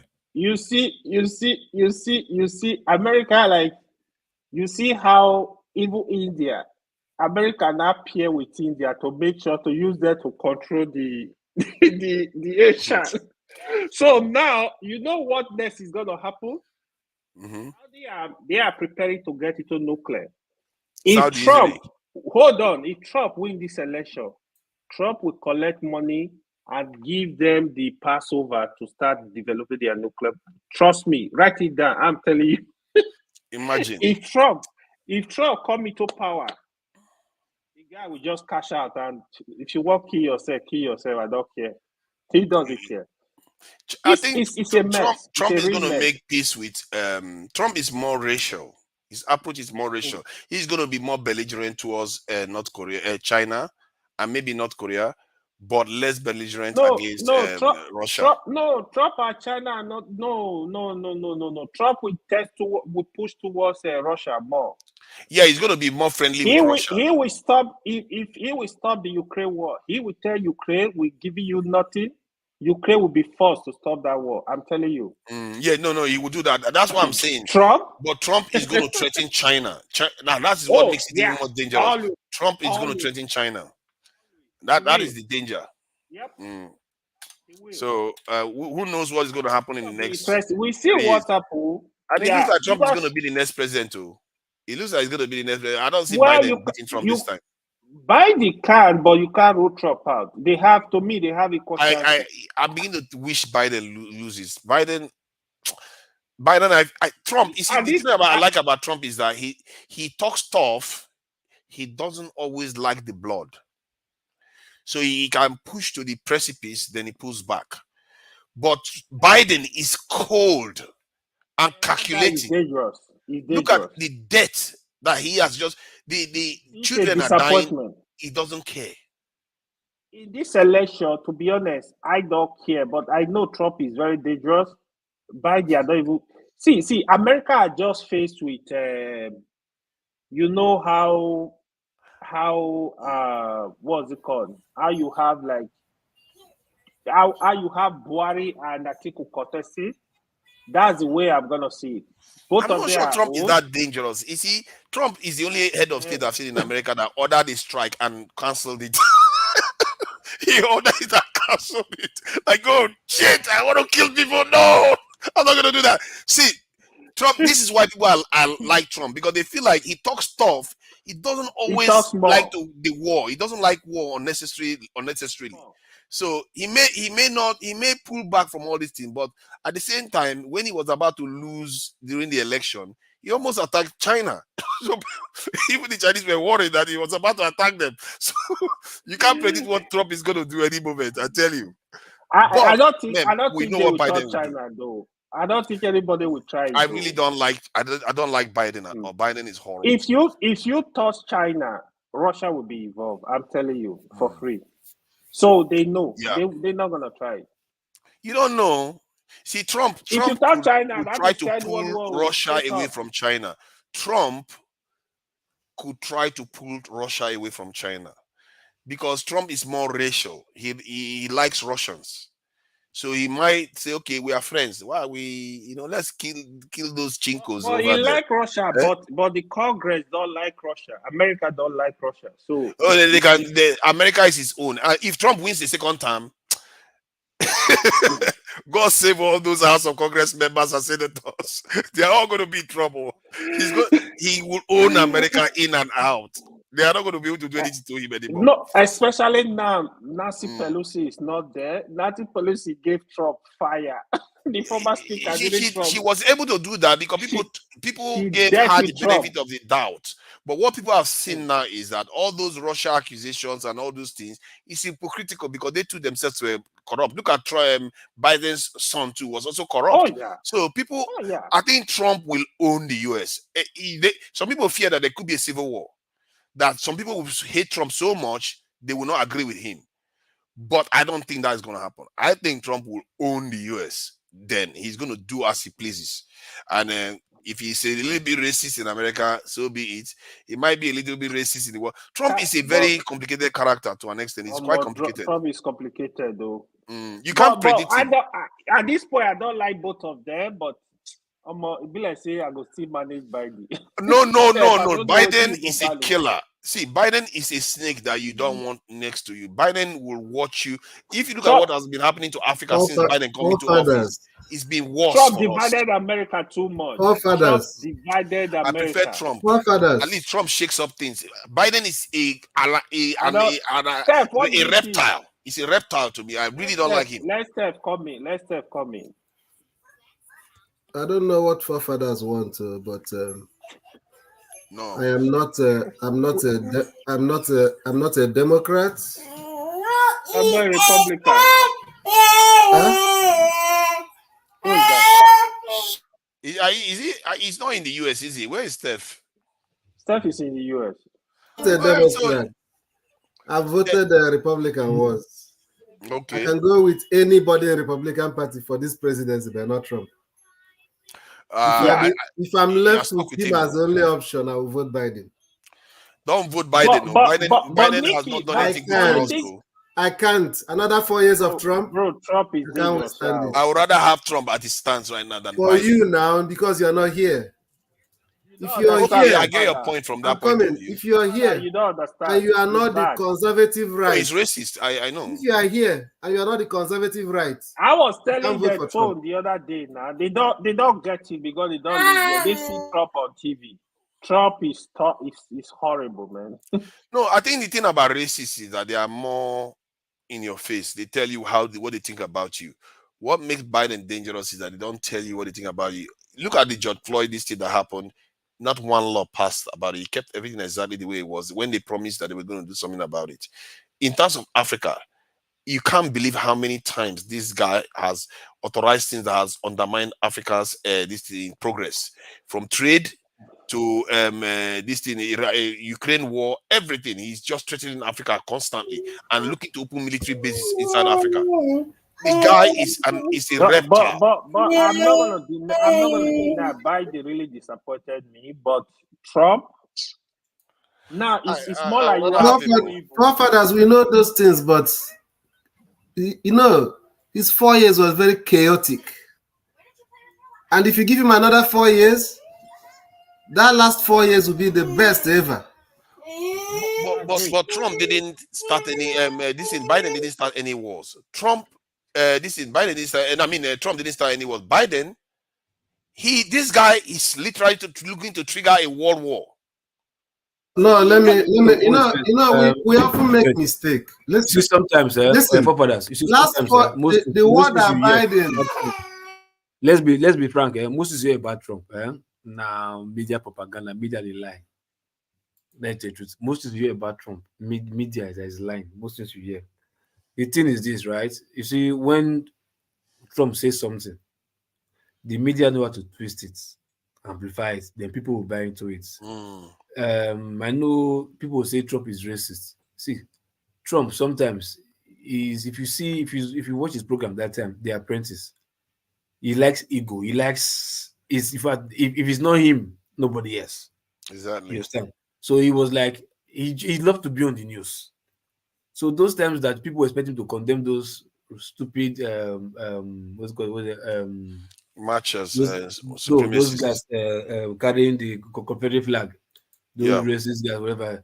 Not that he doesn't want to stay. He says he wants to, but it's like no, he needs that fan, something like that. But just like he's not presidential per se. Not that he cannot rule America, but he cannot rule America in the presidential way that America is used to. He can't. That's just his problem. And I've seen videos that came out where Trump, they deal with black people. They help black investments. Old Trump, not this new Trump that they are trying to say here. Then you understand so. But the media won't tell you that. Just like this TB Joshua case. Baba, this one you are talking, forget it. No worry. You know, I prefer Trump. I see Trump is in your face with the truth. He's not to hide it. I'll tell you this, like Biden. You get what saying. Look, I'll tell you this. Why you the American? You supposed to know. Steph, you supposed to know. No, I did Nigeria. Black people and Republican. In fact, black men they be Republican self. If you follow on a political history. Blacks now they there was a time where blacks were majority in Senate in America. The blacks were majority in Senate, and they were Republican. Local. It was later. Let me ask you this now: between Trump and Biden, which of them do you think values life more? Sorry. Between Trump and Biden, which of them do you think values life more? Period. Trump. Trump. Clearly, and that is what I think. That's my thinking. Trump. That's why I'm deferring to Trump, because Trump, he seems to weigh, even when he is angry, he seems to weigh bloodshed more. This Biden guy is a cold-blooded, calculating animal. What people don't know about American politics is, look, regardless of how they play the politics, there's nothing in American politics for black people. So they can tell you black people in America anything that they want to hear, just to get the vote strength. You understand? Check, none of them. The only person that they even expected to even try, that be that nonsense Obama. Yet nothing changed. Nothing for black people changed. Nothing. Yeah. If anything, it made it worse. Is he not the one that caused the war in this is Libya that led to insecurity in Nigeria? Nothing changed. Check American history. If you do documentary if you watch documentaries for all those Malcolm X, Marcus Garvey, what's it called, what's it called, the pastor, what's it called, Martin Luther King, you understand? If you check, it's this person and J. Edgar Hoover, the idea behind them, the FBI guy. But how many who used to walk the walk? Black people never walk the walk. Black people. That's what they do. They can enter into your head and do anything. But Trump, because he's just blunt, the black people are just expecting him to say something that they want to hear. Like, okay, no, but sometimes you're like, I can be blunt the way you don't like, and they favor you. Who you go prefer? And you don't have to like him. You just have to pick which one is worse. And I think Biden is worse. That's the problem. It's worse for the world and maybe more dangerous in America. Do you know why I'm even giving Trump any chance to win this election? What I think will happen, right?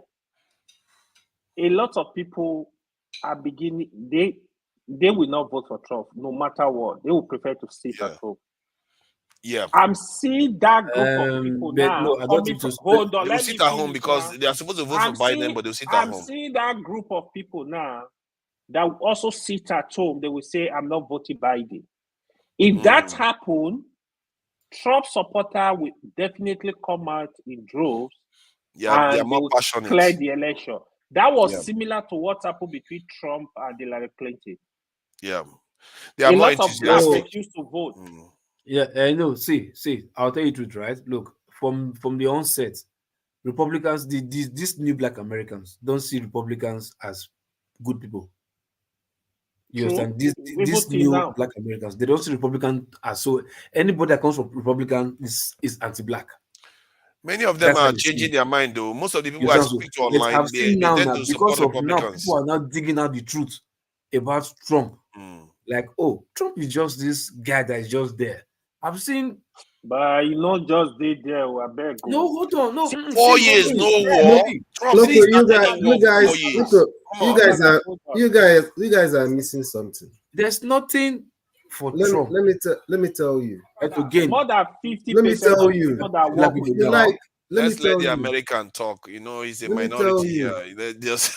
Trump is not going to win majority of black votes. Agree. No problem. They are not changing no problem. He's going to win enough, though. But hold on, no problem. But no, I don't think so. But he won enough the last time. He won enough the last time. Do you agree that get more black voters than the previous election? I think Trump got actually almost a record number of black voters the last time. I'm asking you a question. Compared to other Republican leaders, more black voters than the previous election. Do you believe that? Let me confirm that actually. Trump will get more black voters now than before. Do you believe that? Steph, why is he going to get it? Huh? Why is he going to get it? The one that the Democrats are doing right now, they don't understand. The one Democrats are doing. Because hold on, it's easier to strike deal, to strike business with Trump, right? What kind of business? In America than to do with Democrats. What kind of business? No, when I mean business, like, oh, look, we can give you this vote. This is what you do for us as a black community. What do you think Trump can do? What do you think Trump can do for them? No, hold on. I said Trump is the guy you can do that deal with. No, that's what I'm telling you. He can't do such things. Okay, who do you think take will for, do it? Take for instance. Which Democrats do you think can do it for them? Which Democrats do you think can do it for them? I'm coming. Take for instance, when it comes to child care,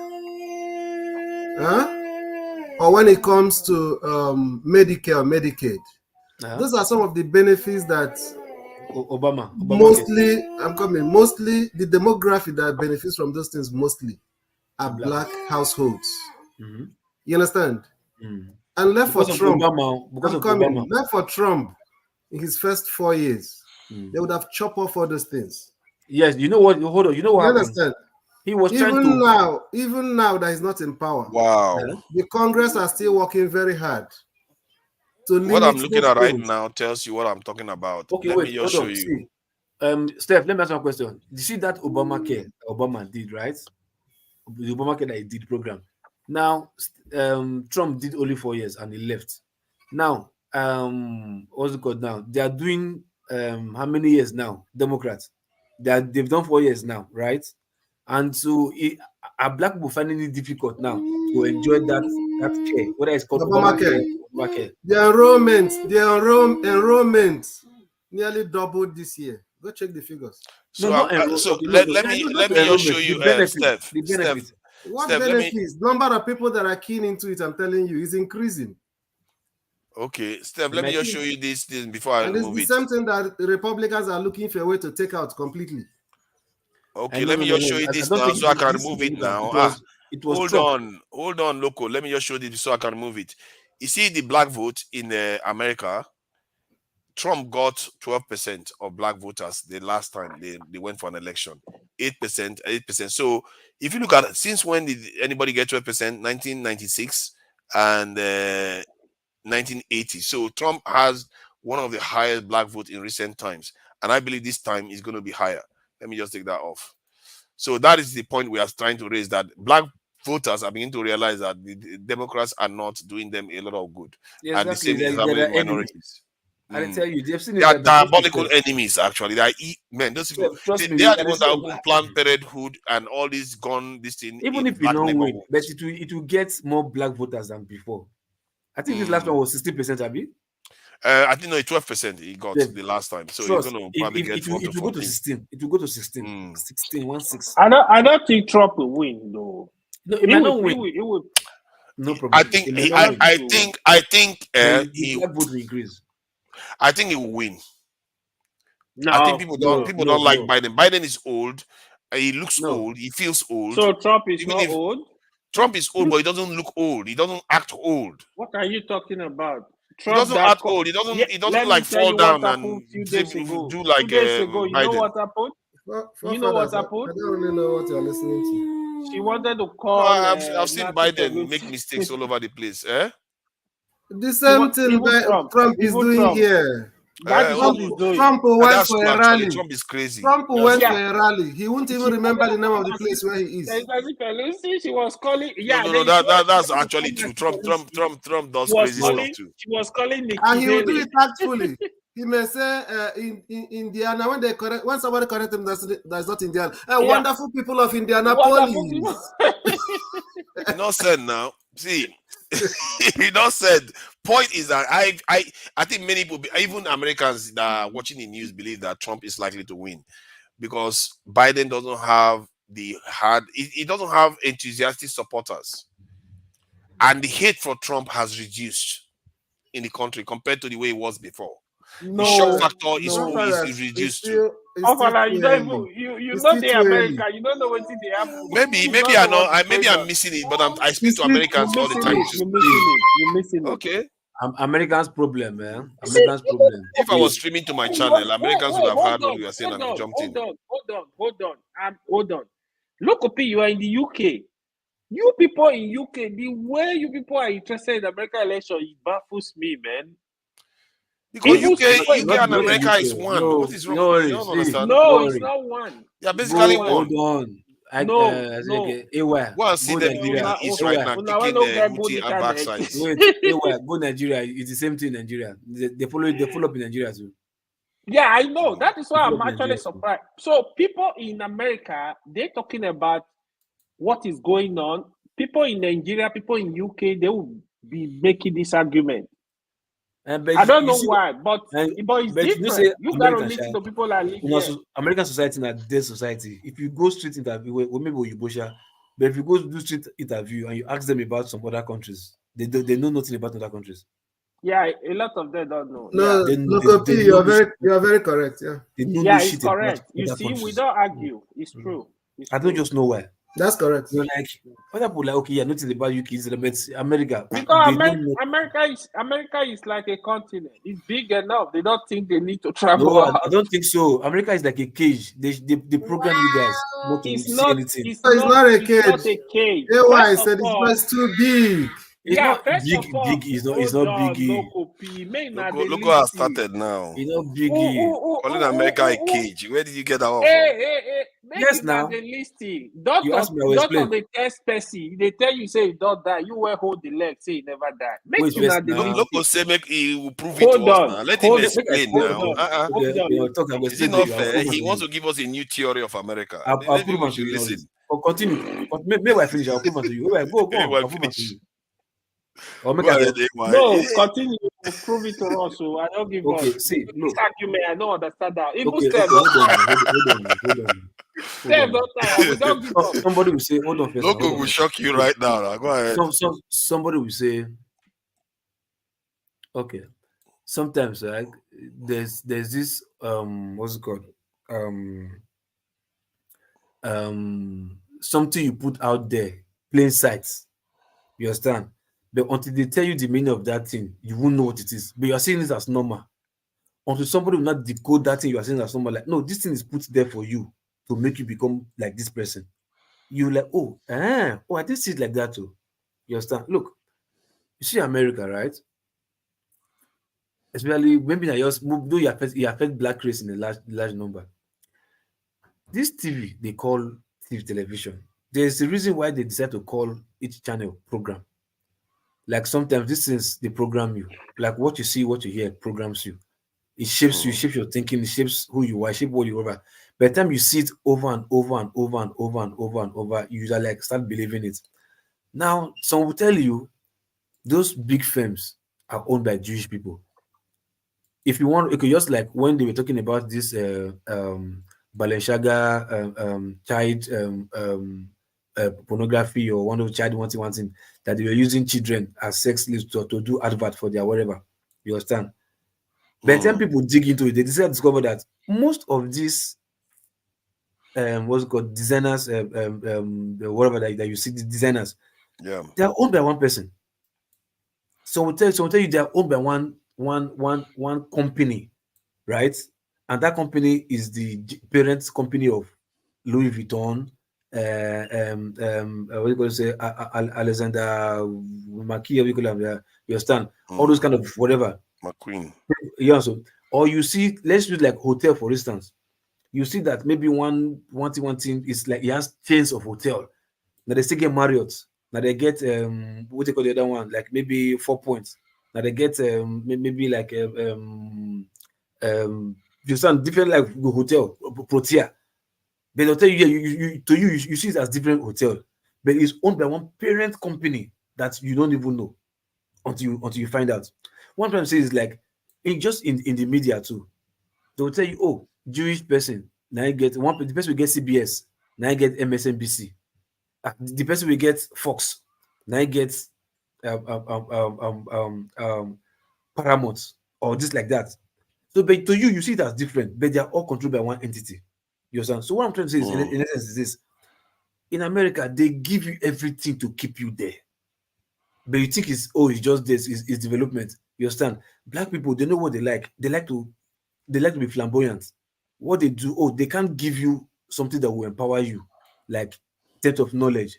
What they end up giving you is they give you money, something you make money, like rap music, drugs, sports, this and that. You make money and you live a flamboyant life just to keep you there.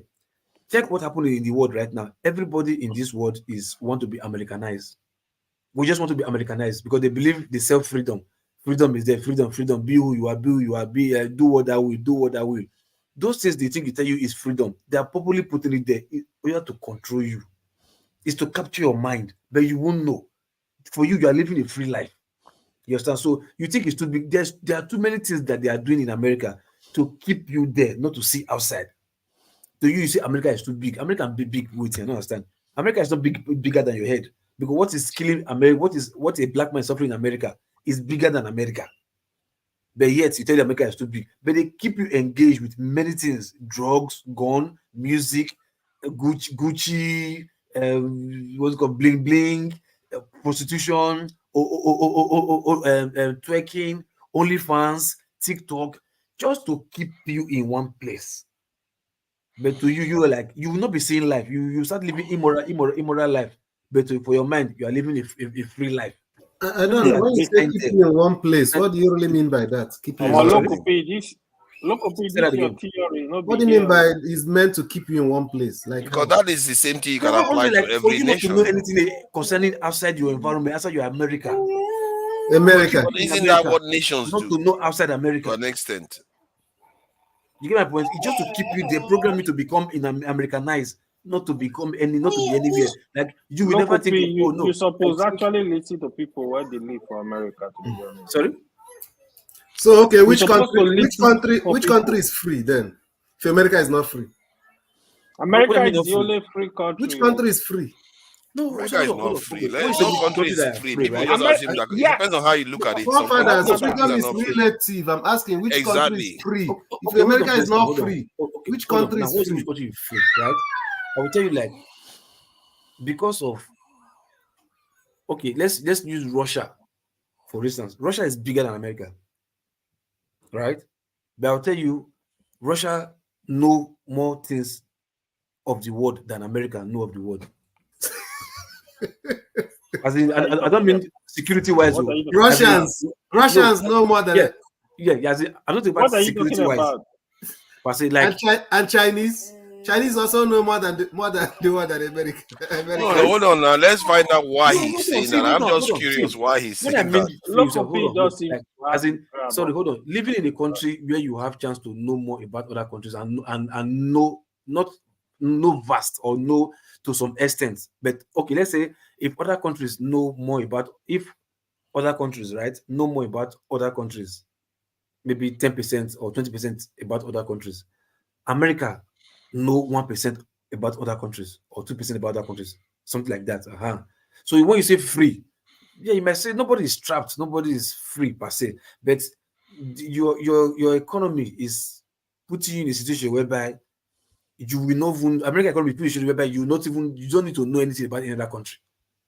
Like it's the greatest country in the world. You don't try. You have many things to keep you trapped there. I think I understand what he's saying, that to an extent, I may not be able to the nation caters to your need in a certain way that keeps you. You don't even know nothing about it keeps you clouded from other things going on everywhere else. And you think it's knowledge, but the same thing is happening in our nation too. That is real. It's a real stuff. It's programming. But look, the point is that's what most nations do. If in Saudi Arabia, the same thing is going on. In Nigeria, the same thing is going on. That's what nations do. They cloud their people's perception of the world. If you ask me, the Europeans are the freest. The Japanese are also one of the freest people in terms of having access to information around the world. But the others tend to brainwash their people to just be inward looking. Please go ahead, AY. The whole talk, look, out of all the stuff you said, was the last point you made. That is the only point I think is valid. Like that economic point, I would go with it. I will run with that as well.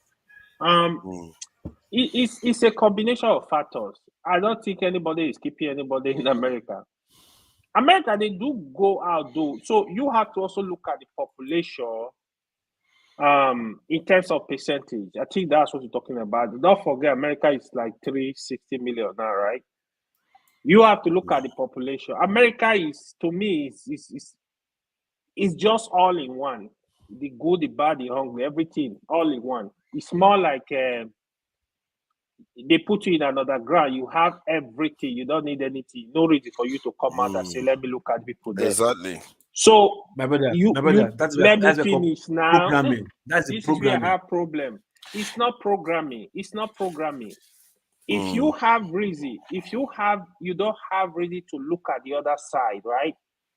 Why do you think Nigeria are living? You think we are not programmed? Because we have reason to look at the other side. Before you left Nigeria to America, you know more things about America before you left. Why does because he know? You were meant to know. You were meant to know that. That's the whole point.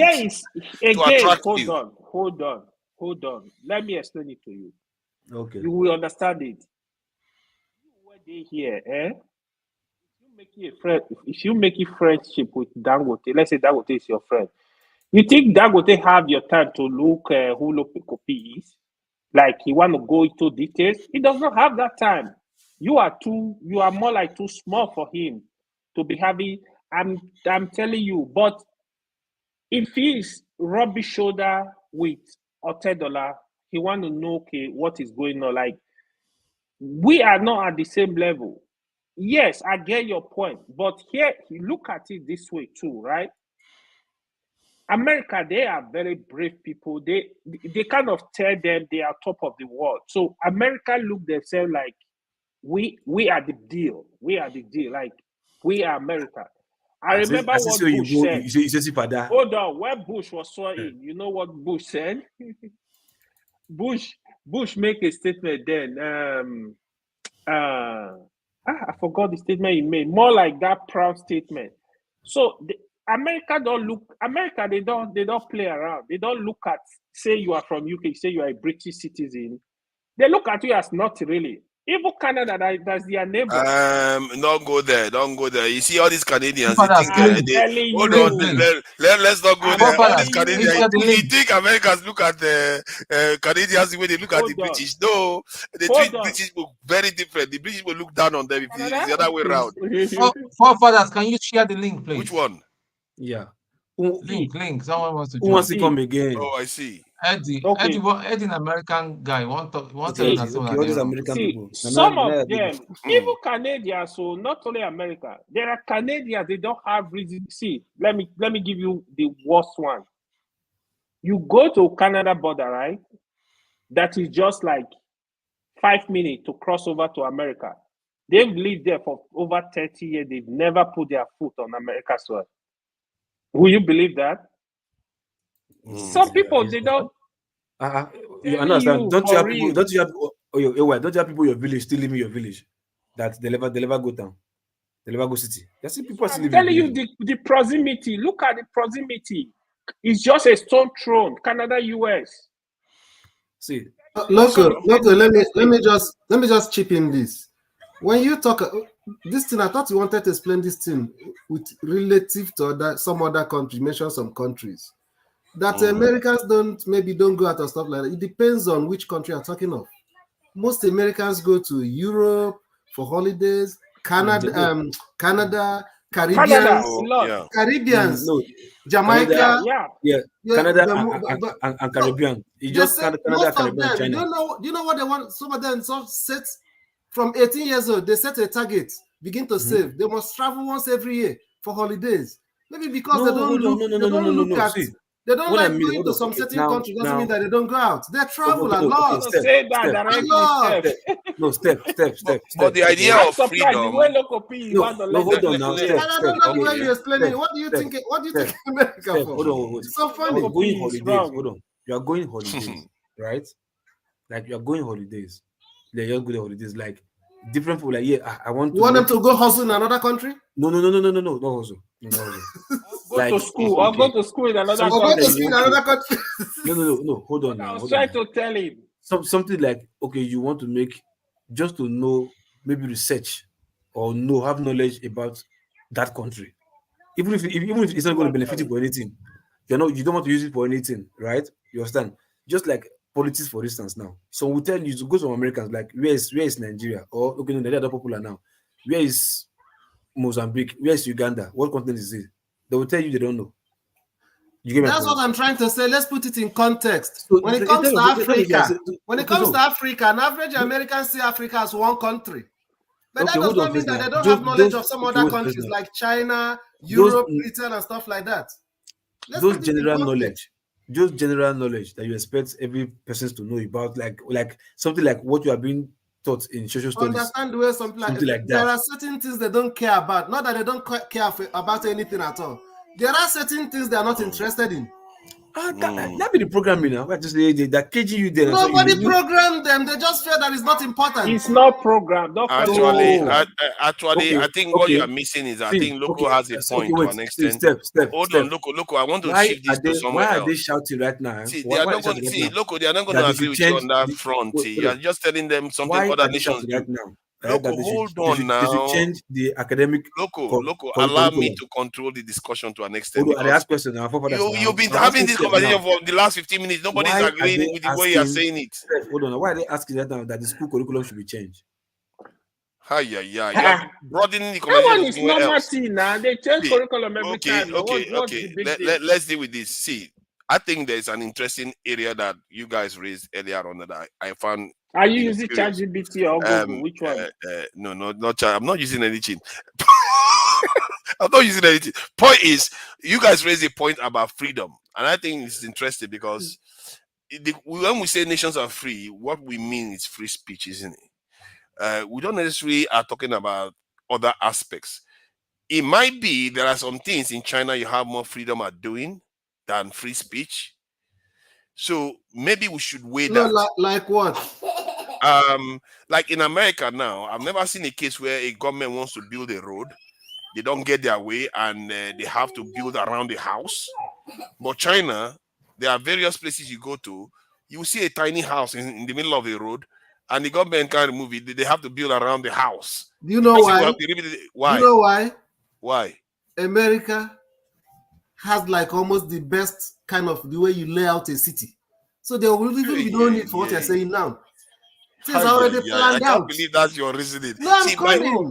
No, you don't plan a city. Then you don't know you're going to build because a America road. was captured. No, because then America was somebody captured. build a house now looking for how to turn to. No, hold on now. What you are not seeing there is that. See, do you think there is nobody that has not wanted to keep their property? They don't want American government to put road over there.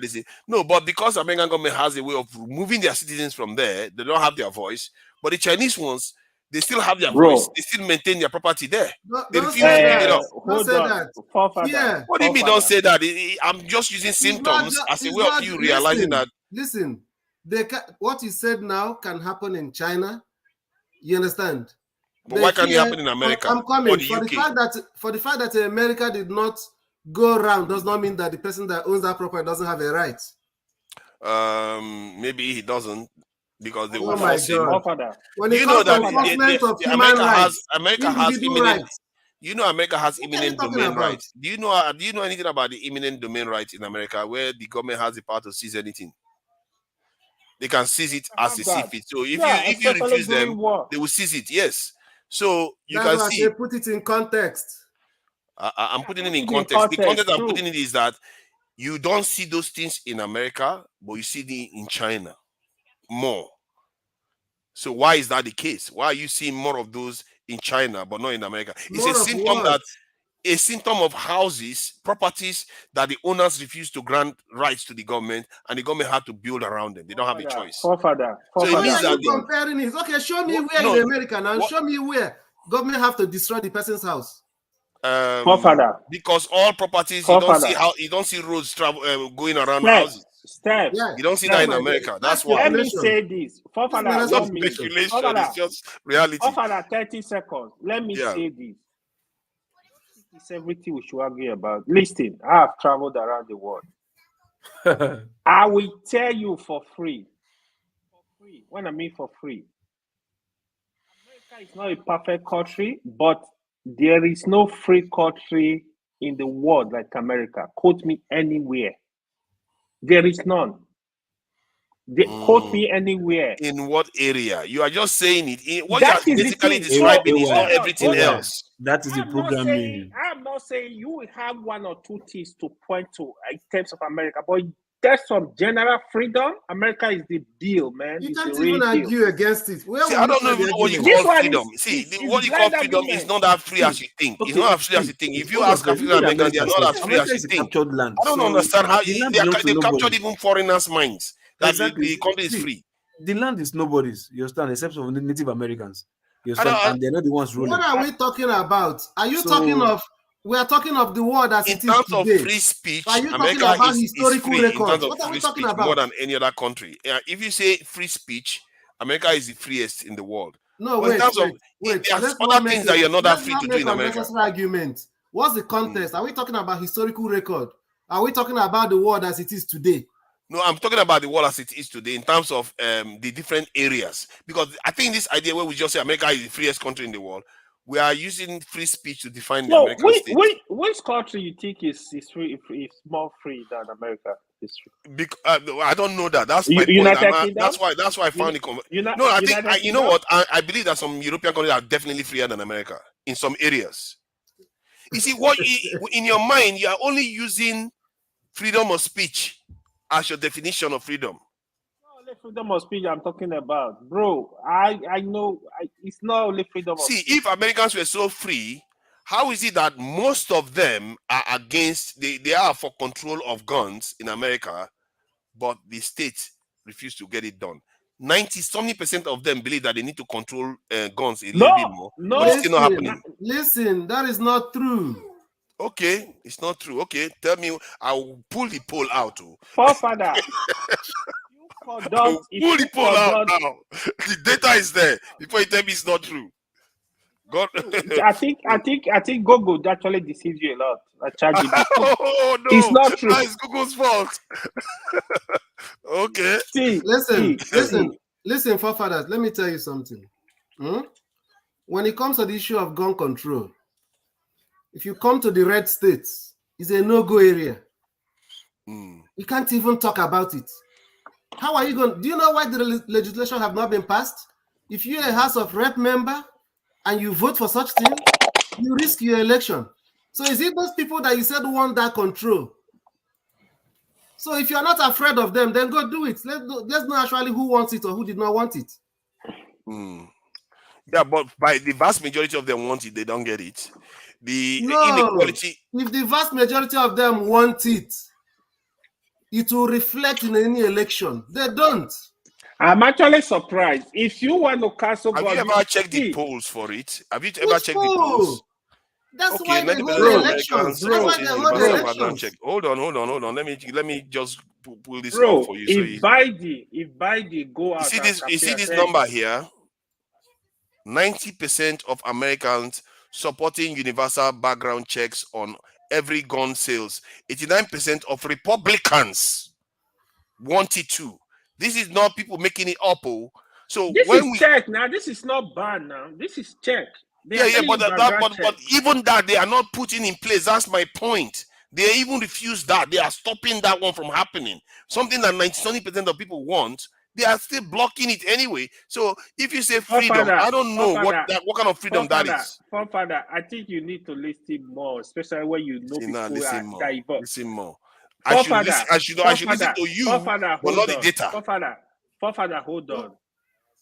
If Biden tomorrow morning mistakenly announced that, you know what, compulsory, we passing law, we got to keep all the gun, I can tell you for free, Biden will lose the election straight up. If he tried tomorrow morning, the election is gone. America won their gun. So that poll is wrong then. Forefathers, I'm telling you what is on the ground. Have you seen any? Okay. But the background check, when you want to pass that background check, they defeat it too. They stop it from happening. Oh, let me tell you, let me educate you. Okay, go educate me, please. Go. What is going on now? Where is scary in America? Forefather, in some states, you buy gun as if you go to buy pure water. You just walk into the shop, you buy a gun. You don't need a license. Who does that? That is true. These people are not saying, what they are not saying is, okay, let people do a background check, but you can't take away their gun. America, I can bet my last dollar. America, you go to a referendum, they will never allow you to take their gun. Hold on, you are mixing the argument. You are shifting the argument. I said, see, get me straight here. I'm saying that 90% background check that people support, even that one is not going through. Explain that to me. Let me explain it to you. How do they win an election in America? You appeal to your base, right? Right? So if you said 90-something% of Republicans want it, have you ever had any presidential aspirants of Republican Party that will talk about background check to appeal to their base? You can't even yet, open. so You can't even now, open your mouth and say so it. now, You know what you they are making believe? my point. They are not as free as you make it sound. I'm coming. Look at what they will tell you that, oh, if you do background check, the next thing you now come and say, okay, surrender your guns. Exactly. So they are not as free as you think. They don't want it. See, the gun lobby in America controls the narrative. The gun lobby in America controls the narrative. The people that are funding political parties are shady people that people don't know. There are Koch brothers. There are all kinds of different people funding political parties. So, but hold on now. No. My point. Let me make my point. Yeah. Okay. Let's say they know. Point is that the people that are their voices are being heard in America, it's not the masses, it's the elites. And this is why the wealth is controlled vastly in the hands of the elites. I think from the last time I checked the data, the amount of people that control 50% of the wealth of the country is barely up to 200. Control 50% of the wealth of the so-called freest country in the world. America has the highest number of billionaires in the world. That is clear. They may have that. They may have that. It still doesn't mean wealth is not concentrated in the hands of a few. But that is what happened in every country. But mind you, the middle class. America is a capitalist society. What are we talking about? It's a capitalist system. It's not a socialist country. Yeah, but what that tells you is that it's not everywhere you are that free. People are not free to necessarily have their own compete fairly. You are mixing things up. I'm mixing this up because when we say America is the freest country in the world, we are basically talking about freedom of speech. We're not talking about other things. Hold on. That is the problem. Sir, sorry. Forefather. You're not that free to aspire in America. Forefather, I'm sorry. I don't know why if you don't know this. Capitalism means freedom. That is freedom. You don't know that? No, actually. When you are talking about capitalist system, you are saying can be what you want to be. That is the American dream. Yeah. See. I deliberately, because of this issue, right? I deliberately migrated from a different country to America, even though most people would prefer that. You need to have discussion with people that live in this country to know what is going on. You think you know it, but no, you don't. I think that from what I can see is that, and I think that is true because it's evident that not all nation is free in all areas to the same degree. You see what I mean? So but in terms America of freedom of speech, America is on top. Freedom of speech. Because it leads to a lot of problems. No, I don't think it's everything. If you're in Europe, you're going to find that America is not as free as you think. Education is not as free. Healthcare is not as free. This thing, even security is not as free. The idea that America is free in all areas is wrong. I think that it's evident. Are you talking of freedom? Are you talking of free as in no payment? Free as in no payment or some? Yeah, it's still that is not freedom. That is not freedom we are talking about. Oh my God! Freedom said something. Is that capitalism? Freedom can be attached to certain things. I'm coming. Just a second. Is that capitalism that made America to be the freest country? And that is the problem. Okay. Now look at social mobility. Now, social mobility in America is lower than many other countries. If it's so free, it should be at the top, shouldn't it? That is the capitalism. What that means? The freedom that comes with capitalism. It's not. See, you don't understand freedom. That is not freedom. Don't you understand? See, what capitalism does is that it empowers a few. They get to the top. They overturn the system to favor them. In other words, it's not capitalism anymore. It's socialism for the rich. That is the capitalism you have in America. That is the problem that most people don't see. You just assume that it's perfect, but it's not.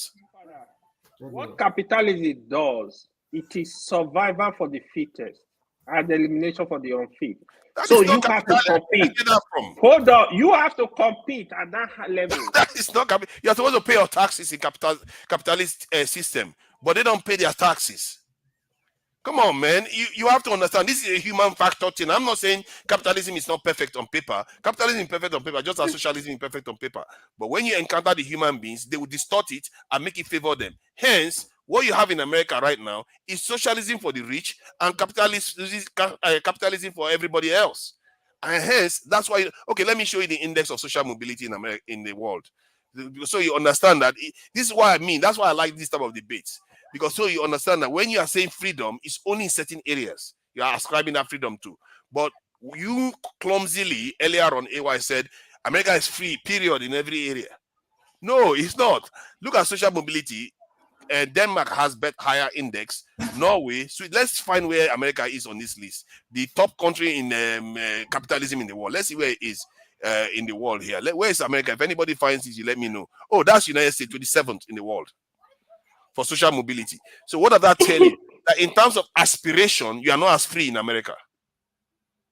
You cannot. You are less free in America in terms of when you want to aspire to a higher social class. You are not as free in America to do that. So based on that one, are they surprised for you? I'm trying to see, because I'm trying to show you that there are many dimensions to this life. You saw the one that Loco just shared with us, that the Americans are in a prison. I'm showing another one that there's another dimension to this life, so that you understand. Am I wrong? I'm asking, am I wrong that America is not free in all areas? The freest in all areas, I mean. Father,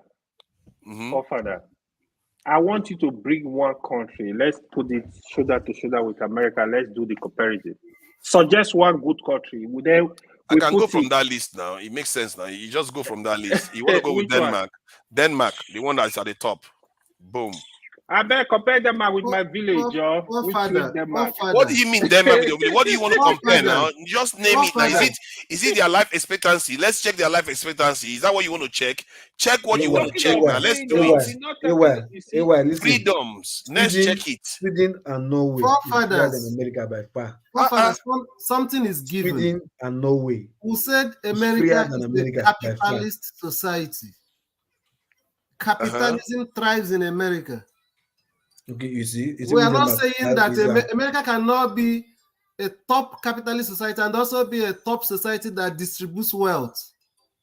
They don't coexist, except if there is a significant measure of government intervention and regulation.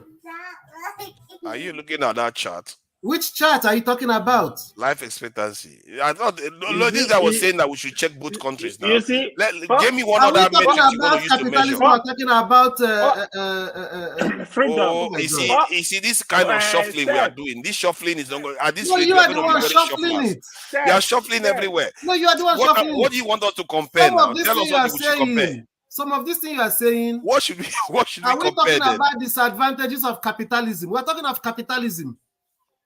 Capitalism. You can have both.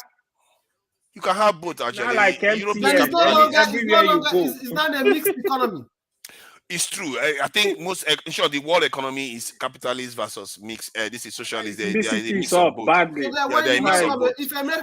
this is why you shouldn't say America is just the freest in everything. You don't understand the basis of the argument. Because you be brainwashed by the ego, for the stars and spangled banners. No. That America is the freest country in the world. No, that argument holds. But when you want to compare freedom, stars and spangled brothers. Oh my God! Why are you being see? I'm just trying to show you that there are other ways. You're not allowing me to talk. Okay, go ahead and talk. Go ahead. I will shut up my mouth now. If we say America is the freest country, does not mean that in terms of income equality and wealth distribution and social welfare that America is the best. Capitalism have its own ills, and that is the problem that comes with that freedom. Being free. What do you mean by free? Being free does not mean that you get things free in America. What do you mean by free then? Freedom. Oh my God. Freedom to aspire. Whether I you just get showed it you or that. not I just is a showed you different that thing. the others have better outcomes to aspire. What your argument is and should be is the American capitalist economy the best? We can argue that. It's the biggest economy, it's the strongest economy. Not arguing if America have more free, if Americans enjoy more freedom than other countries. Oh, you want to change the question? But the question was about freedom. Hence, let's not shuffle again like we are trying to do again. Like I said, no, you are the one shuffling. You want to shuffle it to capitalist is better than this. The economy is about freedom. I'm trying to say that because you guys raised the issue, and I thought, it's funny because nobody has actually challenged the idea that America is not the freest place in the world. If you use different matrices, you might find that other places are actually freer. But in terms of freedom of speech, America is notorious for being the freest in terms of freedom of speech. They have a lot of problems because of it. So we all know America in terms of freedom of speech is the freest. But it doesn't mean that it's freer in every other area. You see what I mean? So that's something we have to keep in mind when we say America is free. Because there are a lot of things that is not that free in America, actually. You are very, very limited. If you are a certain group of people, or you are a certain class of people, or a certain religion of people, it's not as free as people think. You see what I mean? So let's keep that in perspective. Yeah, but what you're saying, when we come to that, even as you said it now, when it comes to protection of minority rights or people that are different from you, when you compare America, perhaps to some other countries, you still see America topping on the chart. Do I like it? Is a different question. You mean tolerant? America has a tolerant for multi-ethnic societies. Observe people that doesn't look like you, people that are different. No matter what it is, they still try. Try as much as they can to recognize that those people also have their own rights and they should be respected. I think overall, just like freedom of speech, you can say America is by far more, it has integrated different races more than other groups. But that is more of a function of its nature, that because of its power. That's why it's doing that. But it doesn't mean that it actually doesn't treat those people badly too, based on what we all know historically in America. So, okay, from that point, you can even grant America that because others don't have that experience. So it's not fair. You can't bring Japan that is homogeneous and say you want to compare it with America based on that matrix. So that wouldn't be fair. It's not even the nature of Japan. But if you want to say the few foreigners that are in Japan right now, how they are treated, many of the people that go to Japan right now will tell you that they are probably treated better. I don't know. So that's, you see, this is about discussion. This is why we have to be careful when we are saying stuff, because some of them is based on propaganda. It's not necessarily true. So what is your point? What are you saying? My point is that America, the only area I concede freely in terms of freedom for America is freedom of speech. That's the only area I concede freely. It's the freest in the world in terms of freedom of speech. I'm not even sure Nigeria is not free actually, because I see Nigeria threatening the president. But in America, if you threaten the president, you're going to get FBI at your door. What do you mean by if you threaten the president? In America, if you say you're going to hurt the president in America, you're going to get the FBI visit you. And how are they? In Nigeria, you can do that and get away with it. Really? Oh yeah, people threaten the government officials all the time in Nigeria. No, you are turning it. You are digressing. I say government official. Oh, no, even president. Yeah, they threaten the president. I've seen that before. How? How did they threaten the president? That is a Boko Haram. If that is a threat, if that is a threat, people say the worst about U.S. presidents. They say they are going to kill him. They are going to kill him and kill all the Fulanis. They are going to drive them away from Nigeria. They will tell you that the president is dead. That dead president is not your president. All kinds of stuff. Even if you say the president is dead here, they're not going to go after you. If you tell them that the president is dead and you spread that rumor, they will come for you. If you go and say the president of America is not the president of America, the real president is dead, they will come for you. Because that's a dangerous thing to say. You see what I mean? So it depends on how you look at this freedom. We've not tested it, but the context, the context that gave rise to it in Nigeria, can it happen in America? Now you want to bring the context in again. No, with the context, America will win 100%. That was the first time ever people had the guts to say that the president is not the president in Nigeria. What led to it? Nigerians, I will say, Nigerians do have a level of freedom that some things you do in the West. See, I'm saying that because, like, have I'm saying that before in because Nigeria? see, It happened only in last administration. I What think led to it? Hold on now, Steph. See, there's a video right now. I think somebody is streaming it right now saying that Buhari said that he could have sponsored the elimination of Nnamdi Kanu, but he didn't do that. So it tells you that if this was foreign nations, this is what I'm trying to say. That when we say freedom, you have to measure it. Now we have to celebrate. We have to celebrate Buhari for not sponsoring. No, I'm not saying that. We are talking freedom here. This is about freedom. I'm trying to say that it's not that level. And I believe that some of the things Loco said earlier on is also tying to this conversation we are having. That the impression we get of nations are based on what the image they've created for us to believe. It's not necessarily what is actually there. And this is what is being revealed by some of the conversation we're having. I didn't even know. I didn't decide to measure freedom in terms of some of the things that go on within nations before now, until you guys brought this conversation up. In terms of freedom of speech in Nigeria, there are certain things that Nigerians can say that if you said here in the UK, if you carry a Hamas flag right now in the UK, go and protest, they see a Hamas flag, you'll be arrested. It's different because UK designated Hamas as a terrorist organization. But people carry people that are designated terrorist organization flag in Nigeria all the time. They don't go and throw them in prison for it. Who said so? You are not thrown in prison if you carry a terrorist. Who said so? I know that too. They are being killed and arrested every day in the southeast. I know what you're talking about. Who said so? I know that they want pass come. See you. I know that they want pass come.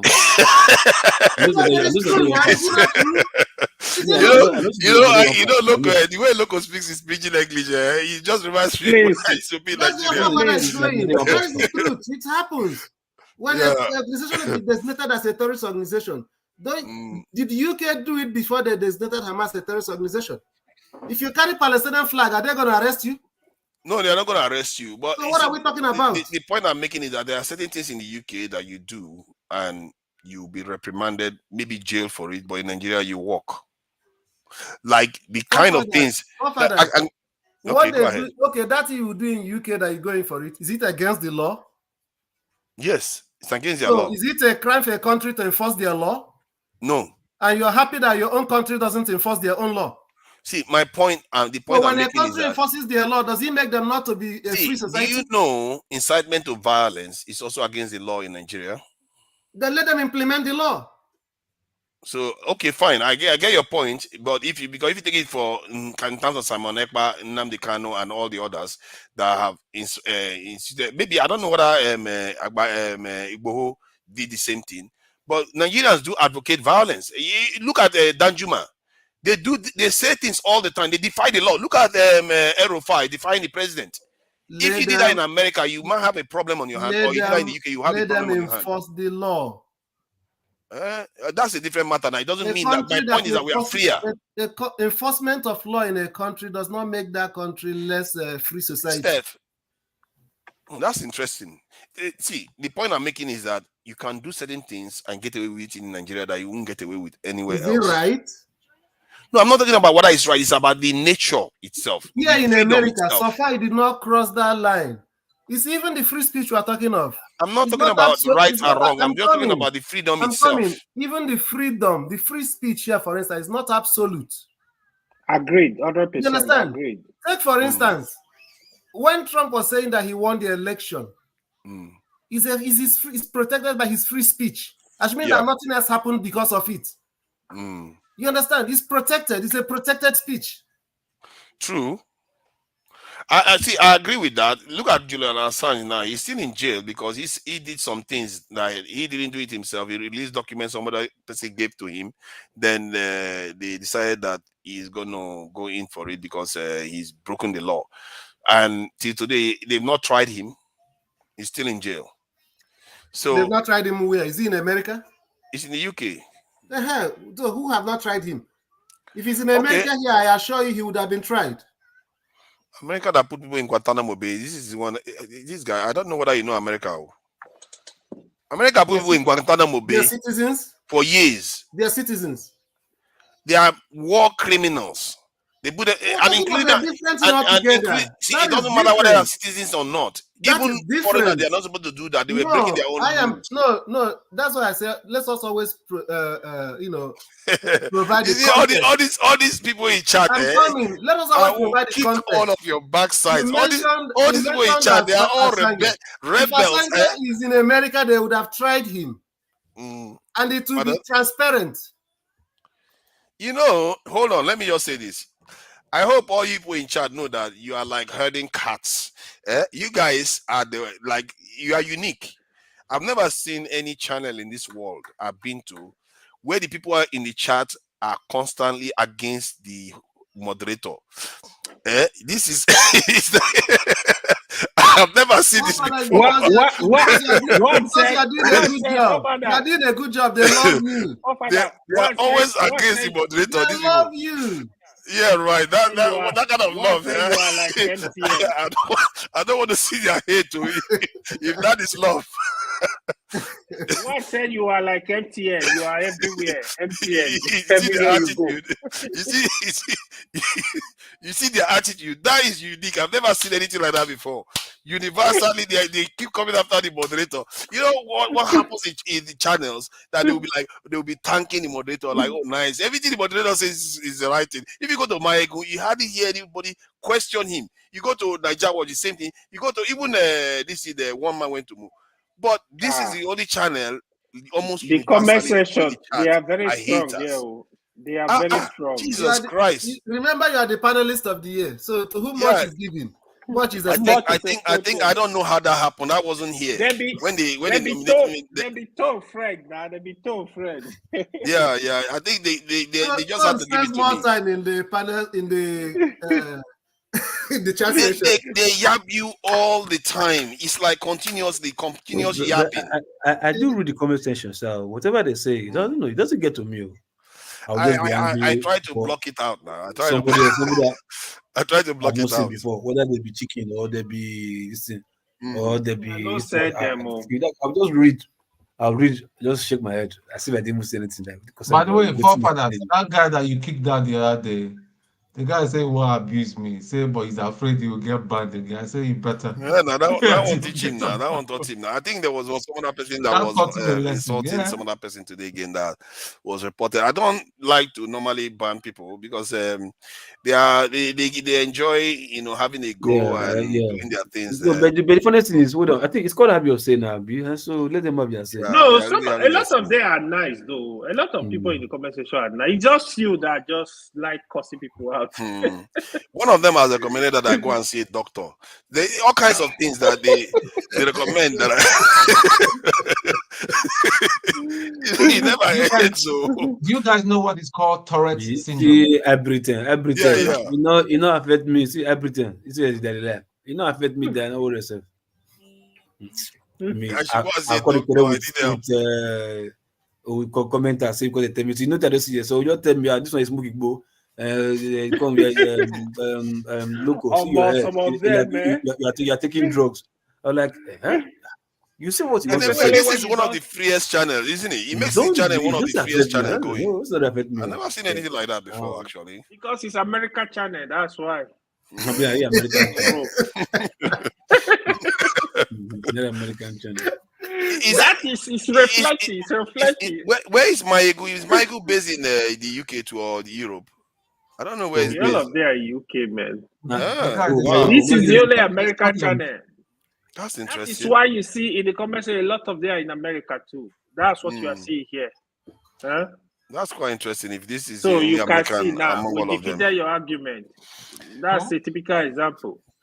But I agree with you on this point, though. I agree with you on this point that freedom of speech.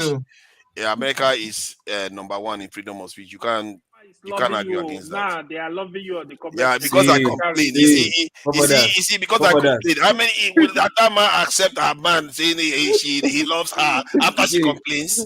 That's not how it works. America, look, America. There's nothing like freedom of speech in America. They know. You understand? There's none. If you are ordinary, don't mind hold on first now. If you are ordinary, one ordinary person where you don't get shit for you, if like you talk Kenya, they not send you.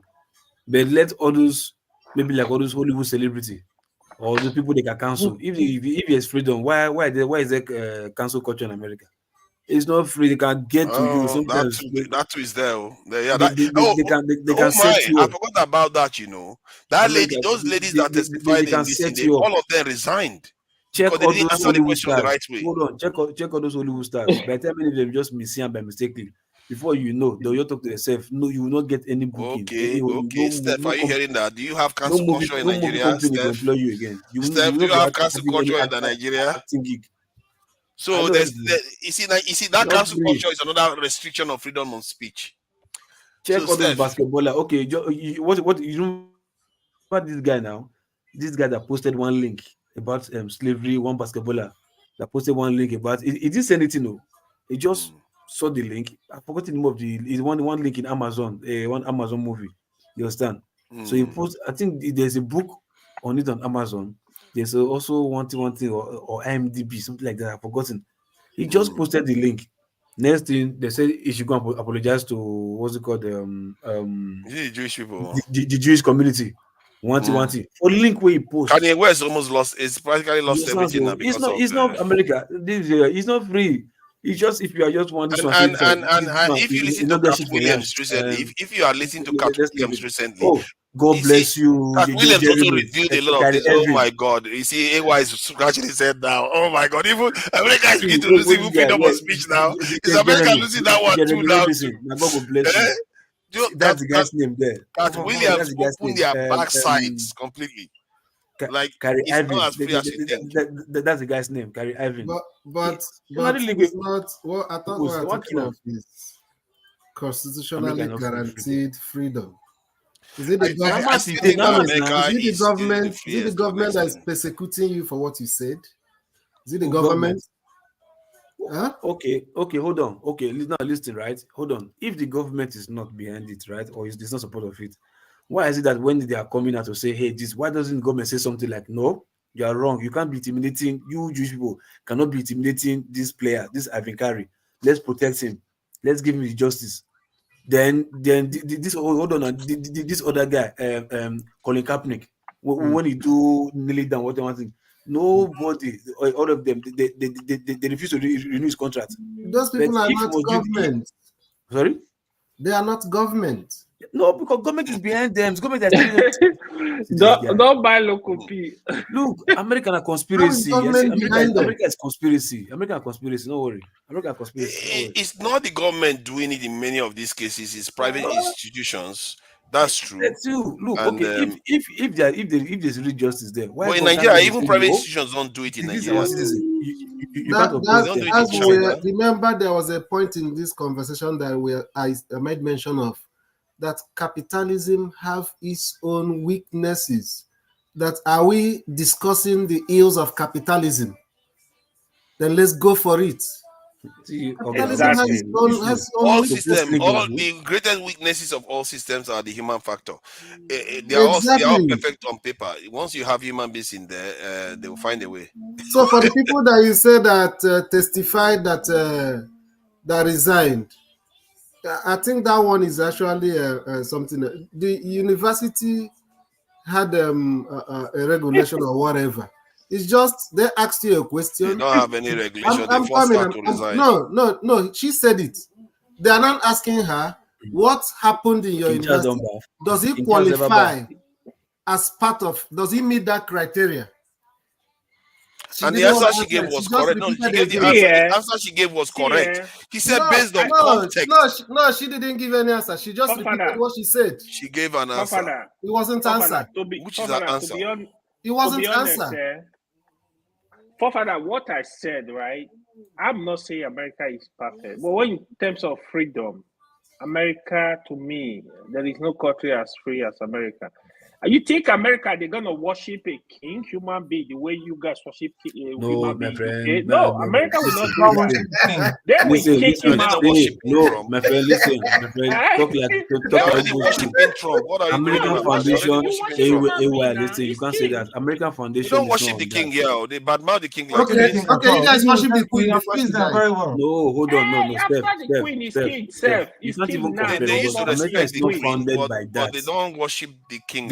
foundation of don't America mind them. is They will not. deny. Every morning they will go and Deny. bow to the king before they go out. No, they don't.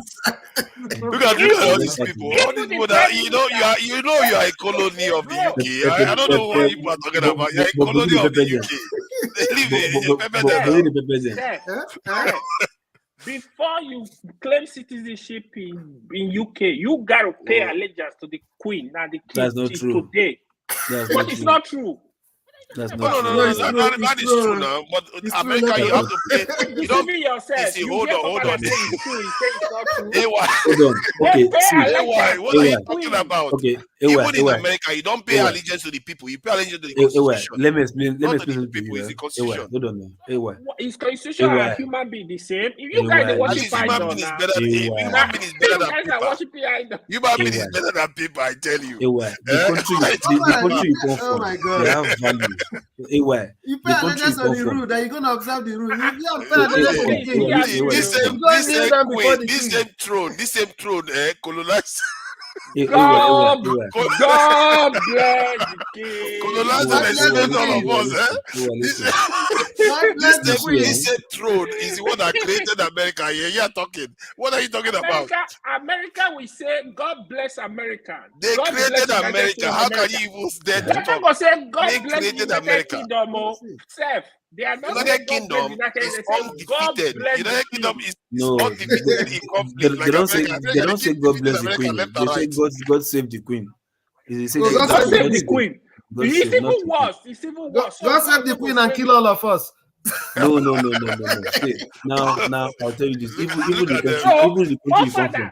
Forefather is talking about how they enslave us, is going there to say God save the Queen. Can you imagine? Who says I'm saying God save the Queen? I'm not saying that. That is your anthem. I don't sing it. See, point is that the UK colonized America, and America is a UK colony right now, and this is why the British look down on Americans without even they don't even try. They do look down on Americans. Forget that glory. You know that now. Forget that glory. Say it again. They pay allegiance to America. They pay allegiance to America. No, it's the other way around. The American pay allegiance to the Queen here. They come to the Queen to bow down all the time. Not the other way around. If the king or the queen, I don't know what you get, come America, come talk to now stone Americans go stone. Yeah, right. Look at you. Are even in Canada. I don't know why you're talking. No. Everyone is in America now. Everyone is in America. Oh, you're in the United States now. Yeah. Oh my God. Let me tell you something. Even the country you come from, right? There's always somebody. That's custodian.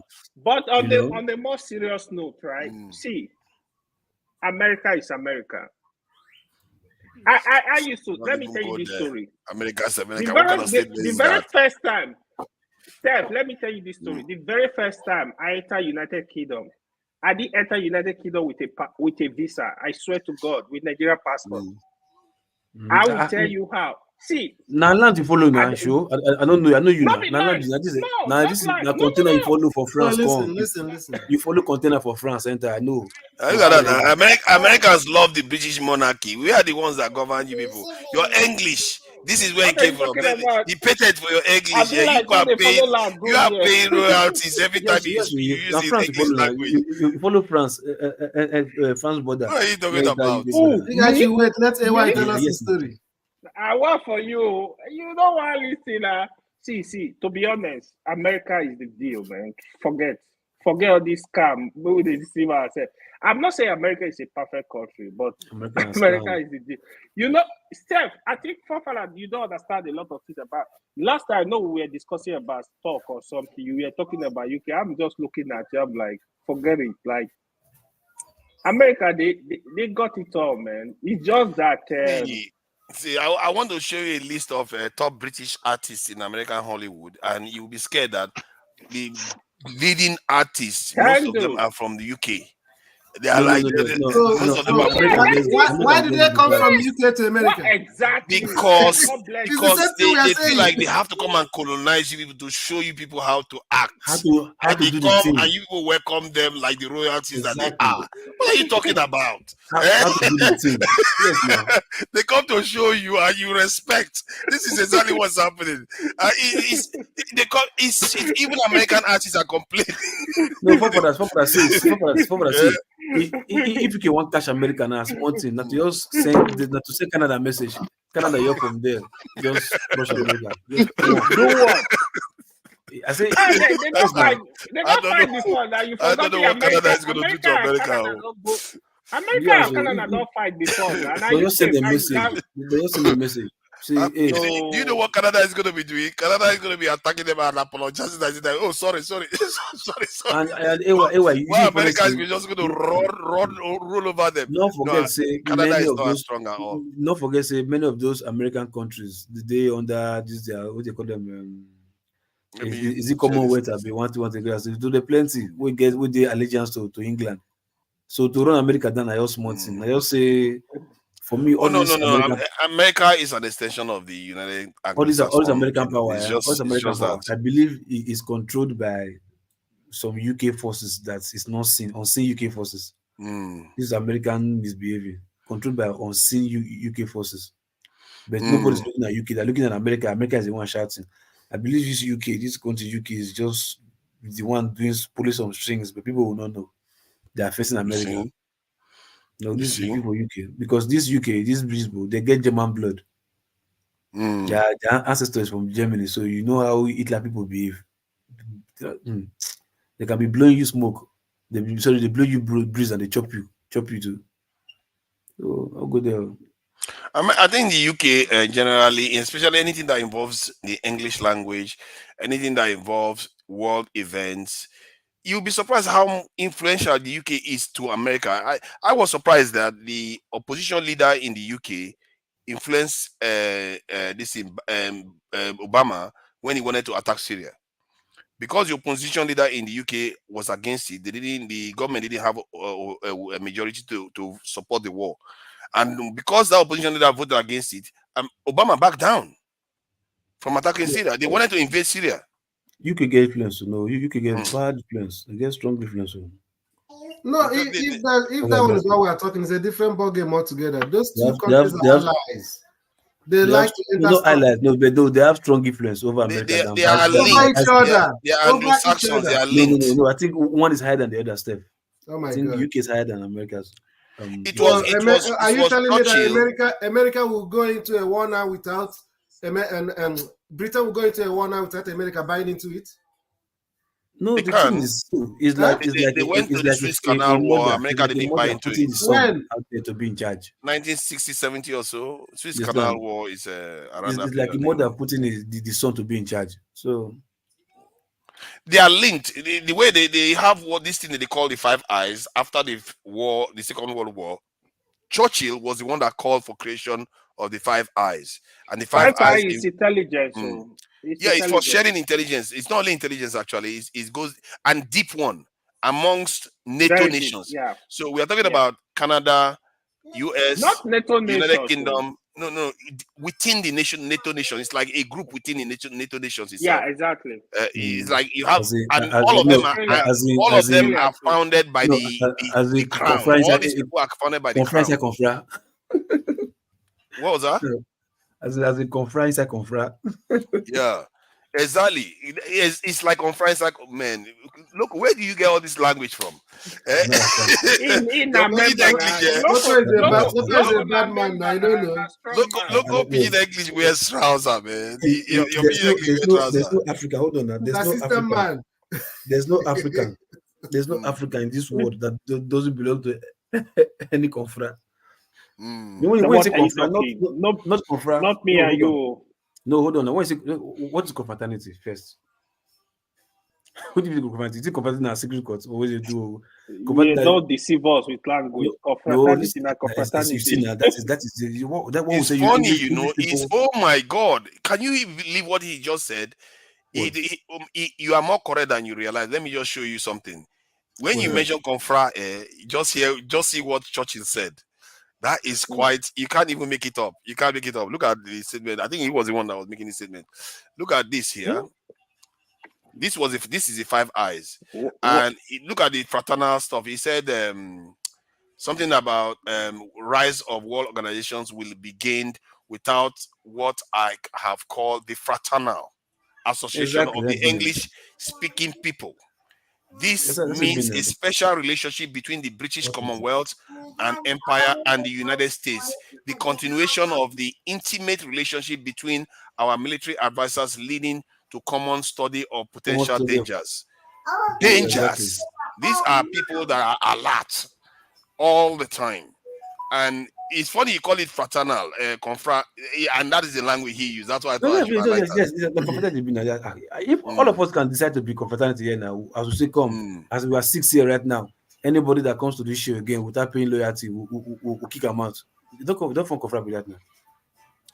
Yeah, and if you want to understand the world, watch these 5 organizations, especially the top 2, the UK and the United States. They always work in lockstep. Remember, they won the First and Second World War. They won it. You can't expect them to not to be the ones running the world. They are the ones running the world. When you hear NATO, you hear France, and no, it's not them. These are the ones running the world.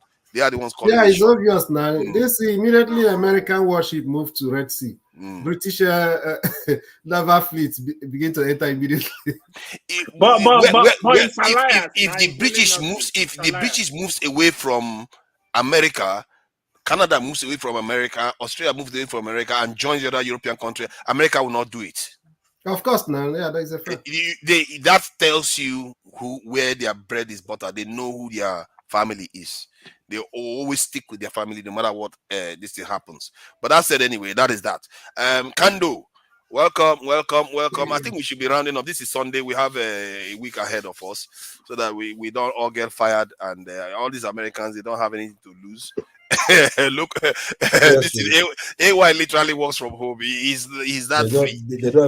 He's making dollar upon dollar just sitting there. Don't listen to him. He just wants to pull my leg. Welcome, Kando. Let Kando round up for us. That's how to do it now. Work from home, you know. Why go anywhere? Yeah. Lazy man said. Man, I like to go out now because look at how long I sit on this chair. I have to walk. No, so actually, I enjoy going out. If I have to go out for walk, I don't mind. Yeah, actually, I just came on here to support you. You know, you are people for panel now. You know, I see all those people where they abuse you. So I say, yeah, I can support. Thank you. I did it now and again. It was only me that was supporting him. Wait, to make sure I send in super chat while you are this. Yeah, I saw that. Yeah, thank you.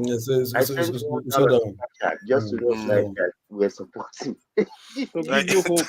No, the issue is that without fathers, the show will always be boring. By the way, AY, shall we do that thing after this broadcast? Let's just do it now. Sure. I'm ready. And Kando can always join us. You just send the link. No, okay. Yeah, we roll. Are we allowed to ask what people are planning? Yes. This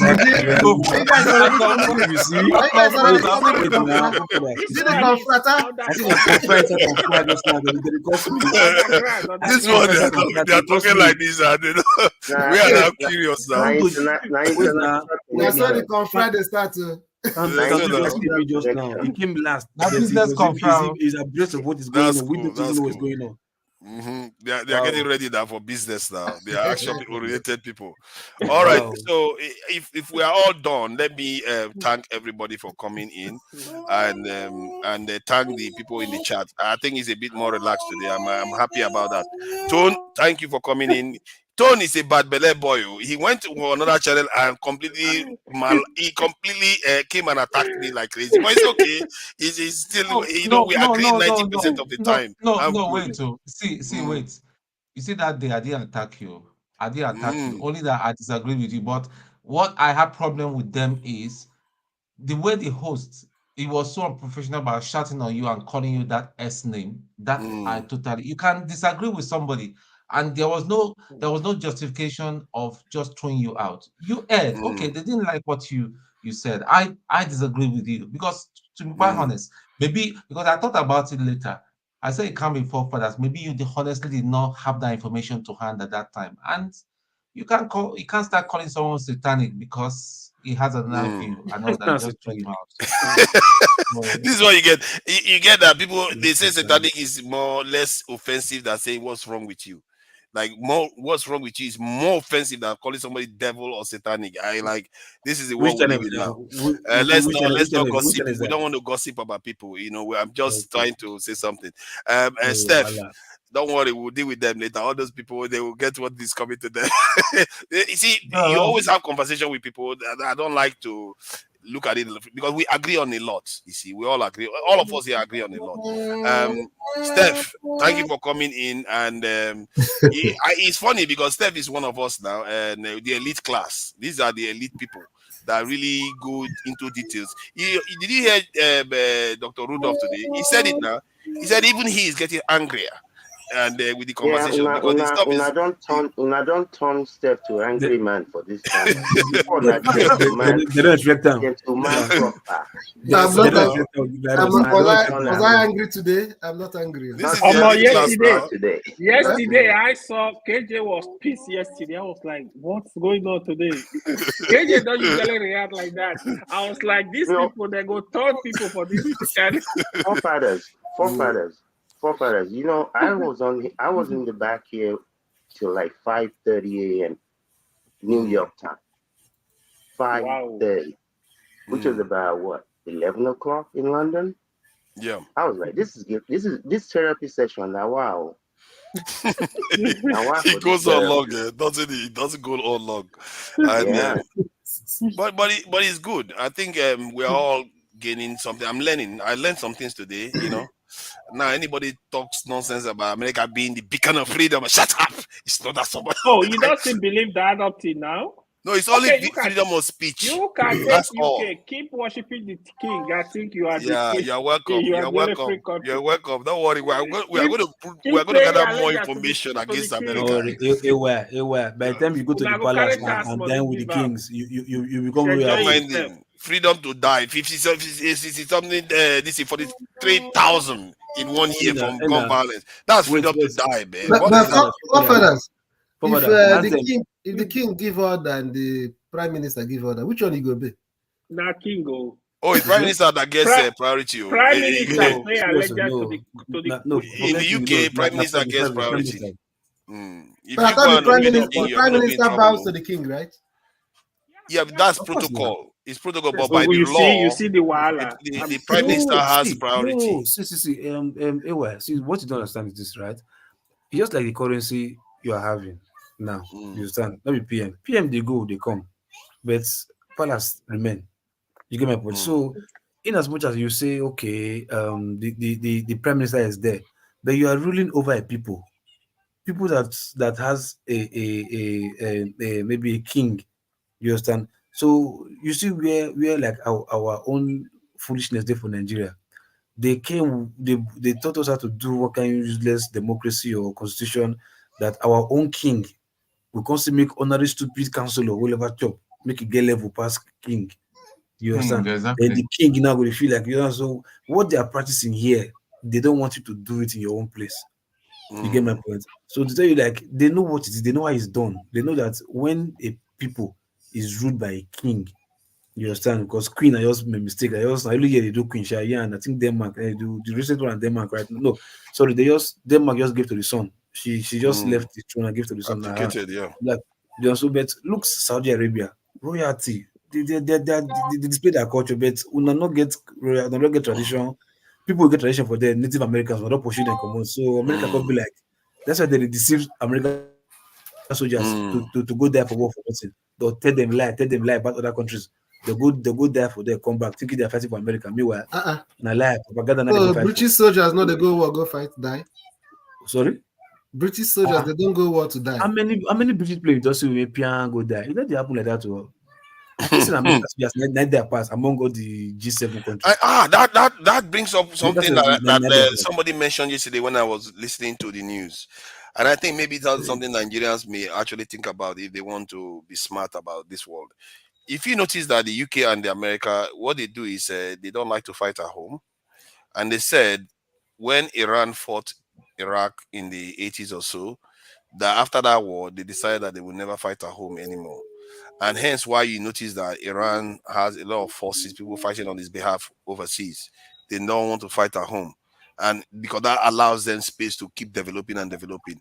And I think that's a very, very smart strategy. If Nigeria can take up that kind of policy, I think it might benefit the country immensely.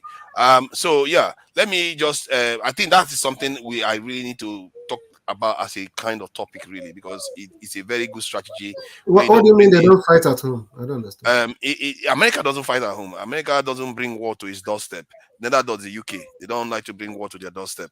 They take it somewhere else. As if they have issue with you, they'll come to your place to do the fighting. You know, in the olden and days, you lose because of that. You know, they used to be war ground. As in where we war ground. Yeah, they used to choose where to fight. Yeah, we go and fight there. And this so. But where did it change? Where did it change and why did it change? The guns became so massive and you have tanks that can fire for miles. What kind of ground are you going to use for fighting? Those days, we are it's out of control. You will start fighting for 500 kilometers. You are shooting missiles at each other. What is going to be between that area? There's no space on Earth anymore. I want to ask one year question. So everybody that have died because of war matter. What did they die for? They died for their nation's progress. And okay. Have the nation progressed? Some of the nations have been free. Yes, they progressed. No, free as in how? Progress. They've actually, Russia is a superpower in the world, and this in America is doing very well. Life expectancy is higher. People are dying less from wars, and education, life expectancy, enjoyment is actually better now than it was before. So you can see that there are benefits. Enjoyment is for all countries, but I think those people that were just dying for power. At the end, what did it fetch you? You are still where you are. People that don't have power that don't understand that when you don't have it, there is a big danger when you lose it. And the things you take for granted now, when you lose it, you find out that, oh my God, I didn't have any protections at all. If you want to read some of the tragic things that happened to people that didn't have protections, the Red Indians in America, the kind of things that happened to them. I don't know whether anybody has heard of the Trail of Tears, that they made them just decimated their population from there, put them in a reservation, and they've never left there since then. And so power is about survival of your people. If you want your people to live free, you better preserve it. If you don't want it.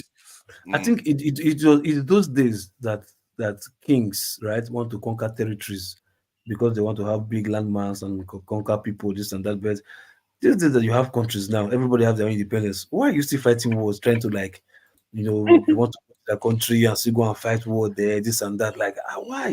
Because you have to keep them in check. You have to keep mowing the lawn. They call it mowing the lawn. If you don't mow the lawn, it's going to come back to bite you. By killing thousands of people. Yes, that's what it takes. That's what is happening in the Middle East right now, and that's what's happening in keeping Russia in check. As a matter of fact, an American official said it the other day, or British official said the Russians have expended about 60% of their war machine on this Ukraine war. That is a win. You see, they understand strategy. They say that is a win to them. So they try to use tactics to weaken you so that they can get an advantage over you, to get something that they want from you. And that thing that they want from you is going to allow their people to live more prosperous lives, live free, and all the rest of it, all the benefits that come from living at the top of the food chain. And it's just what it is. Now, what else Fafara said now, in the case of the Russia, the West is also using it to access their capability. Yes. Apart from their nukes, what's their military capability like? You understand? And their drone technology, they are also using it to train their drone technology and everything. So those things are experiments. They are very, very calculating. And that's why America didn't go into the Second World War the moment it started. Neither did the British. They waited. And when they went to the Second World War was when they knew Russia had done all the heavy lifting, and they just went and claimed the victory with the Russians. And they are very, very tactical. When they move, they don't move. They will let other people do the dirty work for them. Just like the Ukrainians are doing the dirty work for them. Israelis are doing dirty work for them all over the place. All they do is manufacture and send them weapons to go and kill each other.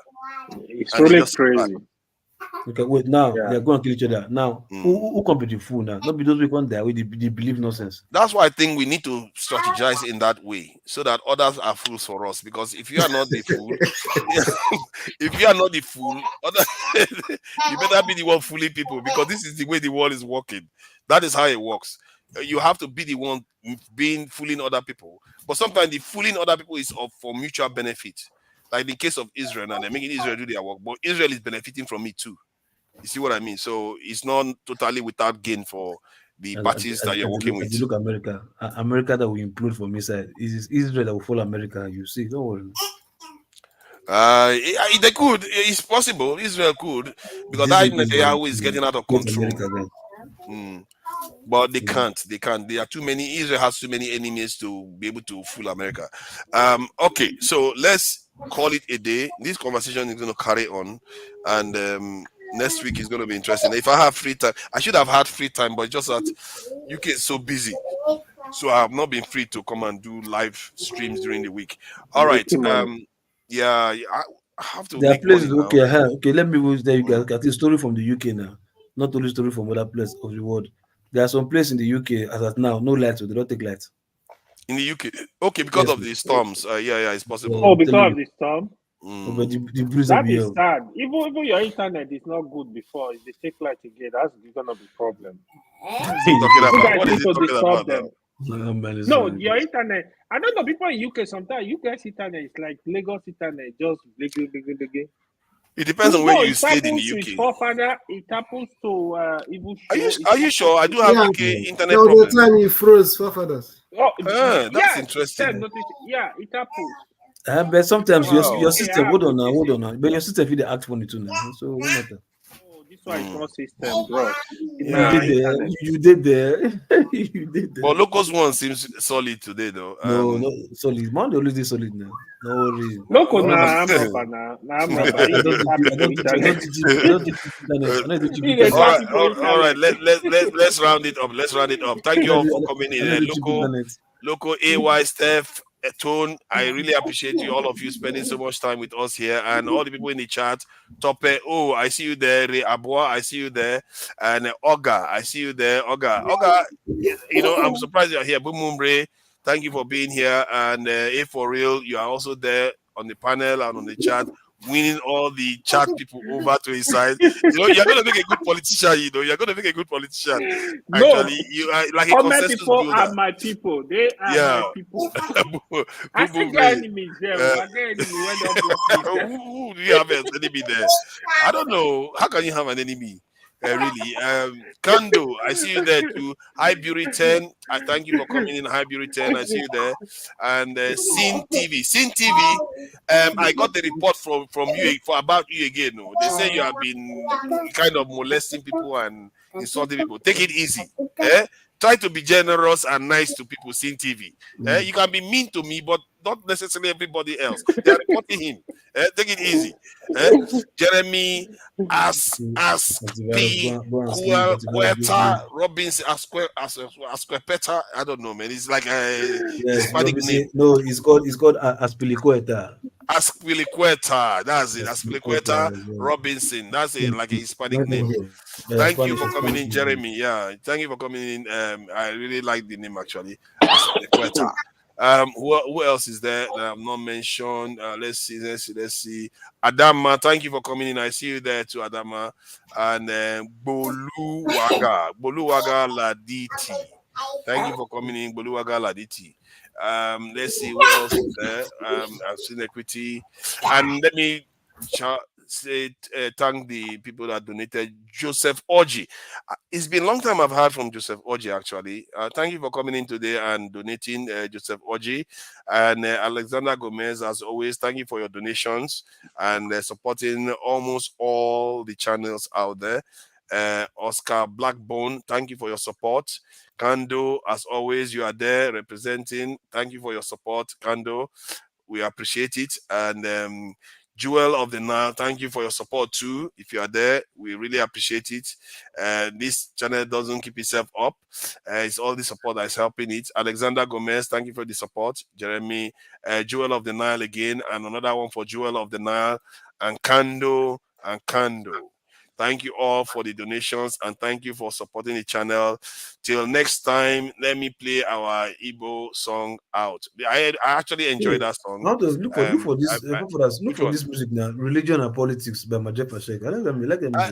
That one is because of copyright. Now they will flag it like crazy. I don't know. But this what's called this other one. So long. They used to play that Majek Pashek. You want us to play that one? That one, it doesn't seem clear, and I think people got tired of that one. No, since you can play Majek Pashek so long, you can also play. I think that one seems to be like royalty free kind of stuff. Maybe that he got it somehow.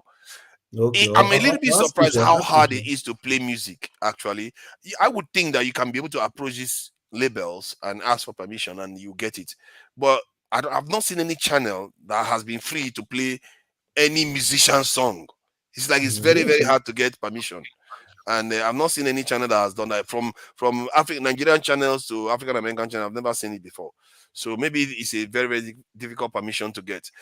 So let's go with this man.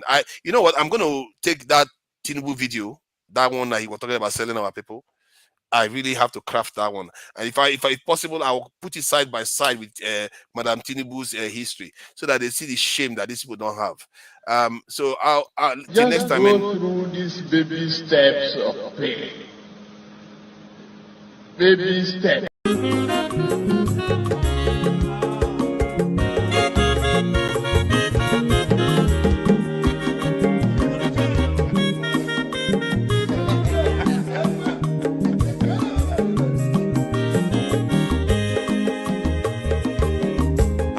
Onye ọma zoro obi o, akwa nwa zoro obi o, Max ịbịa bunye gokwanụ m n'ofube n'azụ ụlaga n'ịbịa zugo, mmanwụ ụlaga do n'ịbịa zugo, akwa nwa ilochi o, biko rapụ zoro ka ọ nabazi ya. Onye ọma zoro biko, abọmma nwatara ndasari, ịbịa wunye n'ịgwana m ụlagado n'ịbịa zigo, mma ụlagado n'ịbịa zigo, abọmma nwa ilochila, biko rapụ zoro ọ na-abazi ya. Mazi wekọba odogwu no kwere ezineke, onye ọma n'ịgadele m mazi n'ịbịazigame ibugo with melody.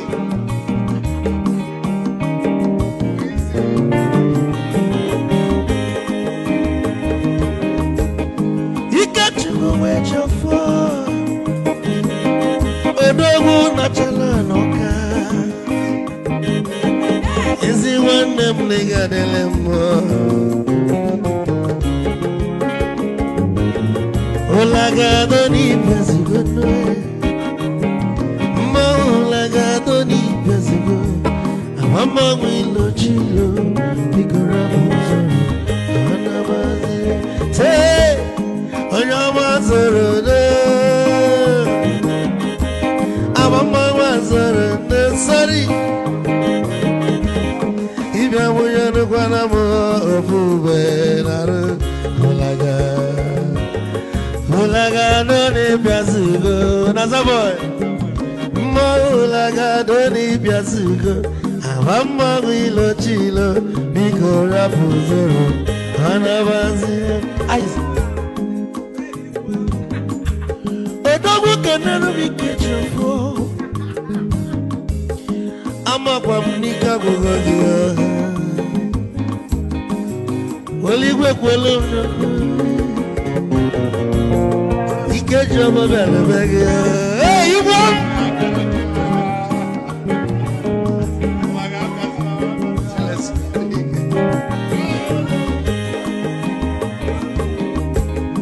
egwu ka mbụ na-ekene ọmọgọ ndị nsọ Chukwu Emeka Lumo ike Chukwu na-egaji ezi nwanne m ekene ịlapụlụ ife niile na-eme wee bịa nke gosili na anyị na gị bụ nwanne Wisdom ga-adị ka nye gị maịkị ka ogobanya bụ egwu isili mmaksi ọ bụ na-etiri egwu a malụkwa malụ n'imego m ife ọjọọ wee sị gị nwanne m ife ọkụ na ịchọlụ na ngeme Wisdom onume ekene gị ọgbamanwụ ihe